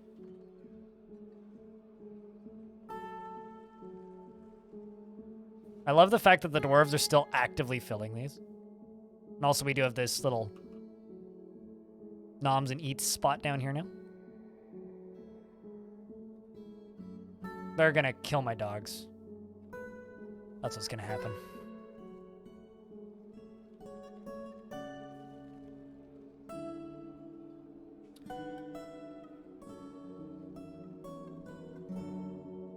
I'm curious. Was there something ahead of them? No, that was just a mushroom. What was I seeing? Just a mushroom.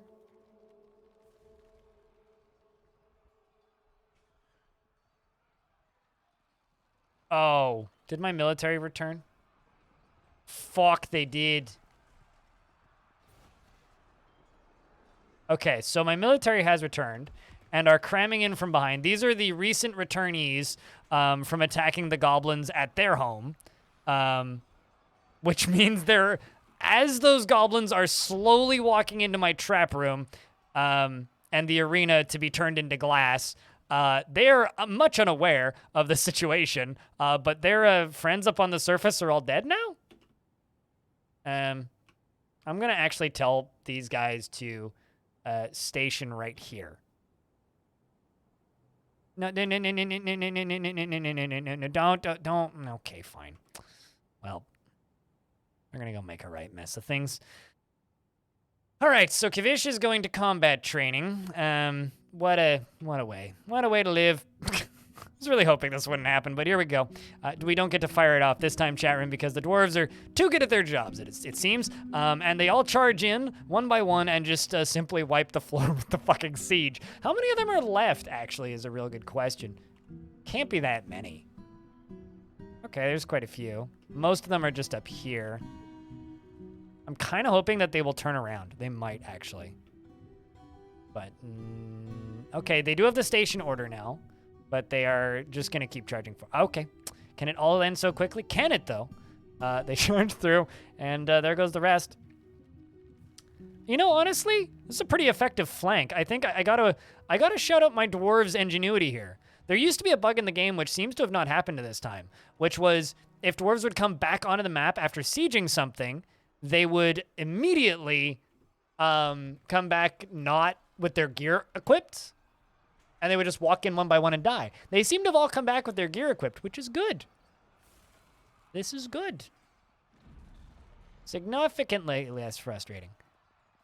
Hammerlord strikes the goblin marksman, but the shot is deftly parried by the iron longsword. The Hammerlord bashes the goblin swordsman in the left hand with her silver warhammer, but the attack is deflected by the goblin swordsman's left lower gauntlet. The force pulls the wrist, bruising the muscle and bruising the muscle. The Hammerlord kicks the goblin swordsman in the lower lip with his foot, and the injured part explodes. Ouch. I see a dead cat. Sad days. Let's see what else has happened here. Mace Lord bashes the goblin spearman in the right upper arm with his copper flail, and the injured part is crushed. Ow! Militia captain bashes the goblin spearman in the right head with her silver warhammer, bruising the muscle and jamming the skull through the brain. As for thoughts and military stature, let's check my dwarves. 8 kills. Apparently you killed a grizzly bear here? I don't know when or how. Oh, actually, it must have been one of the sieges. Let's see, you killed a goblin.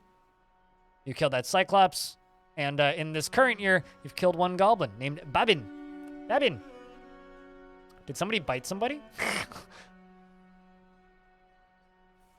Oh, so see, now some of them are actually doing what I told them to do. Let's just send them all to training.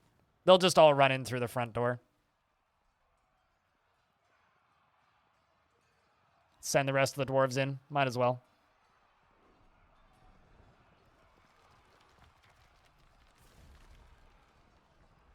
Honestly, goblins didn't even make it into the fort because we just obliterated them on the way back. Well, not a bad tactic, dwarves. What does lodged in wound mean? Okay, see this rubber duck, okay? See this hand? If it hits me so hard that it impales me, then they let go, that's what lodged in the wound means. So if you get stabbed with a sword go in and they let go and step back, that is firmly lodged in the wound. As for why I have a rubber duck on my desk, I don't know. Squeak killed you. I'm glad it was a deadly squeak.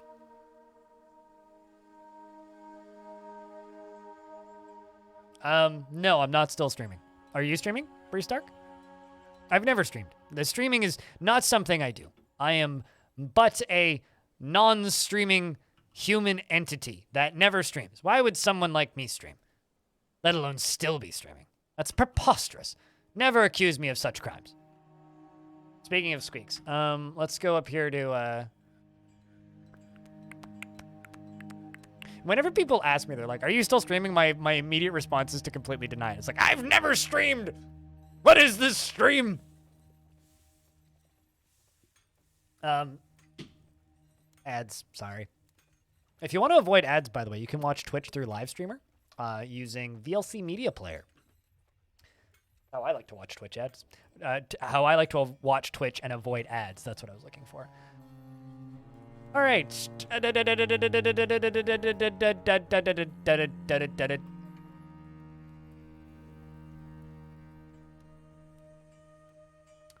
Dump them all.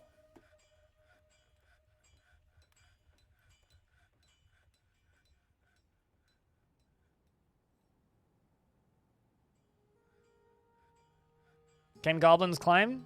I mean, no better or worse than dwarves can. Goblins and dwarves are actually pretty comparable stats-wise. Okay, so I got a really important question. Why is there a menacing spike in the middle of this stockpile?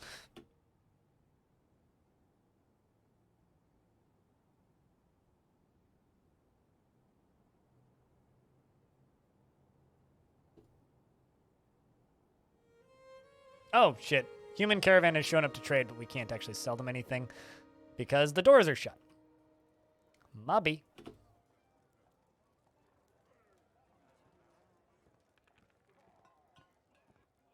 Nope. Goblins are immortal. Did I say they could die from old age? I don't recall stating that, but yes, goblins are in fact immortal. They're just like elves. They also don't breed particularly fast, which is why they like to steal the young of other factions and enslave them and indoctrinate them into their horrible ways of and being goblins. Or as kids would say, they steal children and make them go goblin mode. Day Sleeper 55. What kind of dwarf would you like? And transfems also make me read nonsensical word vomit. So I'm going to go read the nonsensical word vomit, and then we'll get your dwarf named. Scrolling up. Okay. Infant weapons are effective for bashing innocents. Goblins don't gobble your goblet unless the gobbler gibbers don't leave galvanized grease. Stabbing cats are running with serrated sandwiches, pickles, ricks, and garbage snacks. All caught up. Double whammy, yes. Day Sleeper, what kind of dwarf do you want? Is there only one ASCII claim per stream? There shouldn't be. I don't think anybody's claimed it this stream. Oh, I see. It's just paused. I haven't redeemed it yet. Mubby.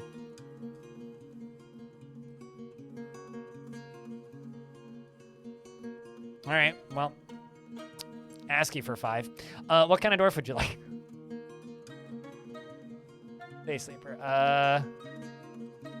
Beer-loving battle dwarf. Well, all dwarves are beer-loving, so that's just a dwarf in the military. Gotcha.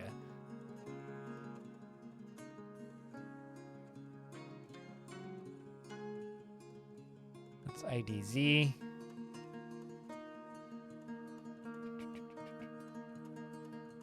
Lady.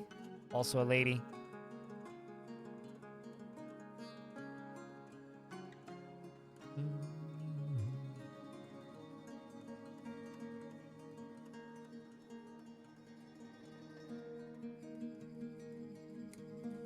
That'll do it. Day Sleeper. All right, so 5 minutes of ASCII. But, Day Sleeper. You feel so good, you're euphoric due to inebriation. You were insulted after getting into an argument. You're healthy, you're 91 years old, and you have 2 kids. Relations-wise, you have 2 kids and no spouse in the fort. So single dad in the military. You're a member of the Great Pulleys. And he always is tense and jittery after experiencing trauma in 225. He has an overbearing personality and finds humor in most situations. He has an active imagination and is slow to trust others, and he tends to enjoy the company of others and tends to be swayed by the emotions of others and does not focus on material goods. He generally acts with a narrow focus on the current activity, and he doesn't often experience strong cravings or urges and thinks he is fairly important in the grand scheme of things. Needs alcohol to get through the working day and doesn't mind being outdoors at least for a time, and doesn't really care about anything anymore. At all. Military-wise, under your skills, you've killed 5 things. You killed 3 elves, 1 elf, and a goblin. You also killed a notable goblin and a notable elf. Under your values, you dream of mastering a skill, and this skill was realized. Personally, he has a great deal of respect for worthy craftsdwarfships and thinks that there is something deeply wrong with people that persevere through adversity. Finds those that develop skill with weapons and fighting distasteful, and values tranquility and a peaceful day, and values a harmonious existence. And dreams of mastering a skill in the stream was realized. So I think you're a pretty good dwarf, although most of my military's pissed, which is something I've been having trouble dealing with in this version. Sounds like an artist. Yeah, I think I'm actually going to take all of the military off training for a little bit. Cancel an order, and just set them all to no orders, and just let them go do whatever for a little bit. I just want them to go into the tavern, basically, and hang out.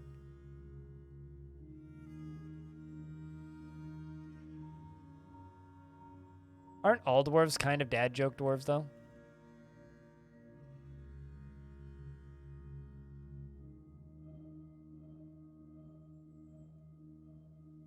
Did you? I don't think buttery whale fetus died. Did you die?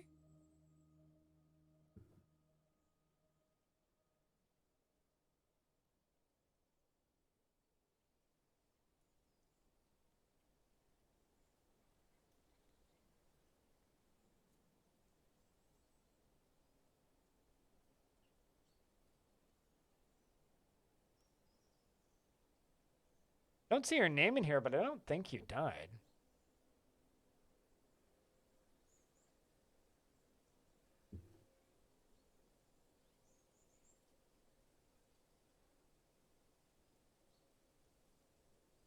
Oh, that's a little annoying. You can't search by nicknames under dead?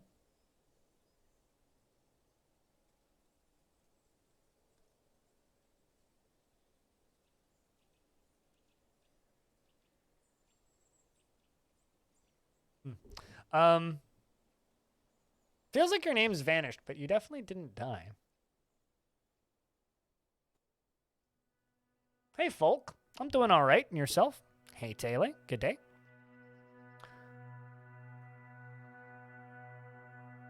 Let me just say that you've enjoyed the stream a lot. Cheers, Jerby. But still fog stream. My energy does this, and if I stream too many in a row, then my energy does this. But yeah, you might have died somewhere. I don't recall you dying. Buttery, so I'm a little bit weirded out by this.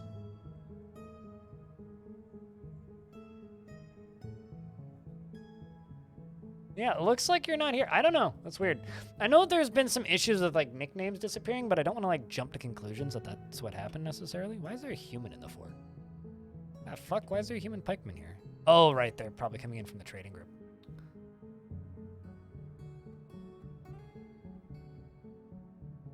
If a dwarf earns an extra name, they lose the nickname.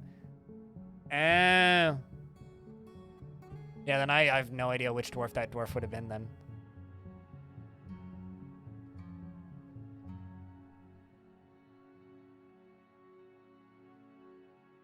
No, that's not how it used to work. Oh, is this how it used to look? Yeah, if you didn't mod the game with a tile set. Or swap it to square ASCII, but yes, this is the classic look. I mean, it used to look quite a bit different than this because the UI was all different too. Wasn't he the champion, was he?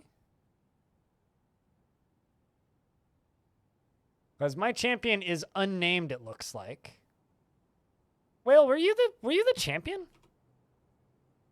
That sounds right, now that you mention it. I was trying to remember what the job was, but...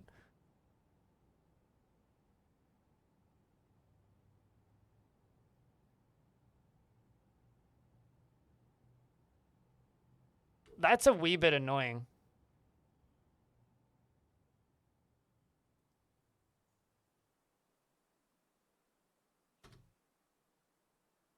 Yeah, looks just like it's a name disappearing then.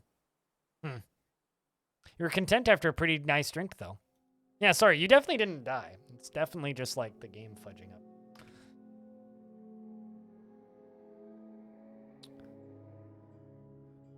All right,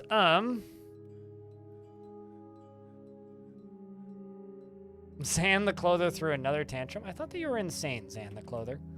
Zan the Clother, what is your job? Okay, I love that Zan the Clother isn't even the most stressed out dwarf in the fort. They're both military dwarves that are the most stressed out dwarves in the fort.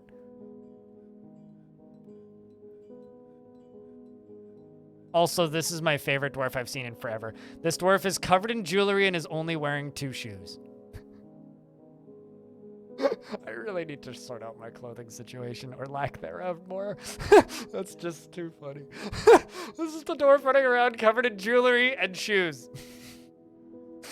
Yar! All right, let's see if I can check on my cloth situation. Got priorities? I mean, don't we all have priorities? Yeah, let's just do silk trousers. I'm waiting on my pigtail crops to like get going. Silk trousers. Let's just do 50. And leather shirt. I think we have that.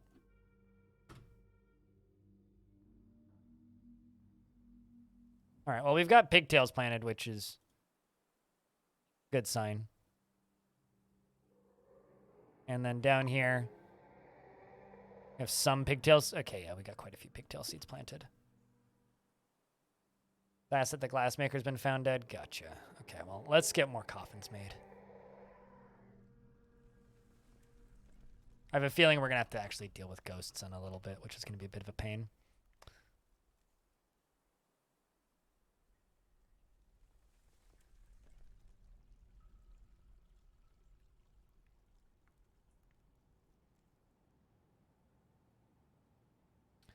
These are going to be little tombs. Easy peasy tombs.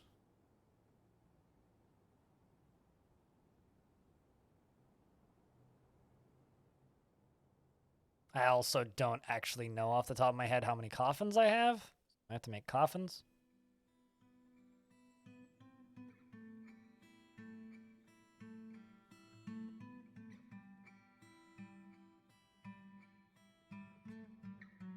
No fish? I actually think I need to make a fishery shop. Something that I miss about the older versions of the game. No, I do have plenty of fishery. I guess there's nothing to catch. There's something that like I miss about the older versions of the game is it used to just have like a number next to each stockpile about how many of the item you had. Which I really, really miss. If I'm being honest. I really miss that. Alright, something I should really do, though. Nobody does this. Nobody does this. Nobody does this. Nobody does this. Nobody does this. Nobody does this. Nobody does this. Nobody does this. Nobody does this. I also, like, don't give a shit about fishing and try to not have fish in my fort when all possible. And now just do post-fight shit. Basically, get rid of the bodies. Get rid of the bodies! Get rid of the bodies and the body parts. Let's do her. Transport corpse. Out. Boosh. The running joke, actually, in older Dwarf Fort Orbital Fram is that fishing is just straight up illegal. Dwarves don't make other dwarves fish. Don't make your dwarves fish. That's just mean. Bad for them. You can't make alcohol out of fish. So what's the point of fish? Body parts are what I need. Body parts, body parts, body parts. Dump! Don't ask me why there's a troglodyte arm in there. All right. I guess my first squad is still full. Squad's emptying out a little bit. Just Claiborne by himself. Oh, yeah, no. Fisher, unless you have like a specific fishing zone set up, it's extraordinarily difficult to keep Fisher dwarves happy. Catching me for the first time live. Cheers. You want to say that you got into this game because of my tutorial series on YouTube, and this is your 4th fortress in the year 105. The king showed up, and you have 2 were-giraffes entombed forever because they stepped up to fight on your command. Well, damn right. Entomb them in the walls. The doobs. Can't with that attitude? I'm pretty sure I know what I can and can't do.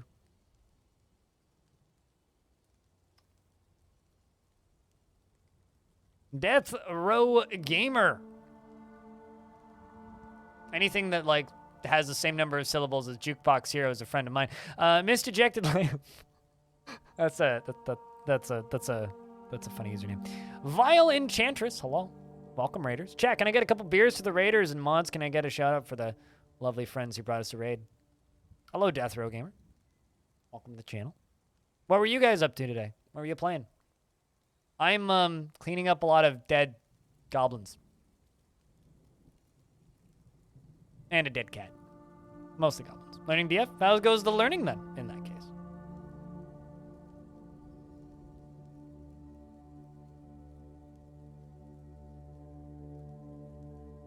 Came right off the dome? No, I just perpetually have Jukebox Hero stuck in my head. It's been a curse for like the last 10 years or so of my life. You love this game? Hell yeah. Good to have you around. It's always nice to have new faces playing some good video games. Thanks, mods. I'm making my mods actually work now. Cheers, Orin.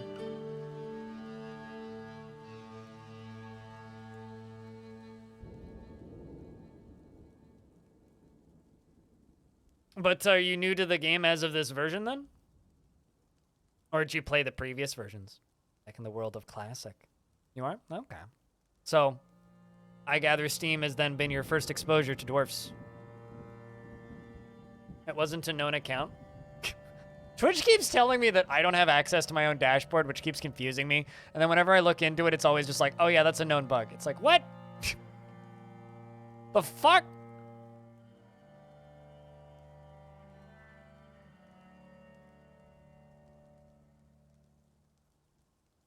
But the learning curve was too steep to you to really get stuck into? Yeah. Honestly, you know, this is my feeling. I don't think it, like, someone accused me of gatekeeping for saying this, and you know what? I don't even care because I don't agree that it's gatekeeping. I think Dwarf Fortress has always been easy to play and approachable. The difference is now people have paid $30. And if somebody has paid $30 for a thing, they're much more likely to say, fuck it, go look at a wiki, read a tutorial, play video game, whatever. But even if you downloaded Lazy Noob Pack and it had a tile set installed and you enabled mouse control with DF hack, it's still just a free thing that you downloaded. You're much more likely to be like, man, fuck it, we'll do this later, and then never return. I genuinely think that that is the case.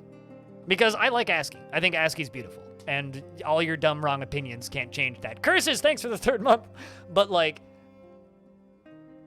I used to say this pre-release, and I say this now. I genuinely feel that a large portion of the reason why more people didn't get into Dwarf Fortress sooner is just purely because they hadn't paid money for it yet.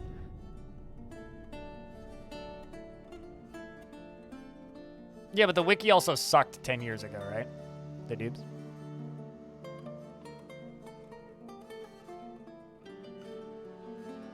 Some people like, well, this is just a texture pack, though. There are texture packs for the older versions of the game, monads, that were almost as detailed as this. You wouldn't have the individual sprites for each individual dwarf face, but like Vettelinger's tile set was very much comparable to this. 3 hours? That's not much. It's pretty quick. You know, ironically, Navigator Nomad, iconography on menus makes it harder for me to learn games. I find that games that just have like a single like letter or like a word for a menu item to be much easier and faster to and quicker to distinguish between. So I'm like the polar opposite on that. There we go. We got more pigtail up and running. I mean, there's aspects of this UI I hate more than the old one. And there's aspects of the old one that I hated more than this one. I don't think any UI is perfect. The old one certainly wasn't. I don't think this one is either. They're just different.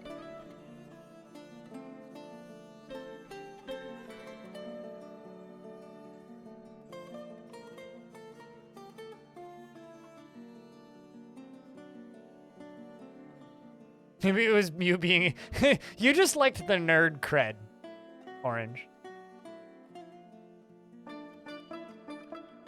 And you were too lazy to relearn, and a friend gifted it to you on Steam, and it was just an excuse? No? Yeah, no, I got you there.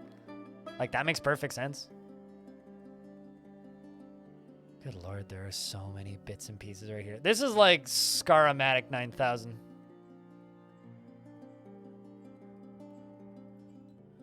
Is why you tried 10 years ago to... I mean... Okay, chat room. Have you ever... Dwarf Fortress doesn't count for this question. Have you ever learned a game specifically for the nerd cred? Like, have you ever sat down and taught yourself to play either a video game or a complicated board game specifically for the nerd cred? Kerbal Space Program? Yup. StarCraft 2? Yes, NetHack. Touche. Because I played Rogue specifically for the nerd cred. I don't think the original Rogue is a very good roguelike, but I've played Rogue just to say that I've played Rogue.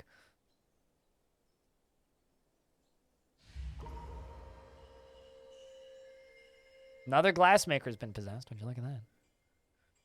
Strange mood, Joe Diamonds. Strange mood. No offense. Total War games are very casual. I'm being a gatekeepy asshole, and I know it. Total War games are extraordinarily casual. Just saying. I played Eve. Nobody plays Eve. You work for Eve temporarily. You did play Stone Soup a lot. Stone Soup is pretty nerd creddy.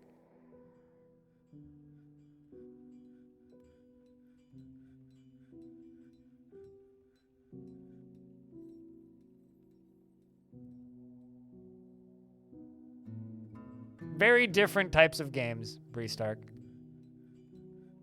But as far as big strategy games go, Total War is pretty casual.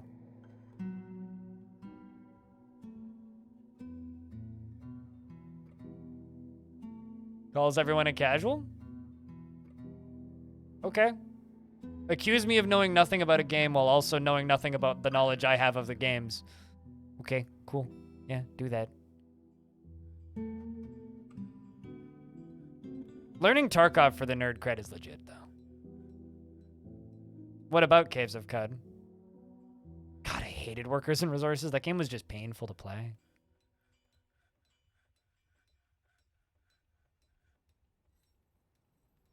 I wish I could see well enough to play Tarkov, because that game looks like a lot of fun. Just didn't want to haul bodies? I mean, would you? I just don't like looking at Aurora 4X. I played it for a couple of hours and was like, all right, I get the gist, but... God, I hate Factorio so much.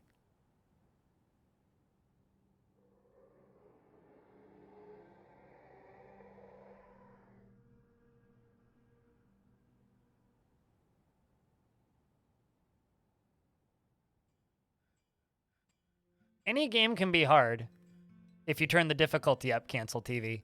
But that's not what makes a game difficult. Any game can be set to have unfair difficulty settings. But that's not what makes a game casual or otherwise. What makes a game casual is its accessibility. Warhammer and Total War games are designed to be extremely accessible.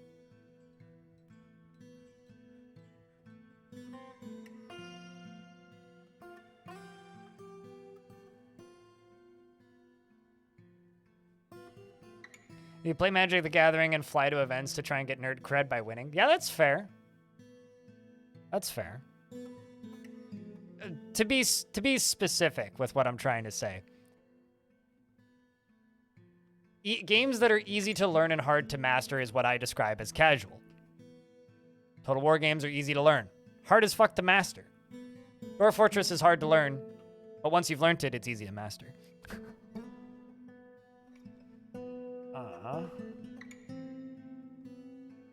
Avus. But I do love it when people accuse me of not knowing what I'm talking about. Kind of cute.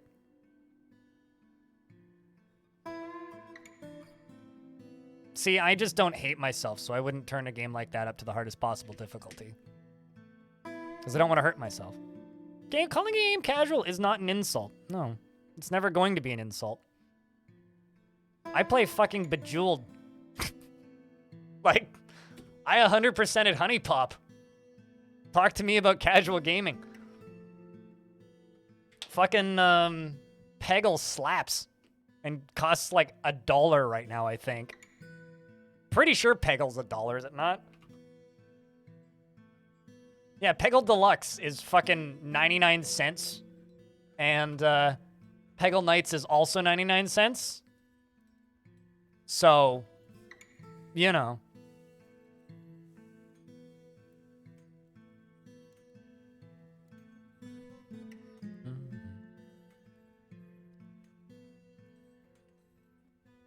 No, I played Bejeweled 3 on the front page of Twitch.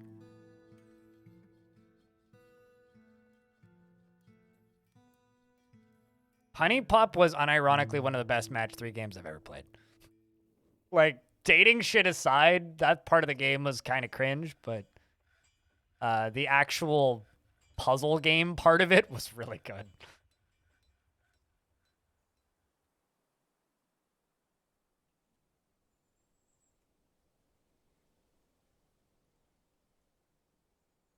DF is a game with a stupid amount of depth.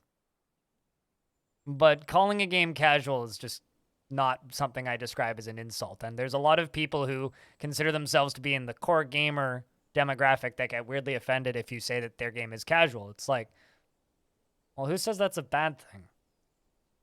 Like, I would describe Stardew Valley as a casual game. But that doesn't make it easy, necessarily. Okay, so here's like my actual statement on that, Eggbeard. My girlfriend at the time played the dating sim half, and I played the puzzles. So I did actually play Honeypot for the puzzles because I literally didn't read the dating sim half. It was just on the TV, and she'd pass me the controller, and I would play through the puzzles, and then like I would go back to doing stuff on my tablet and watching Netflix until it was time for another puzzle.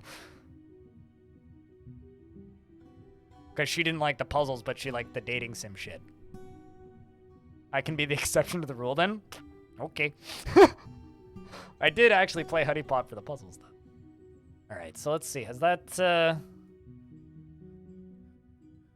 I turn all the other jobs back on yet? No, I didn't. Okay. I was starting to wonder why things weren't getting done, and then I was like, right, it's because I haven't turned everything back on yet.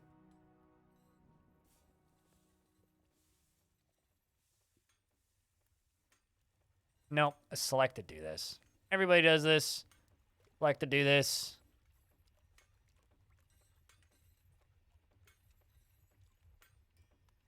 She did. She got like because she got every single achievement on that game. She got the weird fairy chick and then the other thing. This was also a very long time ago. Apologies if my memories are fuzzy for what happened in like 2014? Yeah, we got every single achievement on that stupid video game.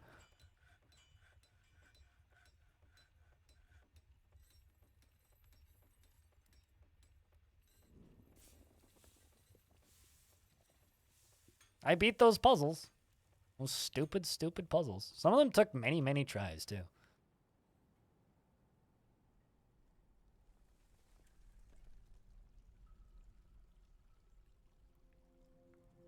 Alright, well, at least all the bodies have been removed. Let's go get that crusher going.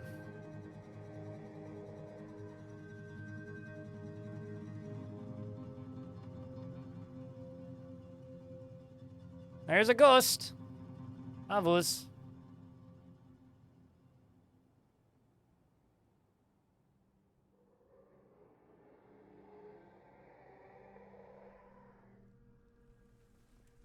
Where's that layer? Should actually hotkey this layer.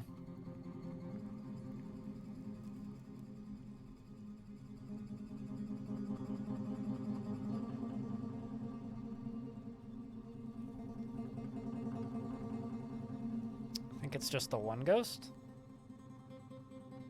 Hopefully we don't get attacked in the fall again. We got attacked in the fall twice, and I haven't been able to trade. I just want to trade with the dwarves.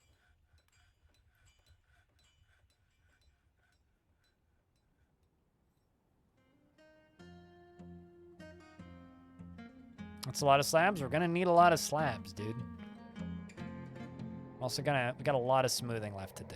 And I also need to actually work on the projects in here that I was gonna work on. I was also like going to make all of the stuff nice enough for my monarch.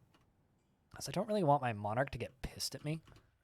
That would be bad if she just like started like, you know, telling people to off with your head. Don't really want that. What do you want? You do have your clear glass window in your bedroom. What do you want about? You got 5. You got 10, actually, I think. You not have 10? Did I not make you 10? Yeah, I did make you your 10 clear glass window. See? And this is your bedroom.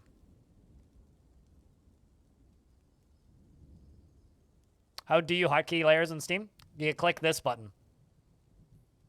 And then say, Queen's I can spell. Queen's bedroom. And then say jump to here. So now if I press... I can see F8. There it is. F8, done.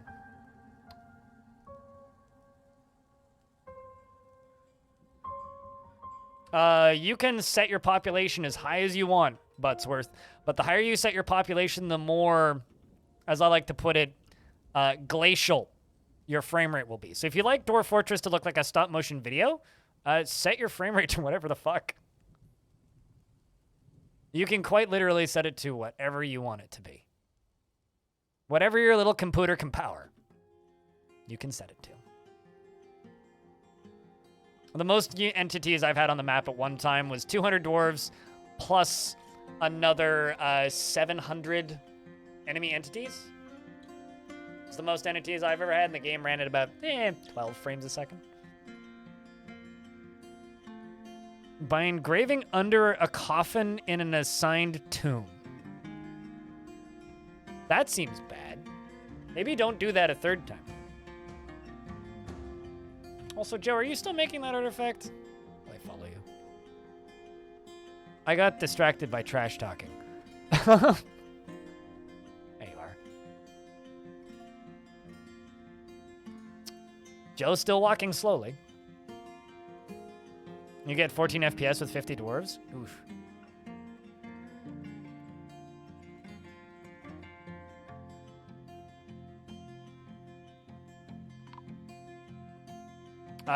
What material do you have, McDerby? Because that's the actual question there. If you have kind of not super sharp metal, like, let's just say bronze, go battle axes. If you got sharp metal like iron or steel, go swords. If you got, or you could go spears. And if you have heavy metal like silver, go hammers or maces. It very much depends on the material you have available. My population cap is just the default, so it's 220. We were at 200 for a bit, and then some dwarves died.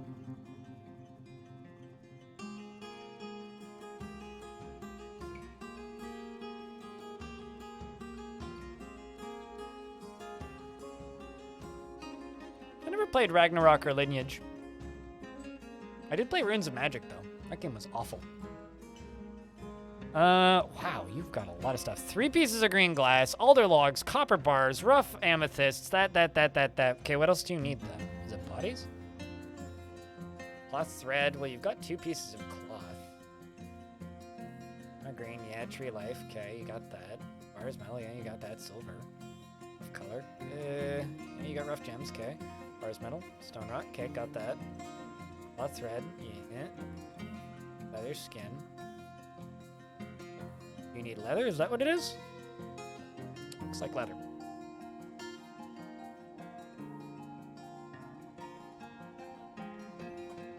I guess it would depend on the materials of the divine metal. I mean, damage of hammers is based on weight, so the heavier the metal, the better it is. I don't know what the stats of divine metals are, because I haven't looked into it too much, to be honest. I know that they exist, and I know that they are accessible in this version of the game. And I know how to get them. But as far as what material is good for what thing, I don't know. That's randomly generated from your world. So their stats are random. I have no idea. The only reason we know what materials are good for what with the normal materials... the dog had it coming. Overblow. The only reason we know the use of the current metals in the game is because they are in the vanilla game. We can just go read the raws for them.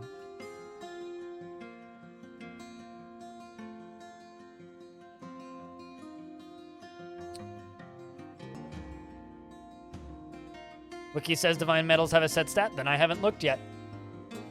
Because previously they were random.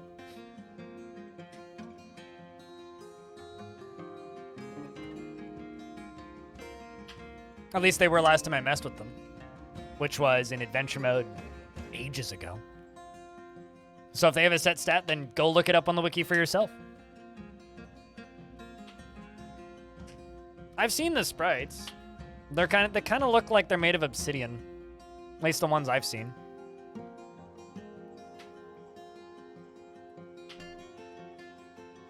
Hammers are great against everything? Disagree. Terrible against flying units. They're great against anything that's on your level. They're actually horrifically bad against metal and stone forgotten beasts. Depending on the metal and the stones of the forgotten beast. Minecart Online spent thousands of hours at Guild, 300 active plus players. You were a key player on your server, and the game was utter shite. I'm so sorry. I don't know. I decided at a very early age in my life that I do not like playing MMOs. And I still kind of feel that way. I played MMOs for a bit because people that I knew played them. And so I played them because people I knew played them.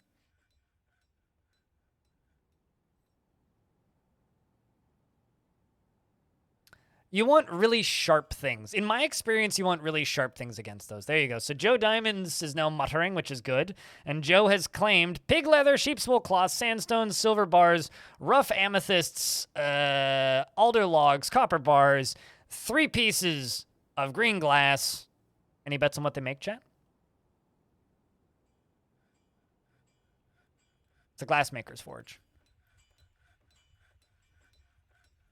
About multiple thread support in the future. And my advice to you when it comes to people asking about is there any plans for it, stop asking. When there's plans for it, you'll find out real fast. Because as far as I know, currently, no. But anything is possible in the future. But my advice is to just simply cease asking, because I will never have an answer for you, and the second I do, it'll be in my title. Glass bed? God, that would actually be really cool.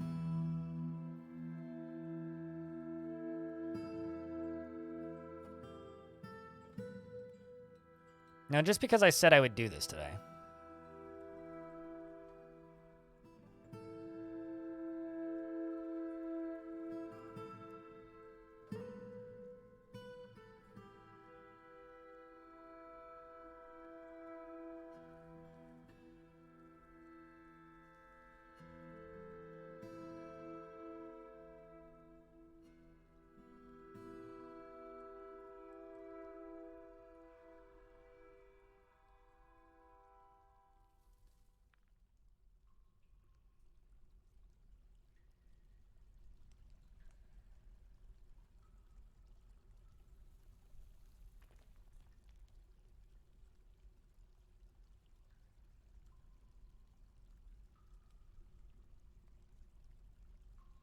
Have I played the Dark Ages V mod? I don't even know what you're talking about.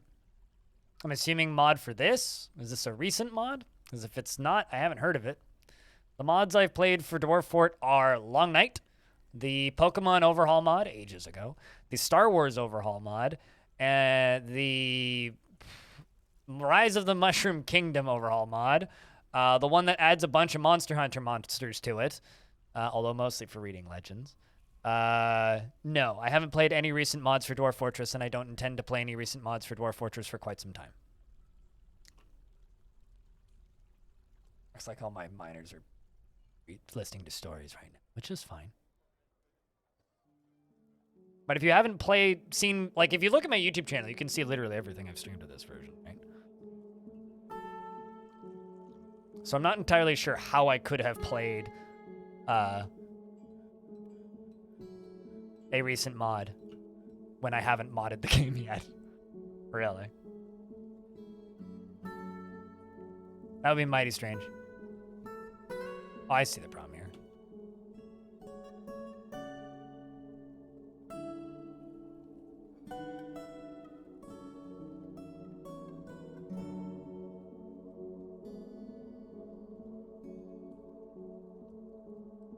For blunt weapons? I would expect that, yeah. That would seem about right. Although currently the worst material for blunt weapons is, or previously the worst material for blunt weapons was adamantine, because it was like the equivalent of making a, like, warhammer out of a waffle bat material.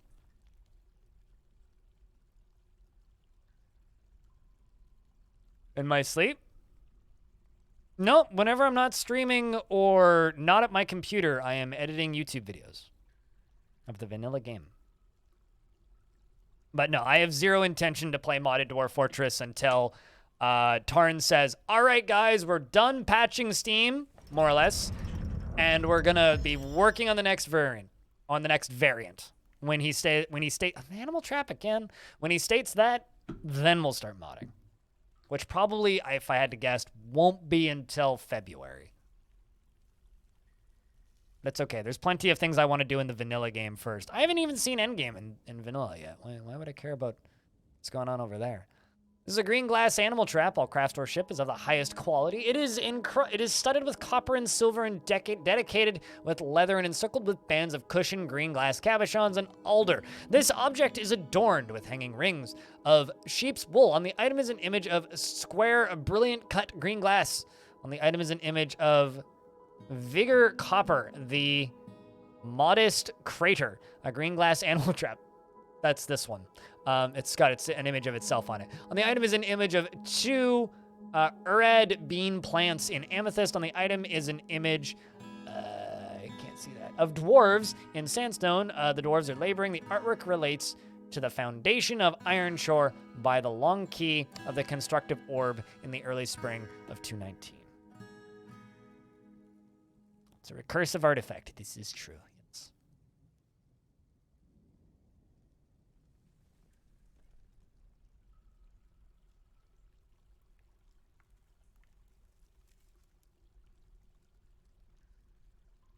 Put it on a pedestal in the Queen's Tomb. Does the Queen's Tomb need it? Yeah, I guess we could. I was just gonna sell them, honestly. Give them to the rest of the faction so we get more migrants.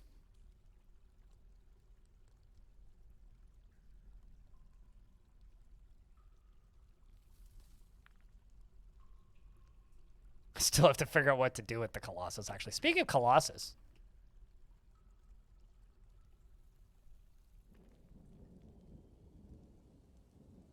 Hey! Look at this. We have bees. Oops, wrong button. We have bees, chat room. Look at that. Sweet. We can make honey. Bees. Good news. It's gonna bees enough.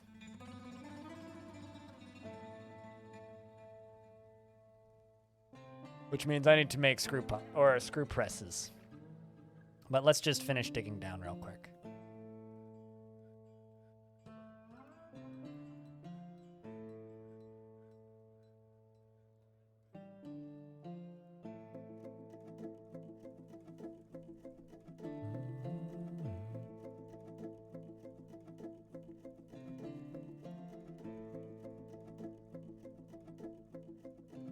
I'm not playing with the honey for the puzzles. I do actually want to have bees at some point in the future. But yeah.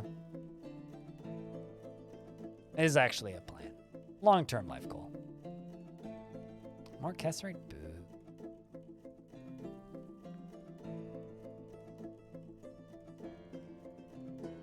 Is there any advantage to mead? No? This is Dwarf Fort. I mean, the one advantage to mead over just farming is it's a different skill set pattern. Different dwarves do it. And it also provides a cheap and easy, accessible craft for your dwarves to do on top of their normal tasks, which is waxworking. So it's like the alcohol that also provides free crafts that you can make. Is there any particular advantage to it? Some dwarves like it. You also get royal jelly out of it, which means I need to make probably glass jugs.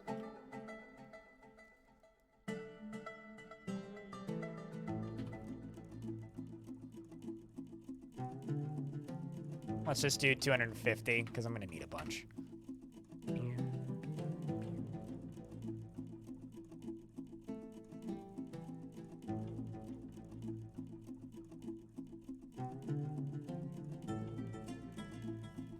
Could your dwarf become a beekeeper? I'm not taking specific job requests from dwarves. Once you get your dwarf does what your dwarf wants to do, and that's what makes your dwarf happy, Pandasaurus Rex. Not that I don't want to, like the idea is great, but the reason I'm not going to is because once I've done that for one person's dwarf, I have to do that for every person's dwarf, and that's a lot of work suddenly. So unfortunately, I'm not willing to do that extra work. All right, digging into a very muddy cavern lair. Not a big fan of the muddy cavern layers. They're always kind of disappointing.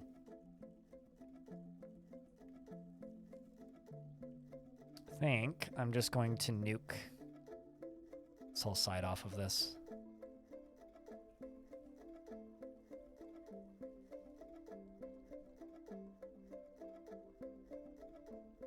Gig Moth. Thank you very much for redeeming a dwarf. Do you know what kind of dwarf you would like? And beard or no beard? Well, we gotta seal this off. I mean, I don't have to, but... Your dwarves won't sleep in their rooms that you made for them? Have you assigned them as bedrooms?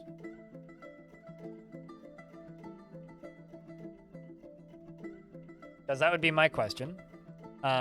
You have to open up the zones menu, this menu down here, and then assign them individual as bedrooms. And then if you click on it, they've claimed them, right? Because once one dwarf claims a bedroom, no other dwarf can claim that bedroom. That's that dwarf's bedroom, unless you manually assign it to a different dwarf. I need to apparently make more cabinets. Whoops. Have you noticed that trader puts goods in the trading post when you you deconstruct it, it drops all their inventory on the floor? Does this count as if you stole your items? Yep. Everything that, because they leave without their items, everything that they leave missing is counted as a stolen item. If a bunch of gnomes run onto the map and drink the entire trade wagon's alcohol supply, that's considered a stolen item. If you deconstruct your depot and they walk and you keep all of their items, those are all considered stolen items. So congrats, you're a thief.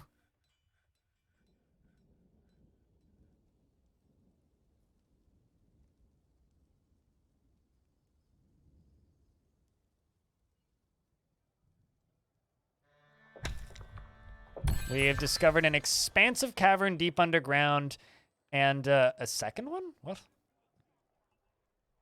Why did it give me two?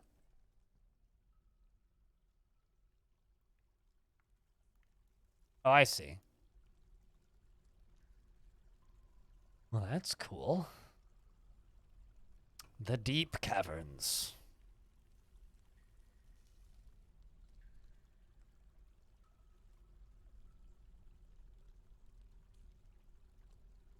You think it's counting them all as one? Did you put doors on them first? They need a door in order to be able to recognize multi-bedrooms.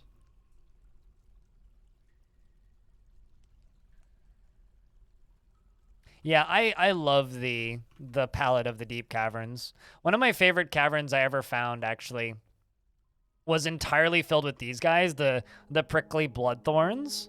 It was just red flooring with entirely covered in bloodthorn.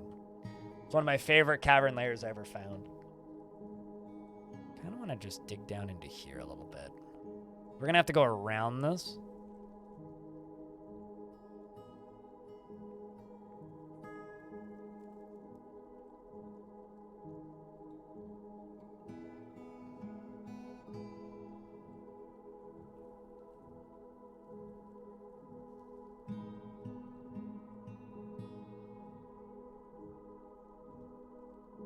Cavern layers are scary?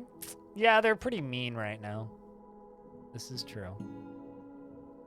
I wouldn't say they're that scary necessarily.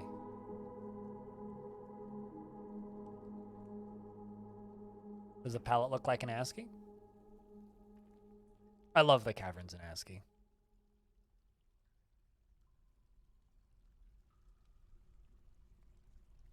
They're almost like Alice in Wonderland, like.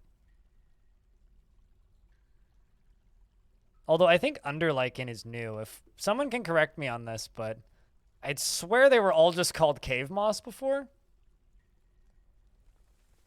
I think them actually having a name is new. Yeah, I might literally just do that with this. Like, I was just looking at it and going, do I want to, like, dig a stairway around it and wall it off? I think I might just go with these guys. But, well, actually, you know what? I think I'll just wall it off because that will save me from having to do it another way.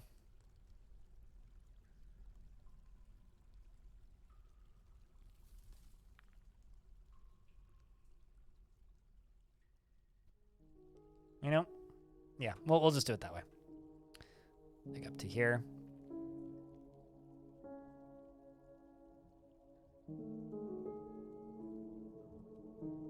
Might have to go up one higher.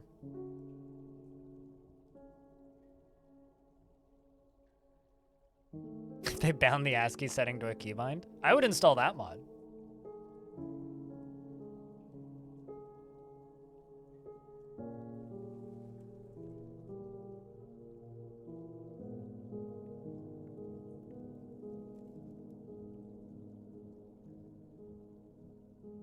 Everything seems quite pastel, whereas ASCII, everything is so vibrant. Yeah, I mean, that's you're slowly starting to understand why some people prefer ASCII. And why some people were just like before this game came out and before the player base grew dramatically, a lot of people were very much, please see the beauty in ASCII, because ASCII is gorgeous looking. Hey, Papa Lurk. I'm doing all right. Having a pretty good year so far. Oh, found hot stuff. Well, let's try and find this lava sea. Oopsies. Want to overwrite this? Let's find some lava, shall we? I need someone to pick up this job. Chat, we have a lava emote, by the way.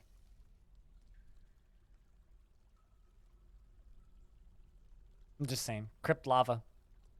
You can tell people how much you lava them. And maybe they'll lava you back one day. Thanks for checking out a gift. Oh, you're stupid. You're very kind.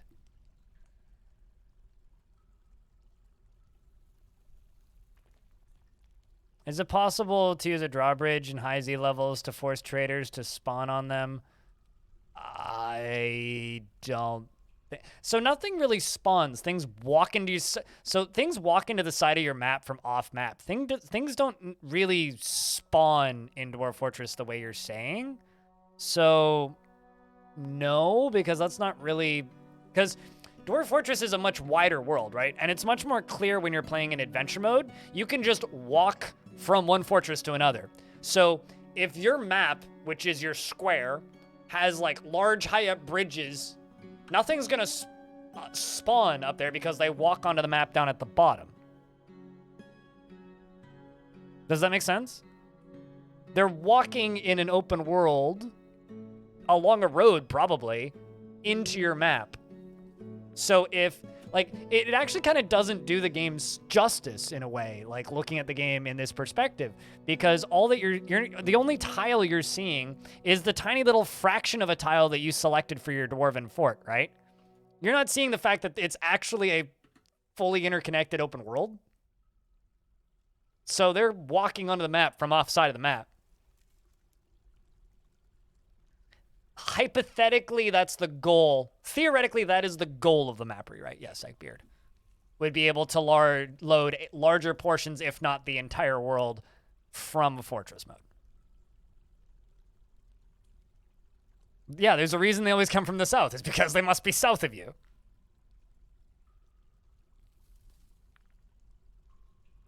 Yeah, there really isn't any. Well, there's hitches. Like there's definitely loading chunks, not too dissimilar from Minecraft. All right, we found the magma sea as well as. Okay, I was gonna say that dwarf just drowned, as well as an unusual wall studded with gems, and this unusual wall studded with gems is the goal for tomorrow. Now that we know where it is, right here, that's very convenient actually. Super easy to dig to even. Because I want to get through this and I want to get candy.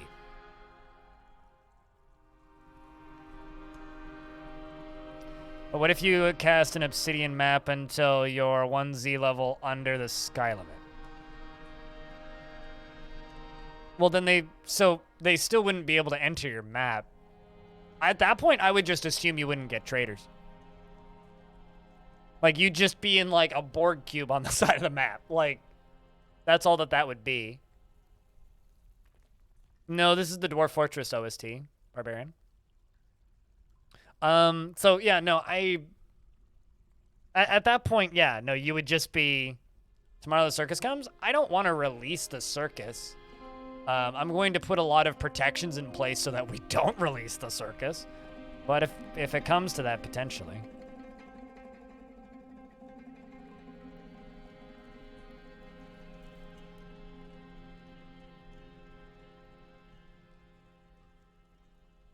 I'm also considering using minecarts to bring lava up from the lava sea.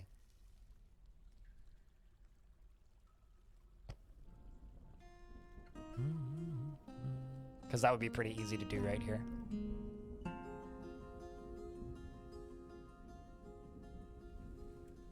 And you can't find no luck.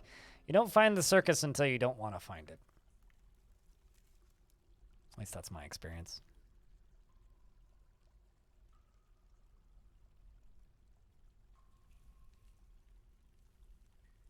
Okay, what time are we in? Late summer? I never did check that battle report. Did we raise them? Because they came back in the middle of that siege. Yeah, well, we fought with them.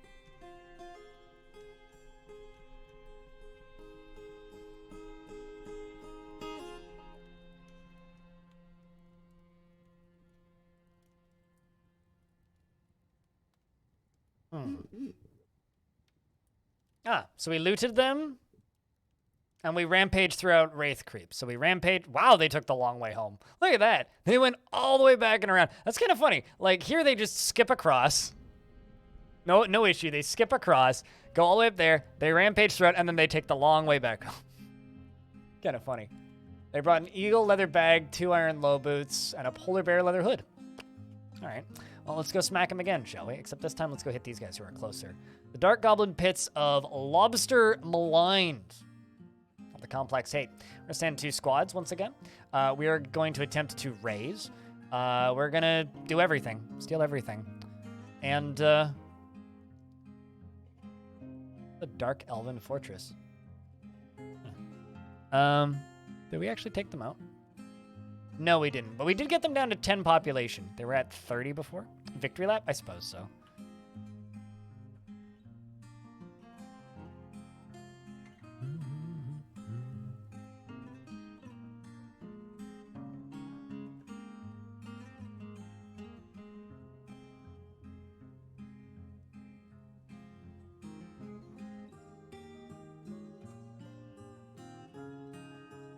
I think this whole soundtrack rules, Treehun. You just had your first cave dragon show you had in your game, and then there was a layer with the annoying beasts. Or well, I guess the 2 annoying beasts. Well, I mean, the cave dragons might have it. Depending on what the beasts are, the cave dragons might have a chance against the beasts. Oh shit! You know, we've been like digging for a bit. All of the glass discs are gone. Well, at least, very least, it means the dwarves are making progress up here. Just look at this. So we have 3 fully loaded minecarts. Progress. Yes.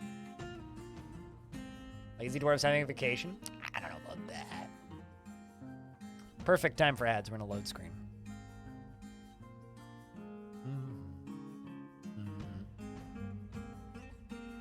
You know, chat, we only need 5 more subscriptions to actually hit 3,000 flat subs. I'm just saying. 5 more. If anybody's got a Prime and you want to help me hit potentially an all-time sub goal, we're at 3,039 sub points. But for the actual subscriber number, which is visible on this scene, there, let's see, 2995. Just saying. Moose, thanks for the 5 subs. Here's Fire Stupid, thanks for the 5 subs as well. That was fucking fast.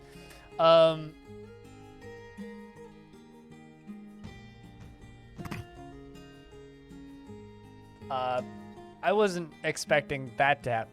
Okay, so Moose, thanks for gifting 5 subs. Ira Stupid, thanks for gifting 5 subs. G-Spec99, thanks for the Prime. Trip Hus Hate Music, thanks for the prime. Sortora, thanks for the 5 gift subs. Elarkai, thanks for the 5 gift subs.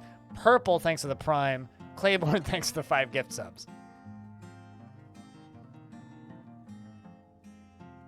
Pandasaurus Rex, thanks for the 5 gift subs. I've just been staring at that number for the last, like, 10 minutes. And considering gifting 5 myself.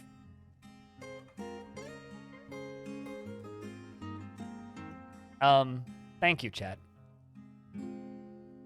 Number destroyed? Yes. Praise orb. Have a sub, Gristeth.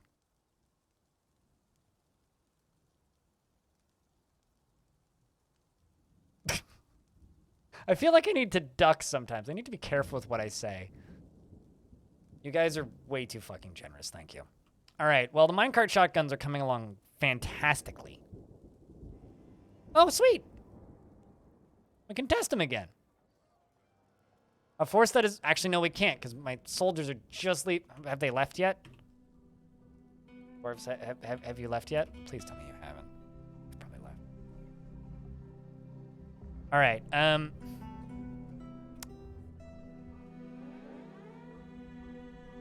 Wait. False alarm. They all left, I think. Yep. False alarm, they all left. Whew. I'm kind of happy that they all left. No, I want them to attack me when my soldiers are at home and not gonna come back and fight them.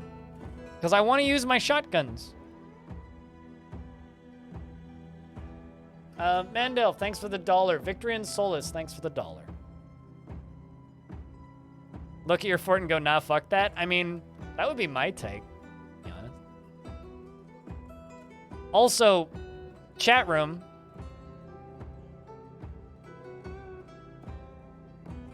So do you remember the weird hybrid trees? I think what's actually no, okay, so it gets weirder.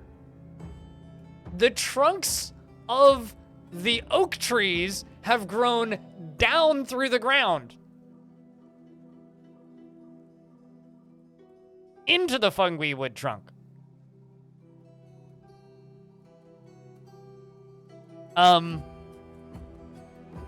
What? Tolbzen, thank you very much for subscribing at tier 1. What in tarnation? Yeah, exactly. What in tarn? So, can someone clip this? Tree pranks, yes, very much classic tree pranks.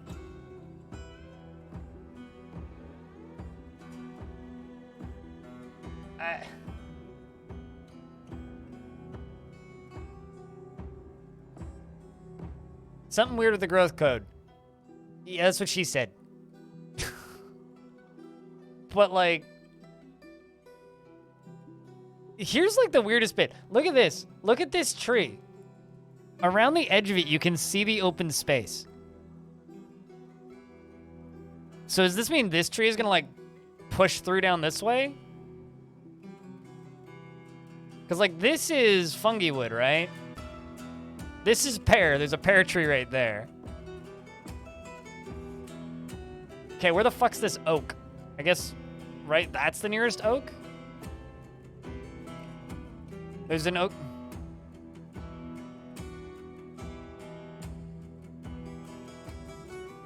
You're guessing wood and technically wood both just becomes wood together. So what you're saying is if wood touches wood, we get more wood?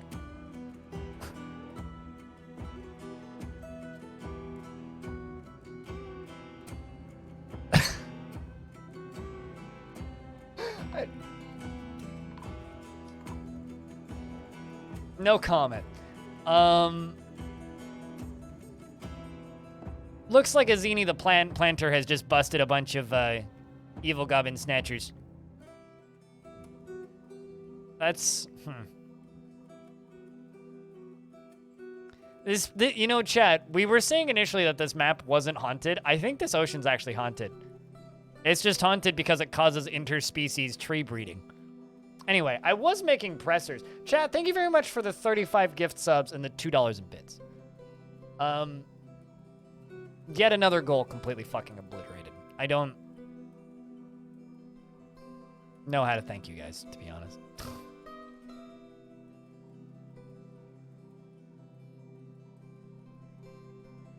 Wood touch wood equal more wood. Yeah.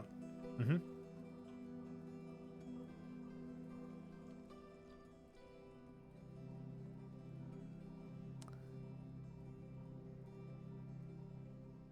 Press honey from honeycomb. Just do 5.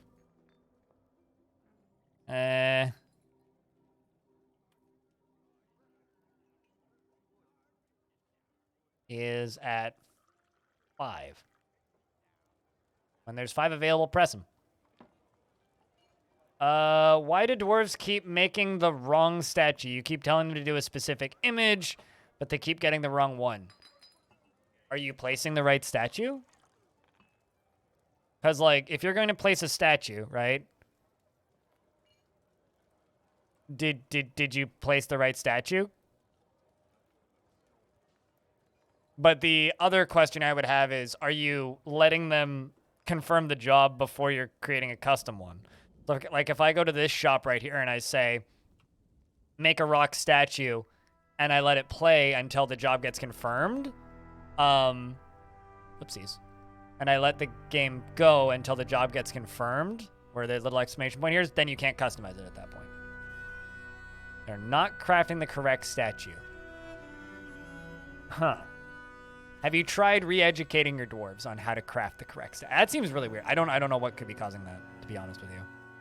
I can't say that I've ever noticed that or had that happen myself.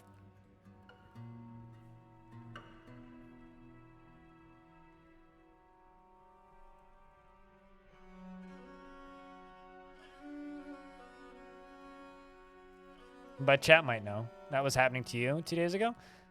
Bug? I mean, that's still kind of the cop-out answer, but... Bug? Question mark?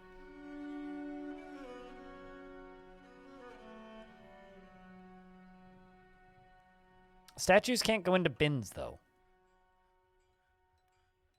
So we can't even blame bins on this. Well, that is not what I wanted to do.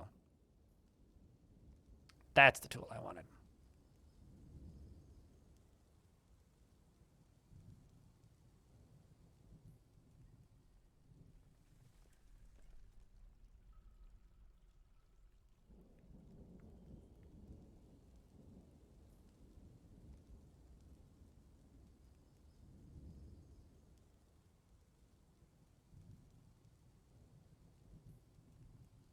Any tips on how to make a river that doesn't freeze? Make sure that it's underground. If it's above ground and it's a cold biome, it'll freeze.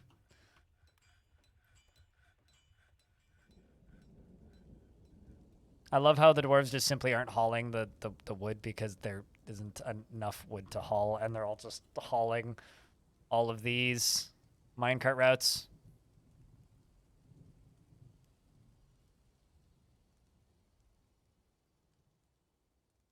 Trying to make the game pause and show a box when they happen? Doesn't it do that by default? It says a vile force of darkness has arrived and it jumps to it? No? Okay, well, I guess I set it up and then immediately spaced on it. If you just want the ones that I'm using, because I get the vile force of darkness, where is the actual link? I think I pinned it in DF mods. No, I pinned it in DF talk. That's my announcements folder right there. So, right here in Dwarf Fort Talk, go to pins. It's the third one down.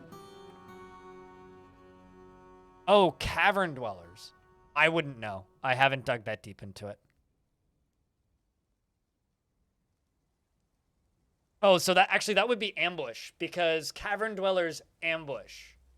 So if you wanted to pause and jump to location on ambush, then it would be ambush. So cavern dwellers ambush. I'm like 90% certain cavern dwellers ambush, right?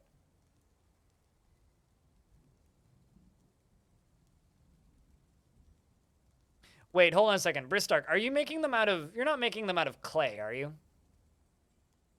Yeah, so then it would be pause and or jump camera to location box on ambush is what you'd want. On ambush specifically.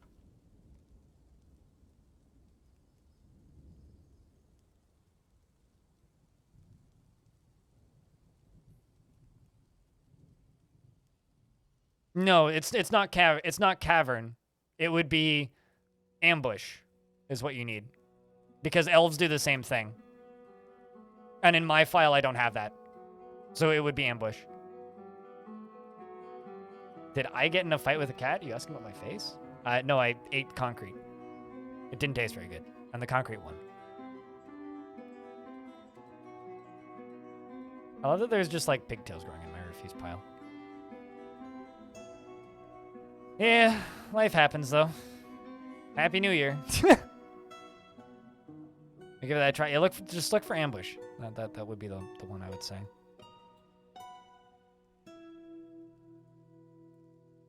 Add the statue in there, making the statue of the story killing an Etten. You want them to make a statue.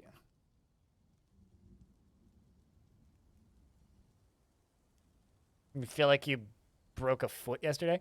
I mean, I'm doing better than that one video of a bunch of people that blew up of a bunch of people in Vancouver recently where somebody was setting off fireworks inside of an apartment. So I'm doing better than they are.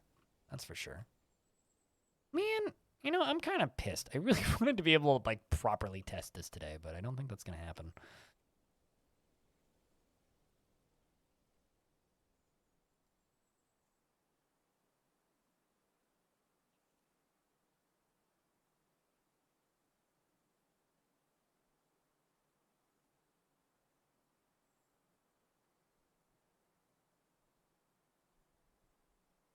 You heard that they were all arrested? What, the people that were setting off fireworks inside of their apartment? Well, fucking better have been arrested.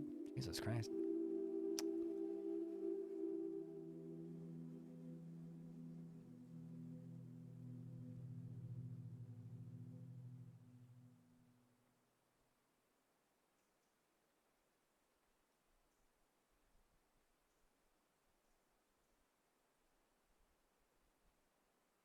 Oh, actually, I know why that stockpile's not full.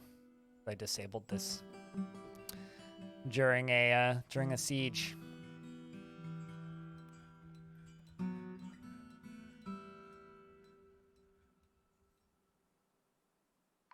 How does my mob killing pit work?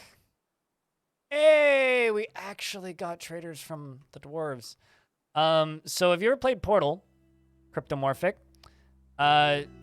Minecarts get pushed down here, and they go down, down, down, down, down, down, down, down, down, down, down, down, down. And then they hit this wall, and they fire out glass discs in a kind of a shotgun blast. And they're minecart shotguns, and we're slowly filling them up. And they are full of a very large number of serrated green glass discs.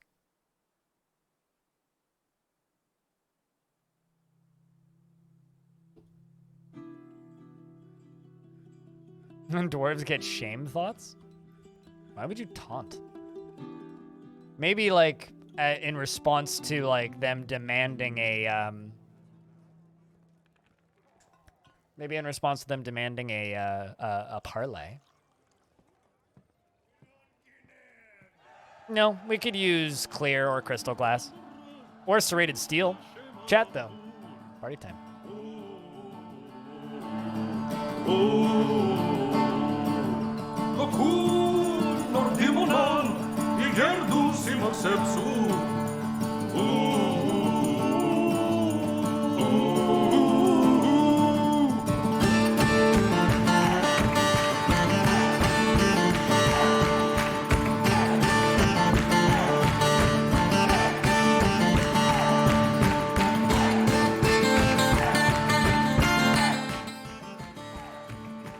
I mean, you can demand surrender, which is kind of close enough to that. Cuddly Ray.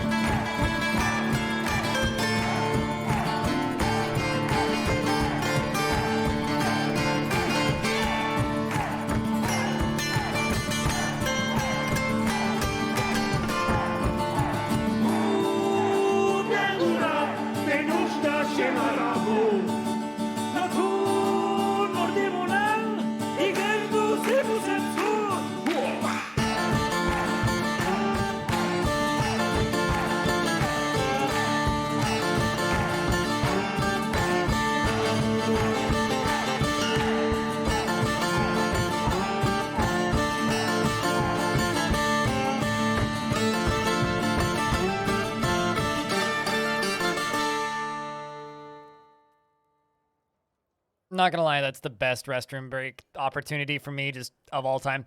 I know that you're doing a short form content, but you're doing short form content, but you just spent 20 hours trying to figure out routing water underground, and I failed and neglected your base, and it's kind of complicated. Can I make a longer form tutorial that goes into it? What goes into water?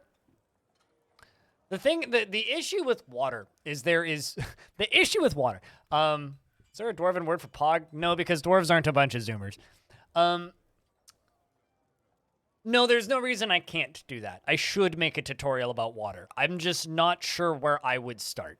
I think for me, that's mostly a skill issue, quite literally, when it comes to video making, where you need to realize that I'm a streamer. So when you ask me to do a video about water, it's like, okay, I don't know where I would start.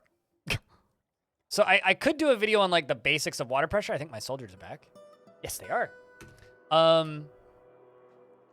But I need to figure out how to do that. I mean, the next... Start with water is wet, yeah. I mean, the next video I'm going to do is literally going to be about one of these. How to make a, like, fully automated, like, mist generator like this.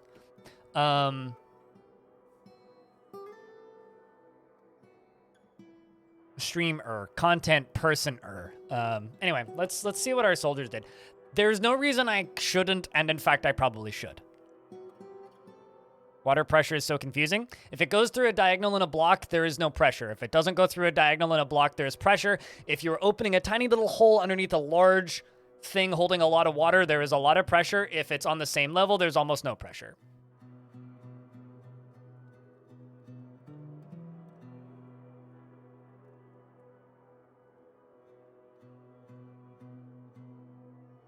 This could be a good place to say that you must start by replicating what Dead Man Foot did. I don't know what Dead Man Foot did. So...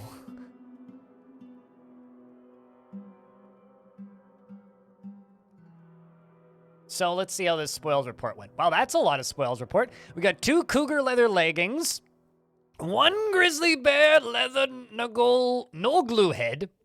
I'm sure that's like a musical instrument piece. A menacing iron spike, 2 iron low boots, 1 iron maul, 1 granite ring. Do you think that maul has a Toys R Us chat? If so, that's very heavy. 1 iron crossbow, 1 bobcat leather backpack, 1 iron shield, 1 raccoon leather quiver, 1 iron spear, 1 iron chain leggings. How nice of them. And then as for the mission report itself, we shall pause, and I shall read dramatically-ish. The Constructive Orb attacked the revolting plagues at the complex hate at Lobster Maligned, which is literally, like, right across the bridge from where we live. The defenders were led by the Goblin Nagoso Spidery Plated, and the dwarves were led by Kivish Coversmith. The Goblin's tactical planning was superior to the dwarf, and the defenders had a strong positional advantage. Well, that's bad for us. The fighting began. It appears the dwarf Moses Rormira was struck down by the goblin Toad, uttered bad in the oceans of connecting. Well, that's not good. The Wild Prestige led hold on. The Wild Prestige led by the dwarf Kavish clashed with 6 goblins. The dwarf Kavish entirely outmatched the goblin at the attackers. And, oh, really? So initially, they outmatched us. But then halfway through the fight, after one of them died and a couple of them fell over, we took over and gained the lead and clashed with 6 goblins. And we utterly outwitted the goblin Nagoso, and the attackers had a strong positional advantage, so I guess we had a counterattack, very similar to what happened in our fortress earlier. And then in the autumn of 229, the goblin Toad, lower right back tooth was smashed open. The goblin's back tooth was torn off. Well, that's bad. The goblin Atu's eye was smashed. A goblin Nagoso was struck down. We actually took out their leader. The Walled Prestige, led by the dwarf Kavish, clashed with 6 goblins, slaying 4. And then they took the long route back. We looted treasure from Lobster Maligned and rampaged throughout. Well done, dwarves. We did lose one, but well done.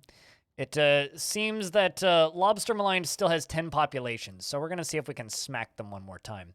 And we are going to attempt to raise and destroy the site once again.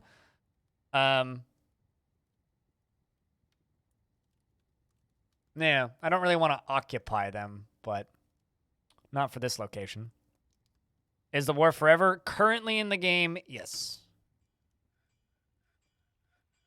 Although alliances can form during World Gen, such as when new fortresses are built.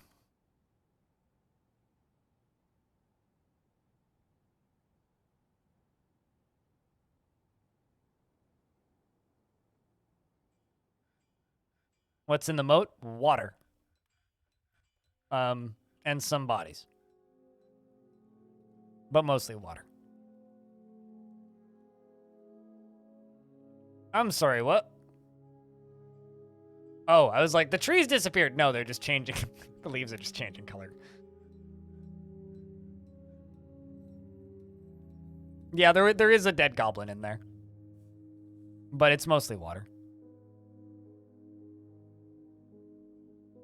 All right, what are we working on right now?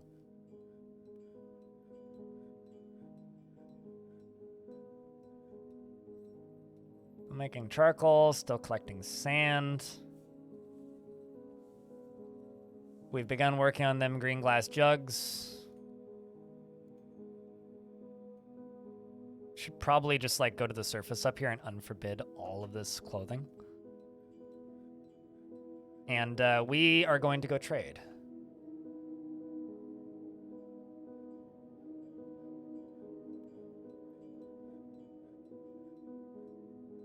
And this is what I mean by you can just mass trade everything that is low quality.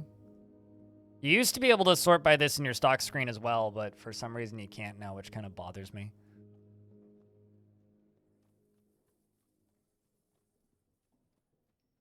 You know, I'm not going to do the iron ones now that I think about it. I'm going to do everything except for the iron. I especially want to get rid of these wooden ones, but I'm not going to do the iron ones. We're actually going to smelt those down. Maybe the coppers too.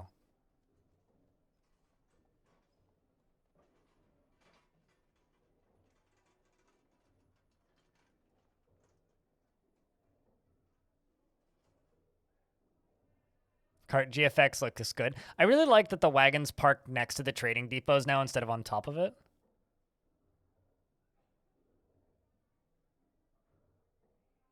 By simply beating them into submission, you could force peace, yes. Eventually, they will fall over.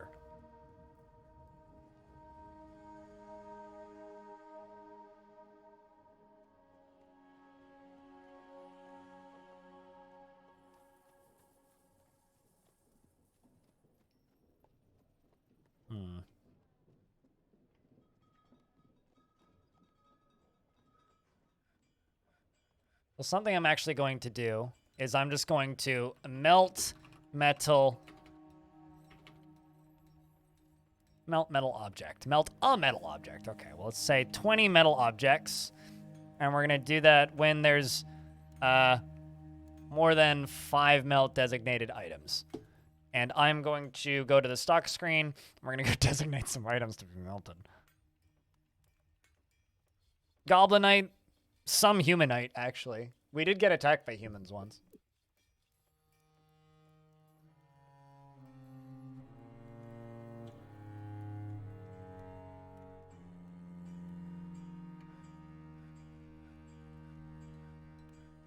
Also, let's jump up here and just go alder.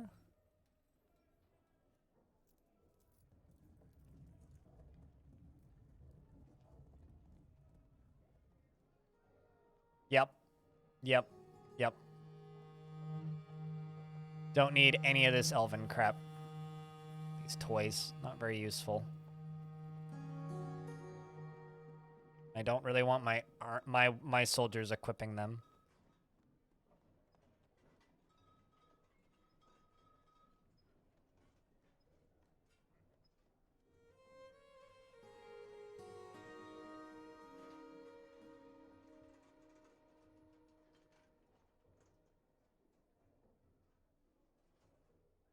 Iron mail shirts, yes. That's like chainmail.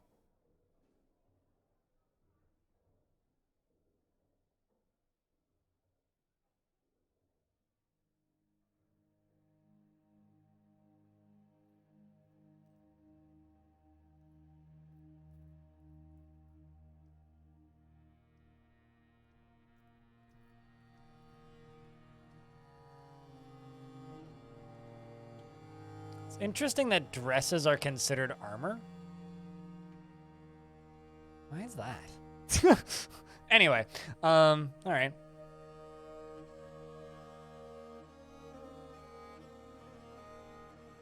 Oh, probably. Overt blue. Makes sense.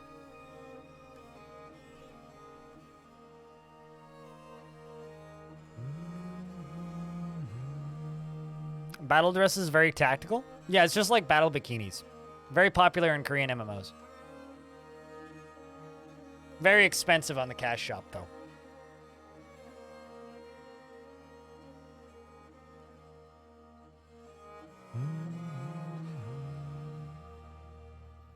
True, you're not wrong, Bahmut.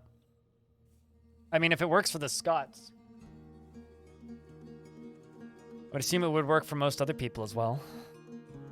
Although they have battle skirts, not battle dresses, but yeah.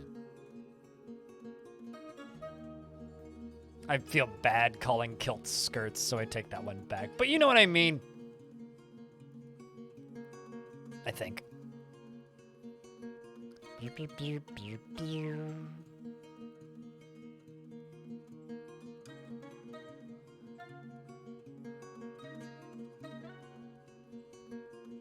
To quote a local kind of pseudo-off Scottish punk rock group, kilts are just manly skirts. Now bend over.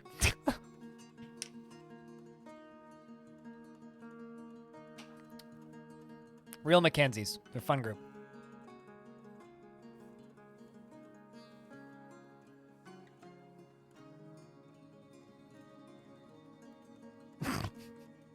I mean, apparently wood touching wood grows more wood. You like the Real Mackenzies? Bunch of goofballs. I recommend looking up the Real Mackenzies if you want to hear some loud-ass, soft punk rock, sometimes country, but also Scottish rock. I don't even know what to call them. They're kind of like a weird mishmash of a lot of things.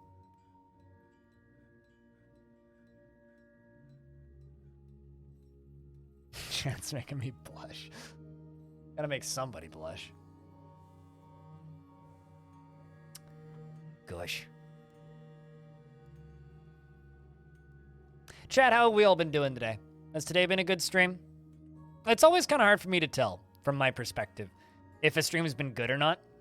Purely because, being completely honest with you, I'm just sitting here behind my screen yelling at a computer.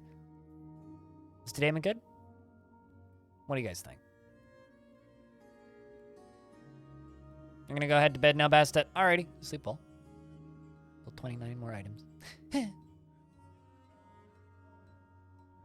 Total thrill ride? Yeah! Aside from the part where, like, elves almost got in. Well, that's good to hear, Bob. Thumbs up, chat. Quite nice indeed. Well, I think what we're gonna do here is I'm gonna just ignore this dwarf that's throwing a tantrum. We're gonna check the criminal cases. Okay. Convict. Convict. Convict. Someone is tantruming and attacking people again. Tisk tisk. What's your actual sentence, though? Getting another beating? We have dungeons! Put the twit in the dungeon! Dwarf out of 10? Fuck yeah. Sell the animal trap you made? Probably should, but I got enough other stuff to sell. If we need extra value, then we'll bring that. You second the werepanda was crazy. It was kind of all of a sudden in the middle of the fort, wasn't it? It really was. Instead of just pressing it into leather, you have to press... Wait, hold on a second. Are you talking about, like,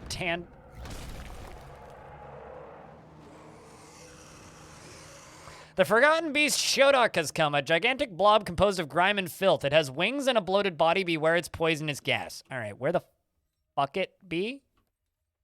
Don't fuck the bee. Where the fuck it be? Also, dwarves are reporting crimes. At least we're currently worrying about the important things. Don't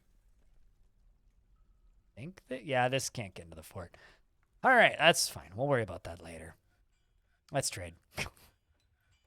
Mark all. Yeah, we're fine for value. I don't need to do that much trading. I think I'm literally just going to buy food variety. And then I'm going to bring that animal trap down. And we're going to offer it as a gift. I'm going to remove enough of these so that it becomes green for trading. Gosh, we need a better trader.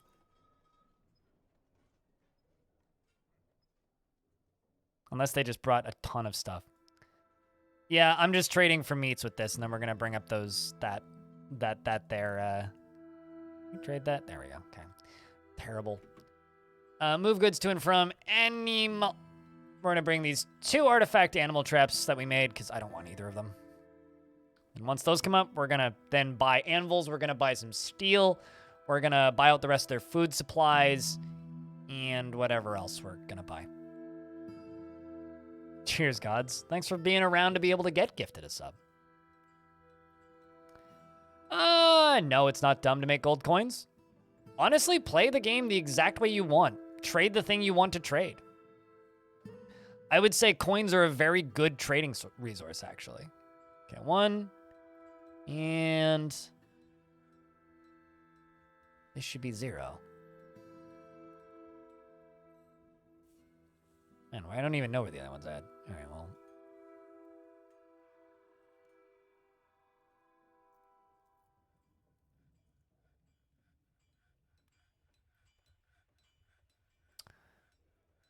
We'll just go with this. So if I go anvil, there's a single steel anvil, which we'll grab. Oh, can I not, like... There we go. Let's buy their parchment sheet. They brought a quire, which I will grab. They brought a borax pot. But Commander Honk, I see that you requested a dwarf. You would like a brave warrior. Beard or no beard. But I can absolutely give you a warrior.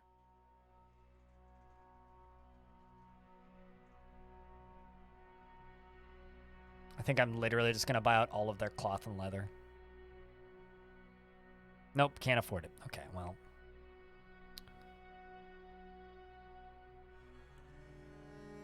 Just buy out the rest of the meats then. Give them a good value. This is a great treasure. We respect that this is no mere trade. Noted.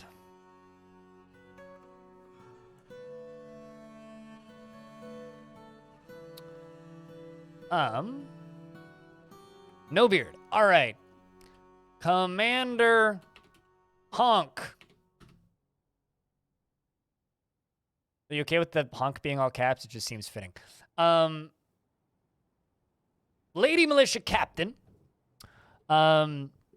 She is decked out with a steel battle axe, bismuth bronze leggings, and a steel helm, and a steel shield. You're 55 years old, and she changes her mind and will generally agree with the prevailing view on just about anything. She is dour as a rule, and she is conflicted by this since she values parties and merrymaking in the abstract. She prefers to be alone, and she is stubborn. She is moved by art and natural beauty and troubled by this since she dislikes the natural world. She is quite comfortable with others that have a different appearance or culture, and she tends to form only tenuous emotional bonds with others. She tends to consider abstractions over practical applications, and she's not particularly interested in what others think of her. She finds helping others to be emotionally rewarding, and she prefers that everyone live as harmoniously as possible. She personally believes that peace is always preferable to war, and values eloquence and values sacrifice, and finds the idea of independence and freedom somewhat foolish, and does not care about fairness. Likes gold, tube agate, giant opossum leather, and an old tooth, lorikeet bone. And when possible, prefers to consume giant elk, cave lobster, apple cider, and hates mosquitoes. And you have no family in the fortress, and recently you don't feel anything after a sparring session.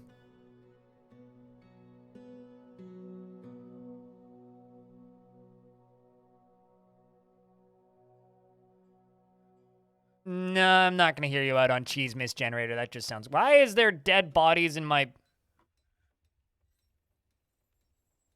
Why is there a rotten goblin in my living room? How many please want to explain why exactly there is a rotten goblin in my living room?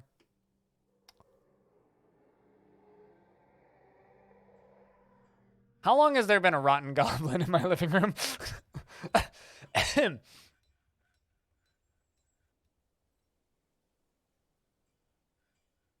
was like that when I got here.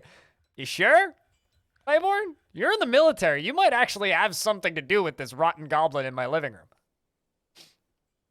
Gross, man. Gross. All right, chat. So we've been live for 10 and a half hours. I have some videos I need to record tonight. I'm getting hungry, and I don't feel like eating dinner on stream. No, actually, it's not full. It was forbidden, which means it simply died there. Today was productive. We got the minecart shotguns locked and loaded. We could obliterate an entire siege with them. Now it's just a matter of slowly filling them up. We've got 3 entirely full minecarts ready to go. Don't run off, though, because we are going to raid somebody. And then down here we got our mist video, or our mist generator setup, and I'm going to make a video on how to make one of these tonight. Tomorrow, 9 a.m. Pacific, we are going to be looking for candy. This is true.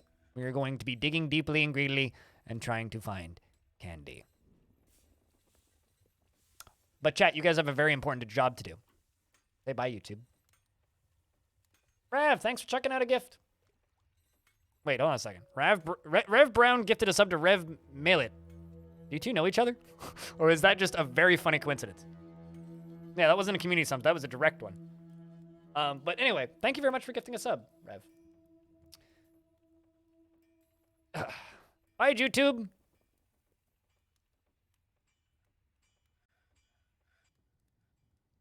Today was fun. It was. Next stream will be